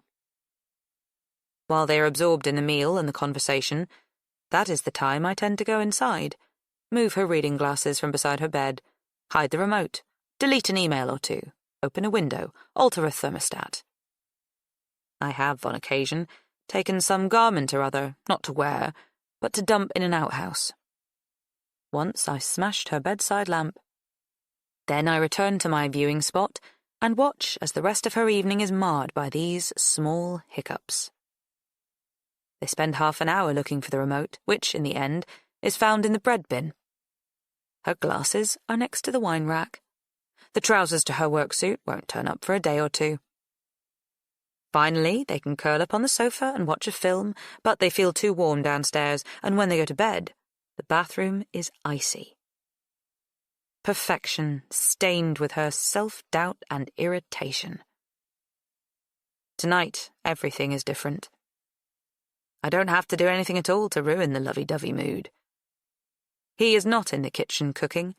He is standing by the window, staring out into the garden, perhaps out towards the woods. He's keeping vigil, but it's pointless. He won't be able to see me. I'm in the shadows. She is upstairs. She's lying on her bed. She's not tapping on her laptop or reading a book. She's not even flicking through a magazine in a half-hearted, distracted manner. She is staring at the ceiling, motionless. Perhaps paralyzed with fear or dread. That's the aim. Eventually I watch her get to her feet. It's clear from the way she moves that she's in a lot of pain. I'm not a monster. I do feel a twinge of something when I see her limp into the bathroom and start to run a bath. If not guilt or remorse exactly, then maybe pity. But I don't let that twinge in my gut solidify. I certainly don't let it travel to my brain. I haven't got time. I see an opportunity. I have to get moving. Chapter 38. Emma. I am struggling to get comfortable. My ribs ache, and however I try to sit or lie puts pressure on a tender, blooming bruise. But I think a bath will help soothe my injuries. It will certainly distract me from the screaming silence that has settled between me and Matthew. I feel humiliated and exposed after telling him my theory that Becky is haunting me. I don't know what I was expecting from him. I just wanted him to make me feel safe. Part of me wanted him to say that he didn't for a moment believe in such things, that it was impossible. I don't want to believe it myself. But he didn't make me feel safe. His look of horror and disgust disturbed me further. He thinks I'm a drunk. No one respects or admires drunks. Me least of all. It offends me that Matthew might think I'm the sort of person who would lose control to alcohol, be controlled by alcohol. I thought I could trust him with my thoughts, no matter how odd or intimate. I hoped he would gently laugh away my fears, reason with me, or hold and comfort me. Do something, anything that would keep us connected and would reassure me. But he slammed the shutters down by insinuating I am mad, unhinged, addicted. I feel locked out, like a disgraced fallen woman banging on the gates of a stately home, trying to get the attention of the master who has seduced and abandoned her. Obviously, he's not the wealthy one, and I'm not pregnant, but I feel desperate, pathetic, somehow disgraced for trusting him. I feel oddly afraid of this hasty marriage. Not afraid of him as such, but certainly afraid of the fact that I have so dramatically changed my status quo. I massage my eye sockets with the heel of my hand. I have to stop this train of thought. It isn't helpful. Matthew is my husband. I love him. Don't I? I do. At least I think I do. I must. I have to. It's practically impossible to know exactly what I think right now when my head and body ache, and desperate thoughts ricochet repeatedly around my mind. How much do I really know about him? I pour a generous amount of citrus-scented bath oil into the running water. I'm trying to smother the woody, deathly smell that Matthew says he can't detect, but I am sure is a sign of a visitation from Becky. I shake my head, despairing at my own thoughts. How have I turned into the sort of person who thinks being haunted is a possibility, let alone a rational explanation? Yet I do. Or at least I don't know what else to think. I massage the back of my neck. Fraught. Exhausted. I decide that while I wait for the bath to fill, that I will call Heidi. According to her socials, she arrived back in the country on Sunday evening, after the inevitable 2-hour plane delay. I've been thinking of calling her all afternoon, working up the courage. I know I have to apologize and put things right. I miss her and I'm sorry, but besides that, I need my best friend. I'm scared, and despite being newly married, I feel alone, vulnerable. Before I met Heidi, I often felt lonely, but that stopped the day we became friends. Our friendship has always shielded me. If ever I was going through a hard time at work, or in one of my fleeting relationships, or my brother was causing me concern, I knew I could pop round to hers, or at least pick up the phone, and she'd laugh, or talk, or argue me out of my fug. How did I forget that, even temporarily?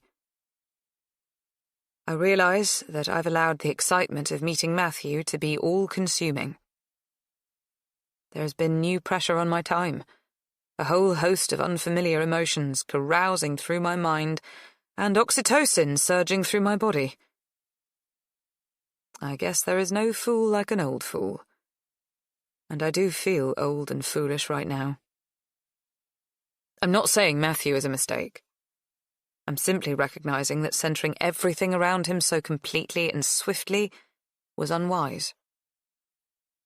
I psych myself up to eat a huge dollop of humble pie. Heidi is the first contact saved in the favourites on my phone. I decide to make a video call because I need to look her in the eye when I say I'm sorry. The phone rings 4, 5, 6 times. I shake a little. Is it possible that she isn't going to pick up? That she might ignore me? I brace myself, wondering how I'll absorb that blow. I'm just about to hang up when her image springs up in front of me as she answers. The moment of relief is nipped at when I see that she is sitting with Gina in Gina's home. I know they've always met up without me to do mum or couple things, but somehow, right now, being faced with their cosy togetherness hurts. This is clearly just a girls' night social and nothing to do with the kids or husbands. This will make the apology harder too. The only thing worse than having to apologise for behaving like an idiot is other people witnessing as much. I swiftly absorb the scene. There are mugs on the coffee table, a box of Jaffa cakes, most likely empty, a big packet of Tyrrell's crisps, and an open bottle of white wine, 2 half-full glasses. I'm glad that at least Heidi kicks off the conversation. I hear congratulations are in order, she says in a way that clearly communicates she doubts it. I smile anyway. Thank you. She doesn't ask anything more about the wedding day, which would be usual, but I suppose nothing about this marriage is conventional. Instead, she says, "You don't look especially overjoyed. Far from the blushing bride I was expecting. Are you ill?" It would be easy to be offended, but in fact I'm grateful to her for behaving so normally with me. Her normal is to tell me how it is, or at least how she sees it. I find it reassuring that she's not holding back or hiding in small talk. It gives me hope that we can swiftly get back on our usual footing. Oh, I'm fine. I had a little accident, that's all. It's taken the wind out of my sails. Gina's face creases with concern. Oh no, what happened? I was running. I just tripped. This is a lie, obviously, but I don't have the courage to start by explaining the ladder incident. I'll get to it. I'm not hiding it from them. It's just not the place to begin this conversation. Heidi and Gina share a look, but I don't halt to examine it. I pile in with my apology before I lose my nerve. I've been a dick lately, I'm sorry. Yeah, you have, says Heidi. That day of the walk, the things I said, I am so sorry. Can you forgive me? My voice scrapes along my throat before it tumbles into our history. I wonder how hard she's going to make me work for this. But then she sighs and says, "Yes, you silly bag, of course I can." Just like that. No drama, no recriminations. It feels so normal, so easy. Too easy? The thought assaults me, and I'm annoyed by it. I want to sink into the moment of relief and happiness. However, after the constant drama of the last few months, I am mistrustful of things running smoothly and positively. We get it. You haven't been totally yourself, adds Gina. What do you mean by that? My question comes out sharper than I intended. I see Gina blink as though she's batting away some level of shock. Nothing, she says soothingly. Just that you're going through a lot of changes at home and at work. The restructuring has been incredibly stressful. My CFO has been especially stringent and rigorous. I mean, that's great, that's his job. But he's forever complaining that I haven't responded to emails from him, emails that I haven't even received. When I tell him as much, he says things like, "Check your spam," before sighing laboriously and saying he'll send again. Classic BS. Obviously, he's never sent the emails in the first place and is covering for his own incompetence. He's questioned my expense claims, too. Sent them back to me with certain items highlighted in red and terse notes attached. Was this hotel used wholly and exclusively for business purposes? I don't go into this detail with Heidi and Gina. They wouldn't get it. Instead, I just mumble, "Yes, it's been a busy time." And then I grasp the heart of my concerns. "I thought marriage would be easier," I blurt. "Did we teach you nothing?" laughs Heidi. But it's not a mean laugh. She's welcoming me back under her wing, and so I make an effort to laugh along with her. "You're sharing your home for the first time. That takes some getting used to." Gina spells out what I already know, but it's good to hear it anyway. Reassuring. "You're both adapting. It must be difficult for him too. His wife has only been dead a year." "I'm his wife," I mutter. I wish I didn't sound so sulky. "Yes, right. I meant his first wife." Gina looks uncomfortable. "And it's been 14 months. Heidi asks, "How are you feeling about the whole Becky thing now you're Mrs. Charlton? Last time we spoke, things were intense. You chose to elope because he was so cut up about going inside churches." I'm pretty sure she mutters, "For fuck's sake," under her breath, but I let it go. "I'm struggling," I confess. I want to tell them that I'm overwhelmed with emotions, that I feel awful, that I'm shocked that I've turned into this woman who feels rather than thinks or reasons. I feel my husband loves someone else more than he loves me, that he's always distracted and thinking about her. A dead woman. As she is dead, it shouldn't matter, but it does, because only the dead can be canonized. I feel hollowed. There is a throbbing between my breasts. In my heart, I guess. I'm about to tell them this, but I'm stopped in my tracks when Gina murmurs, "Yeah, Matthew said as much." "Excuse me, what?" Heidi swiftly elbows her, but Gina lifts her chin, the way she does when she's determined. "I'm not keeping secrets from her," she insists. "What secrets?" "Matthew rang me. He asked me not to mention it to you. He said there were—" She pauses, looks for the right words, obviously not keen to use whatever words he did. "Issues," she says finally. I bristle at the idea of them having conversations behind my back. "What issues specifically did he tell you about?" "He's worried about you." Gina looks worried too. "He says you're seeing ghosts," interrupts Heidi stonily. She doesn't look worried, more disbelieving, dumbfounded. No, I never said that." Heidi nods with satisfaction. "Of course you didn't. I didn't believe him for a minute. You are literally the most sane and rational person I've ever met. You'd never believe in that sort of garbage." "Hey, my Nana swore she had a ghost living with her," comments Gina. "Yeah, but your Nana was 93 and had dementia," retorts Heidi. I shake my head. I haven't seen a ghost, but I do think I'm being haunted. There's a moment when I think we've lost connection, and the screen has frozen. But then I see the images move on the muted TV behind Heidi and Gina.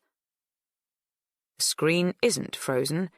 They are paralyzed. "You serious?" Heidi laughs, and then checks my expression. "Shit. You are serious." "Oh, girl." Her face no longer shines with humor or challenge or indignation. All those emotions it's displayed during this call. Now she simply looks creased with pity. "Okay, Emma. You know I love you. You're like a sister to me, so I'm asking this from a good place. Are you drinking when you're on your own?" "Why are you asking me that?" "Why aren't you giving me an answer?" We stare at one another. Shocked. Saddened. "That's why Matthew called me," says Gina quietly. "He said he was worried about your drinking and your mental health. It was brave of him to reach out." "I thought he was bullshitting," says Heidi. I note the past tense. She thinks something different now. I tut. No, I'm not drinking. Well, sometimes a bit, no more than I ever have. Don't you drink when you're on your own? I'm not the one who's being mad here. I mean, you must be kidding about the ghost thing. How does that make sense to you? Heidi meets my gaze. Her huge brown eyes are sharp with accusation, not warm or bright as they usually are. If you're not kidding, then you have to be ill. Sorry? I am not sorry. I am offended. What are you saying exactly? Why did you tell us you tripped when running, when you told Matthew that you fell off a ladder? Gina's question is asked so gently I want to cry. No, look, that is nothing. That's right, I just didn't want to get into it with you. I sound flustered, unreliable. So you're saying now you did fall off a ladder? Heidi probes. I've always said as much. Not to us. You just said you tripped when running. Why a ladder?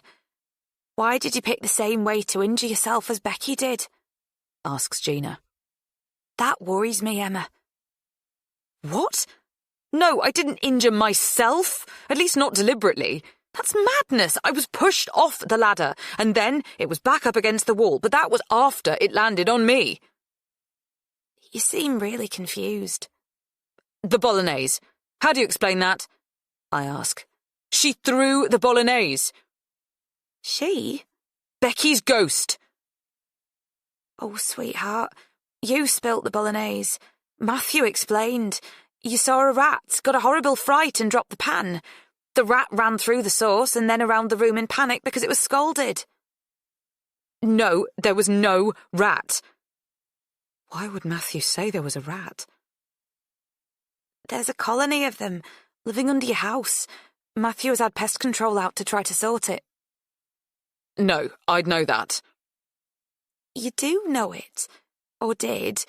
He said you had to go up to Scotland while it was dealt with because you were so distraught thinking about the nest under the floorboards. That's why you're always hearing peculiar bangs and scratches. No! It is awful, adds Heidi, shuddering.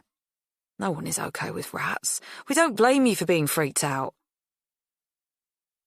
I look at my two best friends. They seem utterly sincere. No, I would have told you about a rat's nest.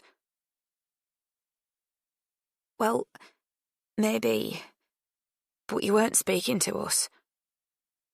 My head hurts. A fat tear rolls down my face.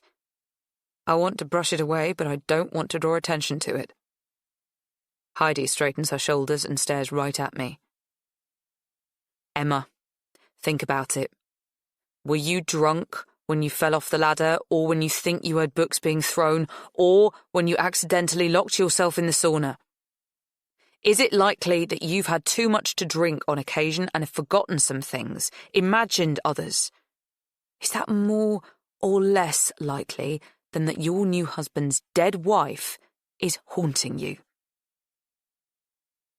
I hang up.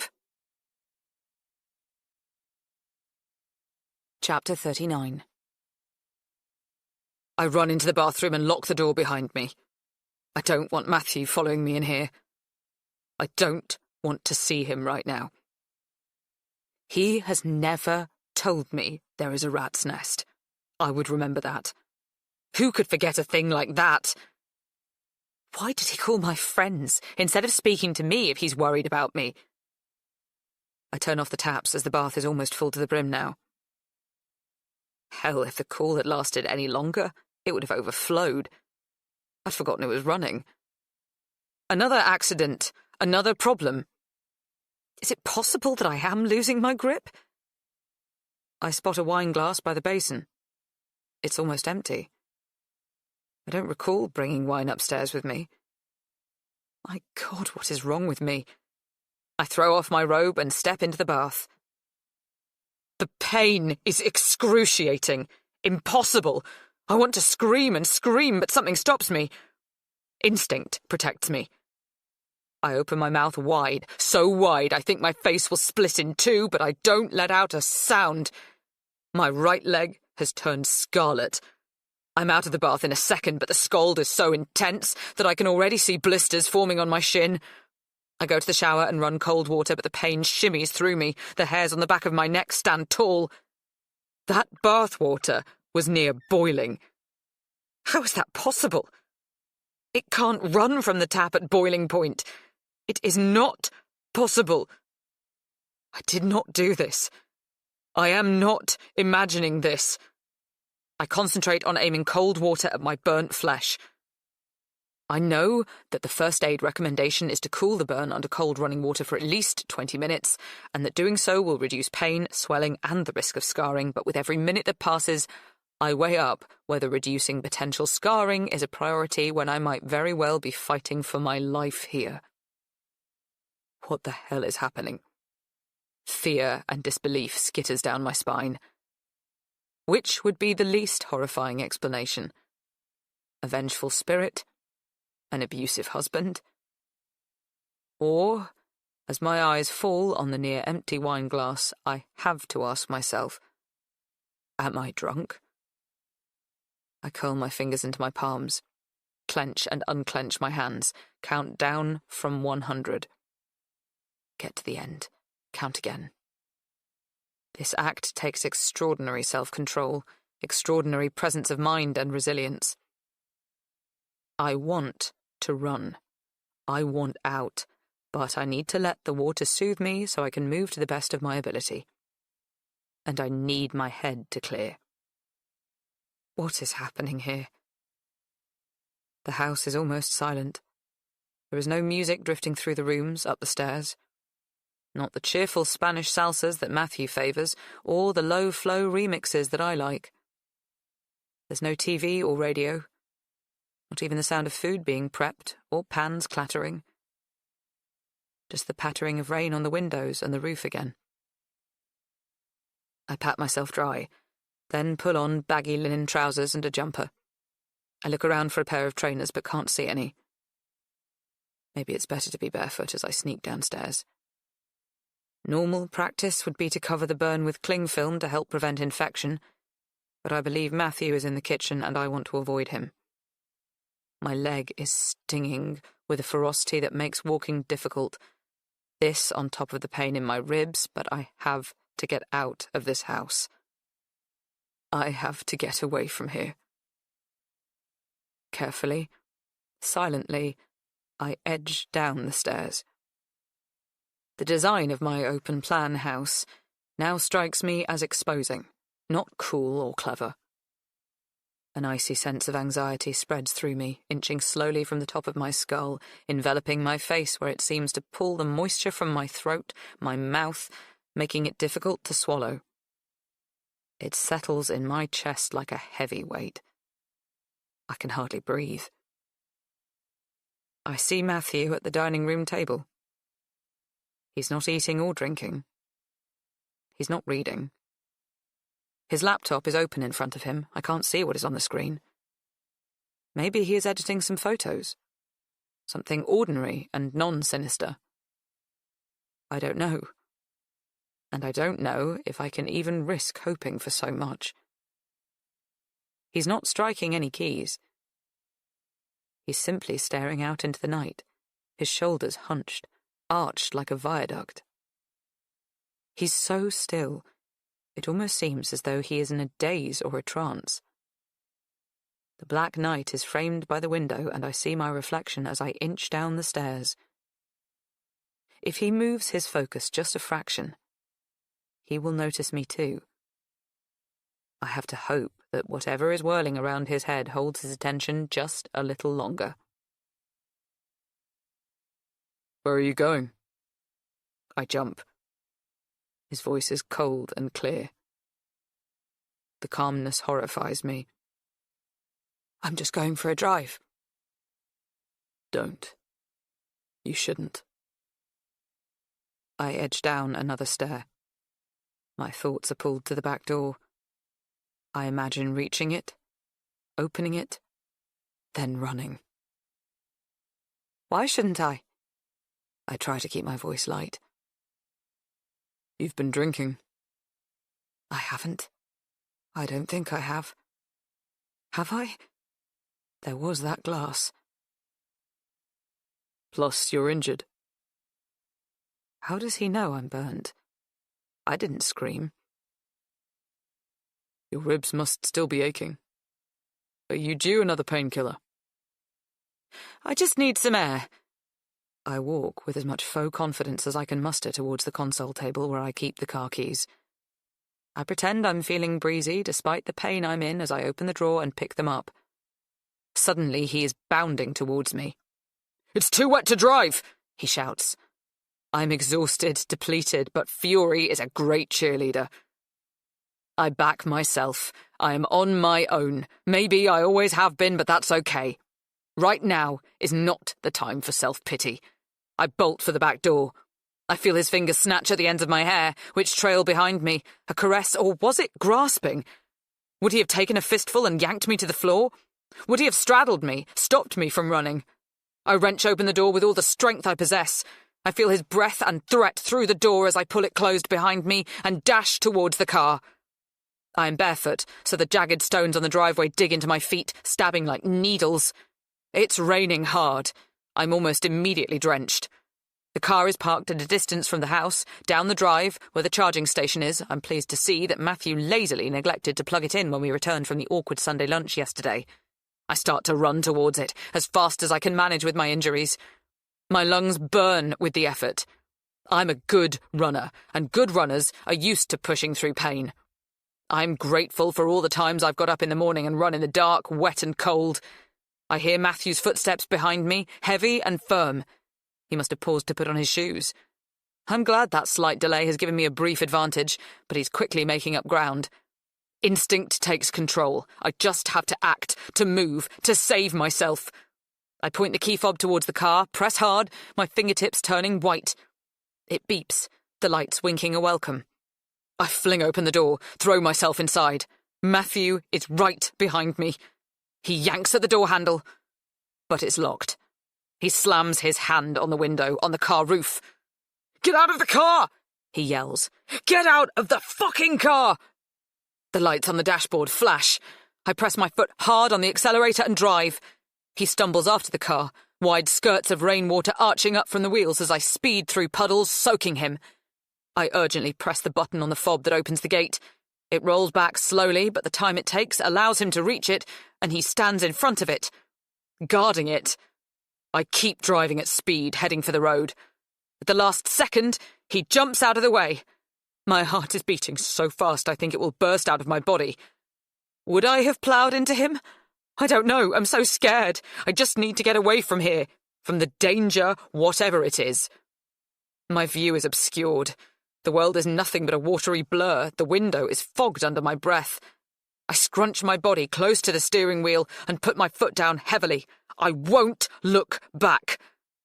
The windscreen wipers slip right and left, a constant motion, but they're useless against the ferocity of the downpour. I can't hear myself think as the rain pelts on the roof. Bang, bang, bang, bang, endless, like a toddler with a drum.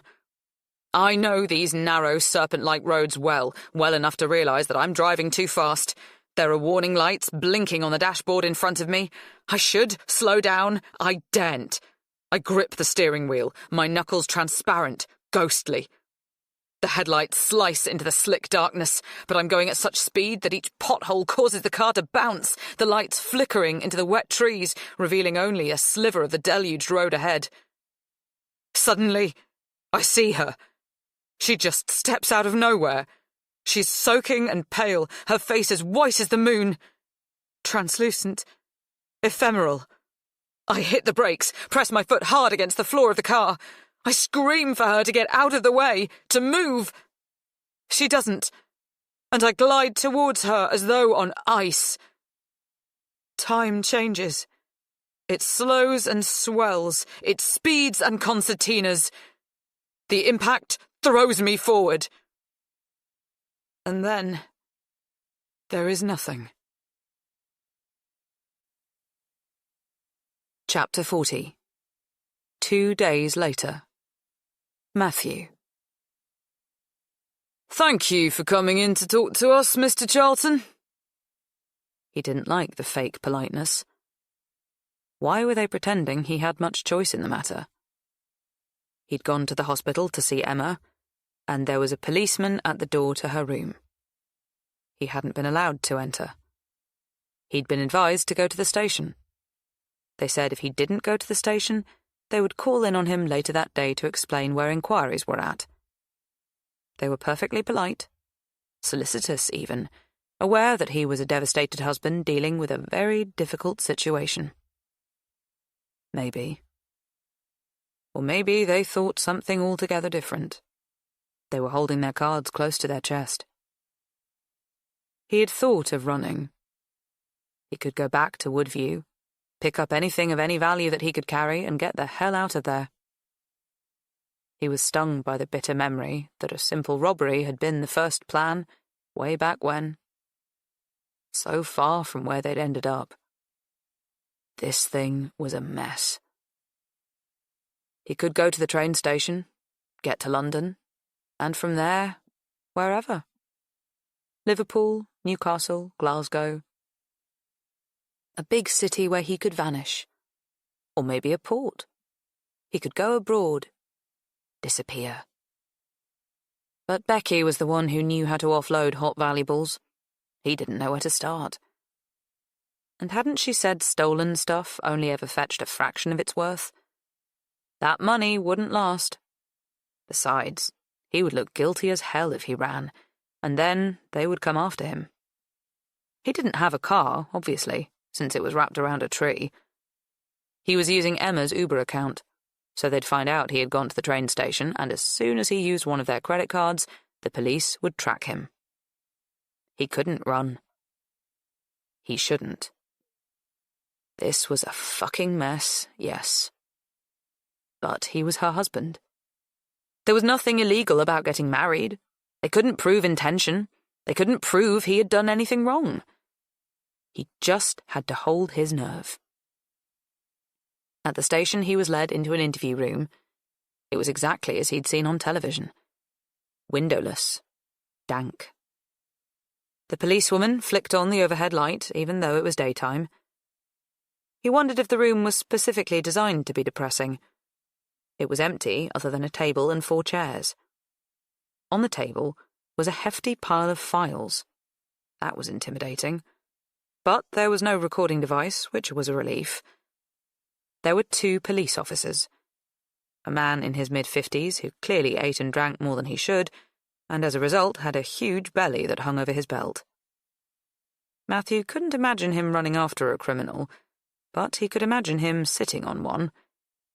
The other officer was an Indian woman in her early 20s. She had a gap between her teeth and wore her hair up in a greasy ponytail. She looked very young, and he felt very old. They offered him a cup of tea, but he declined. He just wanted them to say what it was they had to say. Whatever it was better to get on with it. The female officer placed a picture of Susan, Becky's mother, on the table between them. Do you recognise this woman? Her tone was firm. It surprised Matthew that she was leading the conversation. He assumed this slight disruption to the stereotype was part of their routine. They didn't want to be predictable. He pondered what he should say. He ran through the facts in his head. Susan was his fiancée's mother.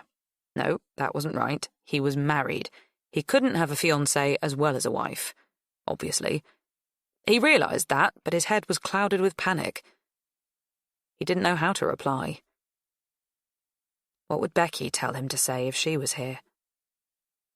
He had known Susan for 16 years, although it wasn't a consistent relationship. She'd tended to drift in and out of Becky's life, absent for months, sometimes years. The last few years, she'd been a fixture. Something Becky was happy about, Matthew less so. He tried to buy time by fingering the edge of the photo, peering carefully, as though really giving it his full attention. He more or less lived with Susan. She was practically family, albeit difficult, troubling, awful family. He concentrated on the fiction they had constructed. In that world, he knew this woman vaguely, barely. That was the world he had to stay in. Yes, I know her. She was Emma's cleaner until a few months ago. Then we had to let her go. Right. According to the cleaning agency, the Mop Mob, the policewoman paused to check her notes and smiled whimsically, even though it couldn't be the first time she had heard the name of the company. Susan Morden and the second cleaner, Shyla Mahar, were both asked to leave their jobs rather suddenly after several years working for your wife. Can you explain that? Matthew shrugged. I took over the cleaning. Tried to make myself useful. Nothing more? More? We've talked to Shyla Mahar. Right. He wondered what Shyla might have said. She'd been upset when they let her go, felt accused, and mentioned her colour. It was nothing to do with her colour. It was nothing to do with her. Her being fired was just part of the plan. It had been awkward, though. He didn't want to get into that. Better there was no talk of unpleasantness. I'm sorry to tell you that Susan Morden has been formally identified by her daughter as the woman your wife ploughed into and killed on Monday night. I see. That's very sad. He coughed. How should he react? What was the acceptable level of distress and shock? Of course, he already knew as much. Becky had called him the minute she left the morgue.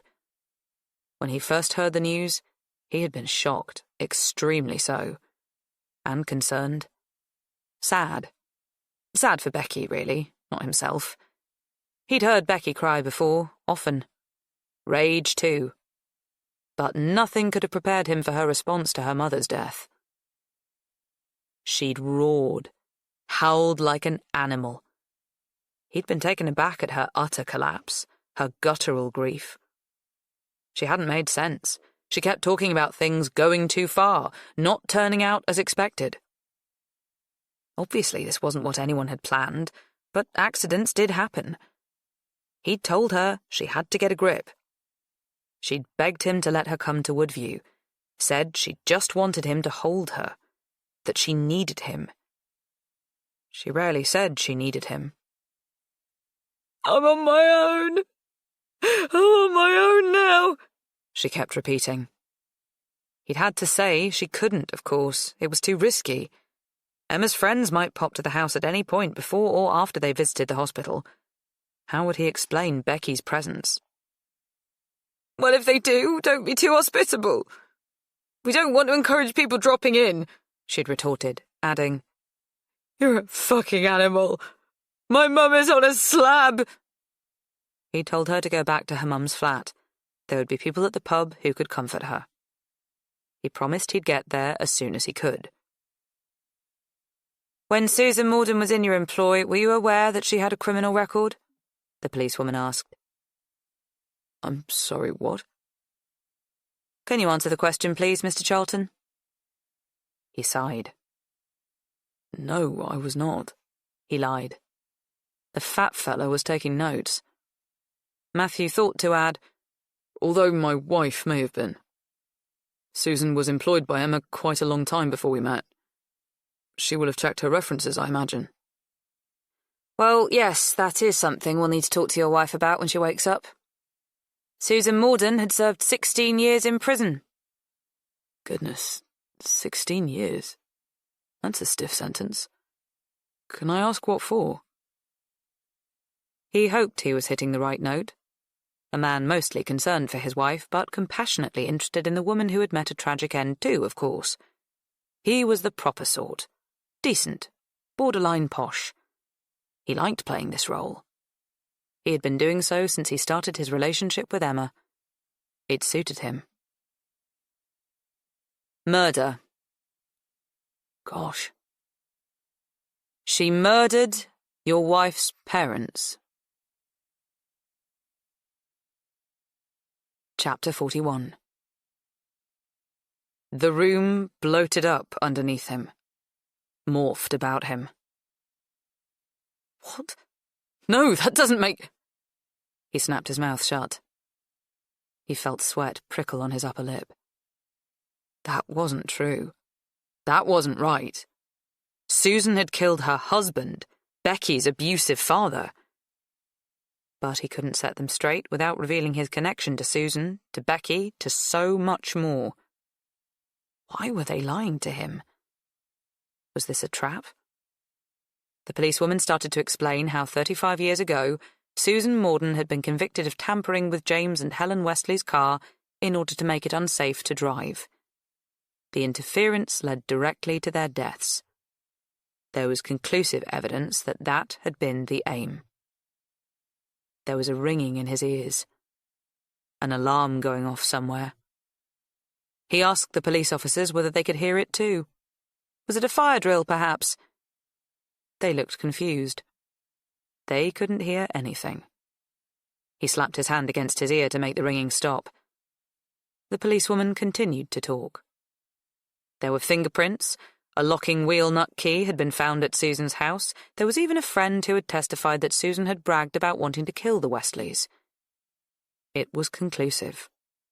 The jury had reached a unanimous verdict in just under an hour. Matthew stared at the table. It would be a mistake to meet their gazes. The police had all sorts of training, didn't they?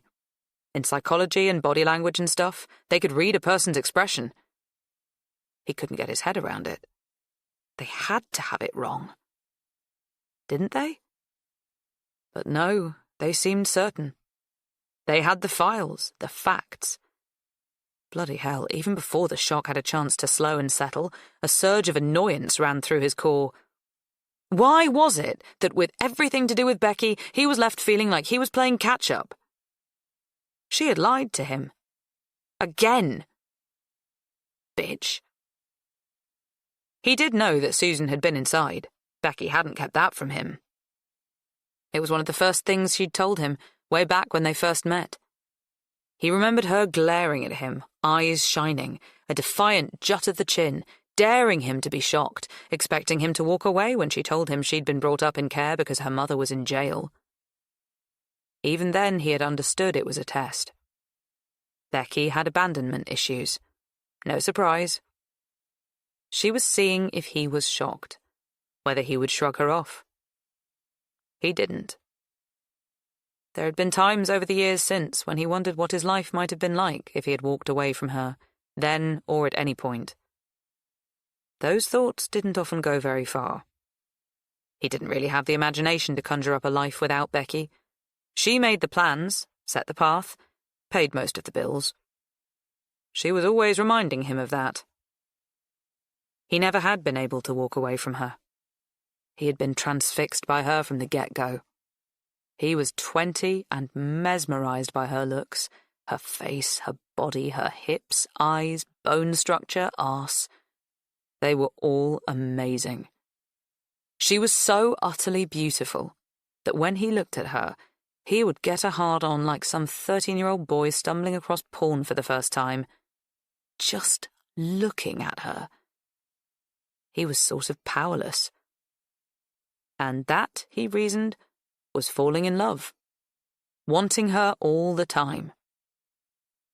Back then, he hadn't been even the slightest bit aware that there was anything else needed beyond physical attraction, which led to great sex, and having a laugh together, which also led to great sex, to add up to them being a thing. Without it being discussed, they were in a relationship. It was very straightforward. He hadn't been bothered about the fact her mother was in prison. In fact, he secretly thought it was quite cool. It added a much-needed edgy vibe to his own credentials. His family were so boring in comparison. His father worked as a sales rep for a company that supplied dental equipment. He'd reached the dizzy heights of area sales manager and drove a company Volvo. His mother was a classroom assistant to Year 2 children. They lived quiet, law-abiding lives. They paid their taxes, washed the car every Sunday, and took the caravan to Cornwall every July. They picked up litter, even that belonging to other people. His mother wouldn't dream of folding the corner of a page in a book. She always used a homemade hand-stitched bookmark. He was embarrassed by their acquiescence to the accepted norms, their ability to be content with very ordinary things, and he was horrified of the idea of becoming like them. But luckily, because he had good cheekbones and had twice been given the main part in the school play, suddenly there had been chances and choices and girls like Becky. Although there were no other girls like Becky. Not really. He came to understand that. She told him that her dad was a nasty bastard and had hurt them. Or did she say he had just hurt her mother? He wasn't absolutely sure now. She had told him the story such a very long time ago. It was one of the nights when they were high on something or other, and then suddenly low. Laughs, sex, alcohol, tears. Confessions, drama, revelations, fears. They'd had a lot of nights like that back then. Becky had told him some really difficult stuff about her life. It sometimes seemed like there had only been difficult stuff. It was horrible to listen to and hard to keep track of. One horror story merged into the next. There were creeps in the care and foster homes who tried to get in her room at night.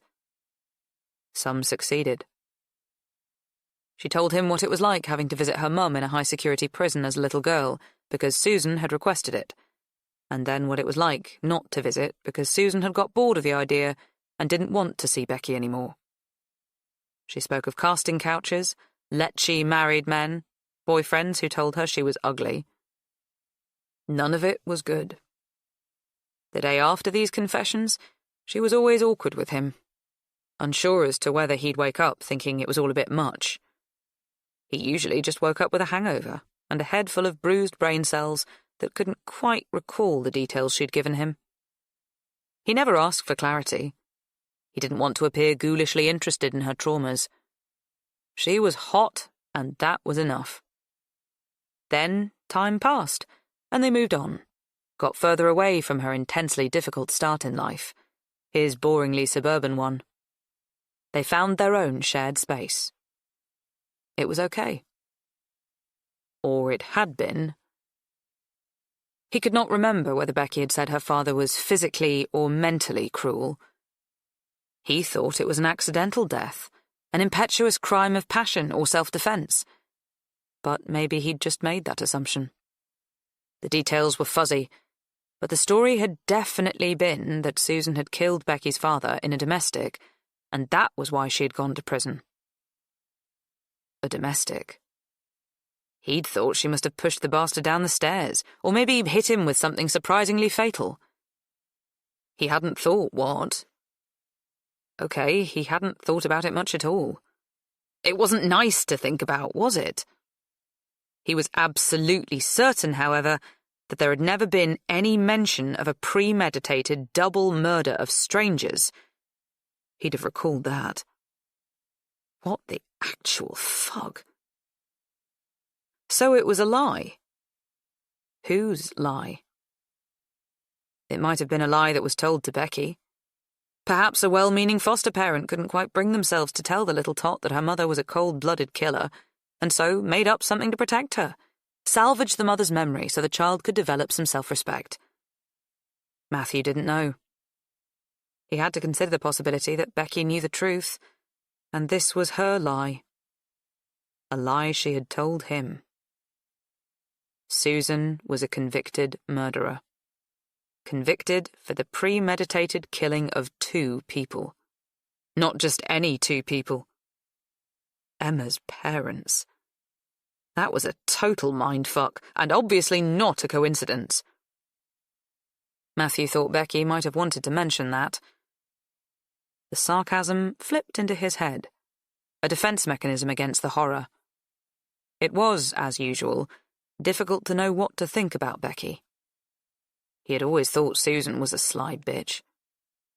He knew that conventional wisdom had it that you weren't supposed to think ill of the dead, but facts were facts. He had never liked Becky's mother. She'd scared him. She had a grim power about her. Despite being only 5'4", she had always seemed threatening. Evil. It's a lot to process, he said carefully. That much was true, because it wasn't just Susan and or Becky who had lied to him, was it? He had to consider the possibility that Emma hadn't been 100% truthful either. She'd said her parents' deaths had been an accident. He sighed. Maybe she'd thought she was telling the truth. Maybe her grandparents had lied to her. Fuck. Did anyone ever tell the truth about anything? Becky was always calling him naive. It was a diss, he knew it. So, let me get this straight. You're saying that this Susan woman, Emma's ex-cleaner, had a criminal record? She murdered Emma's parents? He tapped the photo with his forefinger. Yes. Why? She's not here to tell us, is she? Said the policeman with a wide yawn. That's not really the question I'm focusing on, added the policewoman. What I need to establish next is the why behind this case. You can't think Emma knew what Susan Morden had done, Matthew spluttered.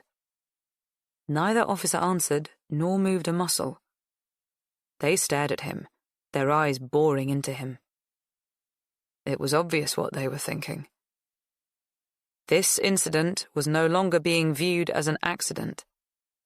This was not a question of the casualty being in the wrong place at the wrong time. Everything had shifted. Susan Morden had been a criminal, but now she was a victim. Emma had been a patient involved in a terrible, tragic accident. Now she was a suspect with a compelling motive. All change. You might want to consider getting your wife a lawyer, Mr. Charlton, just so you're not on the back foot. Because if we can prove that she knew Susan Morden was responsible for her parents' deaths, well then, the female officer shrugged. I'm not a big believer in coincidences. Chapter 42. Matthew was glad to leave the police station. As he stepped into the fresh air, he took in a deep lungful. He didn't quite feel relief. He was far from allowing himself something so clean-cut and definitive. But certainly he felt an awareness that it was better being outside than in. That thought wasn't just in his head. It ran through his blood, pulsed around his body. What the hell had he got himself into? This was out of control. He looked about him, trying to appear discreet and casual, while checking he wasn't being watched or followed. He decided not to call an Uber, but instead to walk to the Fox and Crown. He didn't want to leave an electronic trail of his whereabouts. He had learnt from Becky how much of a person's life could be tracked, traced, distorted, even ruined this way.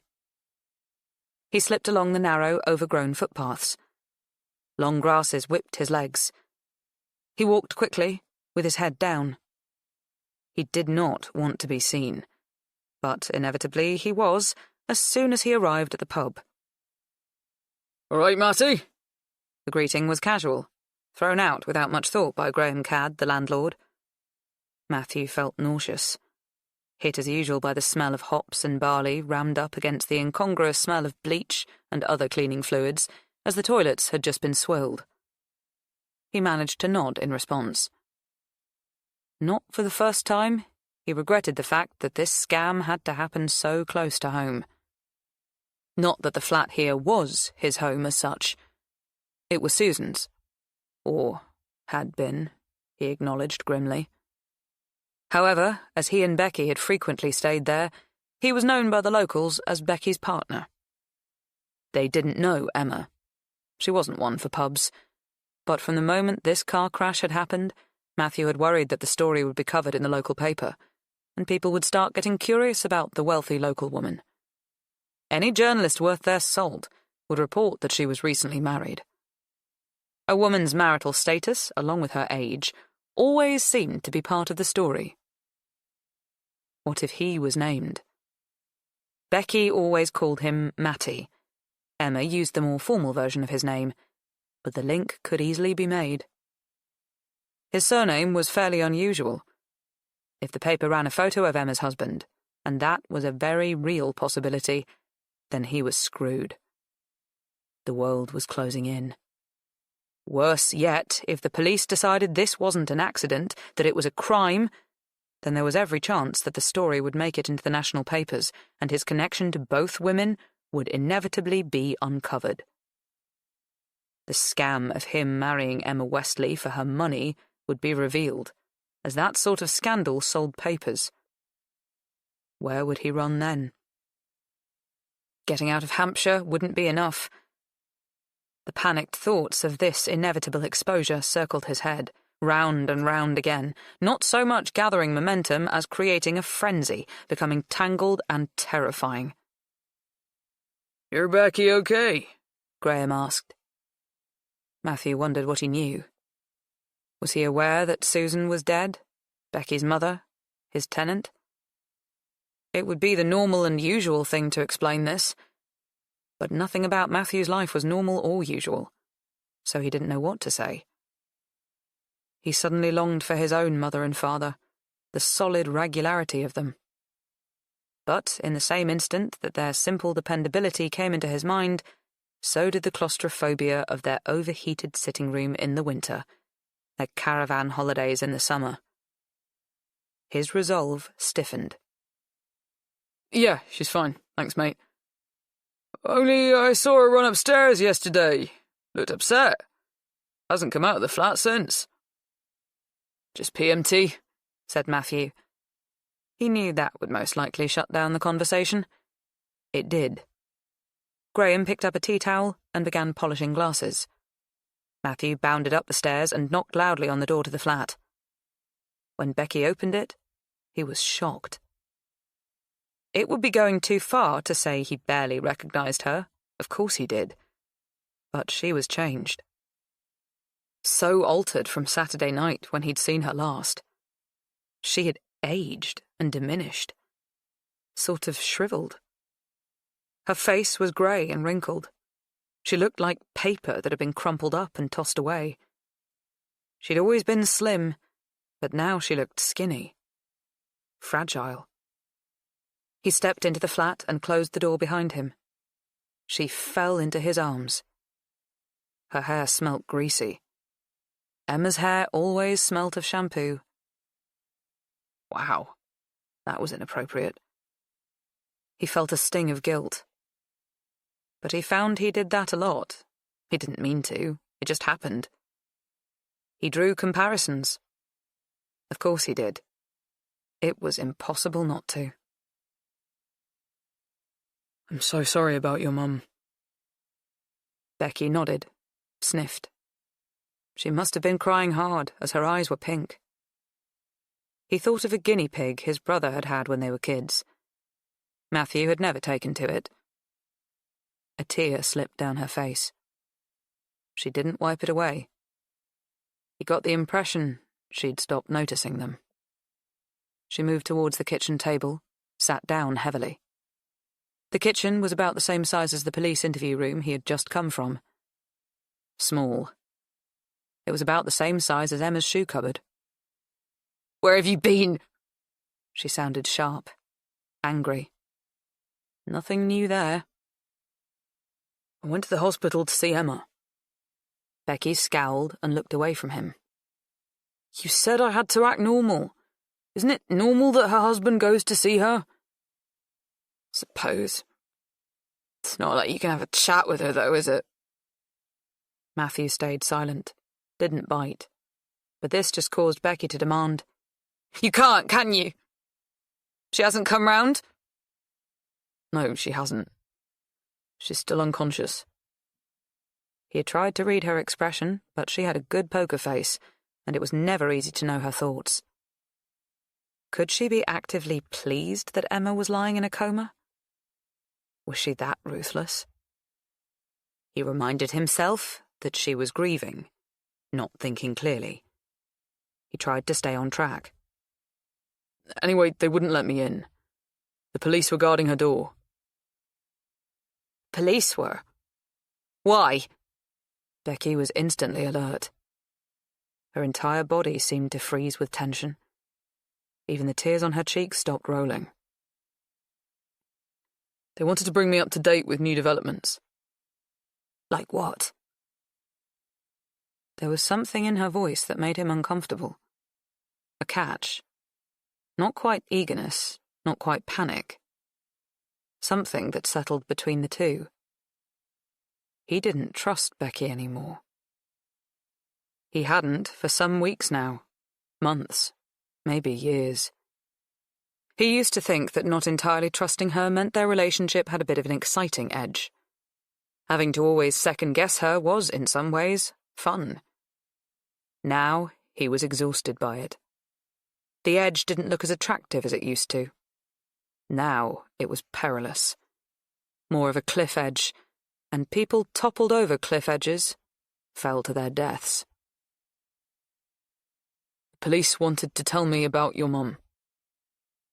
You acted surprised, right? He hadn't needed to act. What they'd told him had been a surprise. He nodded. Again, I'm sorry that I couldn't come with you to identify her. That must have been an awful thing to do on your own. He really was genuinely very sorry, because going with your fiancée to the morgue when she had to look at her mashed-up mother was what a decent man would do. He wanted to be a decent man, but it was out of the question. They haven't linked us, have they? Becky asked tersely. No, nothing like that. He paused before adding, but they have linked your mum and Emma. She was a cleaner. Hardly Poirot-level detection uncovering that. Yes, but there's more. He stumbled, wondering how to tackle what he had to say next. How could he explain what her mother had done? What she was? Becky was so fragile right now. She'd had a terrible childhood, very little to hold on to, but she'd gone all in with her mother these last couple of years.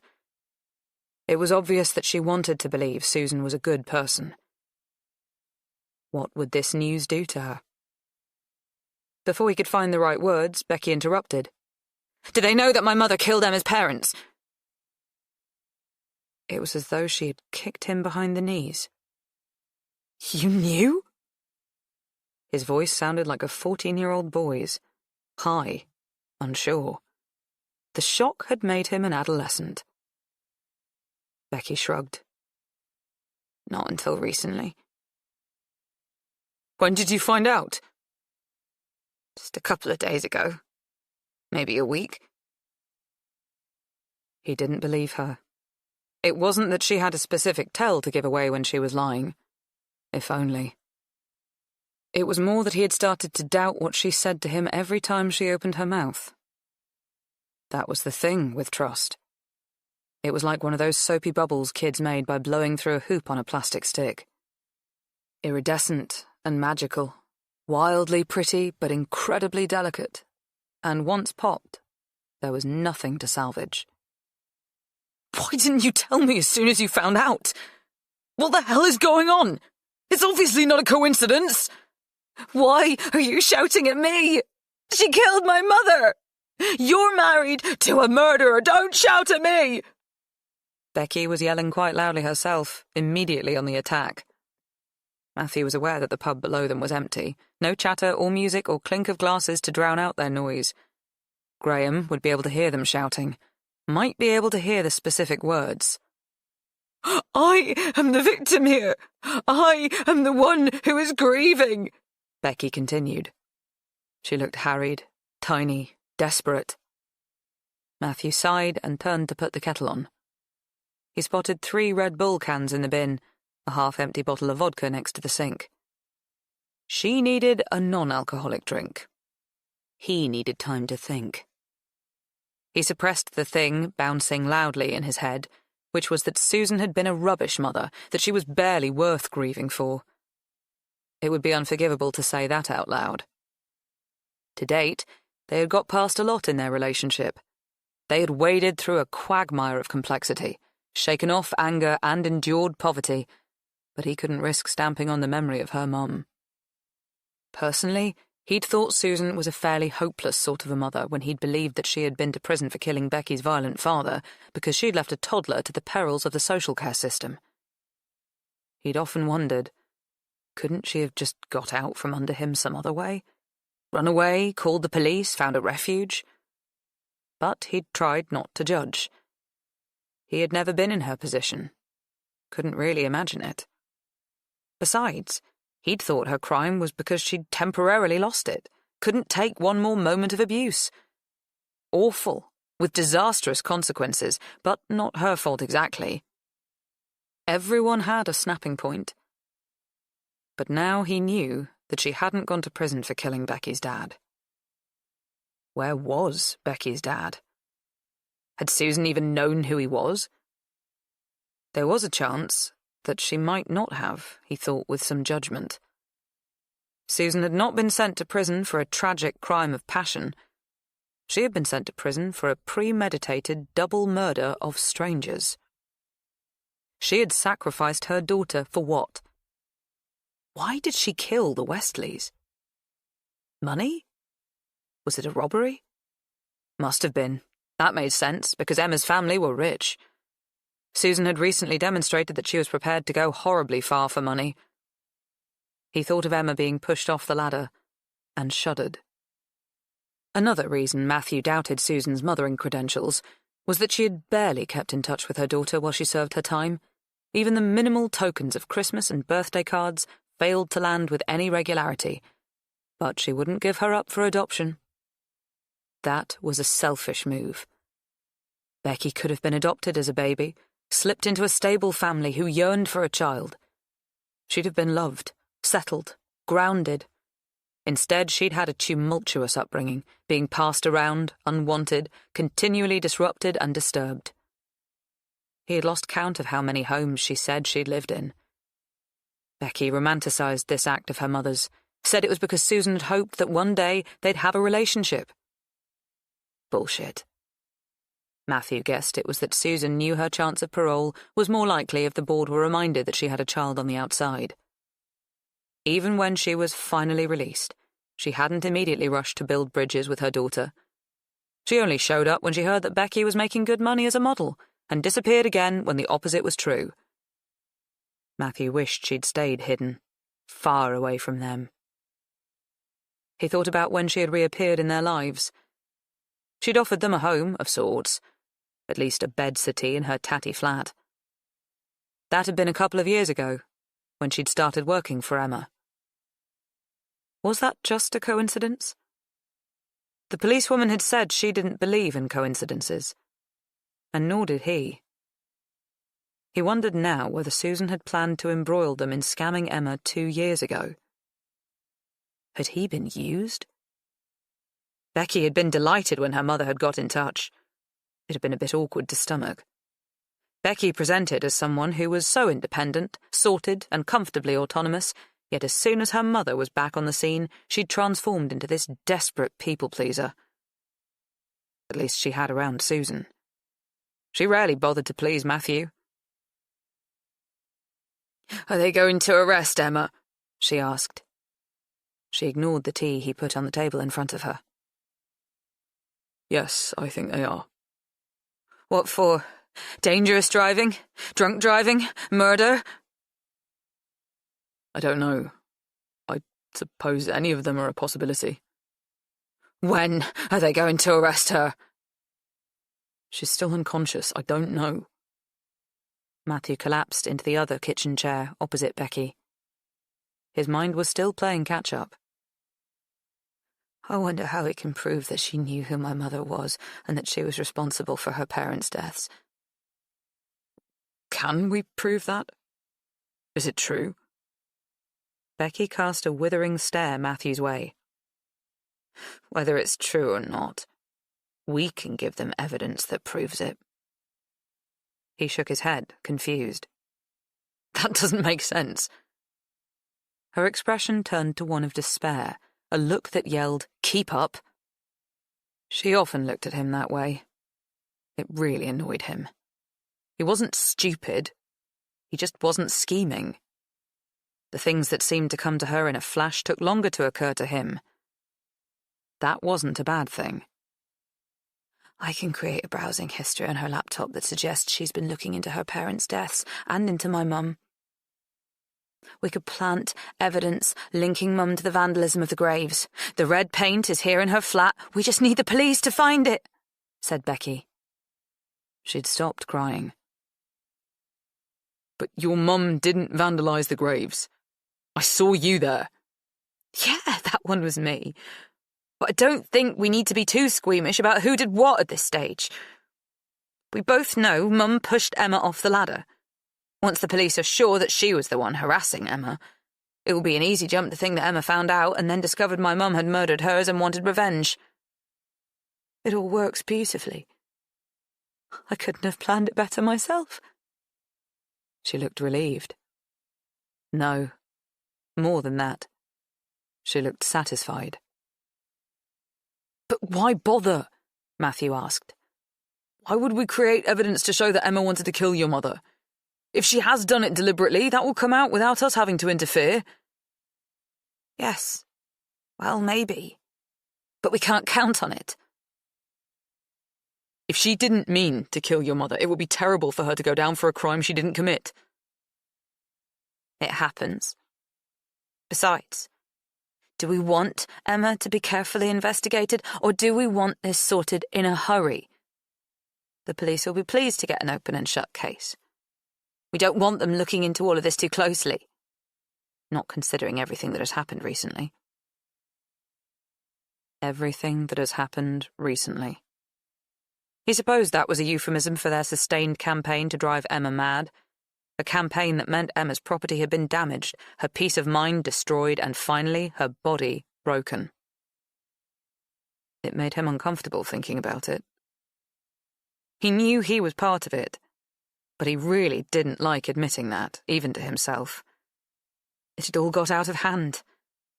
They'd done a terrible, extreme thing. He wanted to put distance between himself and that mess. It had escalated. It had gone too far, and now it appeared Becky wanted to take it further still. He had been bamboozled into accepting whatever it was she wanted, but there had to come a point when he called time. If Emma was sent to prison for something she had done, that was one thing. But shouldn't they just leave this to the police and the justice system? You want to falsify evidence? On top of everything? Matty, she killed my mother. Yes, but I really think it was an accident. I don't think she knew your mother had killed her parents. She would have told me otherwise. What, like you told her everything? Get real, Matty. People don't tell their partners everything. But he thought Emma did. She'd even told him she believed in ghosts. That took some trust, didn't it? To appear so vulnerable. That demonstrated her faith and confidence in him, although it was misjudged. The thought shamed him. Emma was driving injured, he pointed out. He didn't add that she was terrified, that he'd chased her out of the house himself. It was dark and wet. No one would expect a pedestrian on that bend. What was your mother doing on the road at night anyway? Obviously up to something. This could have been a genuine accident. Maybe it was. But you don't go to jail for accidental death. Think about it, Matty. If Emma is in jail, then you are free. Becky was smiling now, her face shining like a child's in rude health, the shadow of grief fallen from her. She added, You know what? We can't lose. If she stays in a coma, Woodview is ours to use as we please. You'll get control of her finances and we can start the renovation of the old schoolhouse. If she goes to prison for murder, no one will doubt your right to divorce her. You'll get a healthy settlement. Matthew stared at her, horrified, but also wiser. Becky was mad. It was strange to think such a thing. To know it. Especially as they had spent the past couple of months trying to send Emma mad, or at least make her look so. But Emma wasn't the crazy one. Becky was. Perhaps it was the grief or shock of losing her mother. Perhaps it was the years of abuse and neglect as a child, or poverty and degradation as an adult. Whatever it was, she was too damaged and greedy to see clearly anymore. The ideas tumbling out of her mouth were insane. It was up to him to steer the ship. Morally, emotionally, physically, he had to take charge. He tried to process exactly what this meant for him. How exposed he might be if Becky followed this plan she was suggesting, which she most likely would, with or without his agreement. That much was clear. However, before his thoughts could fully settle, his phone rang. He answered. Hello? I see. Right. Well, yes, thank you. He hit the red button and turned to Becky. Who was that? What is it? It was the hospital.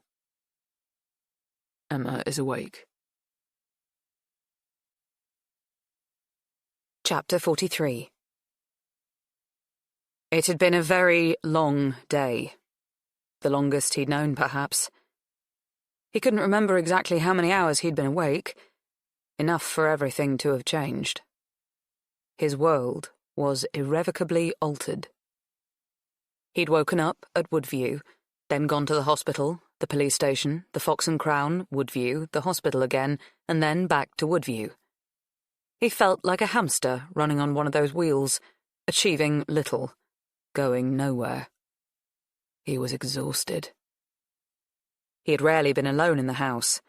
Becky made sure that she was here for almost every minute that Emma wasn't. It was strange to spend time here without either of them, but he quickly found it to be healing. Emma was always going on about the energy of the house, and Becky was always going on about the luxury.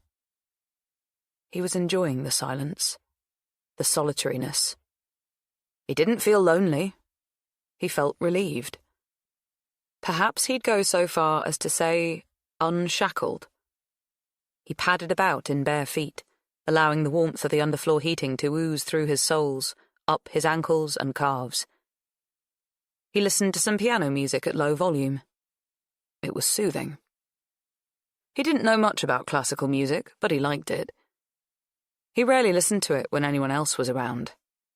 Emma would have wanted to talk about his curation, because she was interested in everything about him, which was cool, but he didn't want to admit to her that his selection was simply the result of him searching relaxing classical piano music on Spotify, and being furnished with a basic playlist of tunes he largely recognized from adverts and movies.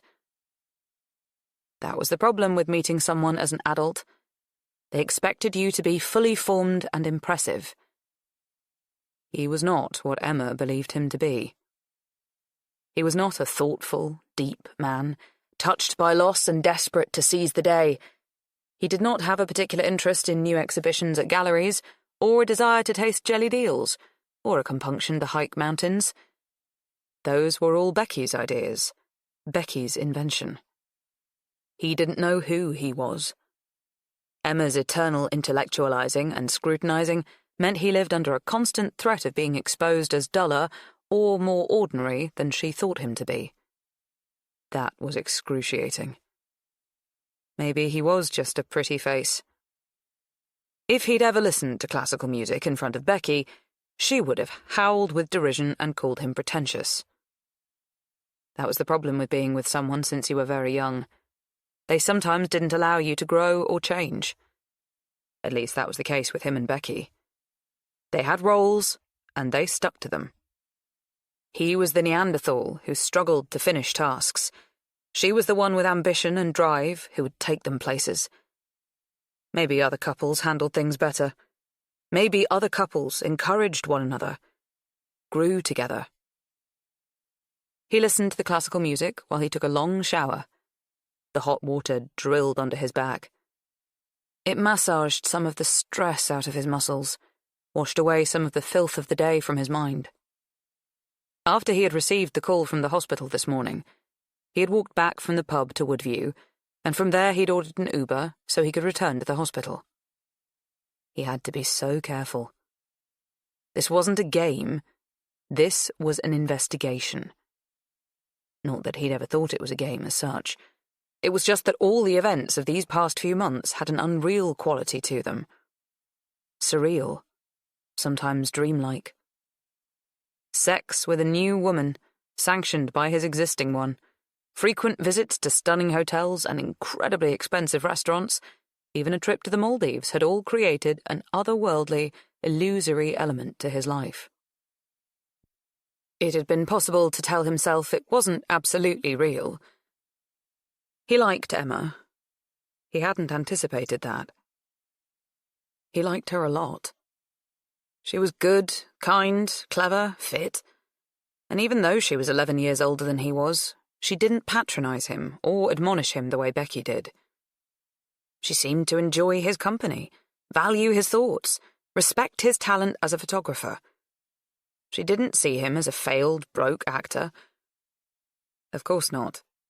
She had no idea about any of that. The sex was good.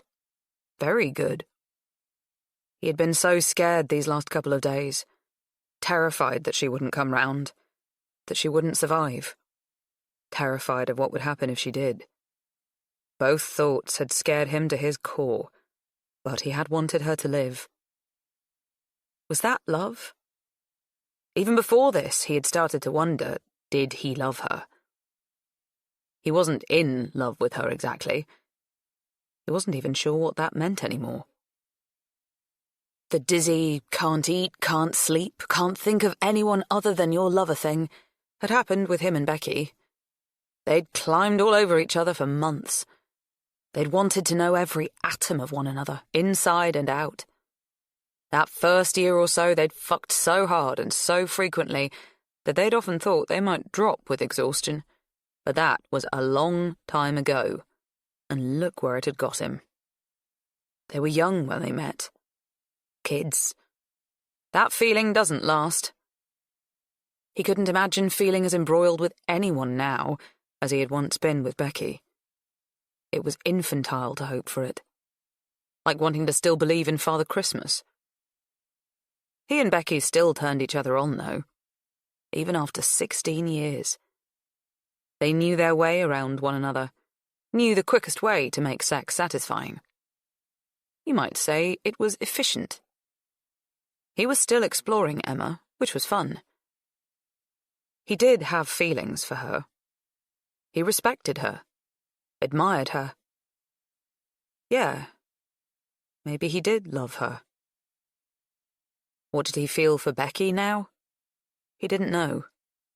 Love, lust, hate, disgust, pity, embarrassment, fear, anger.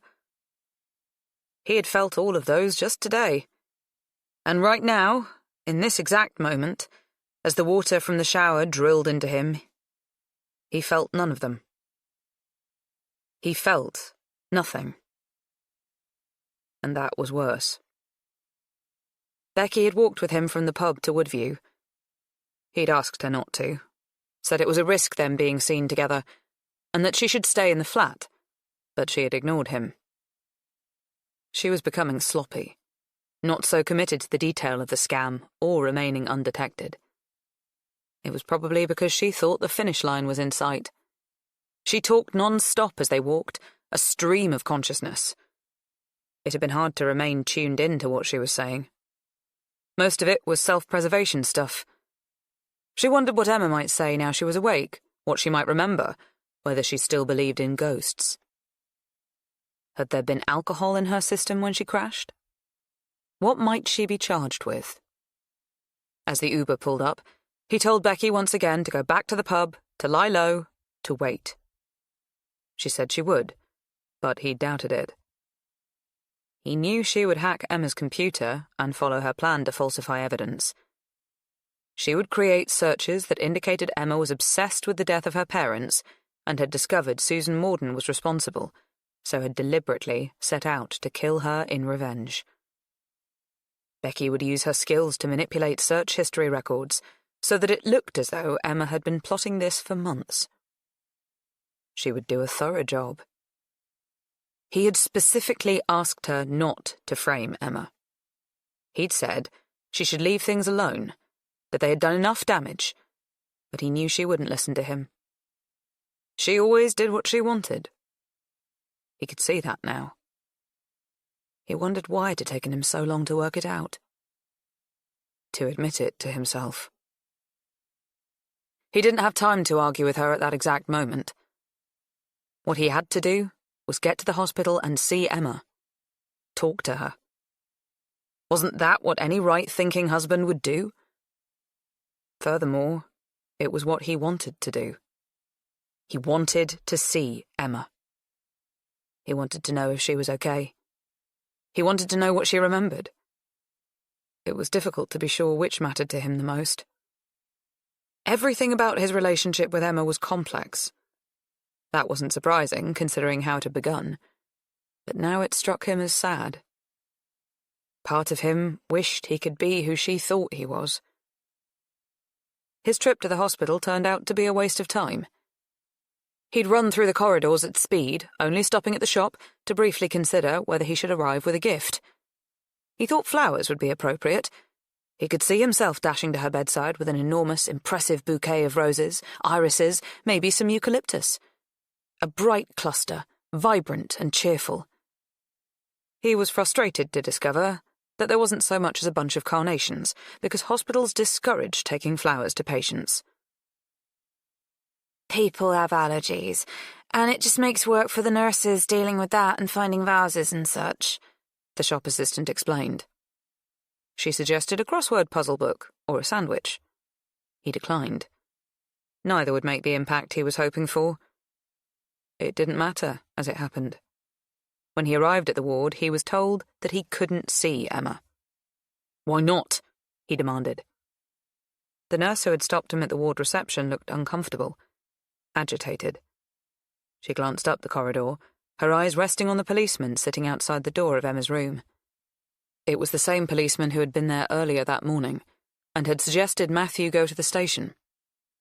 Matthew couldn't work out if the nurse was apologising for the policeman's presence, or if she was trying to get his attention so that he could deal with Matthew. He decided to take things into his own hands. He strode towards the officer and asked, "Is my wife under arrest?" "No, sir, she is not, although she is helping with police inquiries." Matthew tried to peer over the man's shoulder, through the small window in the door of Emma's room. He could see the corner of the foot of the bed. He could see that the police officers who had interviewed him earlier were in the room, but Emma was out of view. He was surprised by the jolt of longing he felt. "Well, in that case, I'd like to be in there with her." "That's not possible." "Is there a legal reason why not?" "I can't think there is, if she's not under arrest. Does she have a lawyer in there with her?" He was giving himself a director's note right then. His tone should be anxiety manifesting in irritation or even anger. He had found it helpful over these last few months to pretend the entire thing was an acting job, as Becky had originally suggested. He'd often read that actors who worked on soaps for years started to blur where they ended and their characters began. "I'm not obliged to share that information with you, sir." The "sir" was delivered in a way that wound up Matthew further. It struck him as the opposite of respectful, more a reminder of who was really in charge. "If she's fit enough to speak to your boss, she must be fit enough to speak to her husband," Matthew snapped. "That's the issue, sir. She doesn't want you in there. We're keeping you out of her room at her request." Matthew glared at the officer. He wanted to ask why Emma didn't want to see him, but he knew the answer, and it wasn't in his interest to have it articulated aloud. She was scared of him. Terrified. The last time they had been together, she had run away from him. He'd hoped that she might not recall the minutes just before the accident. He'd hoped that even if she did, she would give him a chance to explain why he was chasing her, why he was trying to stop her getting in the car, why he didn't want her to drive anywhere. If she'd spoken to him. However, as it was, there was no point in making a fuss. He turned on his heel and left the hospital. His footsteps, clip-clopping along the echoey corridor, sounded very loud. Back at Woodview, the first thing he did was check the security footage. He thought it was highly likely Becky would have done the same after she had tampered with Emma's laptop. She was as competent with this security software as he was. More so, in fact. She had taught him how to cut, paste, loop, and alter the dates of footage so that they could eradicate the evidence of her visits there. But this time, thank fuck, she had slipped up. It was all there. Everything he had expected and more. Thank fuck. She had failed to check and delete the recent footage. He supposed it was because that wasn't her goal today. She'd been focused on framing Emma, and she was perhaps in a hurry. Certainly she was a mess, grieving, manic. Or maybe it was the opposite. She had been careless because she felt relaxed about monitoring the security cameras since Emma was in hospital and unable to check the recordings anytime soon. Most likely, she trusted Matthew to do it for her, as he had on so many occasions. Just after 4 p.m., the police came and asked if he was happy for them to search the house. "We have a warrant if you're not happy," the female officer said laconically. The threat, the power, spelt out. "Be my guest, of course. We have nothing to hide. But I can't think what you imagine you'll find." He held the door wide open. They wanted Emma's laptop, of course. They went straight to it. He didn't doubt that they were acting on an anonymous tip-off. One that Becky would have phoned in. They also took her phone. Odd that she went out without it, don't you think? Mused the officer. Did she leave the house in a hurry? Yes, she did. Did she tell you where she was going? No, just that she wanted to go for a drive. She wasn't most communicative because we'd had a bit of a disagreement. There was no point in denying it. Chances were Emma had already said as much. A lot was going to come out. It was best if he told the truth where he could. After the police left, he took a swim. 50 hard lengths front crawl and butterfly at speed. He wanted to feel the power and potency of his own body. He wanted to exert himself. Exhaust himself. He was wired. Adrenaline charged through his blood. Despite everything going on, the undoubted drama and trauma, he felt different. He did not feel that the ground was rising and falling, sloping beneath his feet. For the first time in a long while, he felt that he at least had a plan of his own. After the swim, he took a sauna, helped himself to a very lovely, full-bodied glass of red, and waited. People often complained that the police were slow, in every sense of the word. Matthew had never bought into that derisive stereotype. He'd always respected them. Not the chauvinistic, racist ones, obviously. They were an abomination. But you got those sorts of wankers in all walks of life.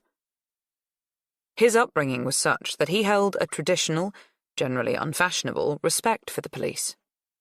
He thought they were doing their best in a world where they constantly encountered people who were doing their worst. He liked to believe in a world where kids could stop and ask a police officer for directions all the time. The reality was that kids nowadays carried smartphones, so that was never going to happen. But still he held on to the vague belief that it could. He accepted that the police were under-resourced, swamped with paperwork, constantly playing catch-up with the bad guys. Mistakes would be made. Shortcuts taken. Thoroughness sacrificed for expediency, and results targets. Wasn't that what Becky was counting on? Wasn't he? He was not disappointed. At 10 p.m., he received a call informing him that the police had pressed charges against Emma. She was being charged with the murder of Susan Morden. Chapter 44. The next day. No, that's ludicrous. Emma would never. How can you think that? Matthew had travelled to the police station first thing the next morning and demanded to speak to the officer in charge. He wanted them to see his shock and outrage. He thought it was important that they witnessed his belief in his wife's good character and moral value. To be fair, this didn't require any acting talent. He 100% believed that Emma was a good person. She had not murdered Susan. She had no idea of the connection between Susan and her parents. She didn't do it, at least not deliberately. It was an accident, he went on staunchly. She was driving at speed, yes, I can believe that. I told you we had a row. I'm as much to blame as she is. You weren't in the car, sir, let alone driving it, the officer pointed out. I don't think we can charge you. Matthew wondered if it was part of their training, this particular line in sarcasm. His old-school respect for the police was somewhat pricked, but he was determined to remain calm, cool, and collected. It was important. Charge her with careless driving, accidental death if you must. But murder? That's ridiculous. Touching, said the young policewoman.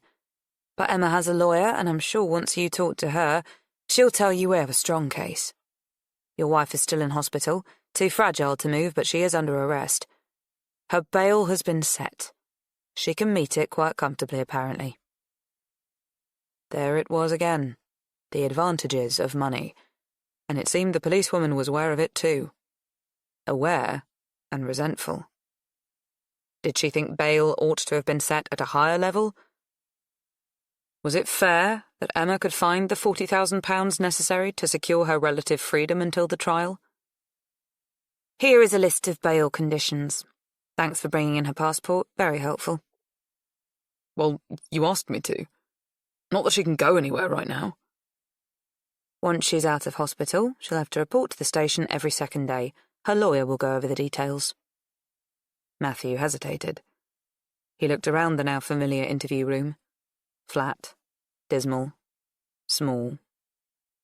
Like his life had been before Emma. It smelt stale. The old schoolhouse had a similar stench. He thought it was something to do with the endless trail of people who would have sweated in both places. In this room, criminals, fearful, brutal. In the schoolhouse, kids oppressed, filthy. Their stench had seeped into the floorboards, the brickwork. He sighed. This wasn't the worst thing he'd ever done. Not the biggest betrayal. He could, if he put his mind to it, justify his decision. Dropping off the passport was one thing, but now he had to do what he had really come for. It was difficult when it came down to it. Sad. 16 years he'd been with Becky. But she'd brought this upon herself. She'd left him no choice.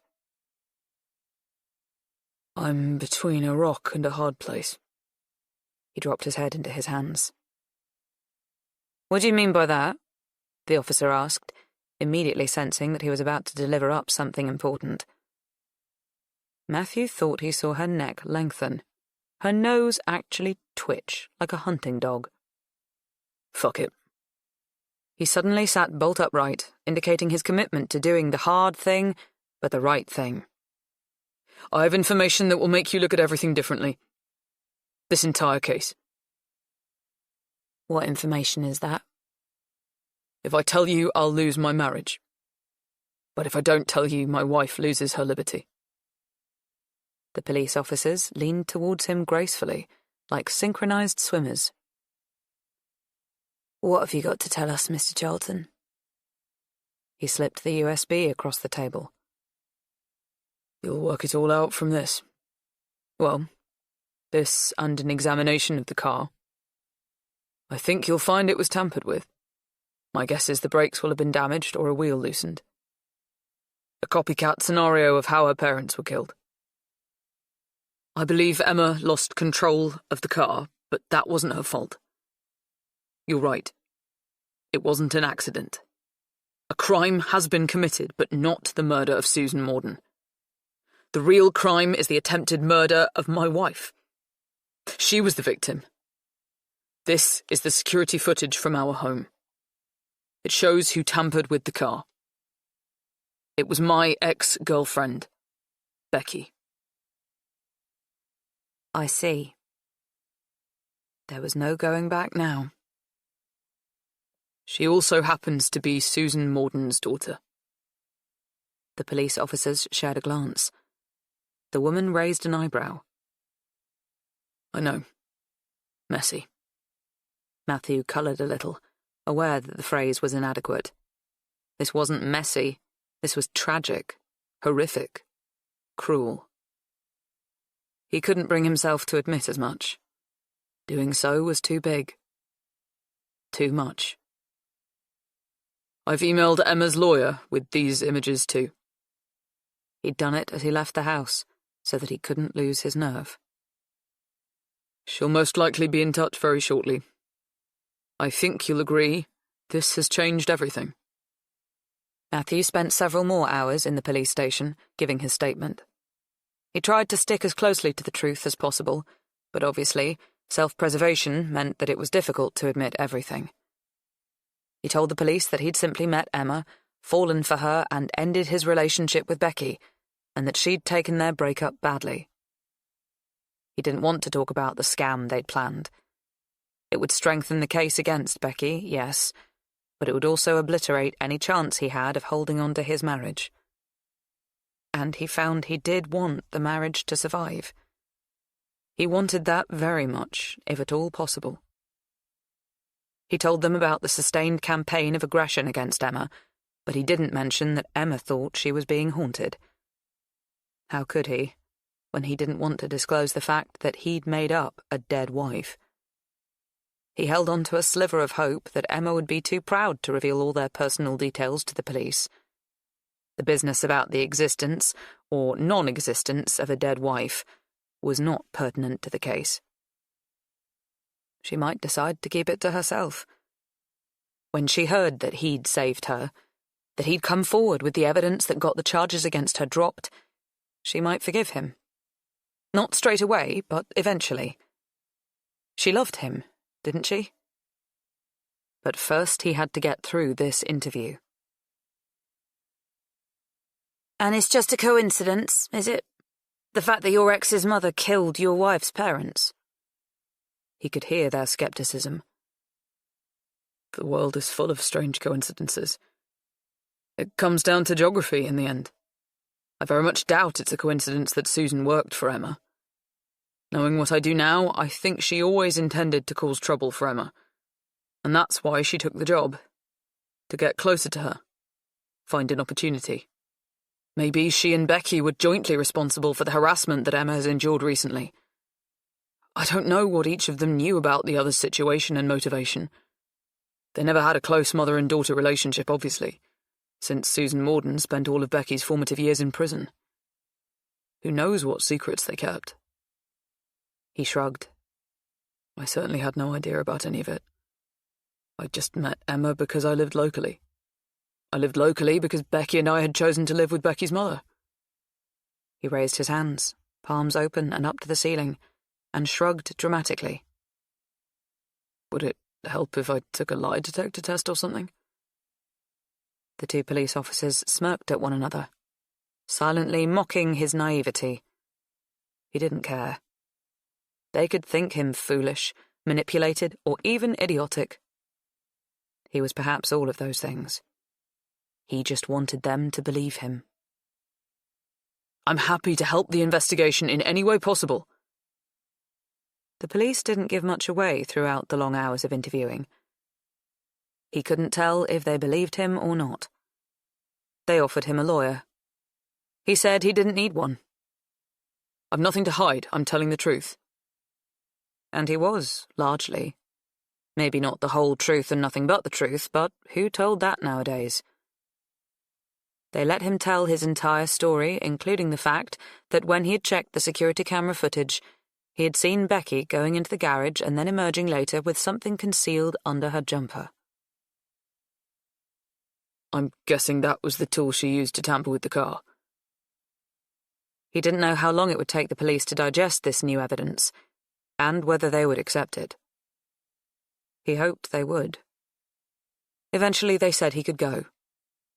But don't go too far, Mr. Charlton.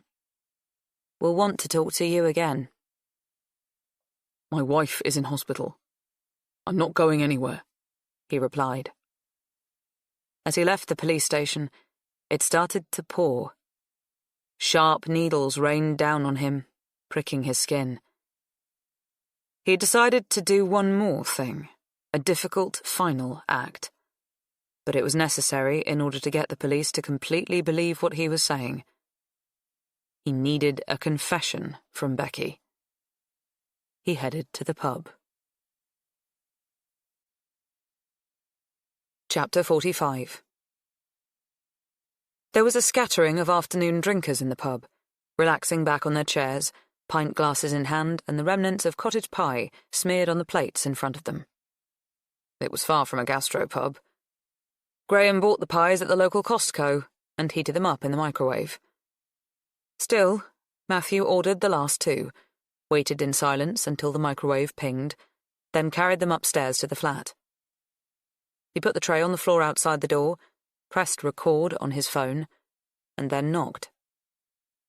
He had a key, but that wasn't a fact he wanted to share with the police if he could avoid it. By arriving with a tray of food, he had a reason for not letting himself in if Becky asked. This wouldn't be easy. He had loved her once. She was pleased to see him. Her face lit up. He might have felt guilty, but she quickly asked with obvious glee, "Have they arrested her?" Yes. Whoop! She punched the air. Your mother just died.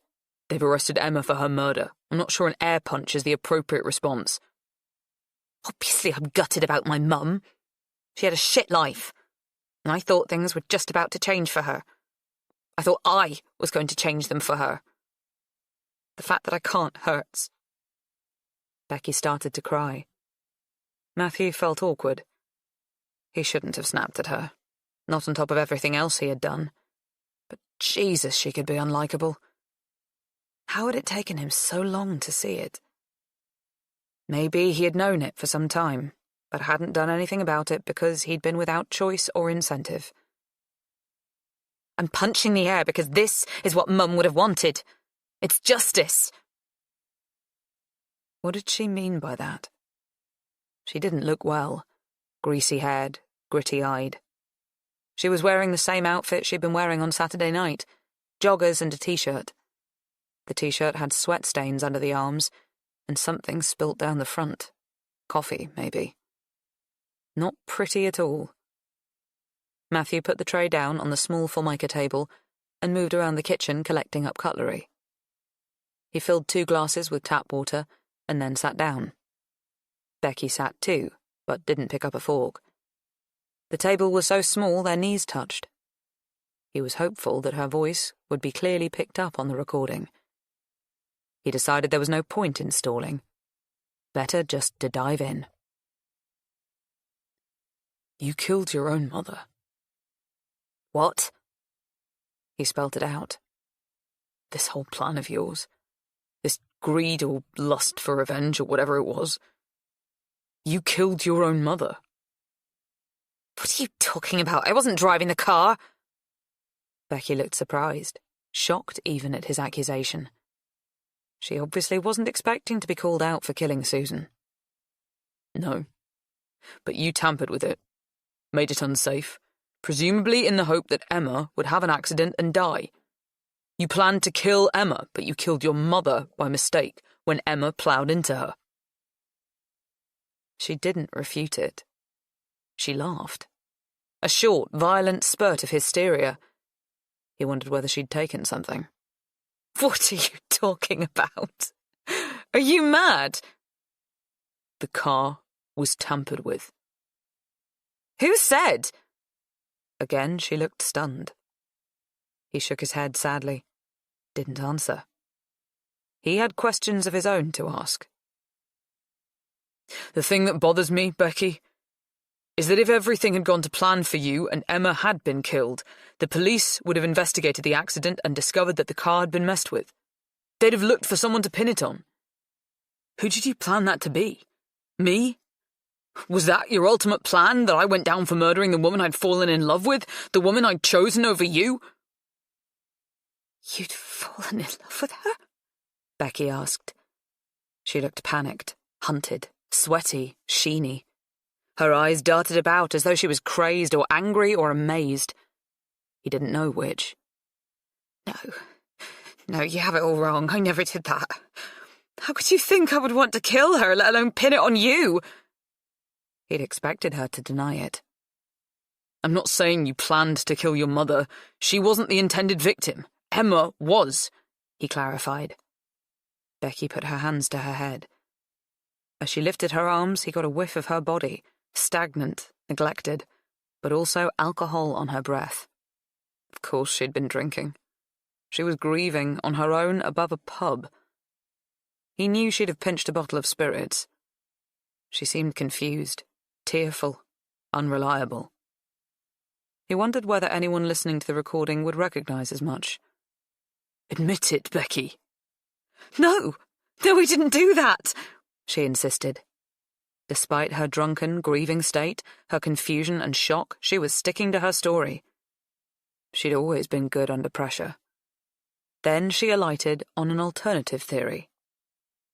If Emma's car was messed with, that must have been my mother. My God, you are unbelievable. You'd blame your dead mother for a crime you committed. She knew about the prenup. I'd told her. She'd have wanted Emma out of the way so you could collect the cash. That doesn't make sense.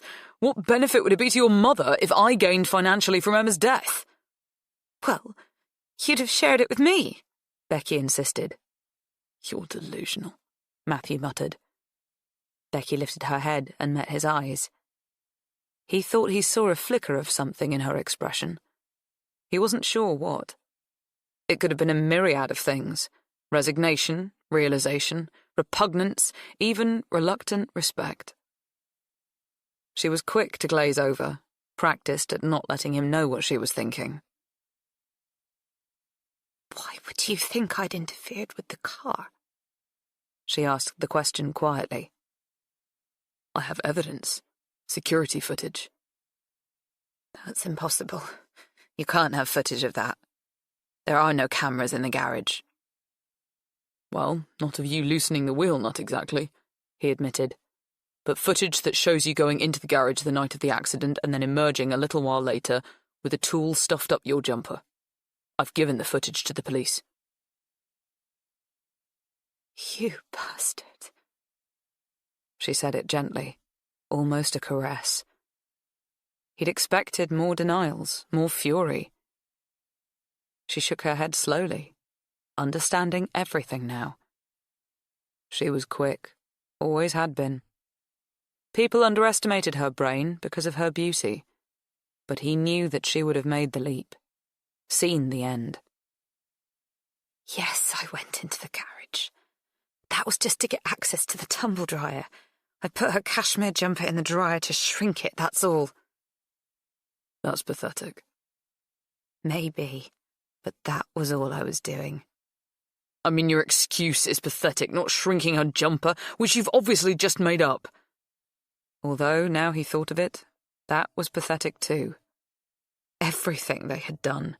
All the little cruelties, the nasty scheme to undermine, destabilize, destroy. How had he gone along with it for so long? Why were you shrinking her jumper? I wanted her to think she'd done it when drunk, obviously. But you didn't need to do that. She'd already lost the plot. She thought she was being haunted. Why were you still torturing her? Becky held his gaze. The years they had spent together spun across the table. All the love that had rolled between them, the hate that had erupted, the joy and pain they had brought to one another. He recalled the initial optimism that had been eroded by the endless disappointments, the poverty endured, rows fought, humiliations suffered. This was what all relationships amounted to in the end. A balance between the valuable, the miserable, and the impossible. Their bad stuff had mounted up, ultimately outweighing the parts that made things worthwhile or even bearable. The lies, deceit, and betrayals had created a wall between them. He wondered, if he put out his hand, would he feel it physically manifested? What they had been, what they had become. There had been barricades and divisions in the past. Somehow they had always waded their way through, struggled on. But this time, neither of them had the energy to scramble over the wall, let alone knock it down.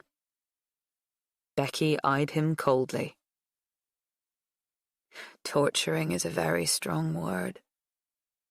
I can tell you what torture is. It's spending your life with your nose pressed up against the window, watching others enjoy what should have been yours. What do you mean? Emma's wealth. It should have been mine. No, it shouldn't. Just because you want something doesn't mean you're entitled to it. She owed me. What do you mean by that? Mum kept saying you were falling in love with her. I didn't want to believe it. And that's why you planned to kill her? No, I never did. You can't think that about me. A murderer? No. The sirens of the approaching police cars were audible now. The blue lights flickered into the room. Our plan was working. Emma would have gone down for killing my mother. Mum would have been entirely blamed for harassing her and tampering with the car too. No one would have looked our way. Matthew didn't have to answer. As the police banged on the door, he stood up and let them in. Chapter 46. 1 year later. Emma. The murder charge against me was dropped. Many people confirmed my account that I had no prior knowledge my parents had been murdered, let alone that Susan Morden, my ex-cleaner, was responsible. I had always believed my grandparents' story that it was an accident. Matthew testified that Becky had created the searches about my parents' deaths, and Susan Morden's involvement and imprisonment that were found on my computer. Without that prior knowledge, there was no motive for me to murder her. My lawyer hired a computer security expert to forensically explore my PC. The expert concluded that a hacker with a level of competency had made all the searches after the crash, while I was in hospital, unconscious. The timeline had been manipulated so as to fool the police when making their initial investigations. No motive, no opportunity, no case. Perverting the course of justice was added to the charges against Becky Morden, as the prosecuting lawyer declared that no one else could have been responsible for manufacturing evidence against me. In court, Becky's defense lawyer pointed out that Matthew could have done it. This caused Heidi to mutter, "I wouldn't put it past him. I just don't trust him. Never have." She stopped short of saying, "I told you so." We both know she did tell me. I didn't listen. I didn't want to hear. Ever reasonable, Gina added, "He's owned up to his part in everything. It's horrifying enough. If he was responsible for framing you, I think he'd say so. The defence lawyer's job is to cast reasonable doubt on the charges Becky is facing. You don't have to think the worst." I don't express an opinion. Staying quiet, waiting to see what the court decides, is an act of discipline. I have jumped to conclusions, drawn shaky suppositions, and wanted to believe lies so often since Matthew came into my life, and doing so led to nothing other than trouble. I will wait to see what the outcome of the trial is. I will believe what is decided by judge and jury. That is the sane and measured thing to do. My talent used to be my discipline. I prided myself on being rational, thorough, careful. I'm looking for that again. Heidi and Gina have been amazing throughout the trial. Despite their own busy lives and commitments, they've ensured that one or the other, or both, are always with me. It has helped, as I've been hit with endless complex and shocking revelations. I'm concentrating on restoring my equilibrium. I lost myself for a while, and I need to find my routines and my reason. I need to concentrate on my relationships with my friends and their families. These are the things that have sustained me in the past. I need these tools to cope as I process the facts.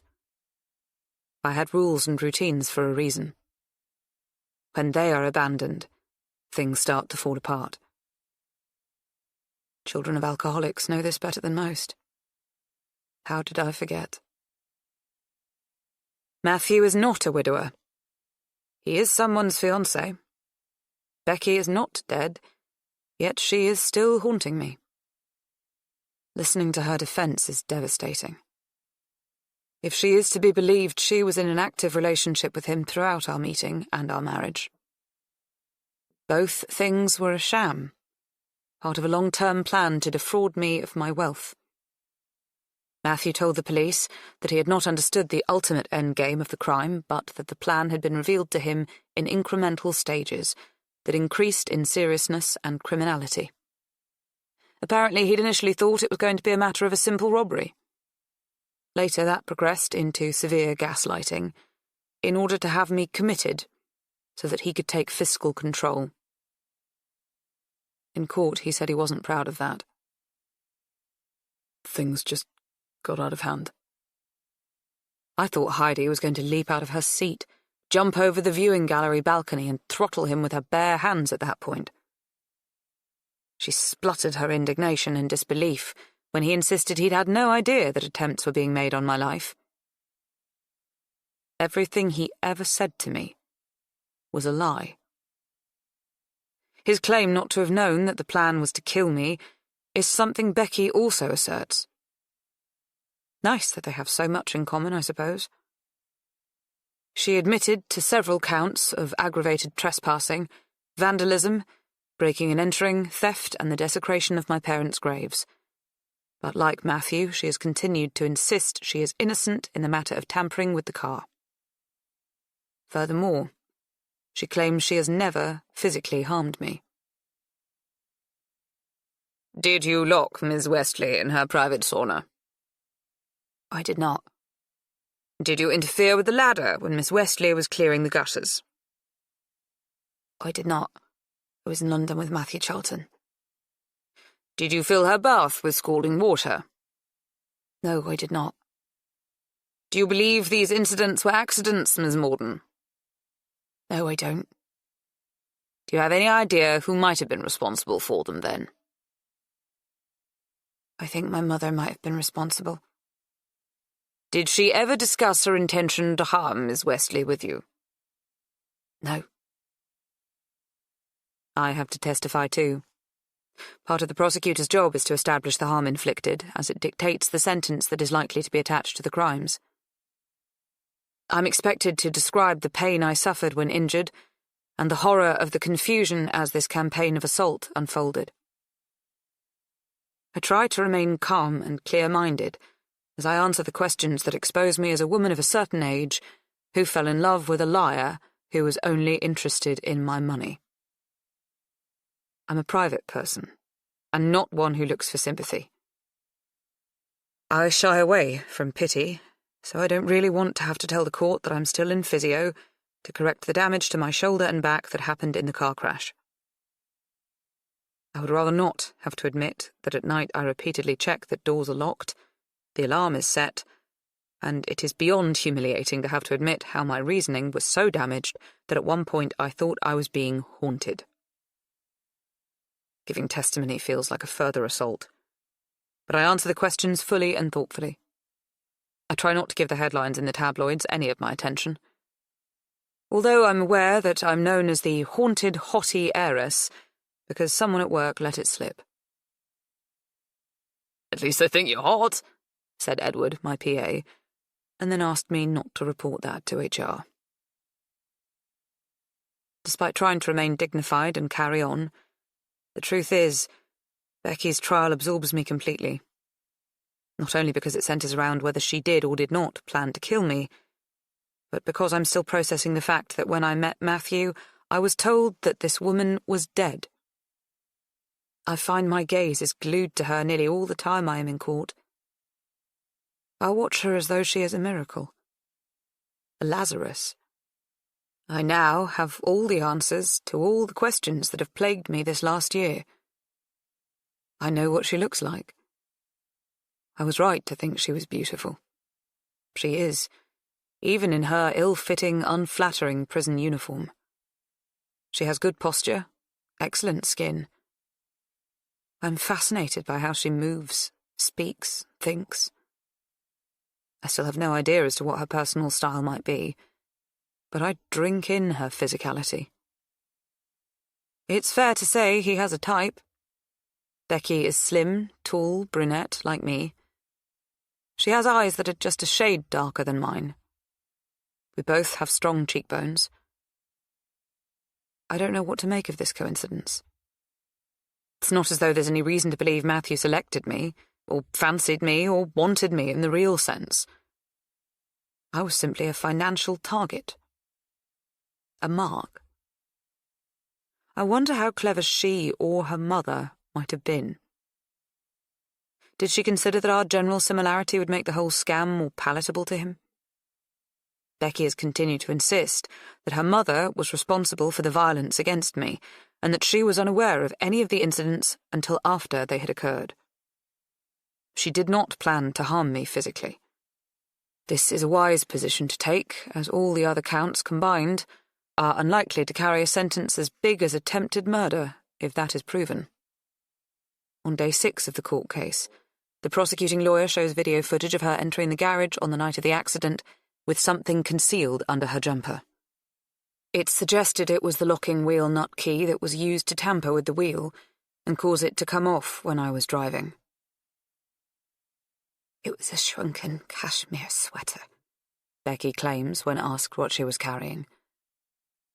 Then the prosecutor reveals that the wheel nut key was found in her mother's flat, and Becky's defense collapses.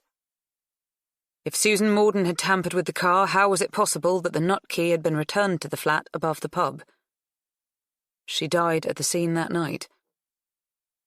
Becky looks horrified, trapped in her own lies. The court lets out a collective gasp. I'm glad to be sitting down, as I feel my body slump. I know it's over for her. The logical conclusion has been reached, even if she continues to deny her culpability.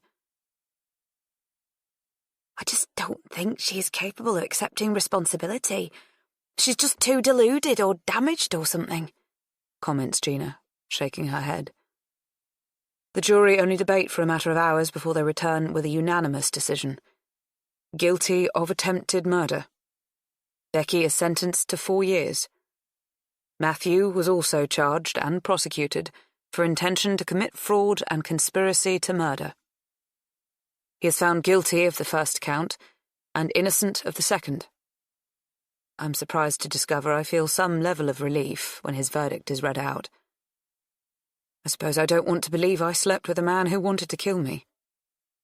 No one wants to think they are fool enough to fall in love with a would-be murderer. Now the courts say I did not.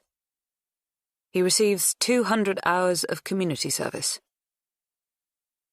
It was as clear-cut as it was possible to be, comments Gina as we leave the court. We slip out of the back in order to avoid the press, who will be waiting at the front. Which makes it the first clear-cut thing about either of them, Heidi retorts. She smiles at me. It's over. You can put it all behind you and move on with your life now. Her face switches from serene to panicked in a heartbeat. Oh my God, come on, let's get into a cab. She practically yanks my arm out of the socket in her rush to get away.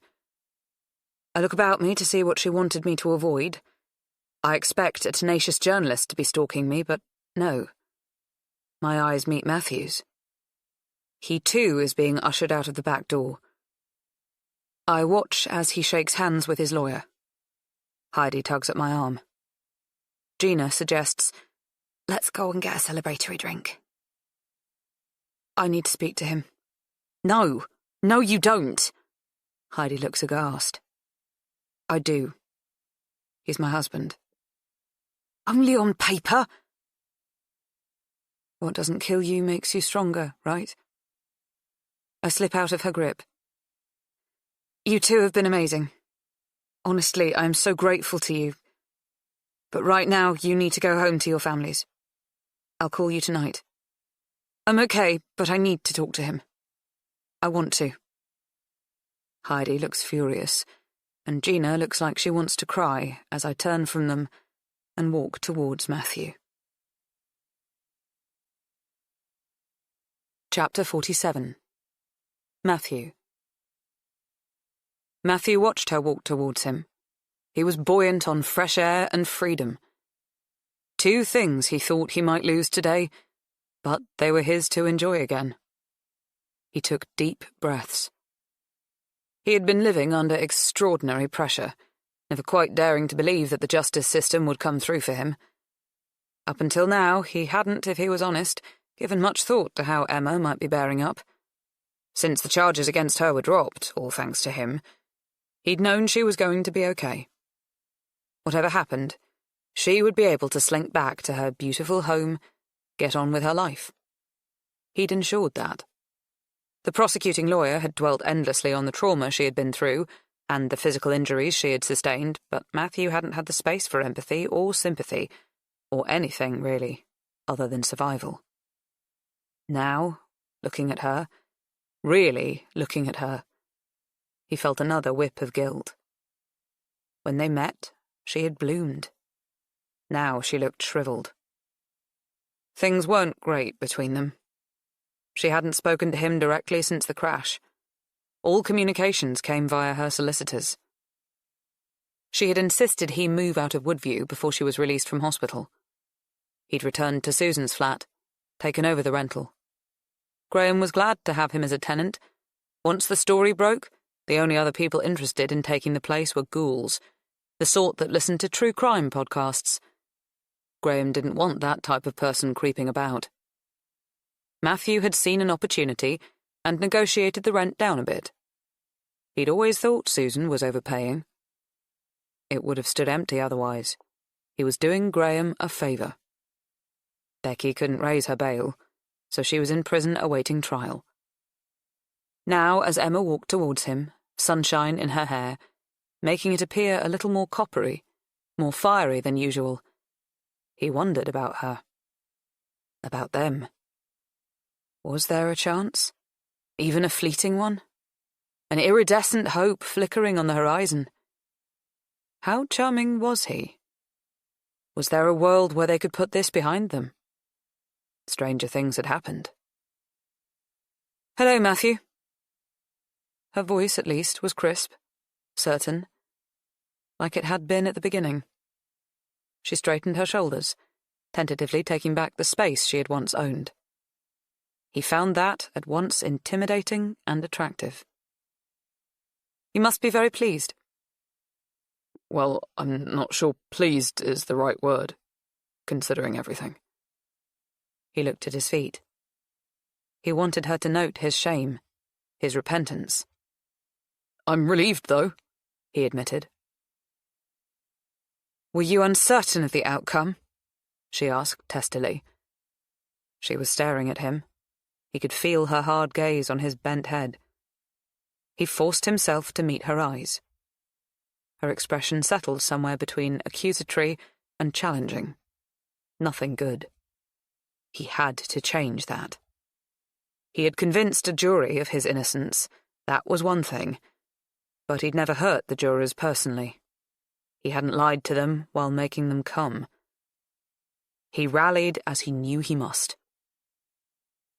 Obviously, I know what I'm guilty of and what I'm innocent of, but what is that old saying? The law is an ass. I didn't know if I'd be believed. Right.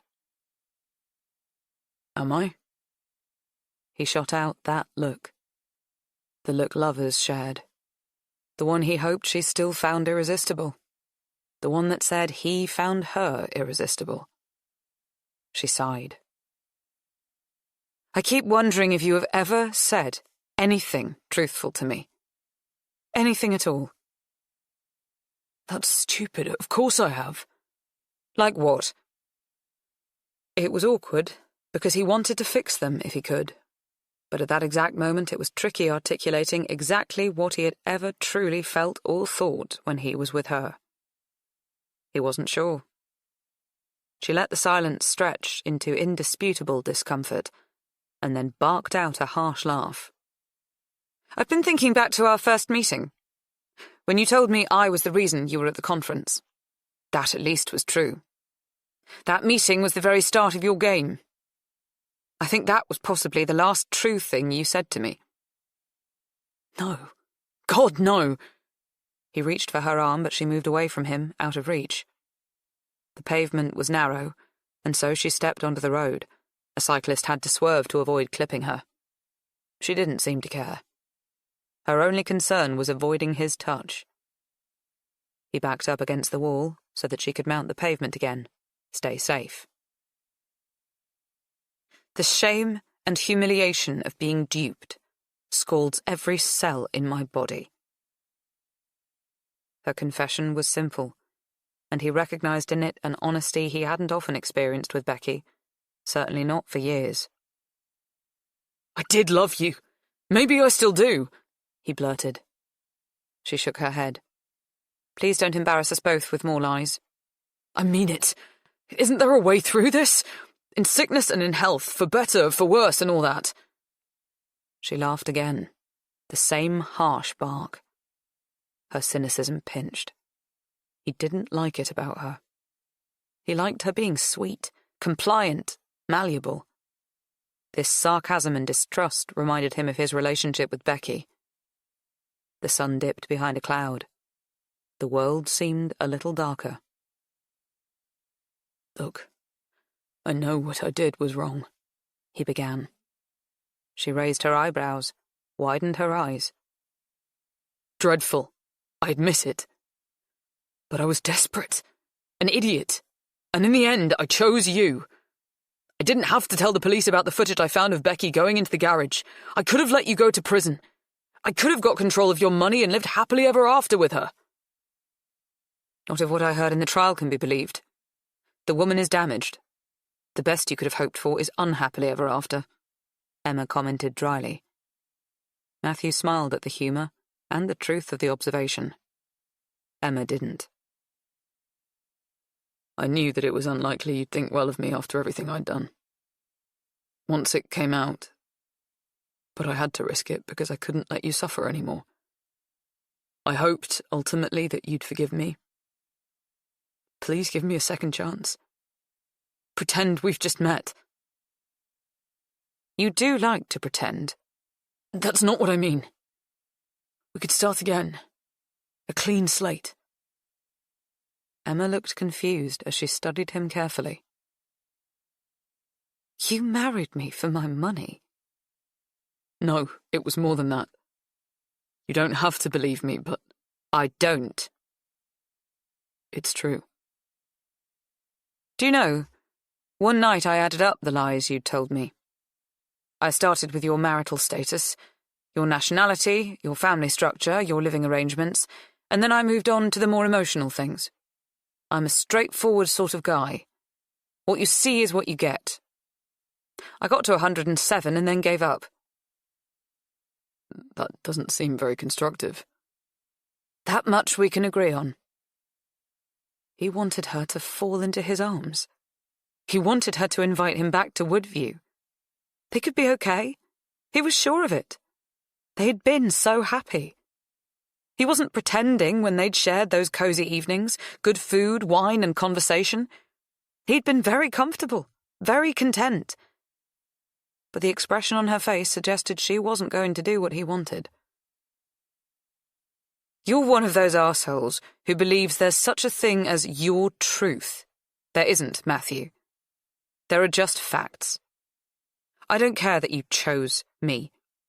I'm not interested in us having a second chance or a clean slate. I'm divorcing you. Her demeanour changed in front of him. No longer shriveled, but far from blooming.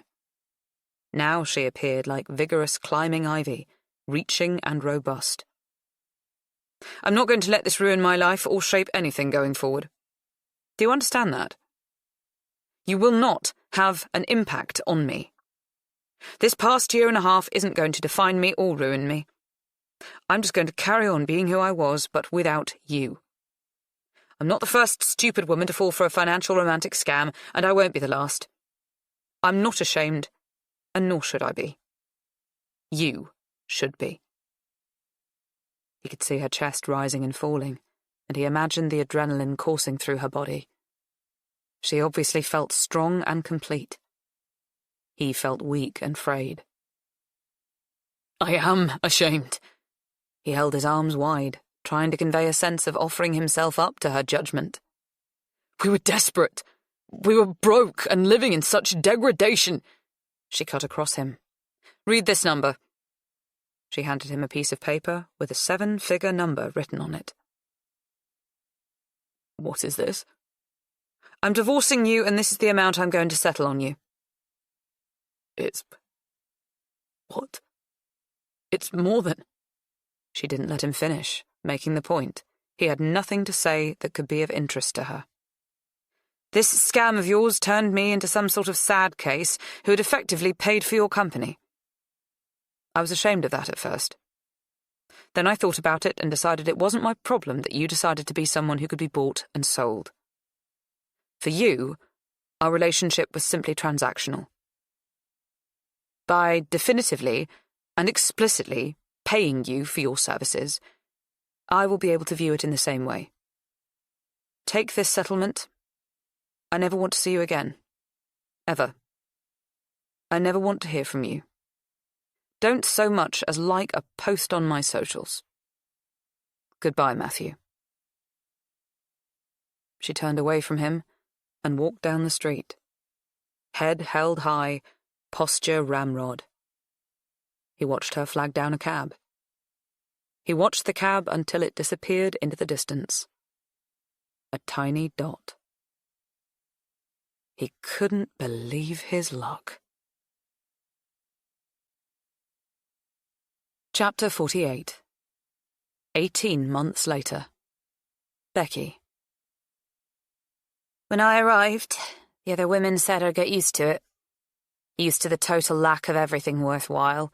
Space, privacy, choice, opportunity. Newsflash, I already was used to it.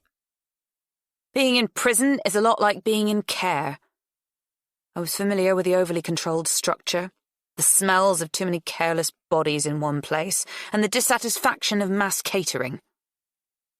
I was well acquainted with the lack of hope, and the intermittent bouts of overpowering rage brought on by the debilitating unfairness that this was where I'd landed.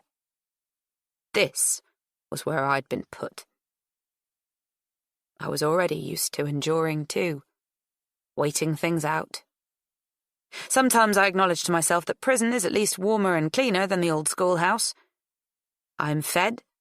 It's rent-free. Maybe it is the worst. Maybe it's not.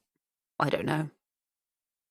I try not to let myself think about that because I haven't got a choice anyway. I just have to do the time. Prison is the very embodiment of time wasting. That is the point of the punishment. The system absorbs life's most precious commodity. I loathe time wasting. I'm being cheated. In this place, nothing can make time go faster or create the illusion that it is being usefully spent. Not the poxy education classes that are an insult to my intelligence, not the lousy food, certainly not the incessant and mind-numbing imbecilic conversation. Not even the fear. I shouldn't be here. This place is for murderers, paedophiles, terrorists. I should be on the outside doing community service like he is. I did not physically hurt Emma Westley. I did not plan to kill her. All I did was plan for her to be institutionalized, rather than me. I just wanted to even things up a bit. It was my turn to live in the posh house. When I tell my cellmate that I shouldn't be here, that I didn't do what they'd sent me down for, she laughed. Right. There are 569 other innocent prisoners in this place. Not one of us did the crime, bitch. They divide up our days into neat parcels that are designed to give the impression we have a purpose. Or, if that is overstating it, then at least we have routine. At 7:30 a.m. the cells are unlocked. We're given breakfast. Obviously, no one asks how we like our eggs. We eat what we're given. It's cheap and tasteless. I doubt the nutritional value. We queue to shower, stretch, shit. It's a communal shower. I feel eyes on me constantly. I'm very used to women envying my body, resenting it and adoring it at the same time. On the outside, I used to like to linger in admiring gazes. I used to feel shored up by other women's umbrage or approval. In here, I shower as quickly as possible, dress with my back to their prying looks. Being resented or admired can lead to trouble. We start work at 9 a.m.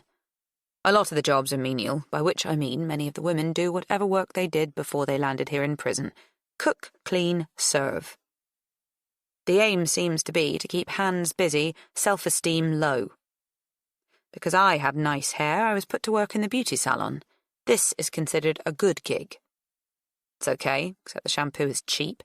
My hands are chapped as they are always in and out of water. Working is classed as a purposeful activity. Other purposeful activities include library time, exercise, and lessons, which all happen after communal lunch. I'm learning French. Pourquoi pas, putain?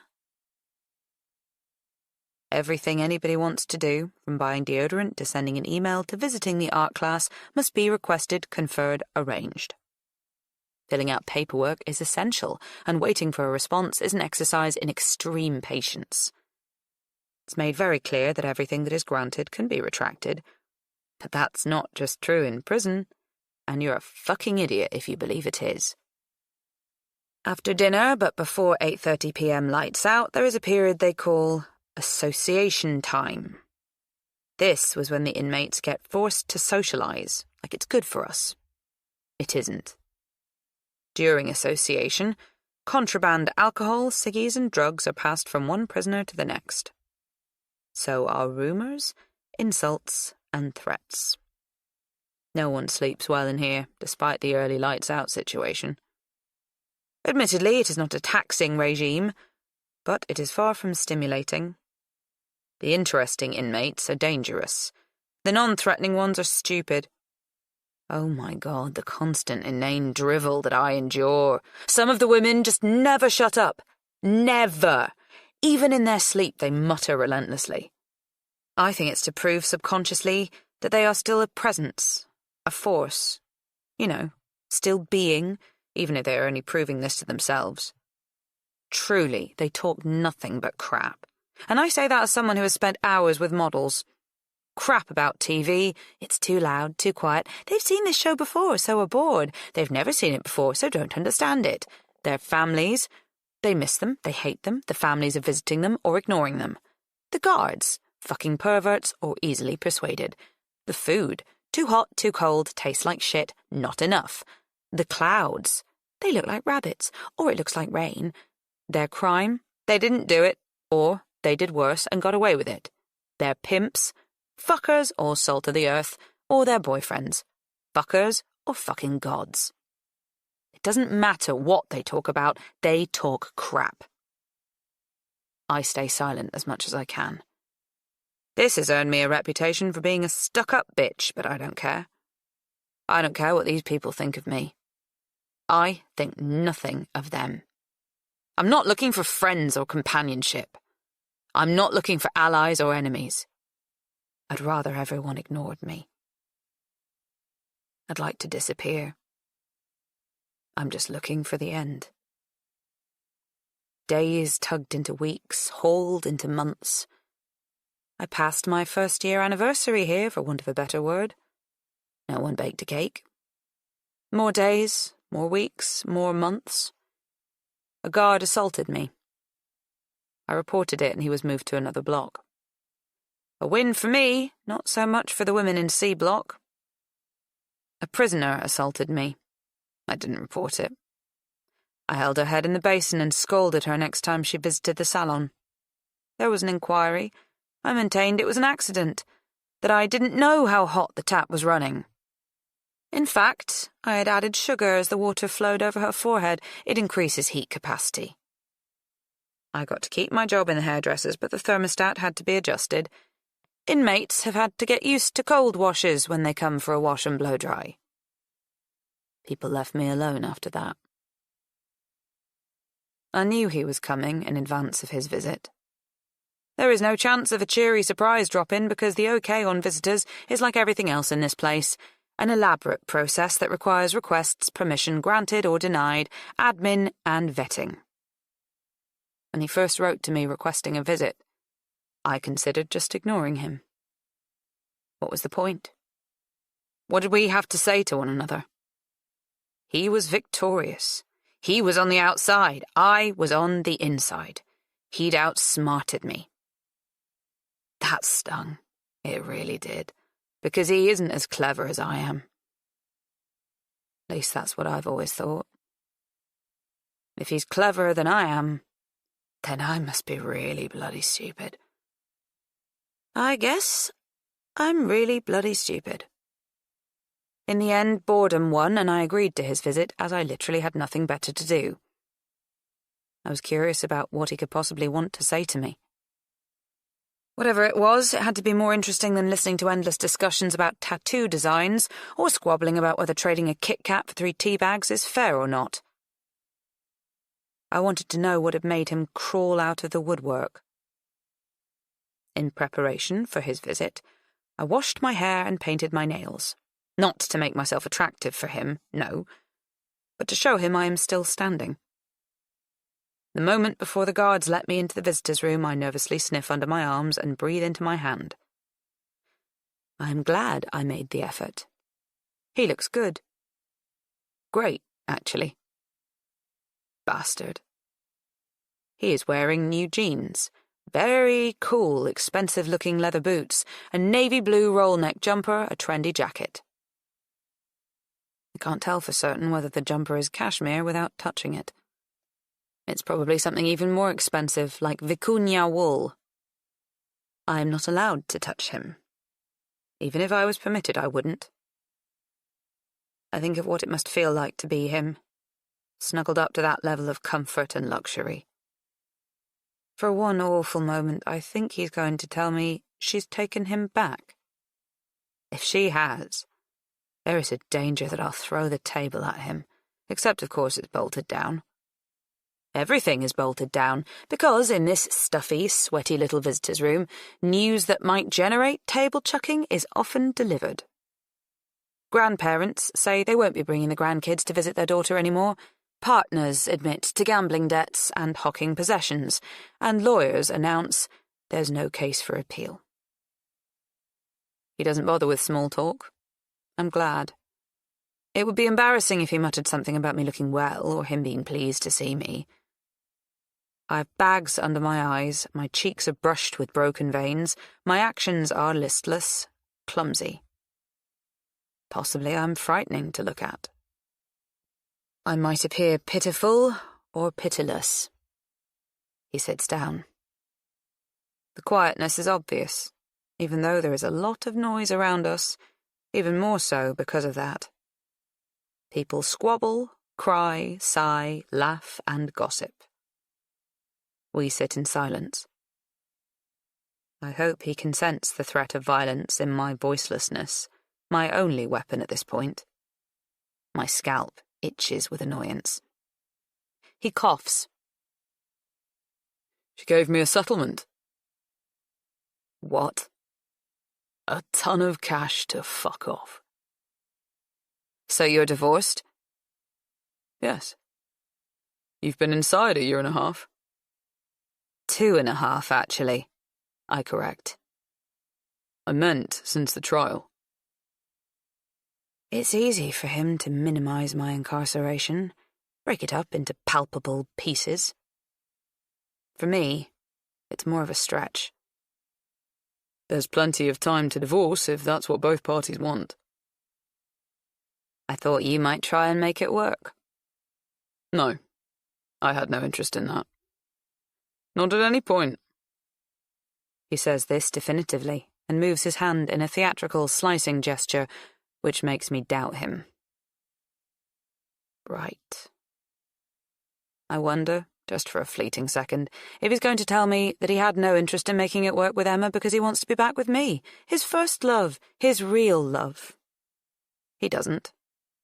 Instead, he reaches into his jacket pocket and pulls out an envelope. He starts to lay the glossy photos out on the table between us. At first, I don't get what I'm looking at. Then I realise. The old schoolhouse.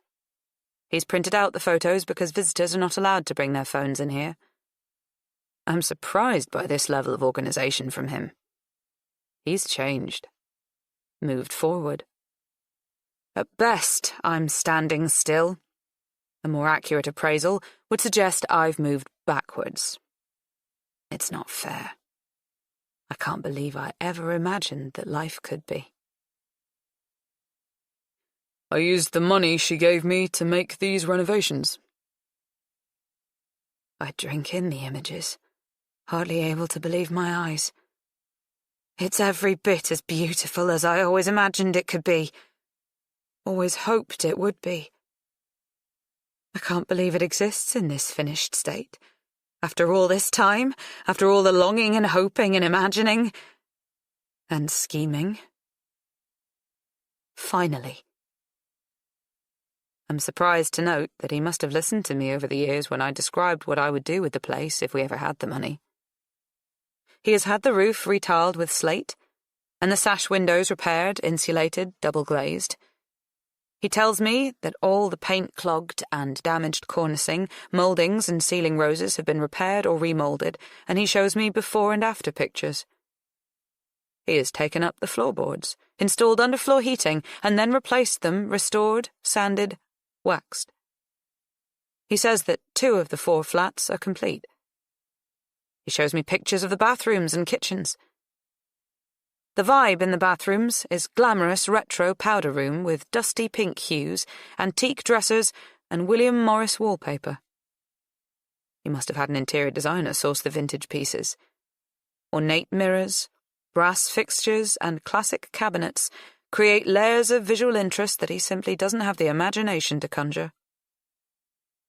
The kitchens boast a range of stunning, aesthetically pleasing features such as textured tiles and wooden and marble surfaces.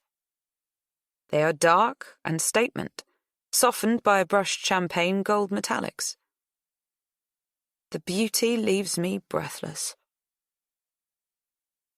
I need to sell the smaller flat to raise money to complete the other 2. He tells me this as though it might be news to me rather than a plan I conceived years ago. I have an offer. How much? He hesitates, then names an amount. It strikes me as the low end of what the flat must be worth. I suspect he's lying to me. I don't respond immediately, so he rushes on. The thing is, I've stuck a shed load of cash into the place now, but I can't sell without you signing because the mortgage is in our joint names, right? Have you got a solicitor? I ask. Not yet. I've been more involved with getting the place into a fit state to sell. I wanted to get you to agree to sign first, and then I'll consult a solicitor. See how we go about it while you're inside. I mean, I don't know your rights. I'm not going to screw you over. He so obviously is. I plan to settle an amount on you. Sorry? Like she did with me. I thought you could have half of whatever we get for the flat I sell. He means half of whatever he says he got for the flat. After solicitors' fees and estate agents and other costs have been taken off, naturally. I see my designated amount dwindling before it's even come into existence. When Emma settled with me, I thought it was a pretty fucking cold thing to do, but I see now it's an effective way of, closing things down between us and moving on. I pause, meet his eyes, and then ask, As cold as planting evidence. He glances about him, fidgets in his seat uncomfortably. Are you still going on about that? I didn't tamper with the wheels. He tries to look bored. In fact, he looks sweaty. Right, so you said in court. But the locking wheel nut key was found in my mum's flat. The only question is, was it my mother who loosened the wheels, or was it you, Matty? I've given it a lot of thought. That could have been either of you, but it was you who planted the nut key to incriminate me. Mum was dead by then. You must have deleted the footage of whichever one of you it was going into the garage, because it never turned up when the police checked.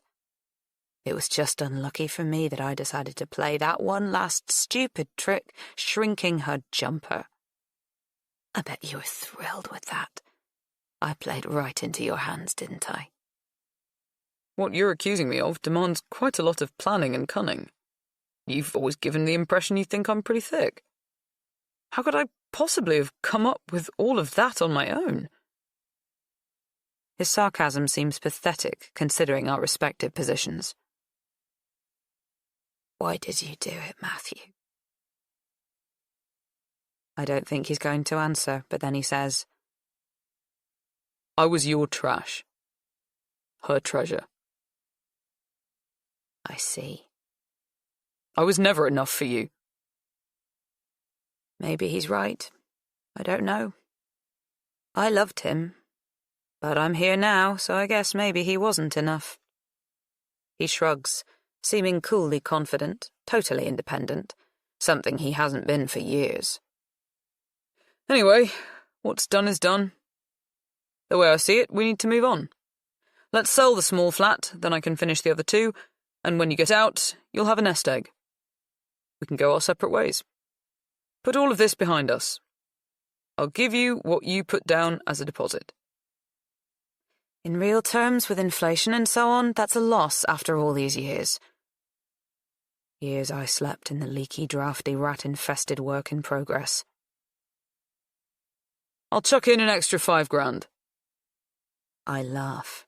$5,000! You'll make millions! Well, it's my money that has meant I could get it into a fit state to sell. And mine that bought it in the first place. But we were stuck. My money solved this. I'd wanted him to have a tempting taste of the good life, so that he had a crystal clear understanding of what he was playing for. Well, I guess I taught him well. He seems to have learnt that lesson thoroughly. It's not your money. It's Emma's money. I'm not signing anything. I call the guard and tell him I want to go back to my cell. Chapter 49. Visitors are like buses, apparently. You wait around forever for one, and then two come at once. When Emma sent her request asking if she could come to see me, I did not hesitate, as I had with Matty. I wanted to see her. I longed to. I know her. I know all about her. I know her working hours, long, the songs she likes to sing when in the shower, Taylor Swift. I know how she folds her knickers in her underwear drawer. I know she keeps a Chanel lipstick, beige brute, costing £46, and chewing gum, extra peppermint, in her handbag.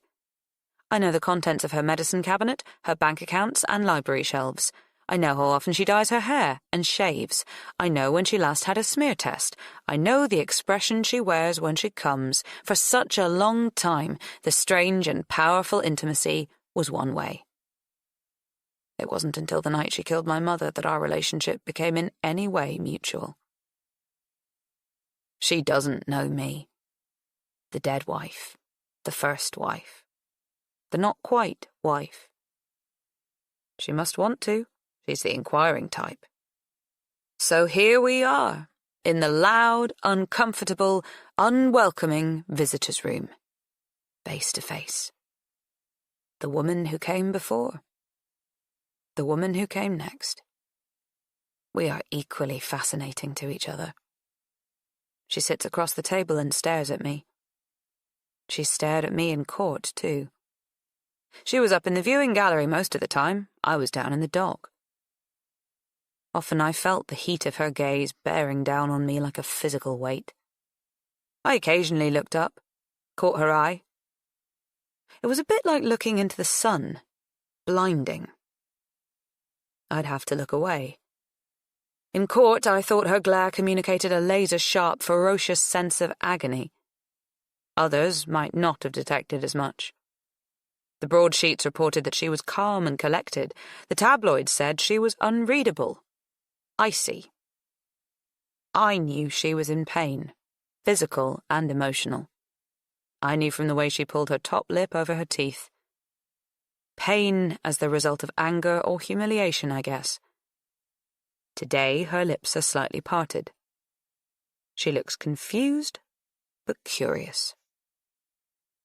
She opens her tote bag and pulls out a baby blue cashmere jumper. I know it's cashmere, but you can't tell by looking. It's stiff, rigid as cardboard and shrunken, so that it's only fit for a doll. I found this, she declares. When? 2 weeks ago. It had fallen down the back of the chest of drawers in my dressing room. I was doing a big clear-out. I guess it's been there a long time. I nod. 2.5 years in total. Her forehead creases. Why didn't you tell your solicitor where it was? She asks, puzzled. I did. He said it didn't prove anything, that I could have shrunk it on another date, not the night I claimed. Your own solicitor said that? She seems shocked. He didn't think it might have strengthened your case? He didn't want to at least try?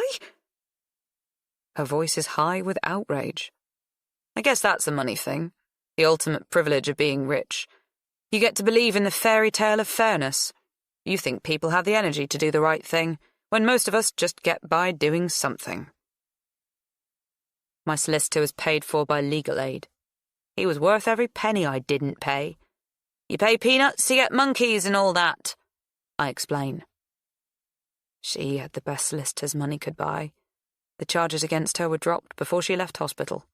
I mean, that's fair. She didn't plan to kill my mum. She was innocent. But it's weird how fair stuff only happens to rich people. I took the jumper to my solicitor, she says. Why? I shouldn't be surprised. I know she channels the paragon of virtue vibe and holds the belief that she can change things. I thought it might get the case reopened. The case against me? Yes. Why would you do that? This proves you were telling the truth. Does it? Or is my solicitor right? Does it just prove I shrank your jumper at some point? I believe your story, she says quietly. It's good to hear, even from her, but irrelevant to my legal position. Did your solicitor believe my story? Colour creeps up her neck. She sighs. No. He said the same as yours. The jumper doesn't validate your defence. It isn't evidence of your innocence, at least not enough to counter the fact that the nut key was found in your flat, in your bedside drawer. Right. Did he plant it? You know the answer to that. The blotchy redness has crawled all the way up her face now. She's probably embarrassed by her own naivety. She should be. I bet she's regretting her big theatrical gesture. The generous settlement that was supposed to buy her peace of mind will gnaw, disturbing her until her dying day now she knows what he is. At the very least, a cheat, a falsifier of evidence. Maybe a would-be murderer. If you're here to find out if it was him who tampered with your car or if it was my mother, I can't help you. I don't know for a fact. She nods stiffly. I guess she's had long enough to get used to the idea that someone wanted her dead. Suppose it still takes some processing if you're unsure who that someone is. A woman you barely knew, who you pinned to a tree and is long gone, or the man who made you lose your mind with love. I almost feel sorry for her. Fuck it. I do feel sorry for her. She believes so fiercely in justice and truth and fairness. The world must be hard for her. Truths like this must be mind-blowingly destructive because they expose unfairness. They don't prop it up. It strikes me that her attitude is a waste. If I was rich, I wouldn't squander my time on expecting life to be just. I'd know better. I'd just dress beautifully and drink champagne. That's not why I'm here. Oh, so why then? I want to know why your mother killed my parents. This has just occurred to you? She's supposed to be so clever, so logical. But you have to wonder, is she? It's taken her a while to get to this. In the court case, it wasn't addressed. It wasn't seen as relevant to the case, I point out. I can see that legally it wasn't, but in reality that one action led to everything else. This entire mess. I don't believe Susan Morden's actions were financially motivated. My parents weren't wealthy. They didn't have much money at all at that point in their lives. And why would my grandparents tell me they had died in an accident rather than being murdered, since someone was tried and convicted for their murder? To protect you, I tell her. She looks surprised. It's not her fault. We're all the same. We're all limited. We don't know what we don't know. I bet she thought her grandparents were cold and remote. I bet she had no idea they were traumatized by the truth of her parents' deaths, grief-stricken at losing their son, and humiliated that his actions had led to his death. Possibly she resented being sent to that out-of-the-way boarding school, unaware that they were trying to shield her. They were doing their best for her. I still fucking hate them, though. Protect me from what? What were you told? Nothing true. Not even that they were murdered. I only found that out when I was arrested. My grandparents said there was this crazy woman who stepped out into the road and my dad swerved to avoid her but ended up ploughing into a tree. He died immediately. My mother died 8 hours later in hospital. I shift on my seat, uncomfortable. I've never considered that it might have been anything other than instantaneous. I've never thought of the wife suffering for hours. I want to tell her the truth. I think I've always wanted her to know. Your father and my mother were having an affair. What? It feels like someone has turned down the sound around us. The kids squabbling, the women gossiping, the guards bossing. It all falls away. There's just us two. She wanted him to leave your mother. He wouldn't. So she killed them both. If she couldn't have him, then no one would, was her thinking. She cut the brakes of their car.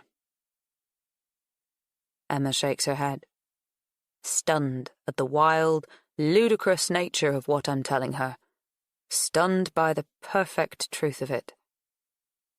Her eyes find mine, and I see that they are flooded with complete understanding. She sees me properly, perhaps for the first time. As it dawns on her, I confirm she was pregnant with me. She told me she got pregnant on purpose. She was hoping that it would be the impetus he needed to end his marriage, but her plan didn't work. He just told her to get rid of me. She didn't. She got rid of him instead. There is a small consolation in my scrappy, miserable start. My mother had at least chosen me, an unborn baby, over the adulterous alcoholic who wanted his mistress to abort. So, we are sisters. Yes. Well, technically half-sisters, but yes. We're one big, not-so-happy family. Chapter 50. She belonged to me first. She was mine before she was his. Even before I spent months following her, even before she met Matty, she and I were connected. She's controlled, I'll give her that. She asks, "When did your mother tell you this?" About 2 years before she died.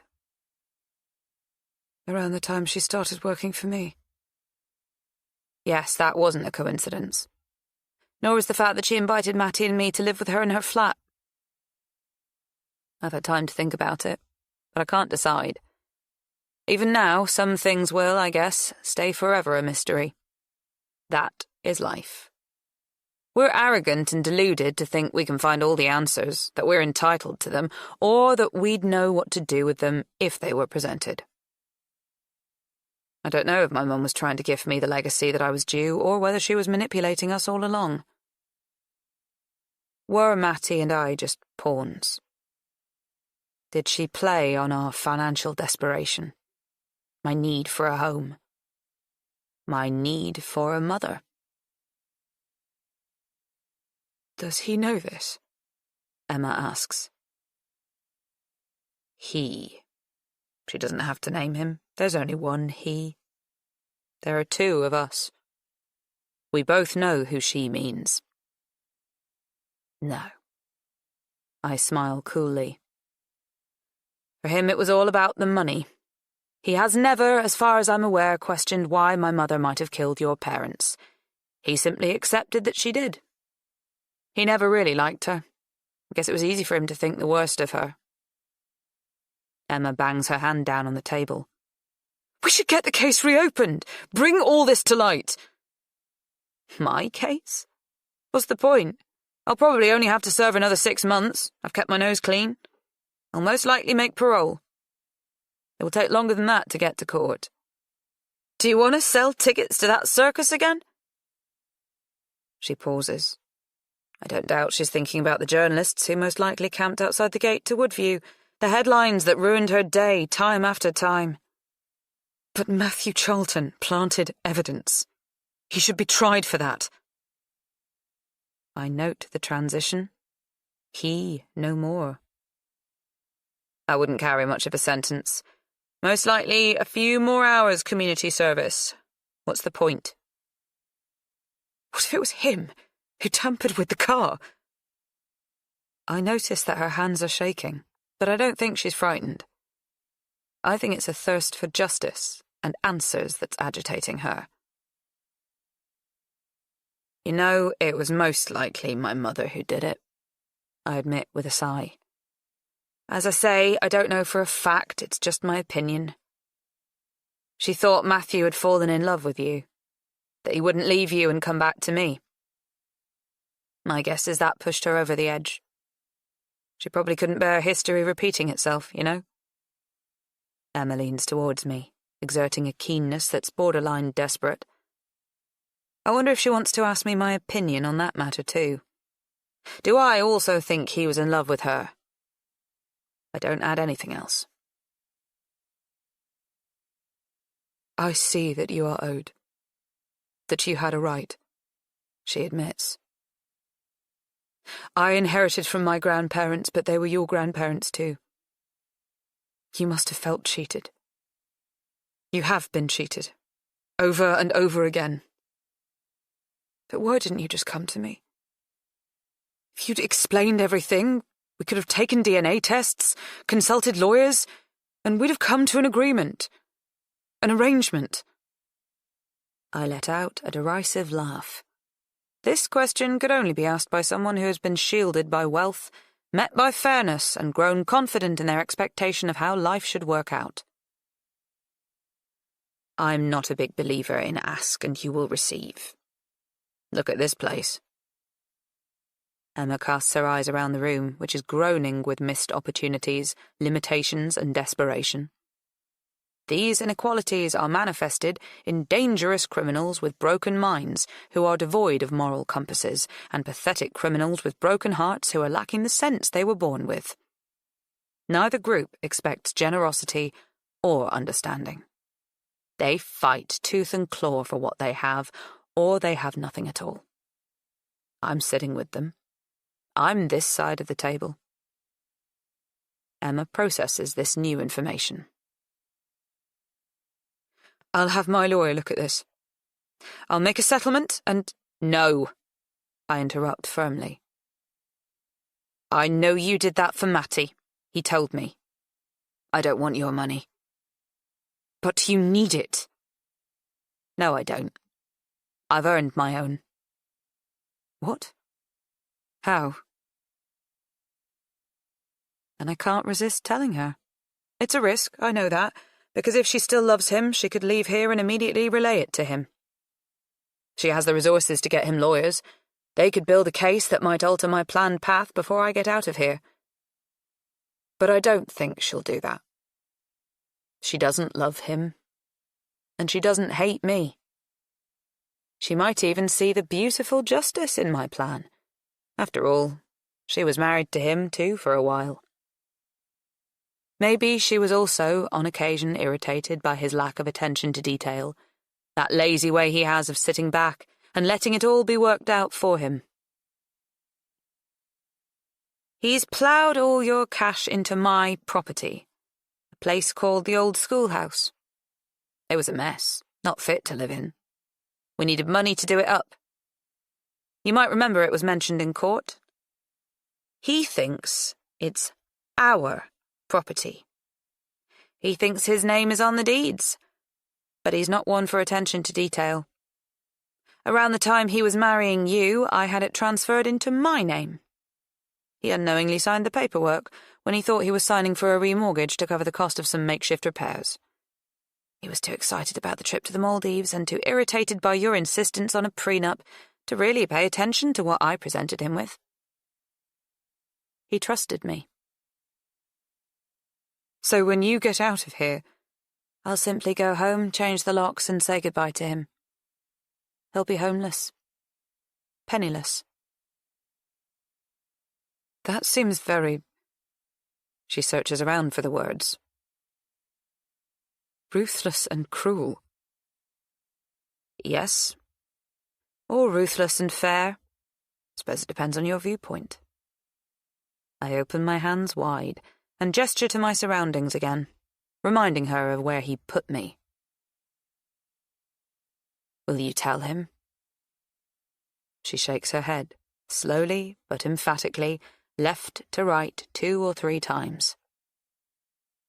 No. This has nothing to do with me. This is between you two. She stands up, and I'm surprised to feel a slight sting of disappointment. There's 15 more minutes of visiting time on the clock. She doesn't have to leave yet. If there's anything you need, if it doesn't go to plan, if you need legal advice or a loan, anything at all, get in touch with me. It might not be as cut and dried as you think. He might not just slink away. I'll keep it in mind, but I know him. I think he will just slink away. He'll probably move back in with his mum and dad. Thanks, though. She nods. It feels good to know there's someone, that I'm not alone. Even if it's her. Especially as it's her. I'm sorry, I say hurriedly. Are you? Yes. For some of it. Most of it. I just needed a home. I've got a home now. I understand. She pauses. I'm sorry that you thought it was the only way. We're very different. Some would say we have a lot in common. She throws out something that is midway between an irreverent grin and an eye roll. Would you mind if I put in another request to visit you? Why would you do that? I could bring you something. Like what? Whatever you needed. Well, not a file or a shovel, but maybe new clothes or chocolate. Whatever is allowed in here. I laugh. It's nice to hear someone make a joke. When I was at boarding school, some of the other girls received care packages from their families. Comics and makeup and stuff. You know, treats. I always thought that must be fun. Didn't you get care packages? I would have imagined her grandparents sending her cloth-bound books, expensive chocolates. No. Oh. Never. Did you like school? I ask. Does anyone? She smiles. What doesn't kill you, etc., etc., right? We stare at one another, my sister and I. We are shoulder-deep in a swamp of complex history, hurt and hate, injury and injustice and sheer bad luck threaten to drown us. Is she offering something here? An olive branch across our strange, dysfunctional family tree? Can I grab it? And can she drag me out of the swamp? My mother killed hers. Our father cheated us all. I tried to ruin her life and steal everything from her. We face a little more than the usual sibling rivalry. This is not just a matter of pinching her clothes or toys. But maybe she is thinking about why I have done what I have, rather than what I've done. She says, I will put in another request to come and visit you. And so she takes the matter out of my hands. She decides what is best for us. Chapter 51. 6 months later. Emma. I get up at 7 a.m., my new regular alarm time at the weekend. Disciplined, but not bloody mental, Heidi's words. 9 minutes to dress, get downstairs, swallow a vitamin, get water. I call to Odin, my German shepherd, who is not only a fabulous guard dog, but is fast becoming the love of my life. We run for 3/4 of an hour. Once back at the house, I feed Odin, make coffee, do a vinyasa flow class online. Heidi and Gina also join from their front rooms, and it's fun to know we're doing it together. I drink my kale juice and scoop up the enormous bouquet of flowers that I've been storing in the utility room. Then I get in the car and beg Odin to settle down and not crush the flowers. It's 9:30. I'm more measured nowadays, but I like to think I'm still very efficient. Weekends are too precious to waste. Not a lot scares me, but I am fearful of the opportunities I might miss, which is why I'm travelling to London today. I'm going to my sister's housewarming. Becky has given me a key to the old schoolhouse. As she did so, she said, "What's yours is mine." "Don't you mean what's mine is yours?" I corrected her. "Not necessarily," she quipped. She's funny, my little sister. When I arrive, I let myself in and find her on her hands and knees scrubbing the kitchen in the main flat. The one Matthew lived in, until a few days ago. The place is spotless, but I guess her urge to clean is nothing to do with hygiene, but more to do with mental absolution. I admire her industry. Over the last 6 months, I've regularly visited her in prison. First monthly, then twice a month, then weekly. We're getting to know one another. During the trial, the press chose to characterize us as opposites, the aging heiress versus the broke beauty. I was presented as an overly privileged, naive, borderline kooky woman who must have stumbled into her position of power through positive gender discrimination. I was deemed too stupid to have earned my role. My years demonstrating fiscal sense, business acumen, and hard graft had been obliterated by one stupid, heart-led decision.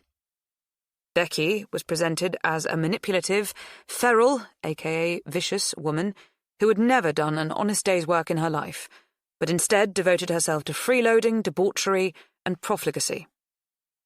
She was painted as someone who used her sexuality to exploit and extort. Her years of overcoming disadvantage to achieve outstanding career success in a highly competitive industry, followed by years of frugality, were discounted. Wiped out. At first, it seemed we had nothing in common, and all the things we did share seemed sad. An alcoholic father, lonely childhoods, Matthew. But we wanted to discover more. If you had to describe yourself in 3 words, what would they be? I asked Becky once when I was visiting her. She liked these getting-to-know-you games, bored of conversations about the food or TV. "Oh, that's easy," she replied quickly. "Passionate, competitive, and ambitious. You?" I paused and thought about it. "Disciplined, logical, careful." "I think we both demonstrate all those traits to an extent. You are competitive and ambitious. That's why you're so disciplined." "Maybe," I reply, trying to reframe how I view myself, how I view her. "And look how logical I'm being. I'm content to serve time for a crime I didn't commit, as I know there was stuff that I deserved to be punished for, and anyway, it will all even out when I get to move into the old schoolhouse." "Yes, I suppose I do see the logic in your thinking," I admitted. "But passionate is the opposite of careful." "I'm pretty sure marrying someone after knowing them a matter of months weighs in on the passionate side rather than the careful," she pointed out. And look where that got me. I rolled my eyes. "It got you me," she said with a laugh. Maybe she's onto something. Maybe we are not so dissimilar. It's hard to tell, as our life experiences have been very different. I decide it doesn't matter, because she's right. I got her. A balmy criminal sister to go with my unreliable addict brother. I love Tom. It isn't impossible to imagine I'll love Becky one day too. Someone has to. Heidi is sceptical. I would be disappointed if she was anything else, but she is being supportive despite her misgivings. She understands that I need to fold Becky into my life. Gina is excited about meeting her, as is Tom. He and Becky have said hello over FaceTime. "Those two will be a shit show," warned Heidi. "They might well trigger one another. Both of them are so extreme." "Maybe," I admitted. "Or they might glimmer one another." "Glimmer one another? What do you mean?" "It's the opposite of trigger. It's when something or someone sparks something wonderful in another. Maybe gifting a feeling of peace or purpose. Maybe Tom and Becky will feel more complete because our family has expanded." Heidi and Gina have both agreed to come to Becky's tiny housewarming brunch to meet her. By the time they arrive, Becky has put away her rubber gloves and is dancing around the kitchen. She's put a playlist together. It includes songs such as "Sisters Are Doing It For Themselves" and "Spice Up Your Life." "She's not big on nuance, is she?" mutters Heidi. "No, nor regrets. It's one of the things I like about her," I reply. It's just the 4 of us. Neither of my friends is quite ready to introduce my jailbird sister to their families, but they will in time. I know they will, because they are good people, and they will see that Becky needs support, that she needs good people. Heidi arrives with croissants and a fruit salad. Gina has brought orange juice and kava, so we make Bucks Fizz. The fact that Becky was right about Matthew slinking off and not contesting ownership of the old schoolhouse has gone a long way towards endearing her to Heidi, who still believes Matthew got away too lightly. She's happy to see him punished, rather than profiting. As she looks around the beautiful space, I hear her comment to Gina that she's glad the money Emma gave that prick is back in her family. I'm delighted she referred to Becky as my family. Heidi doesn't trust my little sister yet, but she tolerates her, accepting that Becky's personal circumstances have been tragic, that she is a product of her environment, and so am I. Becky, Tom, and I have all paid heavily for our parents' mistakes. Our job is to try to make fewer mistakes of our own as we go forward. That was First Wife's Shadow by Adele Parks, read by Kristin Atherton. Edited by Richard Hughes at Anyway Audio. Casting by Rebecca Fortain. An audiobook from HQ, an imprint of HarperCollins. Text copyright Adele Parks, 2024. Production copyright 2024 by HarperCollins Publishers. All rights reserved. The moral rights of the author have been asserted. Thank you for listening.